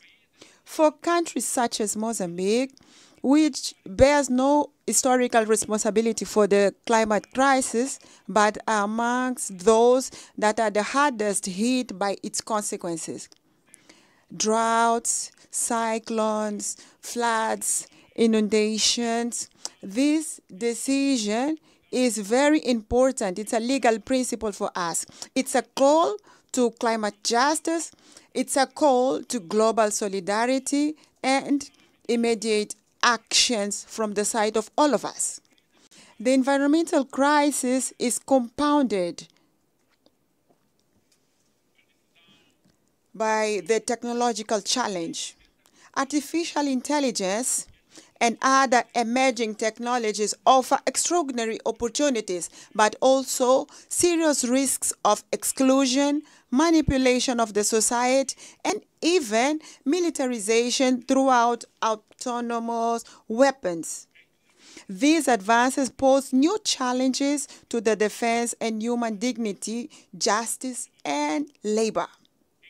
As long as we do not fully understand how these models work, We cannot entrust them critical tasks without robust safeguards in place. Otherwise, we are going to destroy the world. For that reason, Mozambique advocates a technological and climate diplomacy capable of regulating risk and democratizing benefits through genuine transfer and sharing of knowledge, of technology, so that the science and technology are not factors of exclusion, but rather instruments of climate justice and inclusive development in the world. Faced with these interconnected challenges, our continent, Africa, can and must play an active role in defining international roles and standards, formulating principles and scientific ethics, and determining research priorities, ensuring that technology innovation is always at the service of the humanity and not at the service of destruction of the humanity. In face of this crisis, the isolation is not the answer. Constructive dialogue and strengthening of multilateralism are. The Pact for the Future, adopted in 2024, offers concrete and innovative responses for relaunching of multilateralism adapted to challenges to the 21st century. Mozambique, as an African country with vast natural resources and unparalleled cultural wealth, has distinguished itself in the promotion and strengthening of democracy in the African continent. Since we moved forward with political pluralism, we've been working tirelessly to consolidate the foundation of a robust democratic system, holding regular and transparent elections that reflect the will of people and ensure that every Mozambican citizen has the voice and a say in the decisions that shape the future of our nation in Mozambique. Indeed, our presence in this podium is a result of a free and a transparent process of the Mozambican people from Rovuma to Maputo, from Zumbo to Indico, and in the diaspora. We have historically had an ongoing commitment to dialogue and building bridges between different political and social actors. This commitment to the dialogue was crucial for the lasting peace achieved after decades of conflicts and for the political stability that we enjoy today in Mozambique. Currently, Mozambique stands out for its ongoing efforts to promote an inclusive national dialogue, which the public consultation phase was launched on the 10th September. We are working to ensure that all the sectors of the society, regardless of their origin, political, societal, economic position, they all should be heard and have their concerns taken into account in the national decision. This process will not only strengthen the Mozambican democracy, but also ensure that the country development is truly reflected the needs and aspirations of all Mozambicans without exception. We do believe that the true strength of a nation, it does not lie only in its ability to resolve conflicts, but it also in its ability to promote in a peaceful and constructive manner. We are proud of the progress we have made so far, and we reaffirm our commitment to continue advancing as an example of democracy in Africa, of peaceful coexistence in the African continent and in the world. We are proud to have promoted during our term the Security Council, where we were non-permanent members, the presidential statement on Africa about the role of Africa in global affairs, as well as to have contributed for the historic resolution 17/19/2023, which paved the way for the predictable and sustainable financing of the operations of support to peace in African Union through United Nations Treasure. This milestone confirmed that Africa is not only a beneficiary of multilateral order, but also an indispensable actor in the reforms and revitalization. It is in this sense that Mozambique will keep defending a stronger African voice with 2 permanent seats on the Security Council and a greater weight in the decision of international financial institutions internationally. A new global financial architecture capable of alleviating debt, mobilizing financial resources for the sustainable development and climate action, as well as correcting historical asymmetries. An inclusive multilateralism which preserves intergovernmental character of the UN without allowing that this organization can become an assembly of shareholders dominated by the richest. We want to reiterate equally the fact that we want to have 2 states like Palestine living side by side with peace with Israel as the only fair way, legitimate and long-lasting, so that we can have the aspiration of both people. I would like to congratulate the countries that have recently decided to recognize Palestine, the same right that was given to Israel, contributing to reinforce legitimacy and the fact that we are going to have the solution for both states.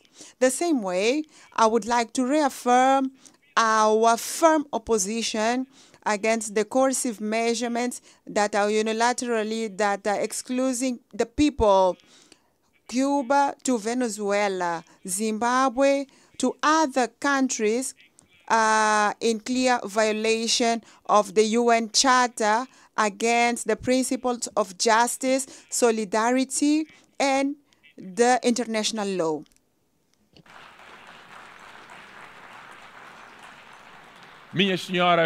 Ladies and gentlemen, the topic chosen for this session is like, it's better to be together. 8 years and counting for peace, development of human rights could not be more timely.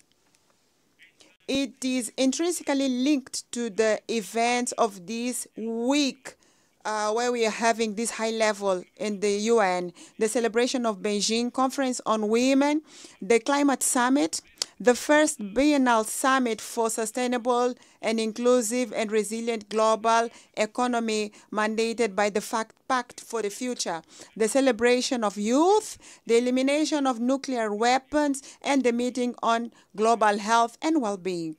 All these meetings reaffirm the vitality and the centrality of the UN and conveys the same truth. What unites us as a humanity is much greater than what divides us. We are different people, but we share the same earth.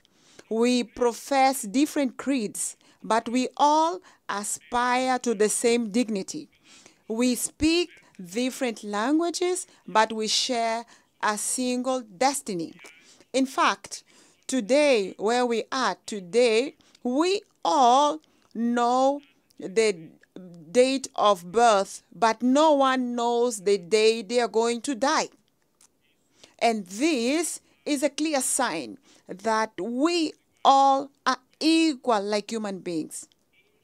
Today, the creed that we need is not one exclusion. We all need to be included, not excluded. Not isolation, but cooperation. Not unilateralism, but multilateralism based on solidarity. We need today, all of us, to have a renewed faith in the humanity's collective ability to face the common challenges of Gaia, our common home. The world is at a real turning point. We all feel this.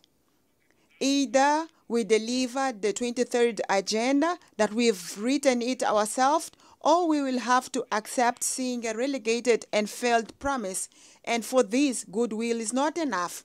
Honoring the principle of common responsibility and differentiality is important. We need resources on a scale. We need to work in a smarter way to align mandate with national priorities for each of us, to invest in data, technology, institutional capacity, and most of all, ensure that Africa has a full seat at the table where decisions are taken for its future. The message of Mozambique is very clear. We want partnerships based on mutual respect and shared value. To paraphrase the late President Samora Moises Machel, the President of the Popular Republic of Mozambique at the time, today Republic of Mozambique, international solidarity is not an act of charity. It is an act of unity amongst allies. The 80th anniversary of the UN invites all of us to renew our spirit of solidarity, international solidarity, and human solidarity. The challenges before us are enormous, but we are indeed better together, as the topic of the UN says. And if it is true that each generation inherits the world from the previous one, it is also true that each generation has the duty of leaving a better world for the next generation. This is the guidance principle of the Agenda 2030. It is the spirit of the Pact of the Future, and it is the reason why we have this organization, the United Nations, to transform the hope of the people in the world into actions, solidarity into concrete results for the people, so that we may have the courage, all of us in the planet, to reform with wisdom, learn from our mistakes, and the determination to offer peace, development, and human rights to everyone, all human beings in the planet. To conclude, I would like to say that Mozambique counts on the UN, and the UN can count on Mozambique. Thank you so much, everyone, and wish you success. Thank you. On behalf of the Assembly, I wish to thank the President of the Republic of Mozambique.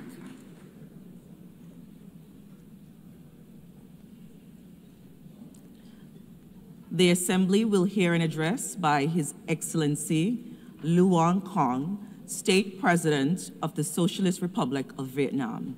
I request protocol to escort His Excellency and invite him to address the Assembly.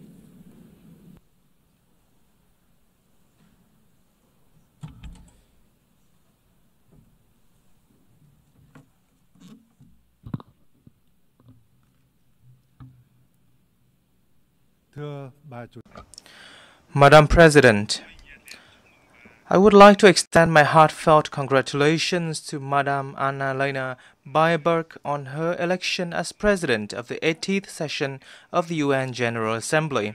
I am fully confident that with her experience and able leadership, this session will be a great success.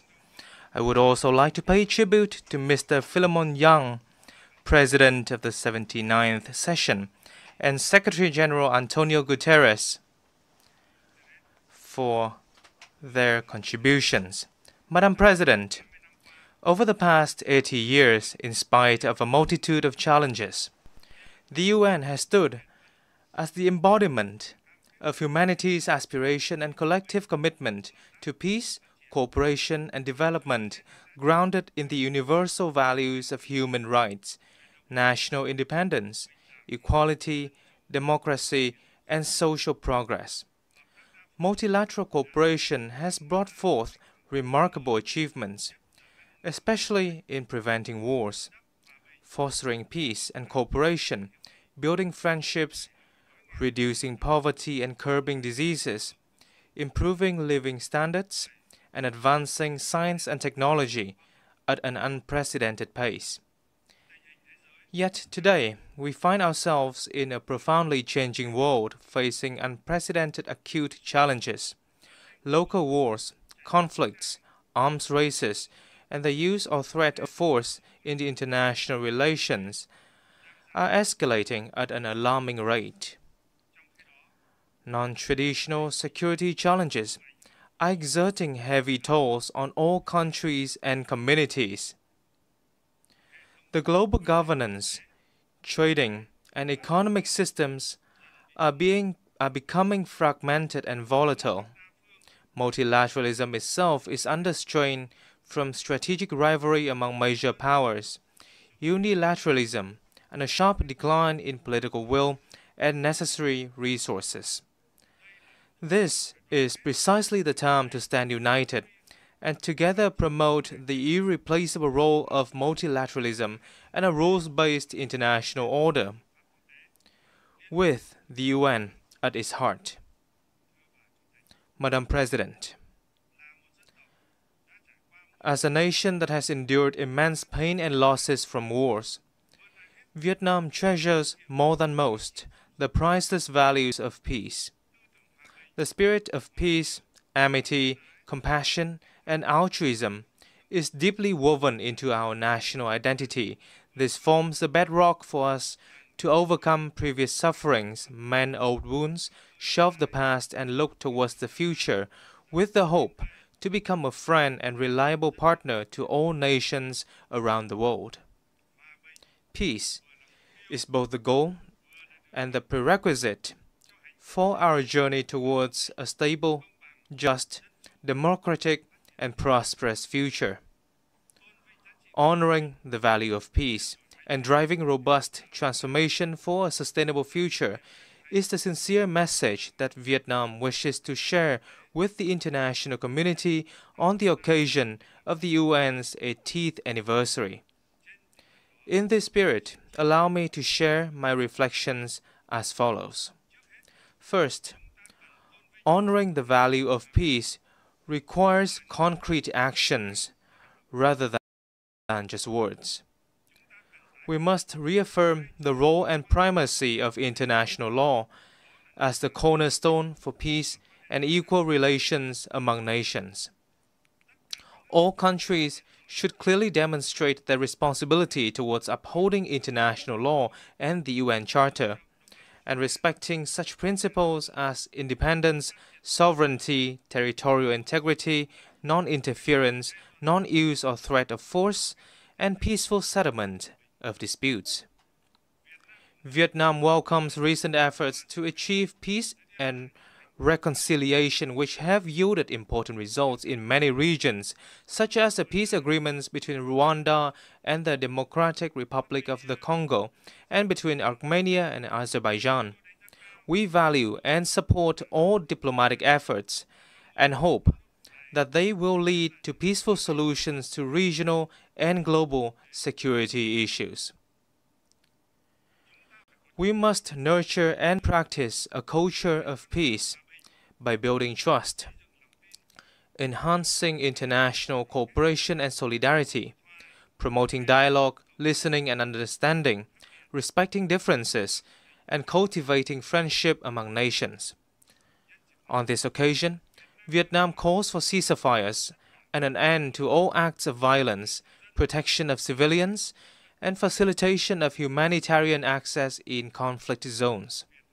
Vietnam welcomes the recent recognition of the State of Palestine by more countries and urges the international community to act swiftly to end the humanitarian crisis faced by the Palestinian people. We also reaffirm our solidarity with the state and people of Cuba and call upon the United States to lift its embargoes against Cuba and remove Cuba from the list of state sponsors of terrorism. We must further promote the role of regional organizations in promoting peace, cooperation, and development. International efforts for peace and development will be truly effective when driven by regional organizations in line with the particularities of each region and countries. As an active ASEAN member state, Vietnam is proud of ASEAN's growing strength and its centrality in the Asia-Pacific's security and development architecture. Most recently, ASEAN contributed to the ceasefire agreement between Cambodia and Thailand, and we are committed to upholding ASEAN's core values of solidarity, consensus, and unity in diversity, building a resilient, inclusive, and sustainable ASEAN community, and effectively implementing the 5-point consensus on Myanmar. We shall also strive to maintain peace, stability, security, safety, and freedom of navigation in the South China Sea in accordance with international law, particularly the UNCLOS 1982, while fully implementing the Declaration on the Conduct of Parties and working to finalize the Code of Conduct in the area. Second, in a world at a historic crossroads, we must transform boldly to shape a sustainable future.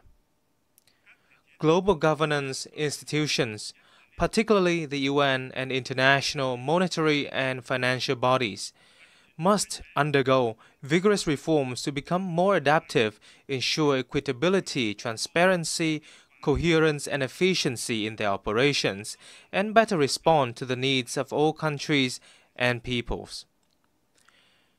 Vietnam welcomes and supports efforts to reform the UN, including the UNAT initiative, to build an UN 2.0 that is leaner, more coherent, effective, and efficient.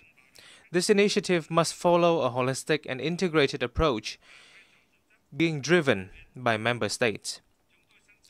Vietnam stands ready to share its experience in successfully implementing the Delivering as One initiative of UN organizations in the country. We must build sustainable development models based on digital transformation and green transition, two mutually reinforcing drivers that can spark a sweeping revolution. As they stand for convergence of scientific and technological advancements and environmental sustainability. To optimize this dual transformation, countries must formulate relevant master plans, invest strongly in R&D, train high-quality human resources, and develop green technology infrastructure. Furthermore, it is of great importance to advance international cooperation on technology transfer and mobilization of green finance to ensure that no one is left behind. Developed countries must take responsibility in sharing and transferring technology to developing and underdeveloped countries. In this digital era, societies are undergoing transformation of an unprecedented pace, scope, and depth, accompanied by rising challenges such as poverty, inequality, unemployment, and a crisis of information and trust. We must ensure that social transformation remains a human-centered process, with focus on such priorities as comprehensively eradicating poverty, providing full and decent employment, and ensuring social justice and inclusion. Vietnam hopes that the Second World Summit for Social Development this November will deliver important outcomes and add momentum to the implementation of the 2030 Agenda for Sustainable Development. Madam President, from the ruins of wars, once poor, outdated, and isolated, Vietnam has made historic progress. We now enjoy diplomatic relations with 194 countries, strategic and comprehensive partnerships with 38 nations, and membership in over 70 international organizations. Vietnam is now among the world's 32 largest economies and top 20 trading nations. The lives of over 100 million Vietnamese citizens have vastly improved, with a sharp drop in multidimensional poverty rate.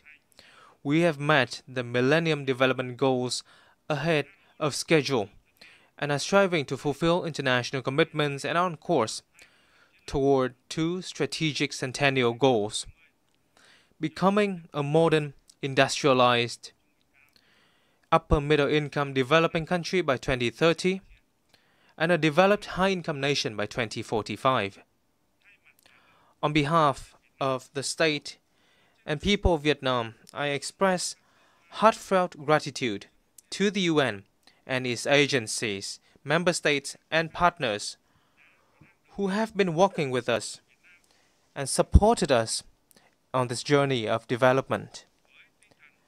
Guided by the spirit of self-reliance, resilience, and solidarity for the common cause, Vietnam pursues an independent, self-reliant foreign policy for peace, cooperation, and development, while diversifying and multilateralizing our external relations, and strive to further expand and deepen our international integration in a more proactive manner, with a strong commitment to being a friend, a reliable partner, and a responsible member of the international community. Vietnam will continue to make every effort and stand with all nations to shoulder our shared responsibilities, overcome challenges, and foster transformative changes to build a world of peace, stability, prosperity, and sustainability, delivering happiness and well-being to all. Vietnam is actively preparing to assume the presidency of the 11th Review Conference of the Treaty on the Non-Proliferation of Nuclear Weapons in 2026, and we look forward to the valuable support of member states for our candidacies to the UN Human Rights Council for the 2026-2028 term, and to the International Tribunal for the Law of the Sea for the 2026-2035 term. We particularly look forward to welcoming you all to Hanoi on the 25th of October for the signing ceremony of the UN Convention against Cybercrime. I thank you.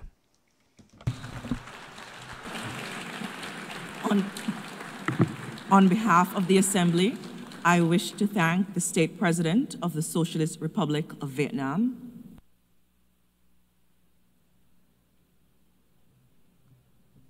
the Assembly will hear an address by His Excellency Juan Manuel González Lourenço, President of the Republic of Angola. I request protocol to escort His Excellency and invite him to address the Assembly.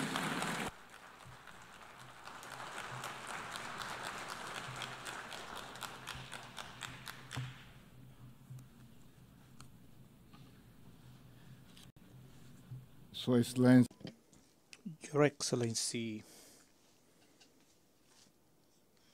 the President of the General Assembly, Your Excellencies, Heads of State and Government, Excellencies, Heads of Delegations, ladies and gentlemen,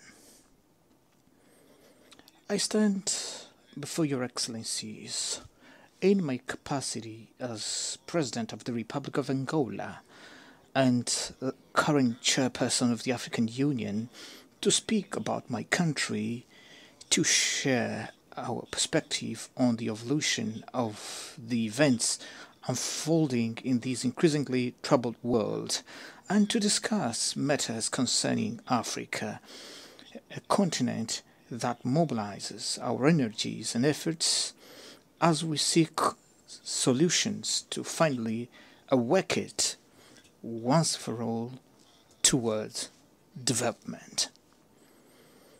Allow me to extend my congratulations to Her Excellency Anneliane Baerbock on her election to the distinguished office of the President of the United Nations General Assembly, convinced that her experience and the knowledge she has accumulated through the various functions she has performed with great mastery will ensure the success of the work she has taken on since the beginning of this month of September.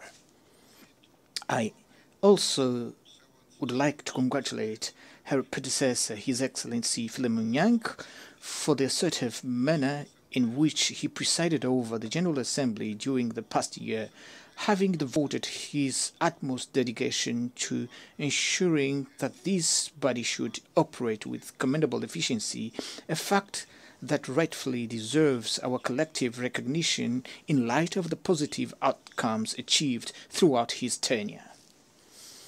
I cannot fail to acknowledge His Excellency Antonio Guterres, Secretary General of the United Nations, for the role that he has so ably played with a profound sense of commitment underpinned by his admirable qualities as a man of dialogue and peace amid prevailing geopolitical complexities.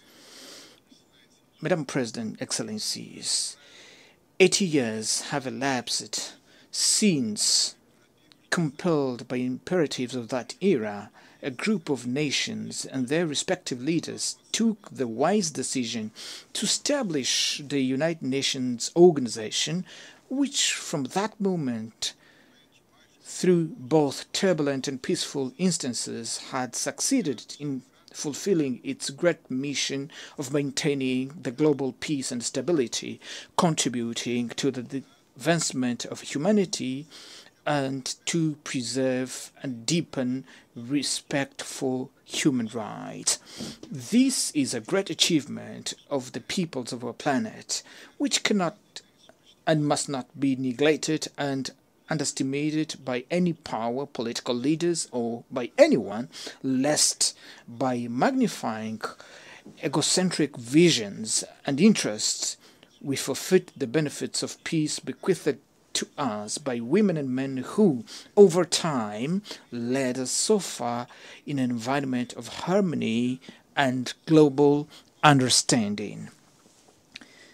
This journey has not always been linear, yet, in the most critical moments, prudence has prevailed over the Western impulses of large-scale conflict, and this has been possible solely through continual dialogue, which has proven to be the only factor capable of bridging differences, overcoming obstacles, and appeasing even the most troubled and belligerent spirits.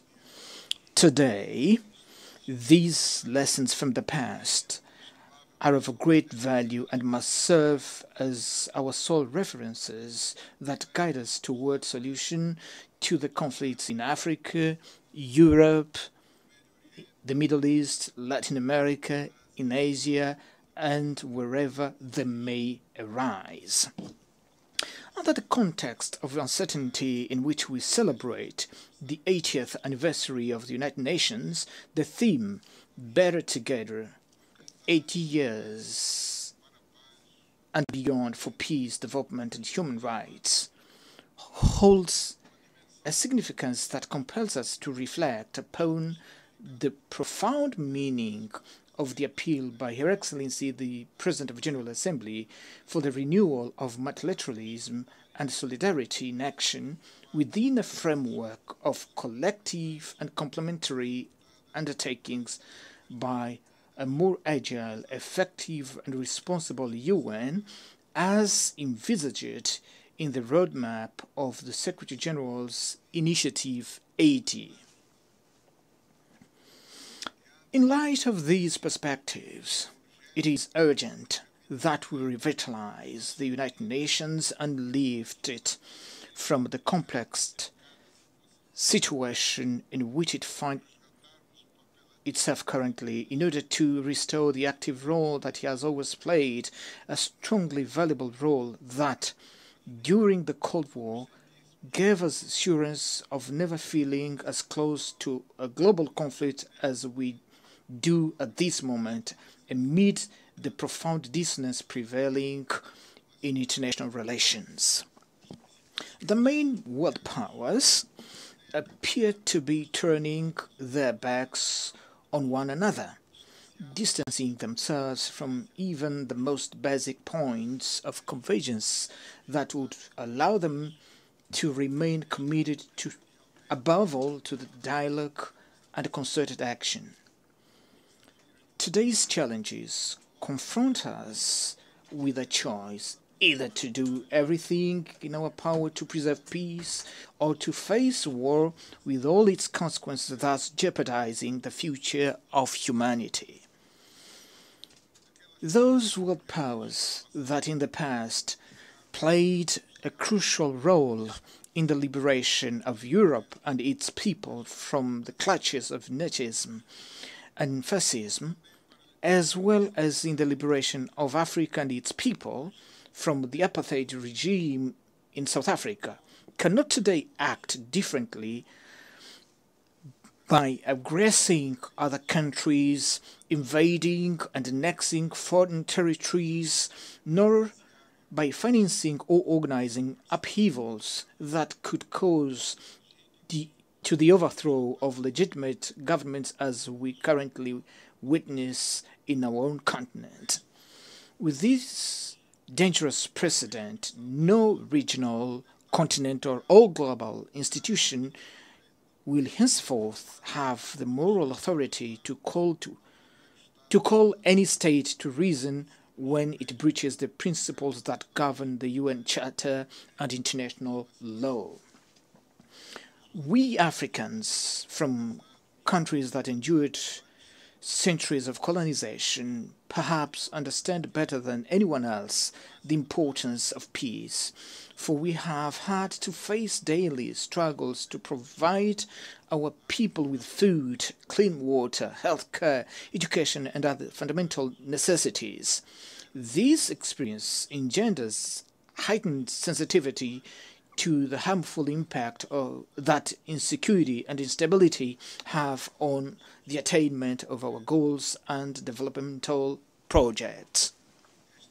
This reality is further exacerbated by numerous conflicts and wars afflicting countries and regions across the globe from which we had hoped to find cooperation and fruitful exchanges, so that together we might overcome our difficulties and contribute with our immense resources and capabilities to global prosperity. It is upon this foundation that the Republic of Angola has sought to make an earnest and genuine contribution to resolving the conflict in the Sahel region, in Sudan, and in Eastern Democratic Republic of the Congo, regarding which our efforts established a negotiation framework with peace solution that regrettably did not come to fruition in December 2024 as anticipated, but nonetheless remains a valid platform for further efforts being undertaken with the aim of bringing a definitive end to that conflict. Madam President, Excellencies, that conflict and so many others that we recall are to a large extent the result of passivity of the United Nations member states, who have often revealed themselves to be ineffective in the face of invasion of third-party territories and interference in internal affairs of sovereign countries that occurred over the recent years and have not provoked a firm, resolute, and assertive reaction, therefore have become fait accompli that lie at the very center of the major tensions that the world is currently experiencing.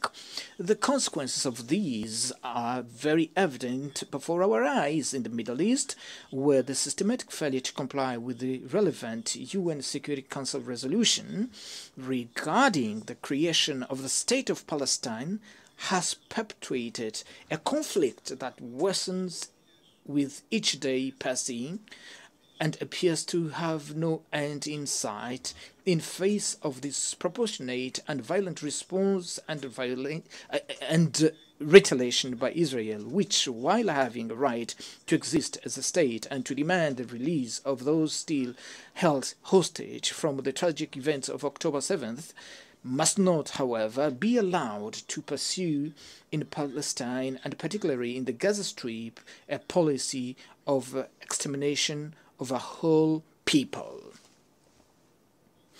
The Palestinian people, who must not be conflated with Hamas, for there is no peoples and certainly no children who are terrorists, has precisely the same right to an independent sovereign state where they may assert their culture, safeguard for their future, and provide predictable and secure prospects for their youth. The concerns surrounding that conflict grow ever more severely in the face of silence, hesitations, and timid response of the international community, which seems to legitimize the expansion of war to other countries in the region, inexorably corroding the authority of the United Nations. There is nothing more serious than the exclusion of the delegation of Palestine from this forum, where it should rightly have the opportunity to make its voice heard as member state in accordance with the terms of the host agreement. The failure to guarantee the presence of the President of the Palestinian Authority at this General Assembly sends a profoundly negative signal, as it encourages the continuation of genocide we all are witnessing helplessly and with impunity, which delays the resolution of the issue and complicates the efforts that have been made to bring an end to that intricate conflict. We strongly condemn this unilateral position, which is contrary to the principles that govern the United Nations, even as we urge unconditional lifting of the unjust and prolonged embargo against Cuba, which has dire consequences for the economy and the living conditions of the Cuban people, who struggle daily to withstand a punishment rejected by the international community as a whole. Cuba, which played an important role in the struggle of African peoples, leading to the overthrow of the racist and inhuman apartheid regime in South Africa, and by virtue of this was a signatory to the New York Peace Accord of December 22nd, 1988, which brought freedom to the South African people and led to the independence of Namibia, cannot be arbitrarily and unilaterally considered a state sponsor of terrorism in light of the relevant United Nations resolutions. This model of conduct by a small group of countries, which does not conform to the even minimum acceptable standards of global coexistence, is at the root of the unilateral and subjective sanctions imposed also on Zimbabwe and Venezuela, measures that produce no other results other than the suffering of population who, in an act of great patriotism, ultimately unite themselves in the defense of their nations. Madam President, Excellencies, the authority of this organization, whose foundation is the UN Charter and international law, must be urgently restored without narratives that highlight a logic of double standards, so that just solutions may be sought for the war in Ukraine, or so that solutions proposed by the meeting held in Alaska may be reinforced. Ukraine, being a European country, after President Trump met with President Putin on a pragmatic manner, and without prejudice to the need for direct negotiation between Russia and Ukraine, one would expect that European leaders, in an interest of Europe's peace and security, would likewise seek direct dialogue not only with President Zelensky, but also with President Putin. We cannot afford to squander this opportunity, for otherwise we risk witnessing an escalation of unpredictable proportions and consequences not only in Europe, where all active stakeholders must abandon the perilous calculation rooted in the notion of military victory through the weakening of adversaries' capabilities. It is in the light of face of the present challenges and the ongoing global crisis that the United Nations must re-emerge and become more proactive, lest its role as the main entity for global governance be diminished and be transformed into an institution incapable of ensuring world peace. Therefore, it is our responsibility as states and sovereign nations not to allow the UN to succumb. The United Nations, in its present form, is the sole organization with capacity to act on behalf of all of us in the quest for worldwide consensus in favor of peace, with the legitimacy to call to reason those member states who undermine its foundational principles in their conduct on the international stage. For this reason, we must preserve it at all cost and adapt it to the realities of the contemporary world through the urgently required reforms. In this most particular regard, I advocate for the reform of the Security Council in line with common African positions set forth in the Esalen Consensus and in the CERT Declaration adopted 20 years ago, which called for 2 permanent seats and 5 non-permanent seats for the African continent in an expanded Security Council that is more representative and consistent with the contemporary geopolitical realities. Without this indispensable step, which has already experienced an unjustified delay, we will not be able to ensure the realization of the Pact for the Future adopted last year, which recognized the urgent need to endow the United Nations with a more democratic and balanced Security Council. This pact represents a significant opportunity to revitalize multilateralism, rendering it more inclusive and capable of serving as a broader foundation for discussion on critical issues facing today's world. Amongst these, I wish to underscore, alongside many other relevant issues, the issue of financing for development and climate challenge.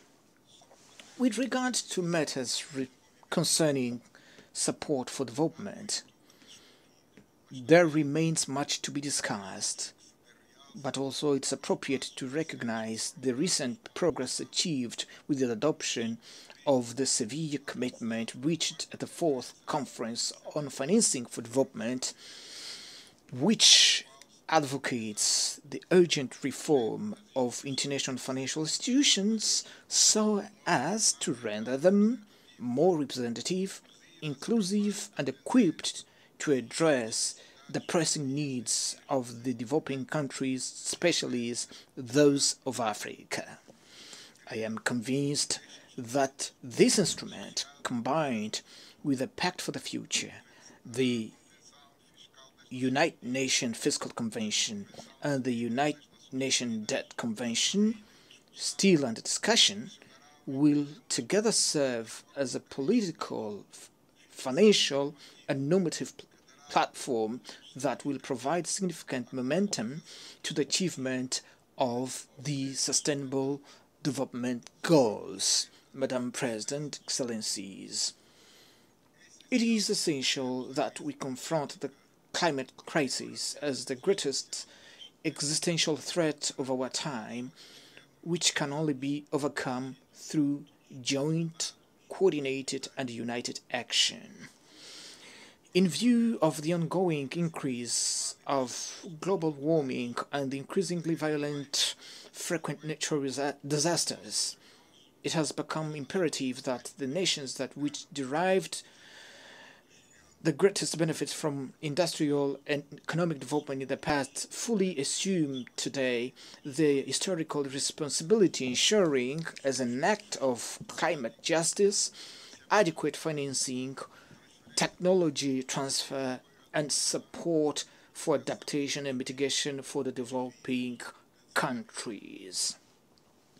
The countries with only residual share in greenhouse gas emissions are those that disproportionately and virtually alone face the impact of climate change, global warming, and their devastating effects on agriculture, food security, and public health.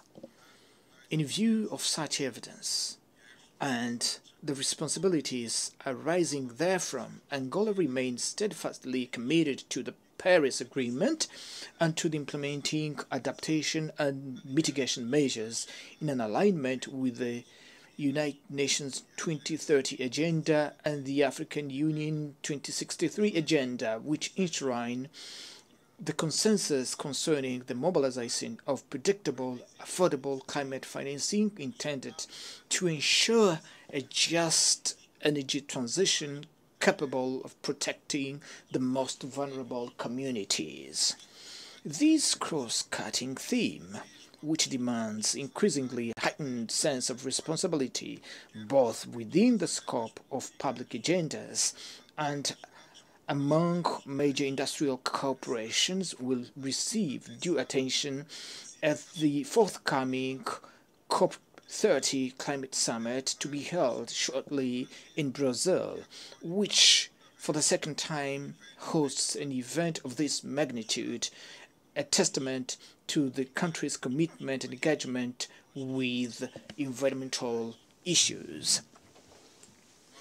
In 1992, in Rio de Janeiro, the United Nations Framework Convention on Climate Change was inaugurated, a paradigm that has proven greatly beneficial for the increasingly profound discussion that endured to this day and which will assuredly at the forthcoming conference enable us all to take another step forward on this long journey that we must undertake to achieve the major climate goals aspired by humanity.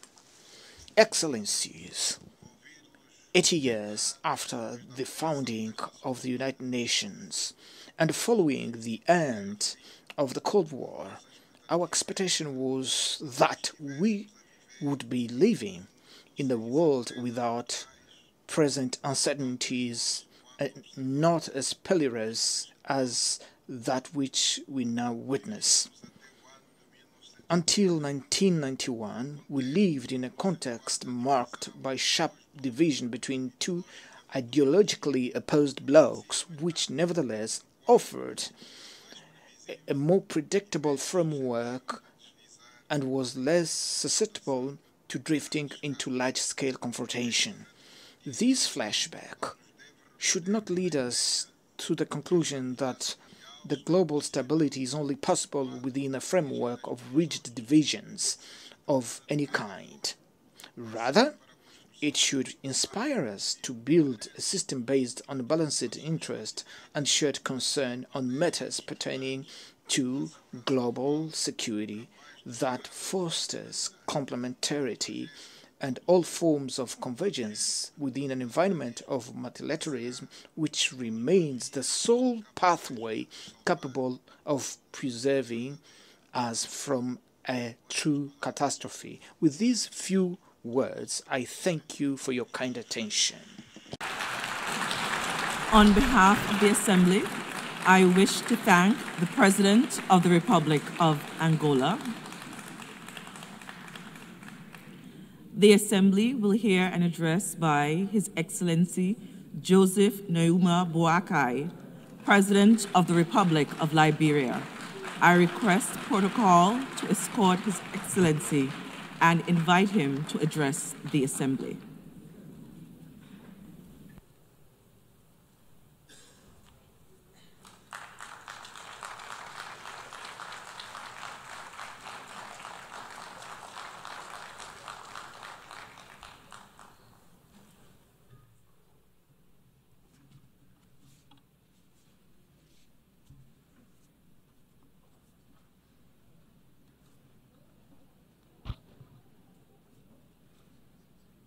Madam President,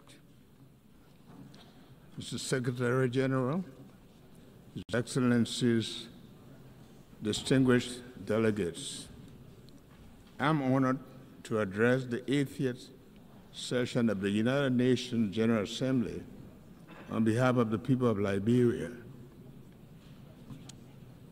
8 decades after its founding, in which Liberia was involved, our country is proud that the United Nations remains the most critical multilateral platform for international cooperation and collective action.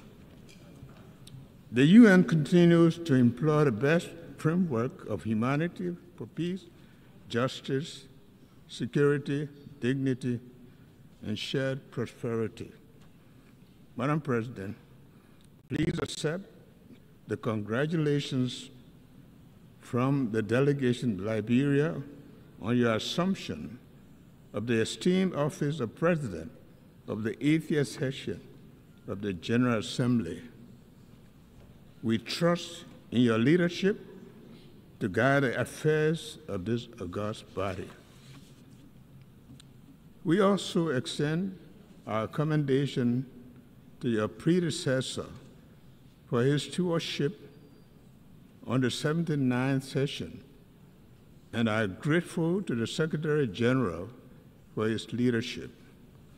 Excellencies, distinguished delegates, please accept the gratitude of the Liberian government and the people for the overwhelming trust demonstrated by the General Assembly members in electing Liberia to serve on the non-permanent seat of the United Nations Security Council for the 2026-2027 term.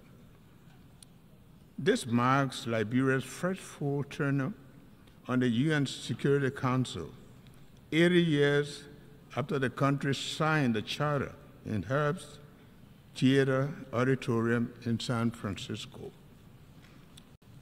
While the nameplate during this 2-year term will read Liberia, the seat, however, belongs to Africa.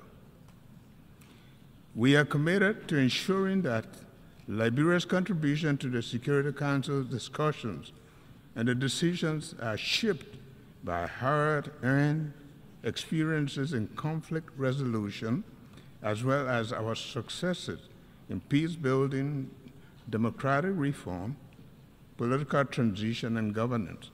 Additionally, the collective experience of the continent will be taken into consideration. Liberia looks forward to advocating for Africa's fair representation on the UN Security Council, which can only be achieved through permanent representation as a key part of the UN Security Council reform agenda.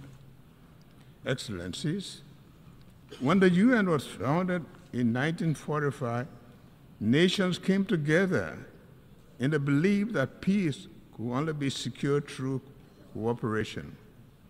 After 2 world wars, it became a widely held conviction that nations are stronger when united than when divided. 80 years later, that conviction is being tested like never before.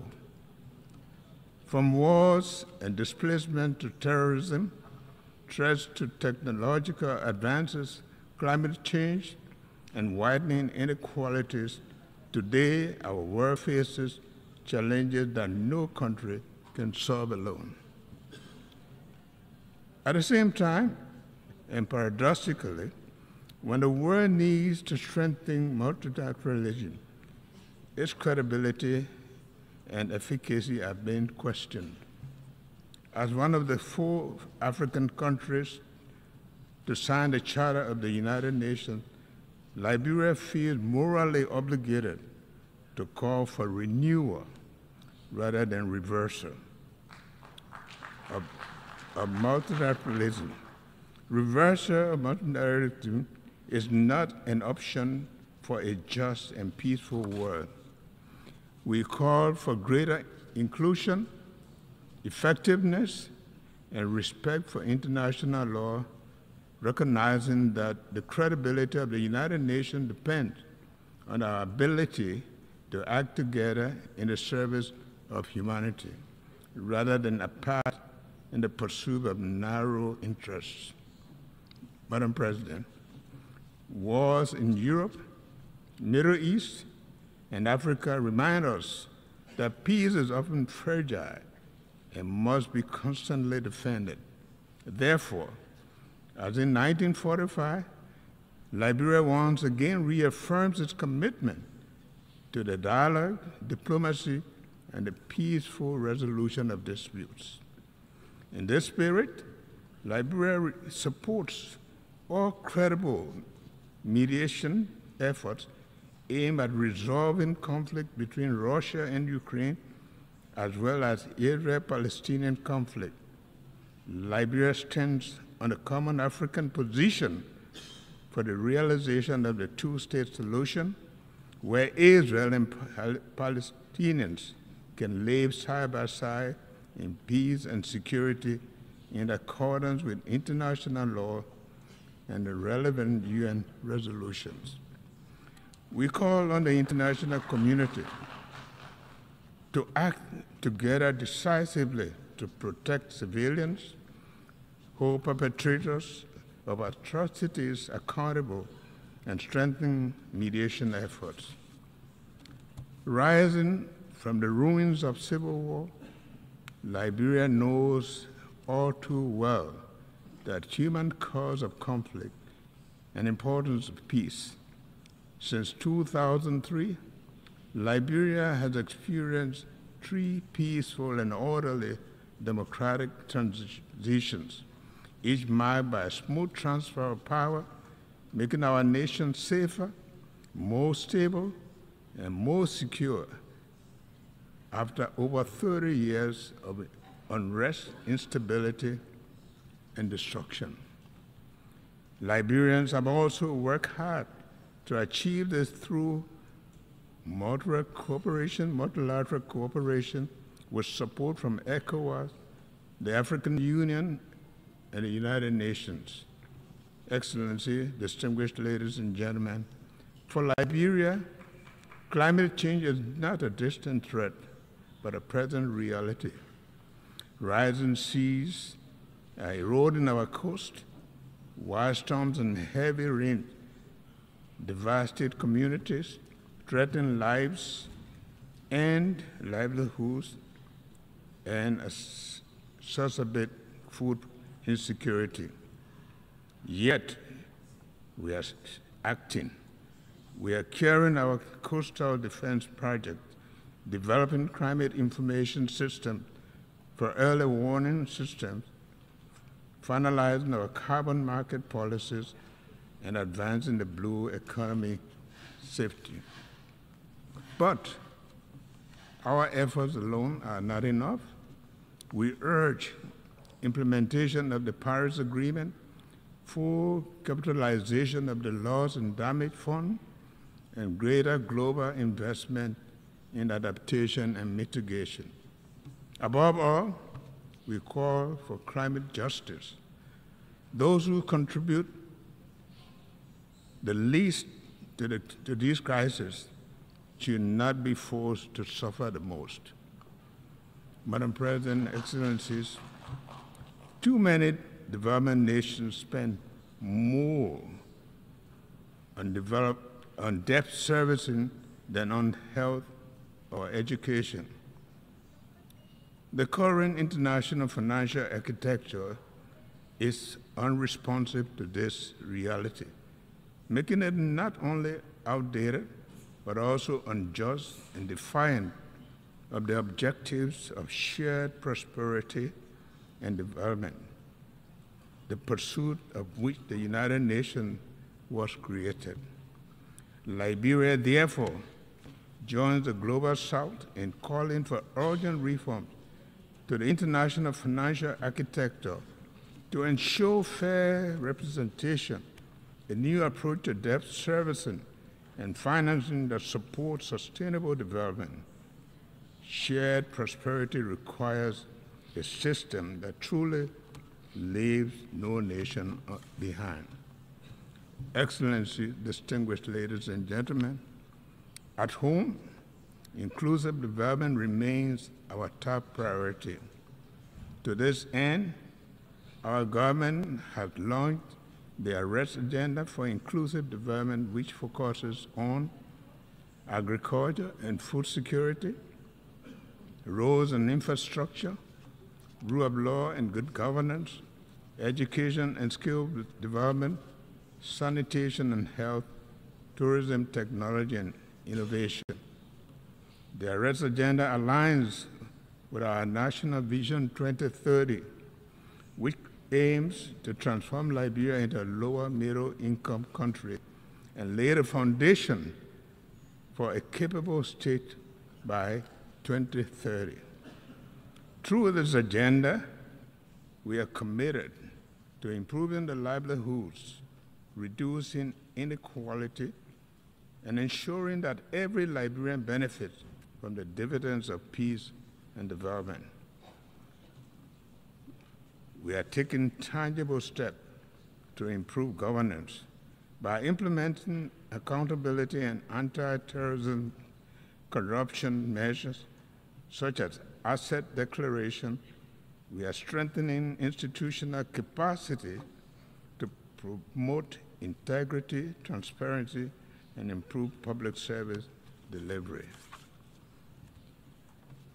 Liberia has endured some of the darkest chapters of human suffering, having experienced one of the most brutal conflicts in recent history.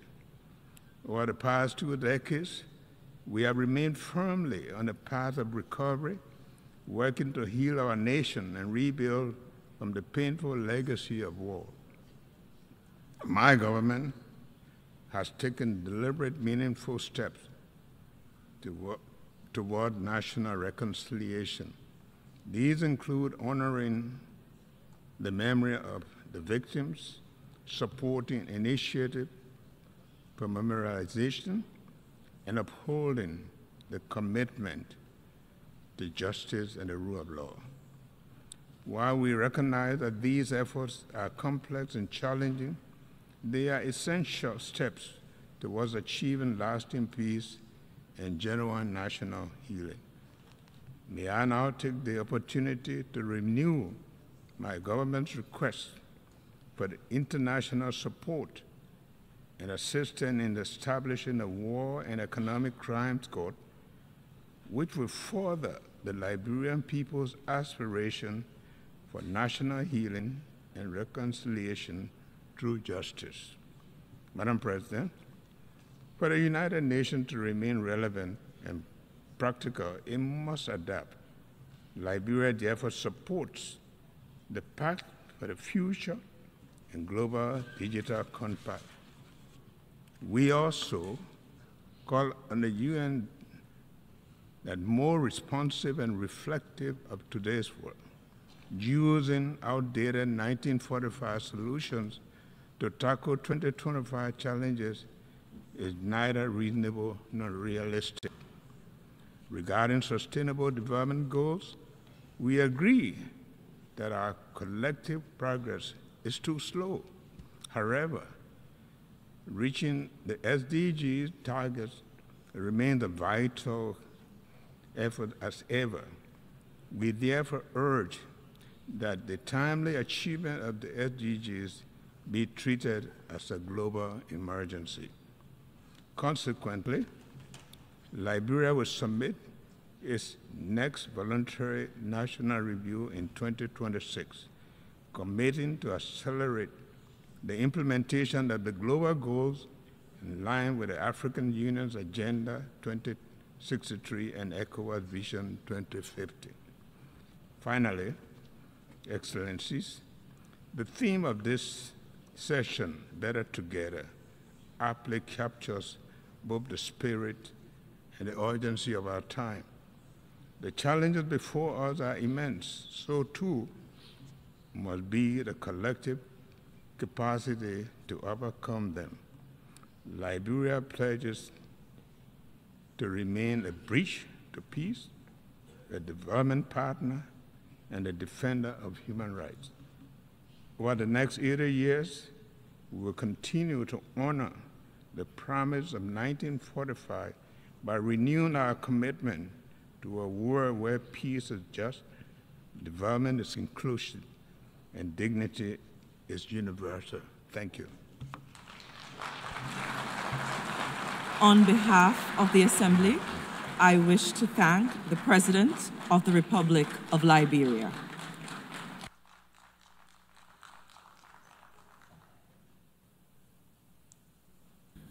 The Assembly will hear an address by His Excellency Félix Antoine 𝗚𝗂cihh Tshisekedi, President of the Democratic Republic of the Congo. I request protocol to escort His Excellency and invite him to address the Assembly.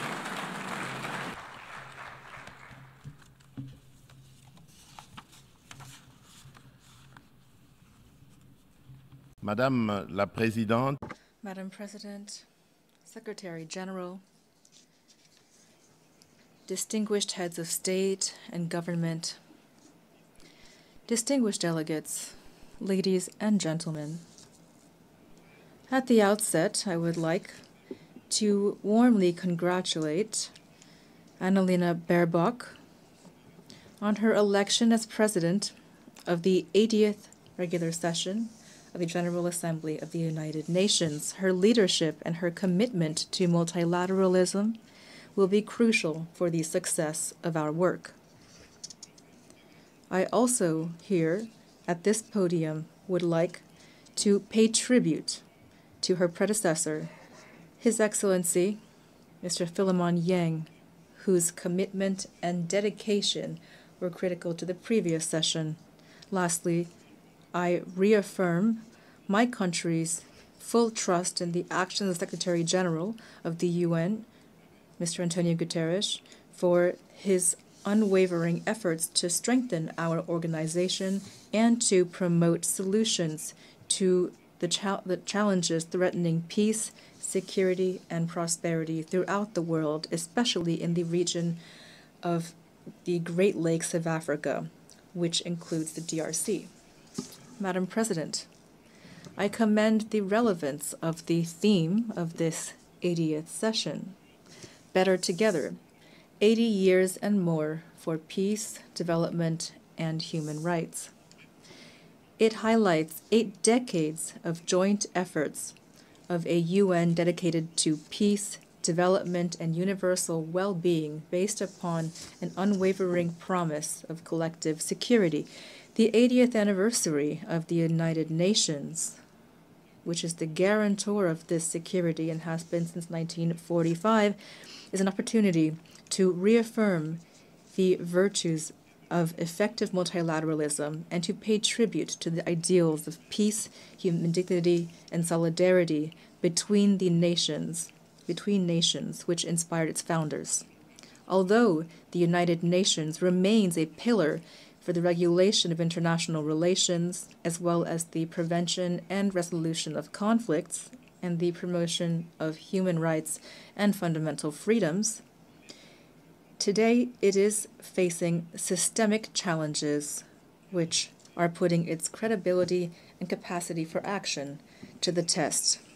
The profound changes ongoing during our era, especially protracted armed conflict, climate deregulation, recurring humanitarian crises, and constantly evolving transnational threats, remind us that multilateralism is not an option.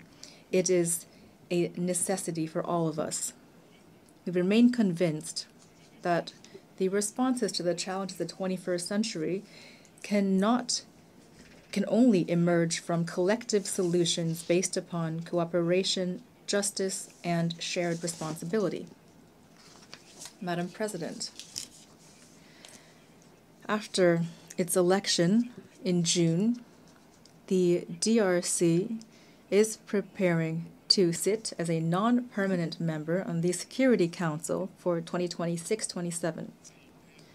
I, on behalf of my country, once again sincerely thank the member states for the trust and solidarity they've shown toward us. Our participation will be firmly constructive and holistic. It will be based on two indivisible priorities: peace and security on one hand, and prevention and resolution of conflict on the other. We also plan to actively contribute to the development and implementation of a new agenda for peace in order, through our capacity and our experience, to propel reforms of peacekeeping and peace-building operations, as well as the adaptation of the UN collective security system. With regard to Security Council reform, my country reaffirms the common African position as enshrined in the Eswatini Consensus and the Sirte Declaration. Africa must hold 2 additional seats in the non-permanent member category and 2 seats in the category of permanent members with the same rights, including veto rights, the same privileges, and the same obligations as the current permanent members. With its 54 states and more than 1.2 billion inhabitants, Africa can no longer remain on the sidelines of decisions that concern international peace and international security. Madam President, another priority is the illegal exploitation of natural resources, one of the major and most persistent causes of conflict. The DRC plans to center debate on exemplary governance of strategic minerals in order to guarantee exploitation that complies with the principles of sustainable development, economic sovereignty, and people's well-being. On a global scale, breaking the toxic link between profit for mining and financing non-state armed groups requires a comprehensive approach based on harmonizing rules of due diligence and traceability from mines to the consumer, the comprehensive transparency of supply chains and effective beneficiaries, independent mechanisms for oversight and audit, strengthened operational cooperation between customs, judicial, and financial authorities, targeted and effective sanctions against traffickers and their networks, and a staunch fight against corruption, supported by standards of good governance, public contracts, and the traceability of payments.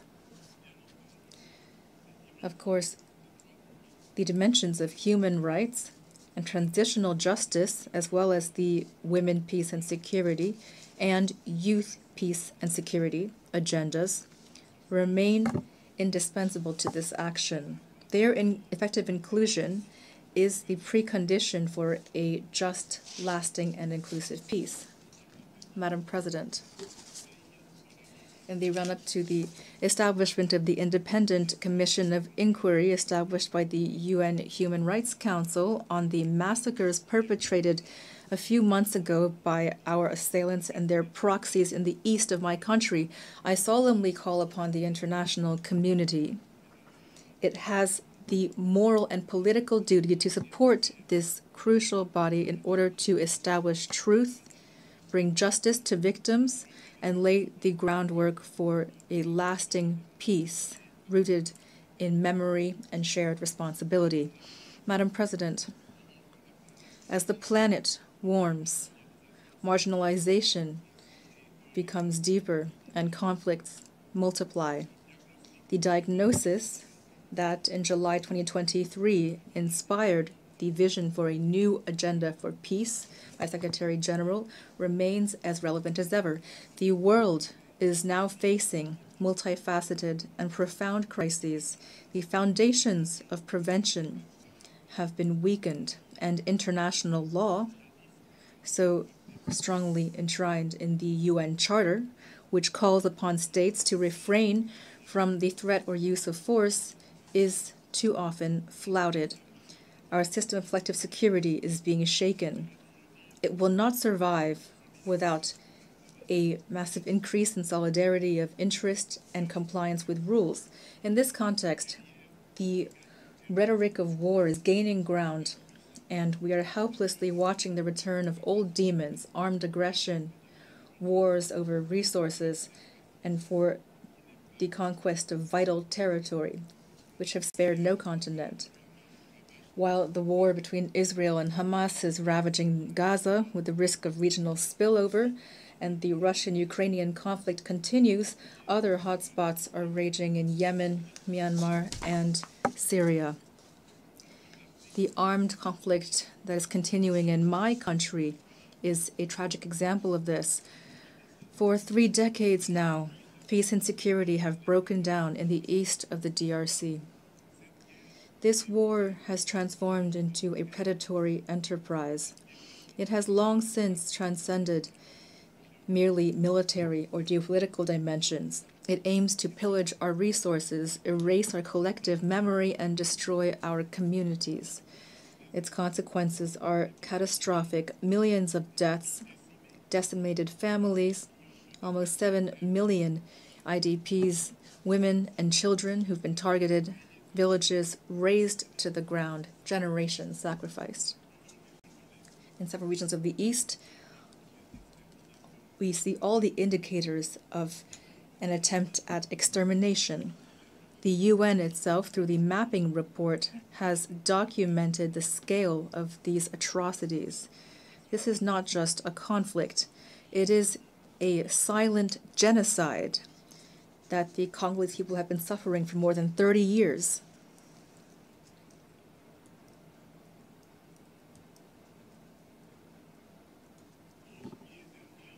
In July, more than 300 civilians, including 48 women and 19 children, were massacred in the territory of Rutshuru by the AFC and M23 with the support of the Rwandan Defense Forces. These crimes are not isolated incidents. They are part of a gruesome whole.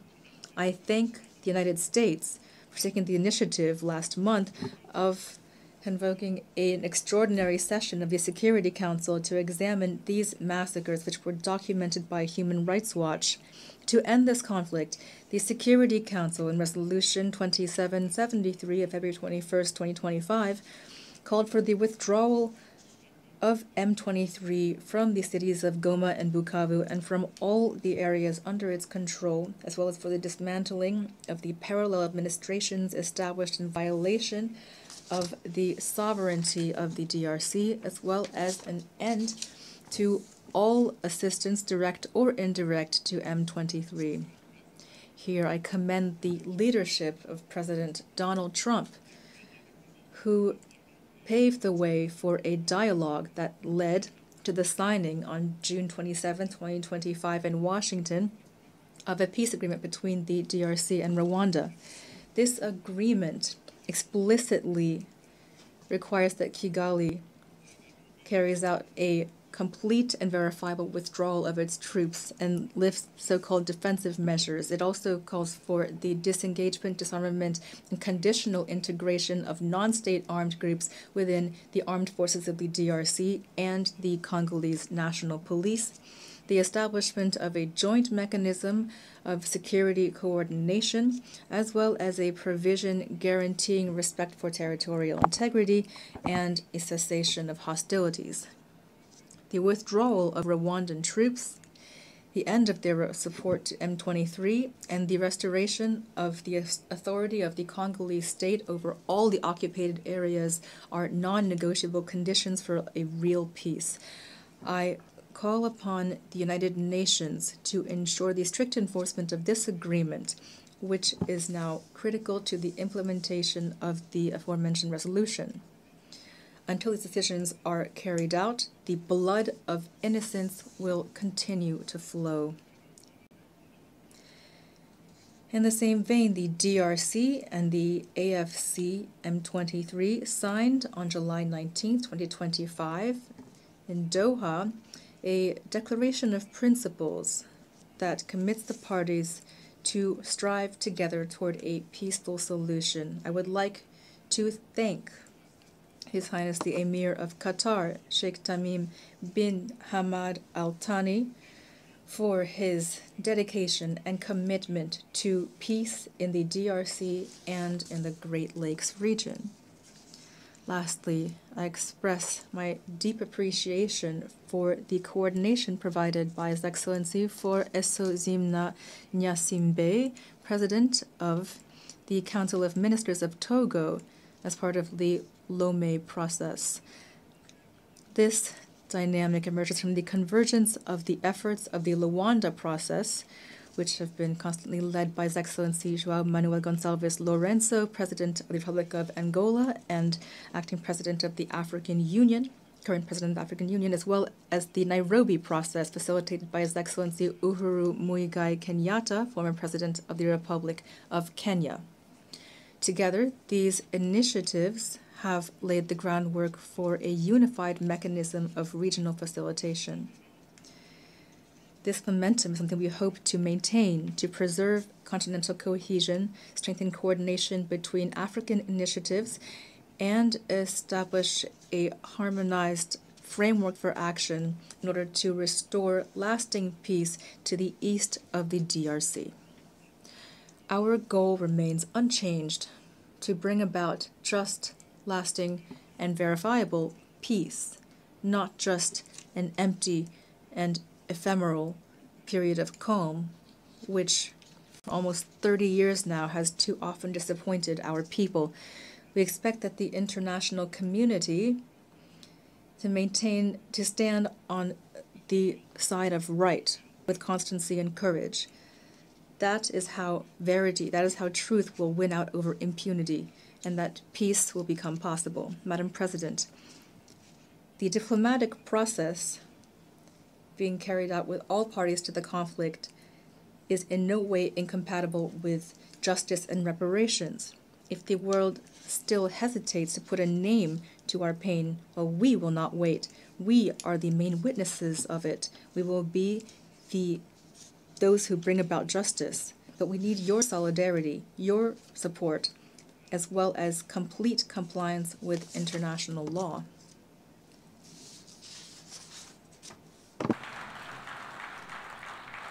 La République démocratique. The DRC does not need charity or condolences. It needs justice, truth, and dignity.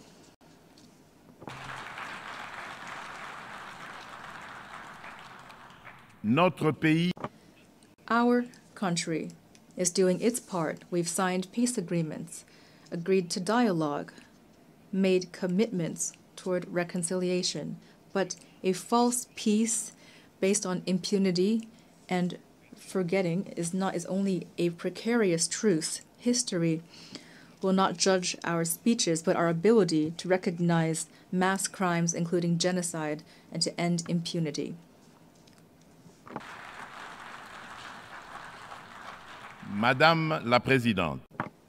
Madam President, the DRC is a country full of life, natural wealth, and human resilience. We want to contribute to global peace, but peace begins with recognition of our own tragedy.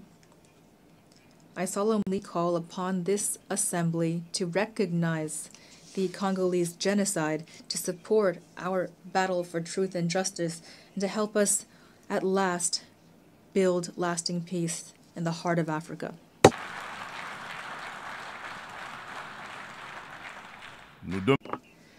We call upon the UN to establish a regime of targeted sanctions against perpetrators of economic crimes as well as crimes, war crimes, crimes against humanity, and crimes of genocide that have been committed in the east of my country. We call upon the UN to support all actions that aim to curb illicit supply chains in minerals, which for decades now have been financing war and human tragedy. These actions must be implemented with the support of the African Union, the UN, and our development partners, with the involvement of adjacent states, as well as businesses that purchase and process these minerals stained with blood, as well as financial institutions through which this cash transits, as well as civil society organizations. I state this solemnly. The international community has the moral and political duty to recognize this tragedy for what it is, a genocide, and to act accordingly. Silence and inaction in the face of these crimes amounts to complicity.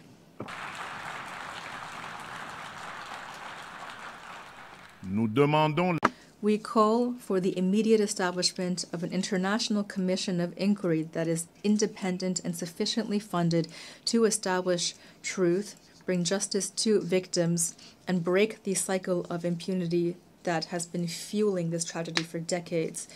Madam President, terrorism remains a serious threat to peace and international security. No region of the world has been spared.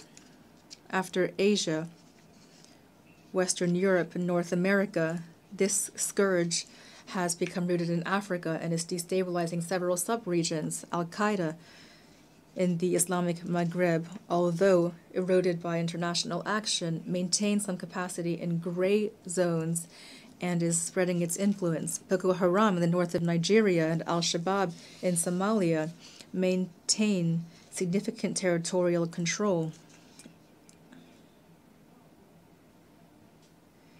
In Central Africa, after the devastation caused by the Lord's Resistance Army, or LRA, led by Joseph Kony, the northeast of the DRC is suffering under the Allied Democratic Forces, a Ugandan terrorist group that has sworn allegiance to the Islamic State. These extremist groups have left behind them in their wake a devastating toll of loss of human life and continue to threaten regional stability.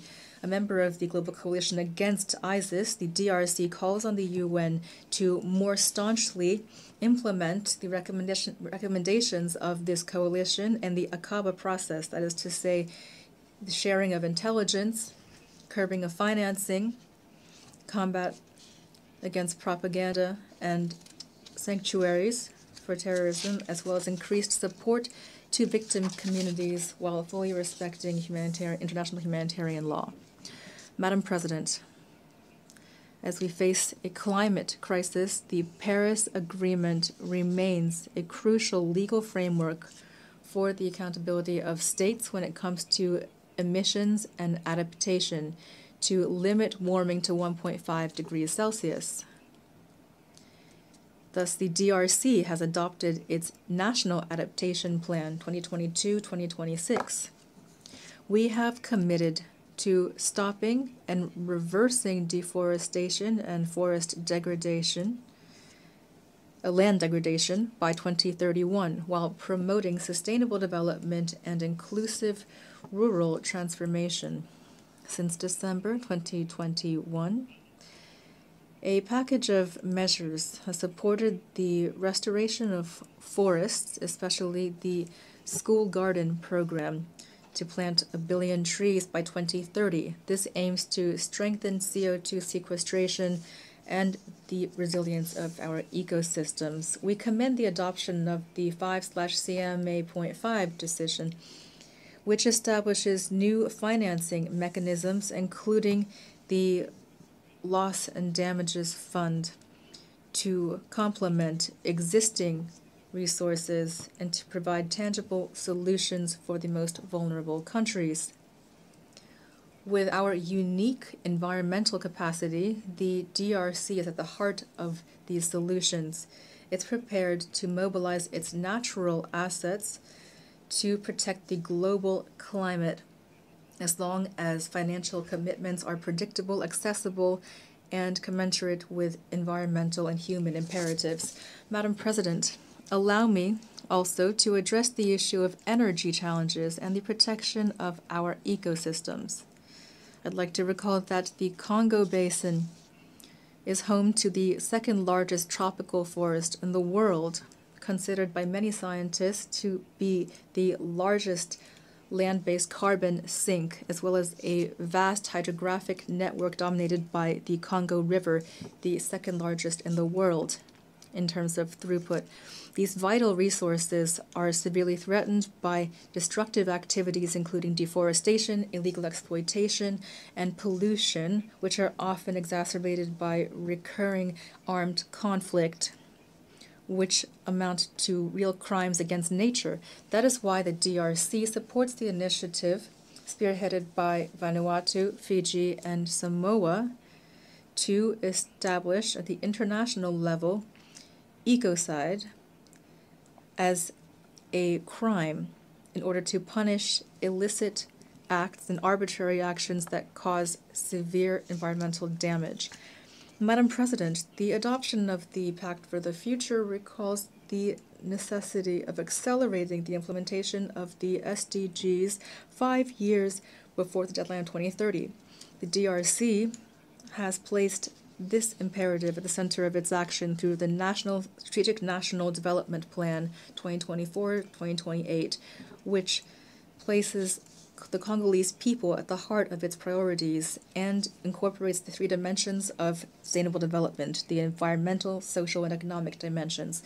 This plan is based on clear guidelines, including strengthening democratic governance and security, modernizing infrastructure and the business environment, protecting the environment, and guaranteeing access to essential social services, including water, sanitation, education, healthcare, electricity, and so forth.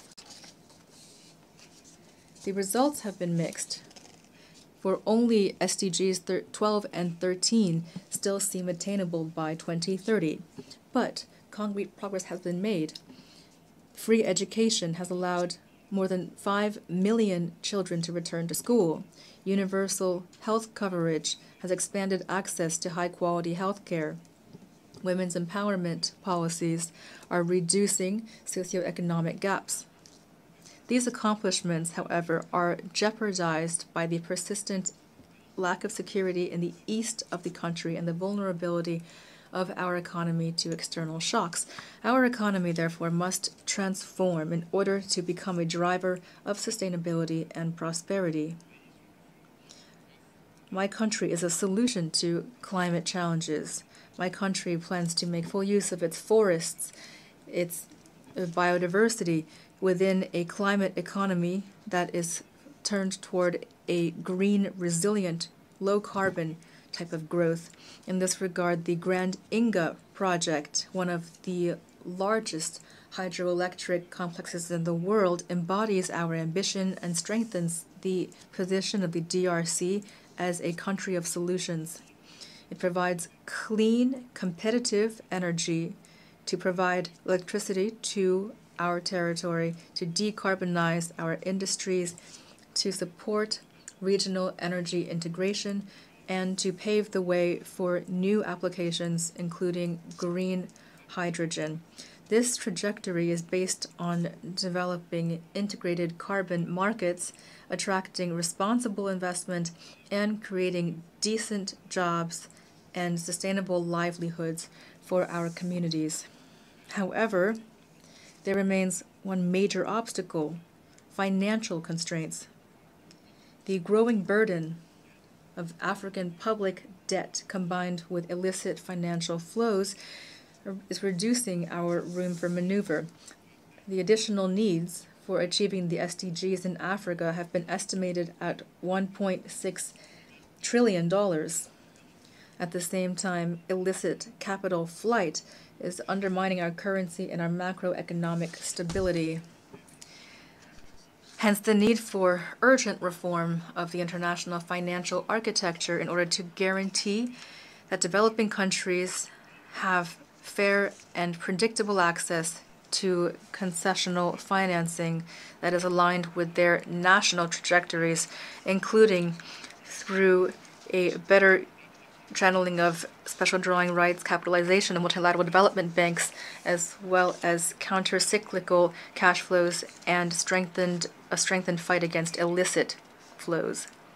Madam President, since I took up my post in my country, the DRC, I have pushed for a new dynamic in public affairs that includes systematically the gender dimension at all levels to ensure heightened presence of women in decision-making bodies. For example, the percentage of women within the government has risen from 17% in 2019 to 32% in 2025.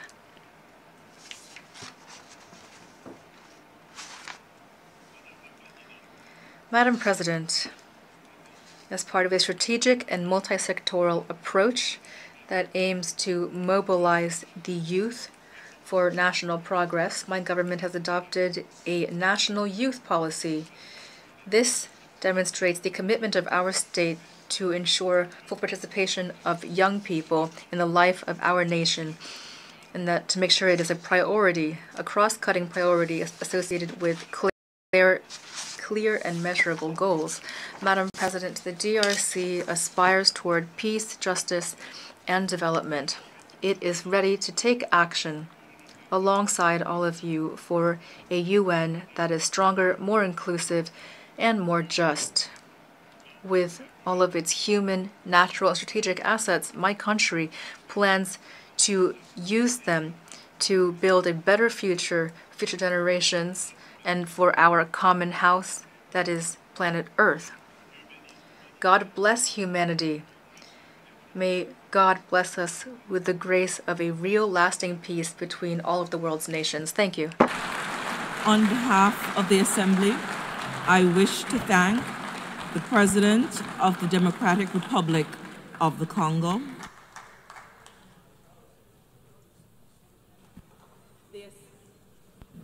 the Assembly will hear an address by His Excellency 𝗓𝗓𝗄𝗎 Jamal Rashid, President of the Republic of Iraq.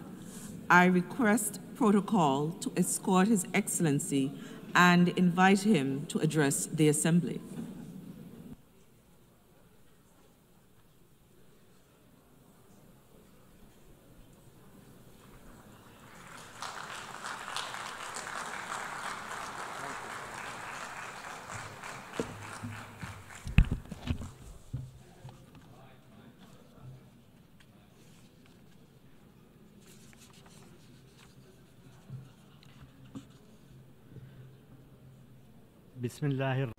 In the name of God, most compassionate, most merciful. Allow me to begin by congratulating Her Excellency Annalena Baerbock on assuming the presidency of the 80th session of the General Assembly. I extend my appreciation to His Excellency Philemon Yang for his commendable efforts at the helm of the previous session. Your Excellency, Madam President, Your Excellency, Secretary General of the United Nations, Excellencies, Heads of States and Governments, ladies and gentlemen, peace be upon you. I have the honor to stand here today before you to address you on behalf of Iraq, which boasts a long-standing history that you are all aware of, a history rife with challenges that we've faced and managed to prevail over, a history rich with hope, aspirations, and opportunities that our people is seeking to leverage in cooperation with our friends and thanks to the support of international organizations, namely the United Nations. On behalf of the government and people of Iraq, I wish to thank the United Nations for its role in support and defense of the democratic system in our country. This was done through the representatives of the Secretary General, from the late Sergio de Mello to His Excellency Mohammed Al-Hassan, who will be our partner in the drawdown of UNAMI in Iraq as it completes its work, and as we await the completion of the work of the UNITAD. Pursuant to Security Council Resolution 2732 and 2697. This is a testament to the stability of the security situation in Iraq and the entrenchment of our democratic political system.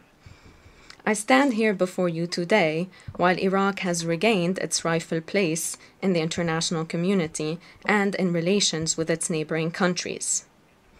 I address you while my country chairs the session of the current session of the Arab League and the 77 and China. We are also playing an effective role in international and regional organizations such as the Organization of Petroleum Exporting Countries, the Organization of Islamic Cooperation, and the Non-Aligned Movement. These are organizations in which we were founding members. This also holds true for the United Nations, whose charter we've signed upon its establishment, and we stand ready to play the part of the intersection between East and West. I would be remiss not to extend my sincere thanks to the United Nations, which has supported our democratic milestones in Iraq, including local and parliamentary elections, whose 7th iteration we are preparing to hold in the coming weeks. We pursue this to ensure the peaceful transition of power and the establishment of constitutional institutions. We have become a beacon of hope, thanks to the great sacrifices our people has conceded with great resolve to ensure coexistence and respect for pluralism, contrary to the repressive regime that formerly ruled Iraq. And as the guarantor of the Constitution, I'm cooperating with the judiciary as the safety valve of the democratic system to hold free, fair, and transparent elections to ensure neutrality and equal opportunities to candidacy and parliamentary representation. In this regard, Iraq has responded positively to the UN80 initiative launched by the Secretary General to strengthen the efficiency and effectiveness of our organization. And Iraq stands ready to discuss the potential hosting of United Nations regional and international headquarters in Iraq, based on the cost efficiency plan established and in accordance with the United Nations right for usufruct or in exchange for symbolic rental payments. This reflects our commitment to international cooperation and to play our part in strengthening the United Nations. Iraq has triumphed over the threat of terrorism, and today we look forward to wiping out the last vestige of this barbaric terrorist attacks. We rely on the unity of our people and the establishment of development plans to heal the wounds of the past and pave the way for a promising future, which relies on the steadfast national will of our people and the international community's support. Terrorism is but one scourge, even if it takes on various slogans and manifestations. It therefore should be countered comprehensively without any distinction as to its forms. We reiterate the need for the international community to implement all relevant Security Council resolutions, namely Resolution 2178, 2396, 2462, and 2331. We underline the need to hold accountable those who support terrorism through funds, weapons, safe havens, or media outlets, and those who allow the transfer of terrorists. We pursue our efforts for the return of displaced persons to their homes following the liberation of our territories from the scourge of terrorism. This requires international support and concerted effort in various arenas to ensure the reconstruction of liberated areas, to provide housing to displaced persons and services to them. And the most important is to ensure, or to rather to reassure all components of our community, those who have suffered genocide, enslavement, and displacement, such as the Yazidis, the Christians, and many more, that this will no longer be repeated, and that perpetrators will be held to account through international cooperation and once justice is served. And this will protect our diversity in Iraq, so as to ensure that our citizens remain in our country on the land of their fathers and forefathers. We've kickstarted the dismantlement of camps inhabited by families of terrorist operatives to ensure their repatriation, their integration, and their rehabilitation. This requires international cooperation, since this file constitutes a threat to the security and stability of the region.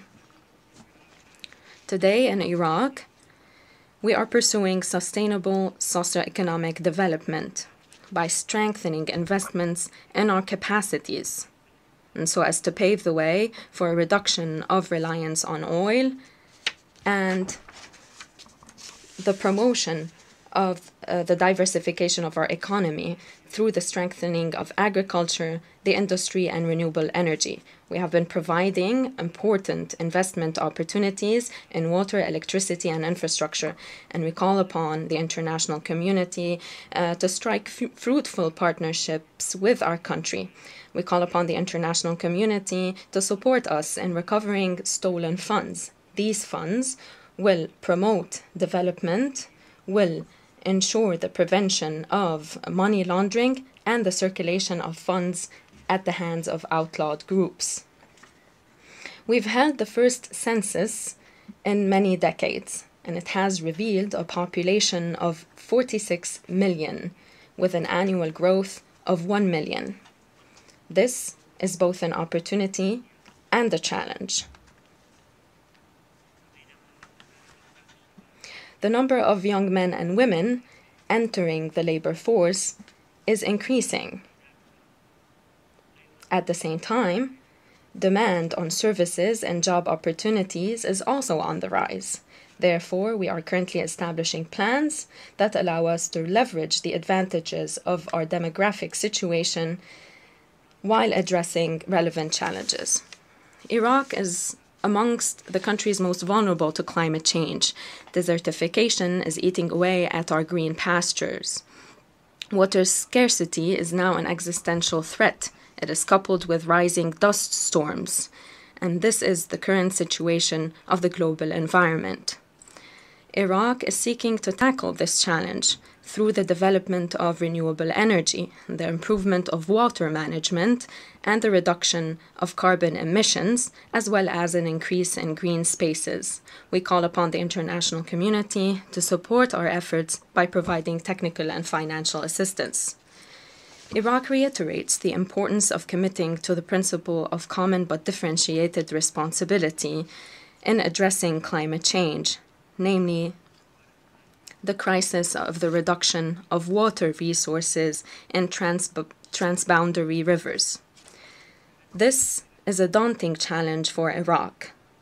Our country has always sought cooperation and understanding with the Islamic Republic of Iran and the Republic of Turkey to ensure the sharing and management of the basins of the Tigris and Euphrates rivers. We acknowledge the adverse impact of climate change and demographic growth on the availability of water. However, at the same time, we call upon the upstream states, Turkey and Iran, to ensure or to avoid harming Iraq, a country that is traversed by the two rivers from its north to its south. This is a lifeline for the stability of its people and for our economy. It is also the source of our great civilizations. Reduced water resources will bring about damage to our environment, to our human capital, and to our economy. It also adversely impacts the diversity of our culture and people, especially in the deltas of the rivers to the south of Iraq. We call upon international cooperation and comprehensive approaches underpinned by international law and humanitarian partnership, as well as a comprehensive view to what stability consists of in the region and the world, to reach permanent agreements between Iran, Turkey, Syria, and Iraq to ensure the management of water resources, to prevent damage to anyone, and to ensure a mutual sharing of the rivers of Tigris and the Euphrates. Excellencies, ladies and gentlemen, the Palestinian civilians are beset by killing, starvation, displacement, the destruction of infrastructure and state institutions. This is inhumane. It is a disgrace for humanity. Therefore, this must end. This must end.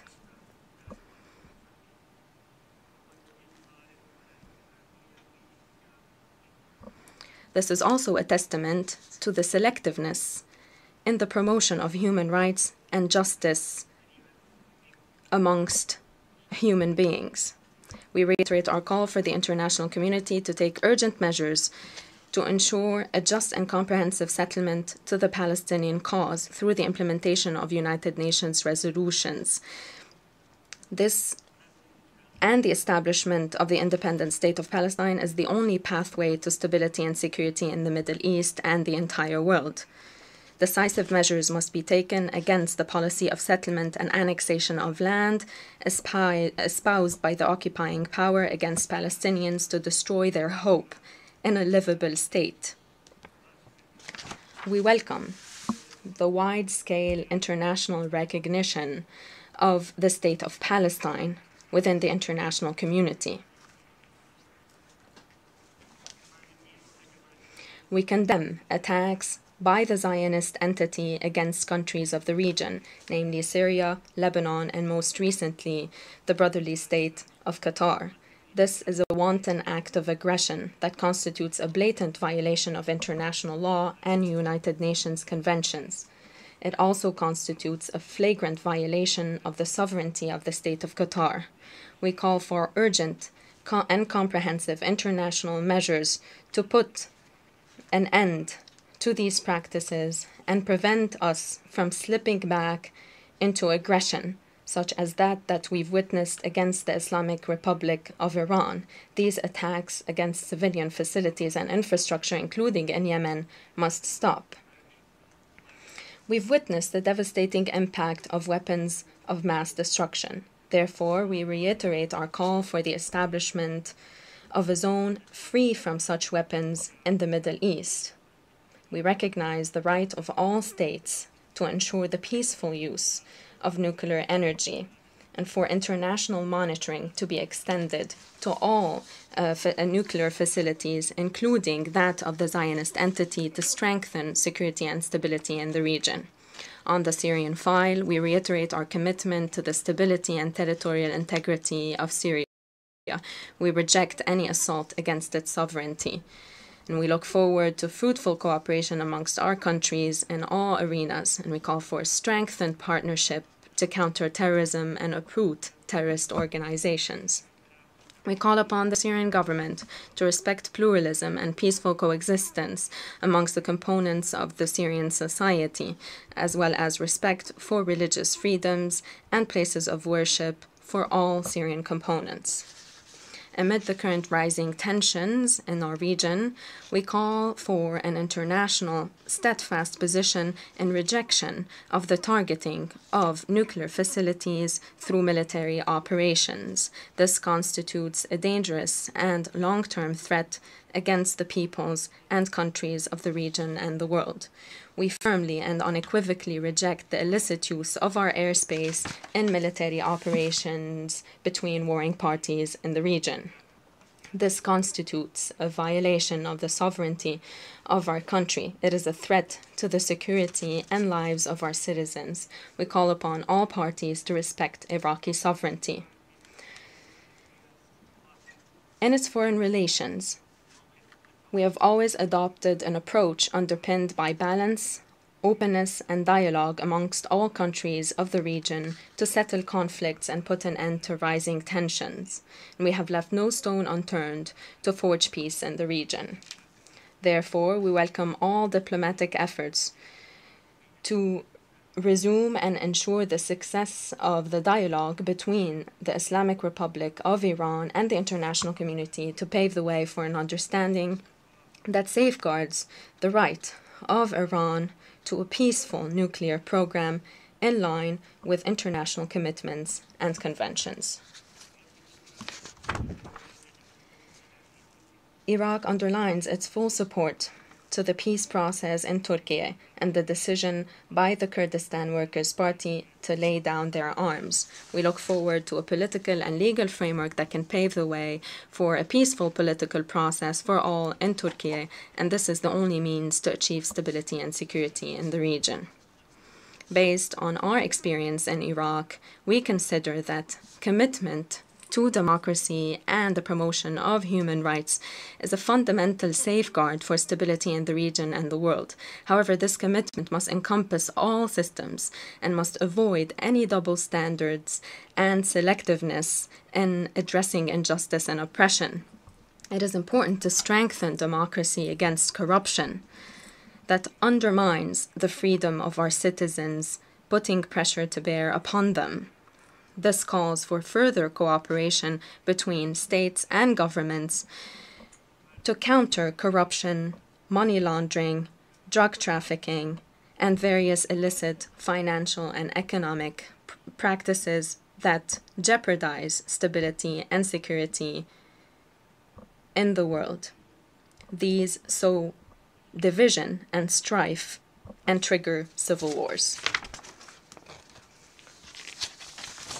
Following 2003 and in the past 2 decades, Iraq has been firmly committed to its principled position, namely good neighborliness with the brotherly state of Kuwait.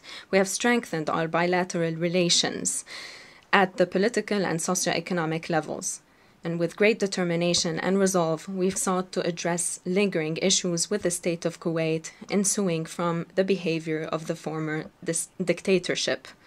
We have honored our international commitments vis-à-vis Kuwait, namely regarding reparations and borders, and we've made strides in tackling the file of missing persons and the archive. We look forward to forging positive and sustainable relations with neighboring countries. Those are to be underpinned by regional and economic integration and sustainable transportation projects. Excellencies, ladies and gentlemen, Iraq's message is clear. We are not calling for sympathy, but rather partnership, a partnership to heal our land, to secure our rivers, to safeguard our security, to empower our youth, and to ensure the unity of our region instead of its division. The Middle East has witnessed enough war, tears, bloodshed, and grief. Many opportunities for peace and dignified life have been lost. It is high time to end this urgently and to forge a new path for peace, justice, and cooperation. Iraq is willing to walk that path and to support those who will join it. The peoples of the world, namely the Middle East, look to the United Nations as the last remaining pathway for peace.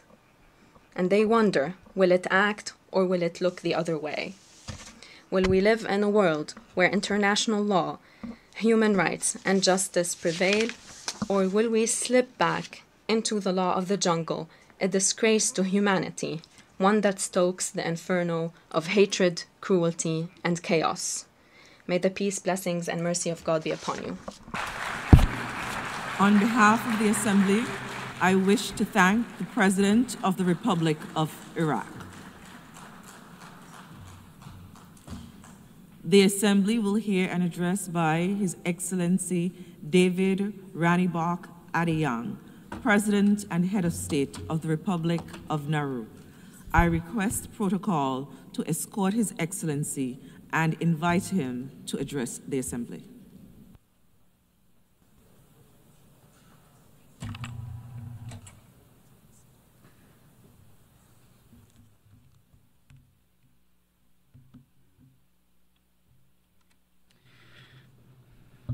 Madam President, Excellencies, distinguished delegates. It's an honor to address this Assembly on behalf of the people and government of the Republic of Nauru, a small island nation committed to peace, prosperity, and a sustainable future for all. It is also a great privilege to speak as the first leader from the Pacific at this 80th session. As Nauru stands at a defining moment in its democratic journey, we are guided by this year's theme, that we are indeed better together. This conviction shapes my remarks today as I share Nauru's perspective on the urgent challenges before us and the collective action they demand. Madam President, we gather at a time when the world faces unprecedented challenges to peace and security. Nauru stands firmly against war and conflict, believing that dialogue and diplomacy must always prevail over division. The principles enshrined in the UN Charter, peace, human rights, and international cooperation remain our guiding light. Nauru may not have military might, but we have moral authority earned through our commitment to peaceful coexistence and multilateral solutions. And we call upon all nations to choose unity over discord, cooperation over conflict, and shared prosperity as the foundation for addressing our common challenges. Madam President, small island developing states face a fundamental challenge, breaking cycles of dependency that constrain our growth and threaten our economic sovereignty. Nauru's strategy is simple. We invest in our people. They are our greatest asset and the foundation of our future. Education, healthcare, and opportunity keep our community strong, our youth engaged, and our nation moving forward. This principle guides every partnership we form and every initiative we undertake. And we are deeply grateful to Australia, whose steadfast support goes beyond diplomacy and partnership. Australia's friendship has long been central to Nauru's journey. Ours is a relationship grounded in kinship, trust, and the ties of Pacific family. And as we say in Nauru, Atamina, which means we are family. We also value our productive relationship with the People's Republic of China and reaffirm our commitment to the One China principle. China's partnership has contributed meaningful opportunities for infrastructure, trade, and development that support Nauru's progress. And for Nauru, these diverse partnerships built on mutual respect and understanding are the foundation of our progress at home. Our economic resilience strategy is centered around the Nauru Trust Fund, which safeguards national wealth for future generations, the Economic and Climate Resilience Citizenship Program, the Command Ridge Virtual Asset Authority, deep sea bed mineral resources, and our pursuit of Egmont Group membership. Through these initiatives, we are diversifying our economy, creating transparent revenue streams, and ensuring that today's progress benefits those yet to come. And as we look ahead, we must come together in the spirit of cooperation that defines this 80th session. Madam President, for small island nations like Nauru, our vulnerability goes far beyond income. It's the daily reality of disrupted supply chains, narrow economic choices, geographic isolation, and the outsized impacts of crises we cannot control.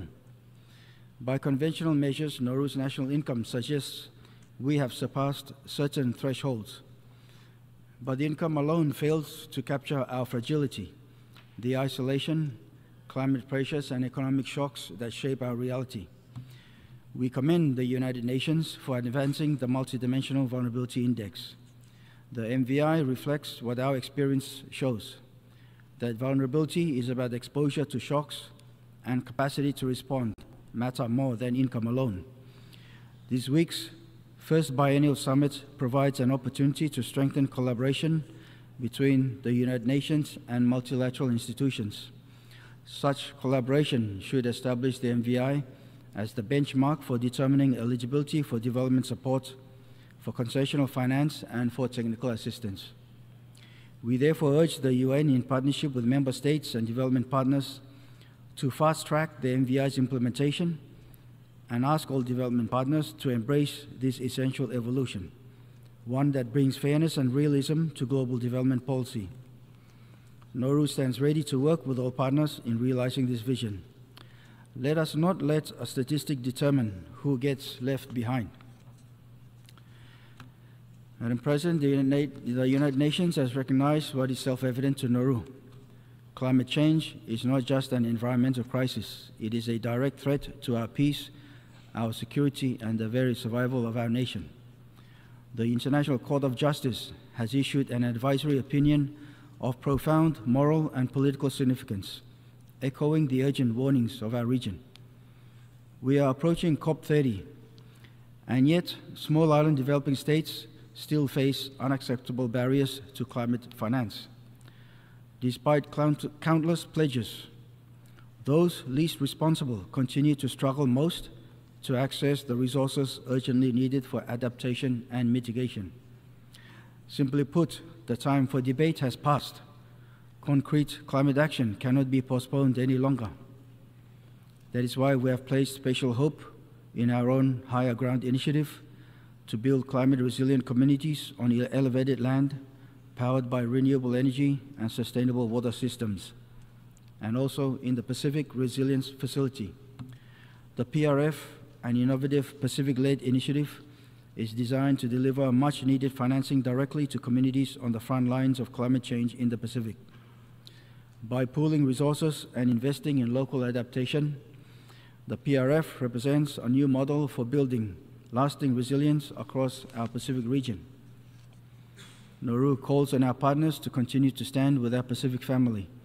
We also welcome others who wish to join us and invite all friends of the Pacific to work alongside us in building a more resilient future for our region. Both the HGI and the PRF are not charity.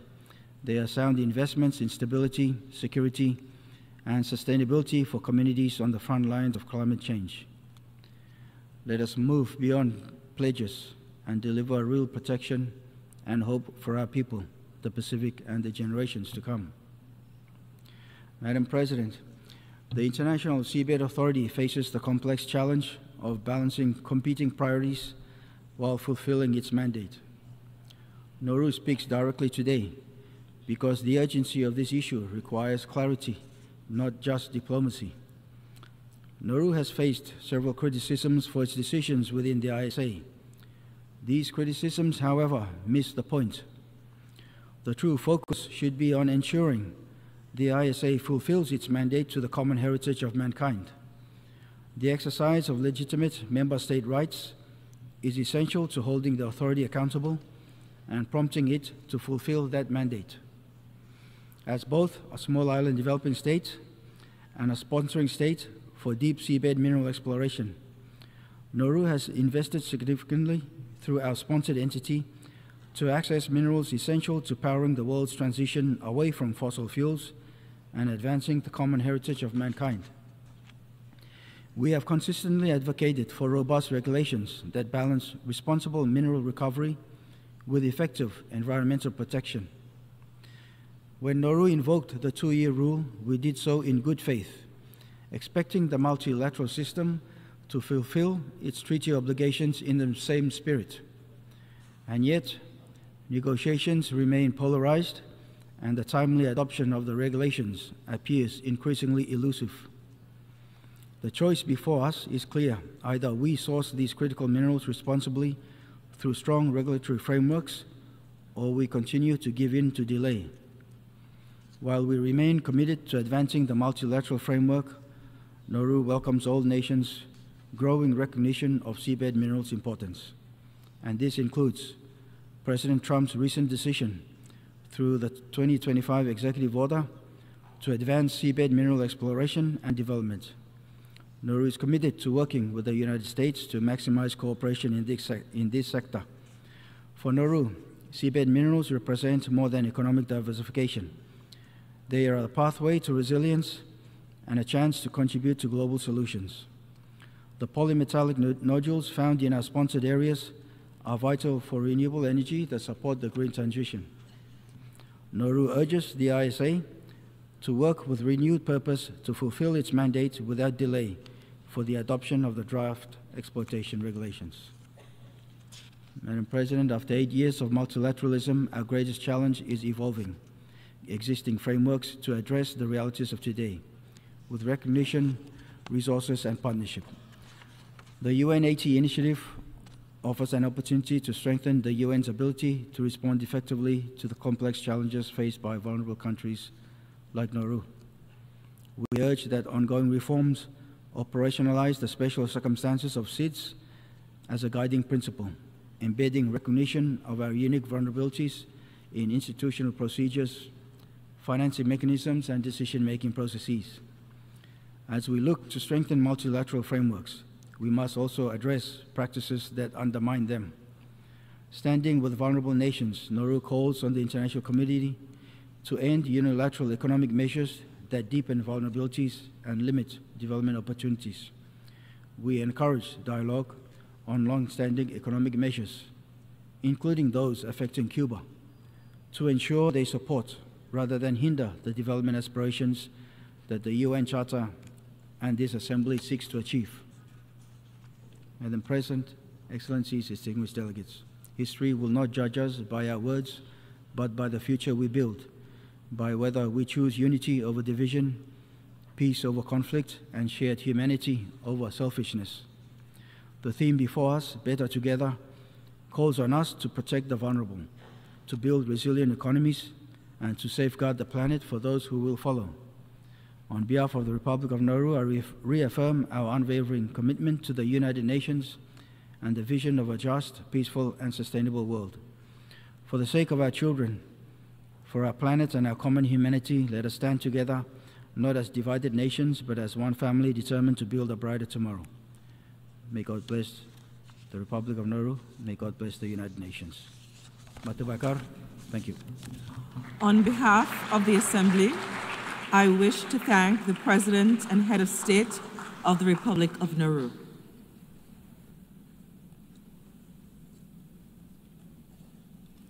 We shall now continue the general debate.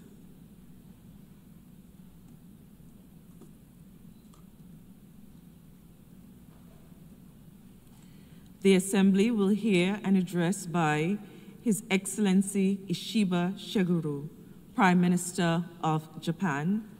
I request protocol to escort His Excellency and invite him to address the Assembly.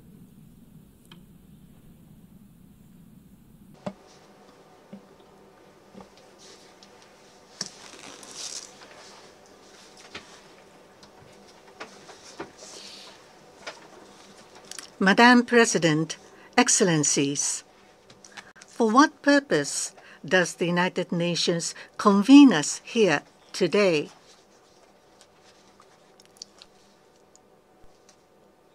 Is the United Nations currently fulfilling the role that is expected of it? 80 years ago, the United Nations was established to serve as the core of a new international order based on collective security. The First World War was the first total war in history.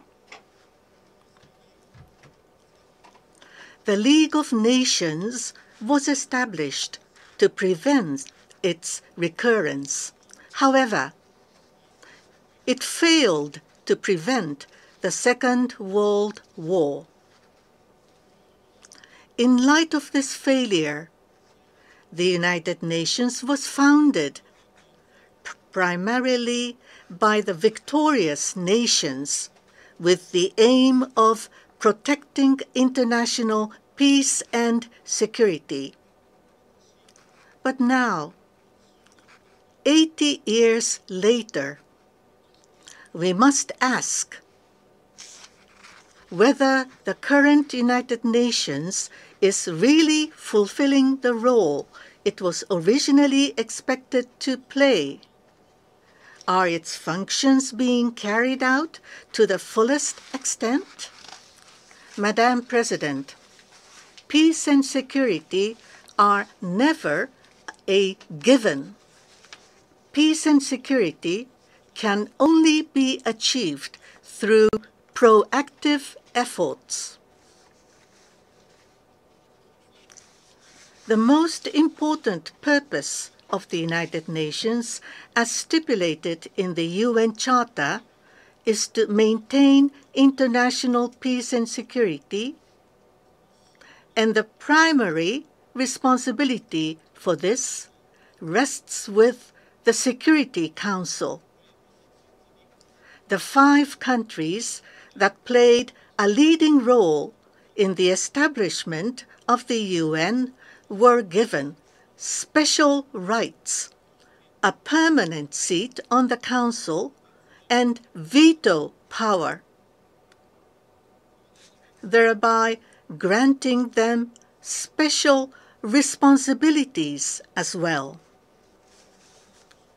The Charter also made provisions for the establishment of a UN force under the authority of the Security Council. Furthermore, after considering that there could be situations where the Security Council fails to function properly, the right of individual or collective self-defense of each country was recognized. However, in many critical cases, the Council was unable to take the necessary decisions due to the veto power granted to the permanent members. It goes without saying that the member states have drawn on their wisdom to develop a variety of innovative mechanisms. In 1950, the General Assembly passed the resolution Uniting for Peace, thereby empowering the General Assembly to take action. In the context of the Suez Uprising of 1956, the ceasefire was established after the parties involved, including the UK and France, who are permanent members of the Security Council, accepted the resolution at the emergency special session of the UN General Assembly. It also created peacekeeping operations. In the Gulf War, a Security Council resolution authorized the use of force by member states. Since 2022, a permanent member of the Council who exercised the veto is requested to speak at the General Assembly. Despite these efforts, the Security Council is still not functioning effectively. Russia's aggression against Ukraine is the most obvious example. A permanent member of the Security Council with a special responsibility for international peace and security has invaded its neighbor. This shakes the very foundation of the international order. Security Council resolutions are vetoed and not adopted, and General Assembly resolutions calling on Russia to withdraw immediately are adopted but not implemented, Russia continues its aggression against Ukraine, interpreting Article 51 of the UN Charter in a self-righteous way and labeling its aggression as a right of collective self-defense. This calls to mind the Prague Spring in 1968. Article 51 of the Charter must never be used arbitrarily. The veto was an unavoidable safety valve designed to prevent direct conflict between the major powers. However, the inherent limitations of the UN are clear. Madam President, looking back at the progress of the UN, it is clear that now is the time to be decisive in carrying out the reform of the Security Council. It is necessary to expand both permanent and non-permanent membership categories. Although the number of member states has increased fourfold, the number of permanent members has remained unchanged since its establishment. Simply increasing the number of Security Council members is not enough. However, I believe it is possible to make the Security Council more representative without reducing its effectiveness. When increasing the number of Security Council members, we must also consider the veto power held by the permanent members. As the G4, we propose freezing the veto power of new permanent members for 15 years. Expanding the Security Council and addressing the challenges the UN faces with greater legitimacy would make it a better organization, or suffice it to say, it would be a better organization than it is now. In last year's Pact for the Future, we, the leaders of the United Nations member states, recognized the urgent need to reform the Security Council and declared to the world that we would intensify efforts for reform. So, how much progress have we made in the discussions over the past year? We have a responsibility to accelerate discussions and reach a conclusion on Security Council reform as soon as possible. Member states cannot afford to drag each other down over how to expand the membership of the Security Council. We must be acutely aware that innocent lives are being lost even at this very moment as I am delivering my speech. We must rebuild responsible global governance.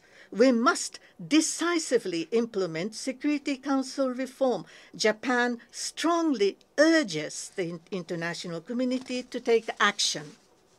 Madam President, there was a time when the end of the Cold War brought hope that peace would be realized worldwide. However, this hope was short-lived. Ethnic conflicts flared up, as exemplified during the dissolution of the former Yugoslavia. There were terrorist attacks in New York City. When the United Nations was founded in 1948, today's situation was unimaginable. A non-state actor possessing the same destructive power as a state, territory, ethnicity, religion, and economic disparities. These sources of conflict are not going to disappear. In fact, they are becoming increasingly acute in an international society that is becoming more and more multipolar. What role should the United Nations play in this challenging environment, Madam President? The situation surrounding Palestine has reached an extremely serious and alarming juncture that threatens to undermine the very foundation of a two-state solution which the international community has long sought and which Japan has consistently supported. The recent expansion of the Israeli ground operations in Gaza City will further aggravate the already dire humanitarian crisis in Gaza, including famine. Japan condemns these actions, which are entirely unacceptable in the strongest possible terms. We call for their immediate cessation. I feel strongly indignant by the statements made by senior Israeli government officials that appear to categorically reject the very notion of Palestinian state building. We must never overlook the unimaginable hardships the people of Gaza are facing. Japan has consistently supported the lives and dignity of the people of Gaza through humanitarian assistance, including the medical treatment of the wounded in Japan. We will continue to make every possible effort. There was indeed a time when Jews and Arabs lived together in peace for centuries. The terror inflicted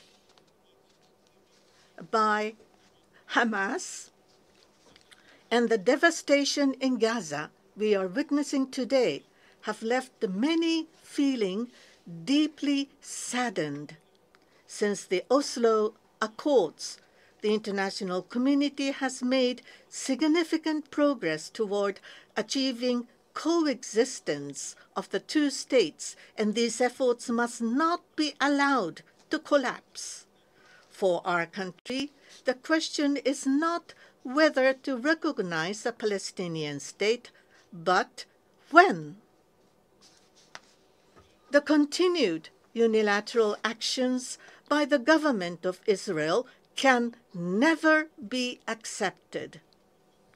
I must state clearly that if further actions are taken that obstruct the realization of a two-state solution, Japan will be compelled to take new measures in response. What matters the most is that Palestine can exist in a sustainable manner, living side by side in peace with Israel. Japan will continue to play a realistic and proactive role in moving even a single step closer toward the goal of a two-state solution. As we invite Palestine to assume its role as a responsible member of the international community, the Palestinian side must establish a system of governance that ensures accountability.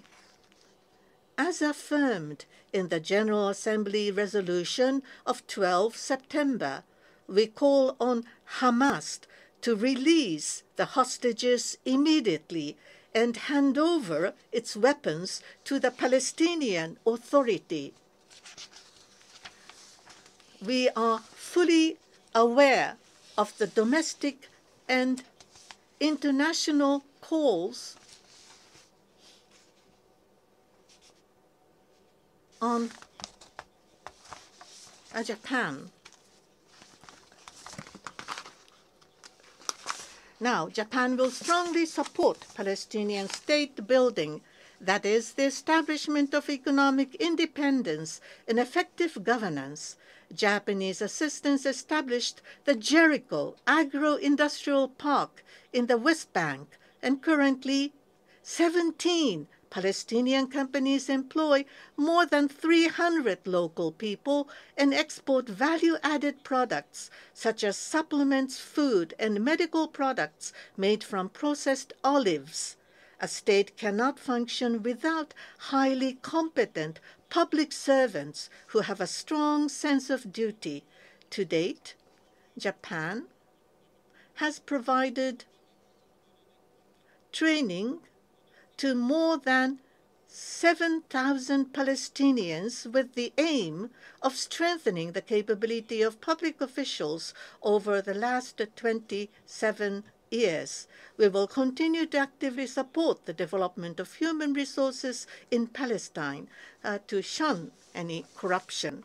In promoting these efforts, we will collaborate with our colleagues in Southeast Asia, including Muslim countries such as Indonesia and Malaysia. Japan launched a framework for this 12 years ago in 2013 and has continued to lead ever since. Japan strongly supports the initiative to promote lasting peace and stability across the entire Middle East region by expanding the Abraham Accords. These accords bear the name of the common spiritual ancestor of Jews, Christians, and Muslims. While it is extremely disappointing that progress towards the implementation of the agreement has stalled over the past 2 years, we strongly believe that their value will never be diminished. Madam President, a permanent member of the Security Council is openly making nuclear threats. I am deeply concerned that the threshold for the use of nuclear weapons may be lowered, which would introduce new uncertainties to the effectiveness of nuclear deterrence.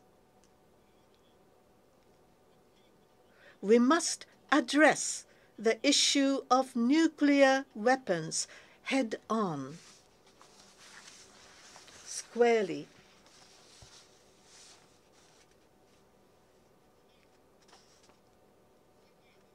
Japan is fully aware of domestic and international calls on us to join the Treaty on the Prohibition of Nuclear Weapons as the only country to have suffered atomic bombings. I am fully aware of this. However, we must maintain a world without nuclear war and also realize a world without nuclear weapons. To this end, the NPT, which brings together both the nuclear weapon states and non-nuclear weapon states, is the most effective and realistic framework. Japan calls on the international community to embrace the spirit of dialogue and cooperation so that next year's NPT review conference will be a success and so that the world will move one step closer to achieving a world without nuclear weapons. For Japan, which has been placed in an extremely severe security environment concerning nuclear weapons, extended deterrence provided by the United States, including nuclear deterrence, remains necessary to protect the lives and properties of our citizens. We cannot take a position that rejects deterrence theory. This is the reality of implementing a responsible security policy. Yet, the nuclear catastrophe our nation has experienced must never be repeated in this world.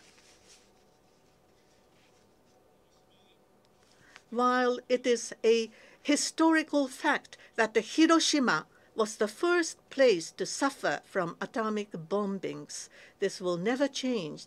But whether Nagasaki will remain the last place to suffer from atomic bombings depends on the continuous efforts and wisdom of mankind.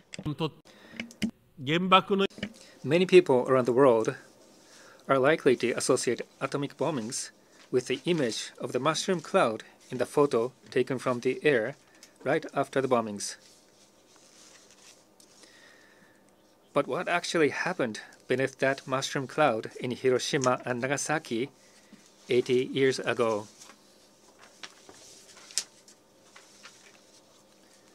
On August 6th, I attended the Peace Memorial Ceremony in Hiroshima, where I introduced a tanka, or short Japanese poem.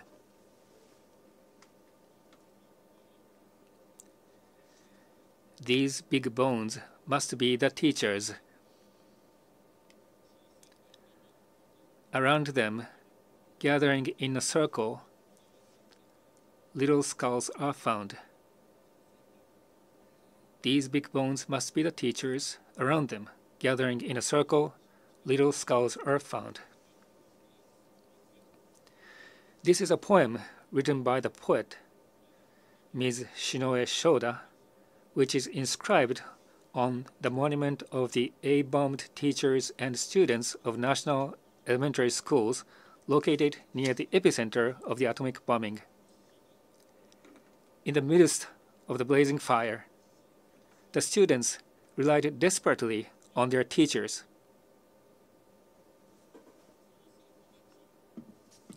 The teacher was not able to protect those students. This poem evokes their grief. The lives and the futures of many civilians were lost in an instant. Even those who survived have suffered for a long time from the health hazard of radiation. This suffering continues to this day, 80 years later.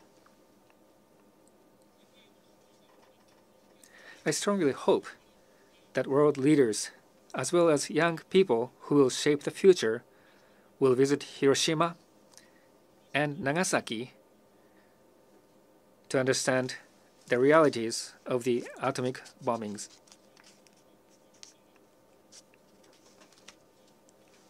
Madam President, it is North Korea that is now challenging these efforts towards a world without nuclear weapons head-on. Its nuclear and missile development poses a grave threat to international peace and security. We strongly urge the full implementation of the numerous Security Council resolutions aimed at achieving the complete denuclearization of North Korea. Additionally, there is the issue of Japanese citizens having been abducted by North Korea. With the aging of the abductees and their families, the abduction issue is a humanitarian and time-sensitive issue with no time to spare. Japan seeks to normalize its relationship with North Korea in accordance with the Japan DPRK Pyongyang Declaration through comprehensively resolving outstanding issues of concern, such as the abductions, nuclear and missile issues, as well as settlement of the unfortunate past. This policy remains unchanged. Japan will continue to call for dialogue with North Korea. We strongly ask for the continued understanding and cooperation of the international community. Madam President, the role of the United Nations extends beyond the notion of security in the narrow sense. Actions taken by the United Nations in the economic and social spheres are also vital in achieving international peace and security. Japan has continued to place importance on the concept of human security, which focuses on the individual and calls to protect human dignity. Japan does not seek specific economic interests or military footholds through its aid. We simply hope to laugh together, cry together, and work side by side with all the nations of the world. This is the core principle of Japan's international cooperation. With this determination, I hosted the 9th Tokyo International Conference on African Development, TICAD, in Yokohama last month. Since its inception in 1993, Japan has remained steadfast in its commitment to supporting Africa's ownership in addressing its challenges. At this year's conference, we successfully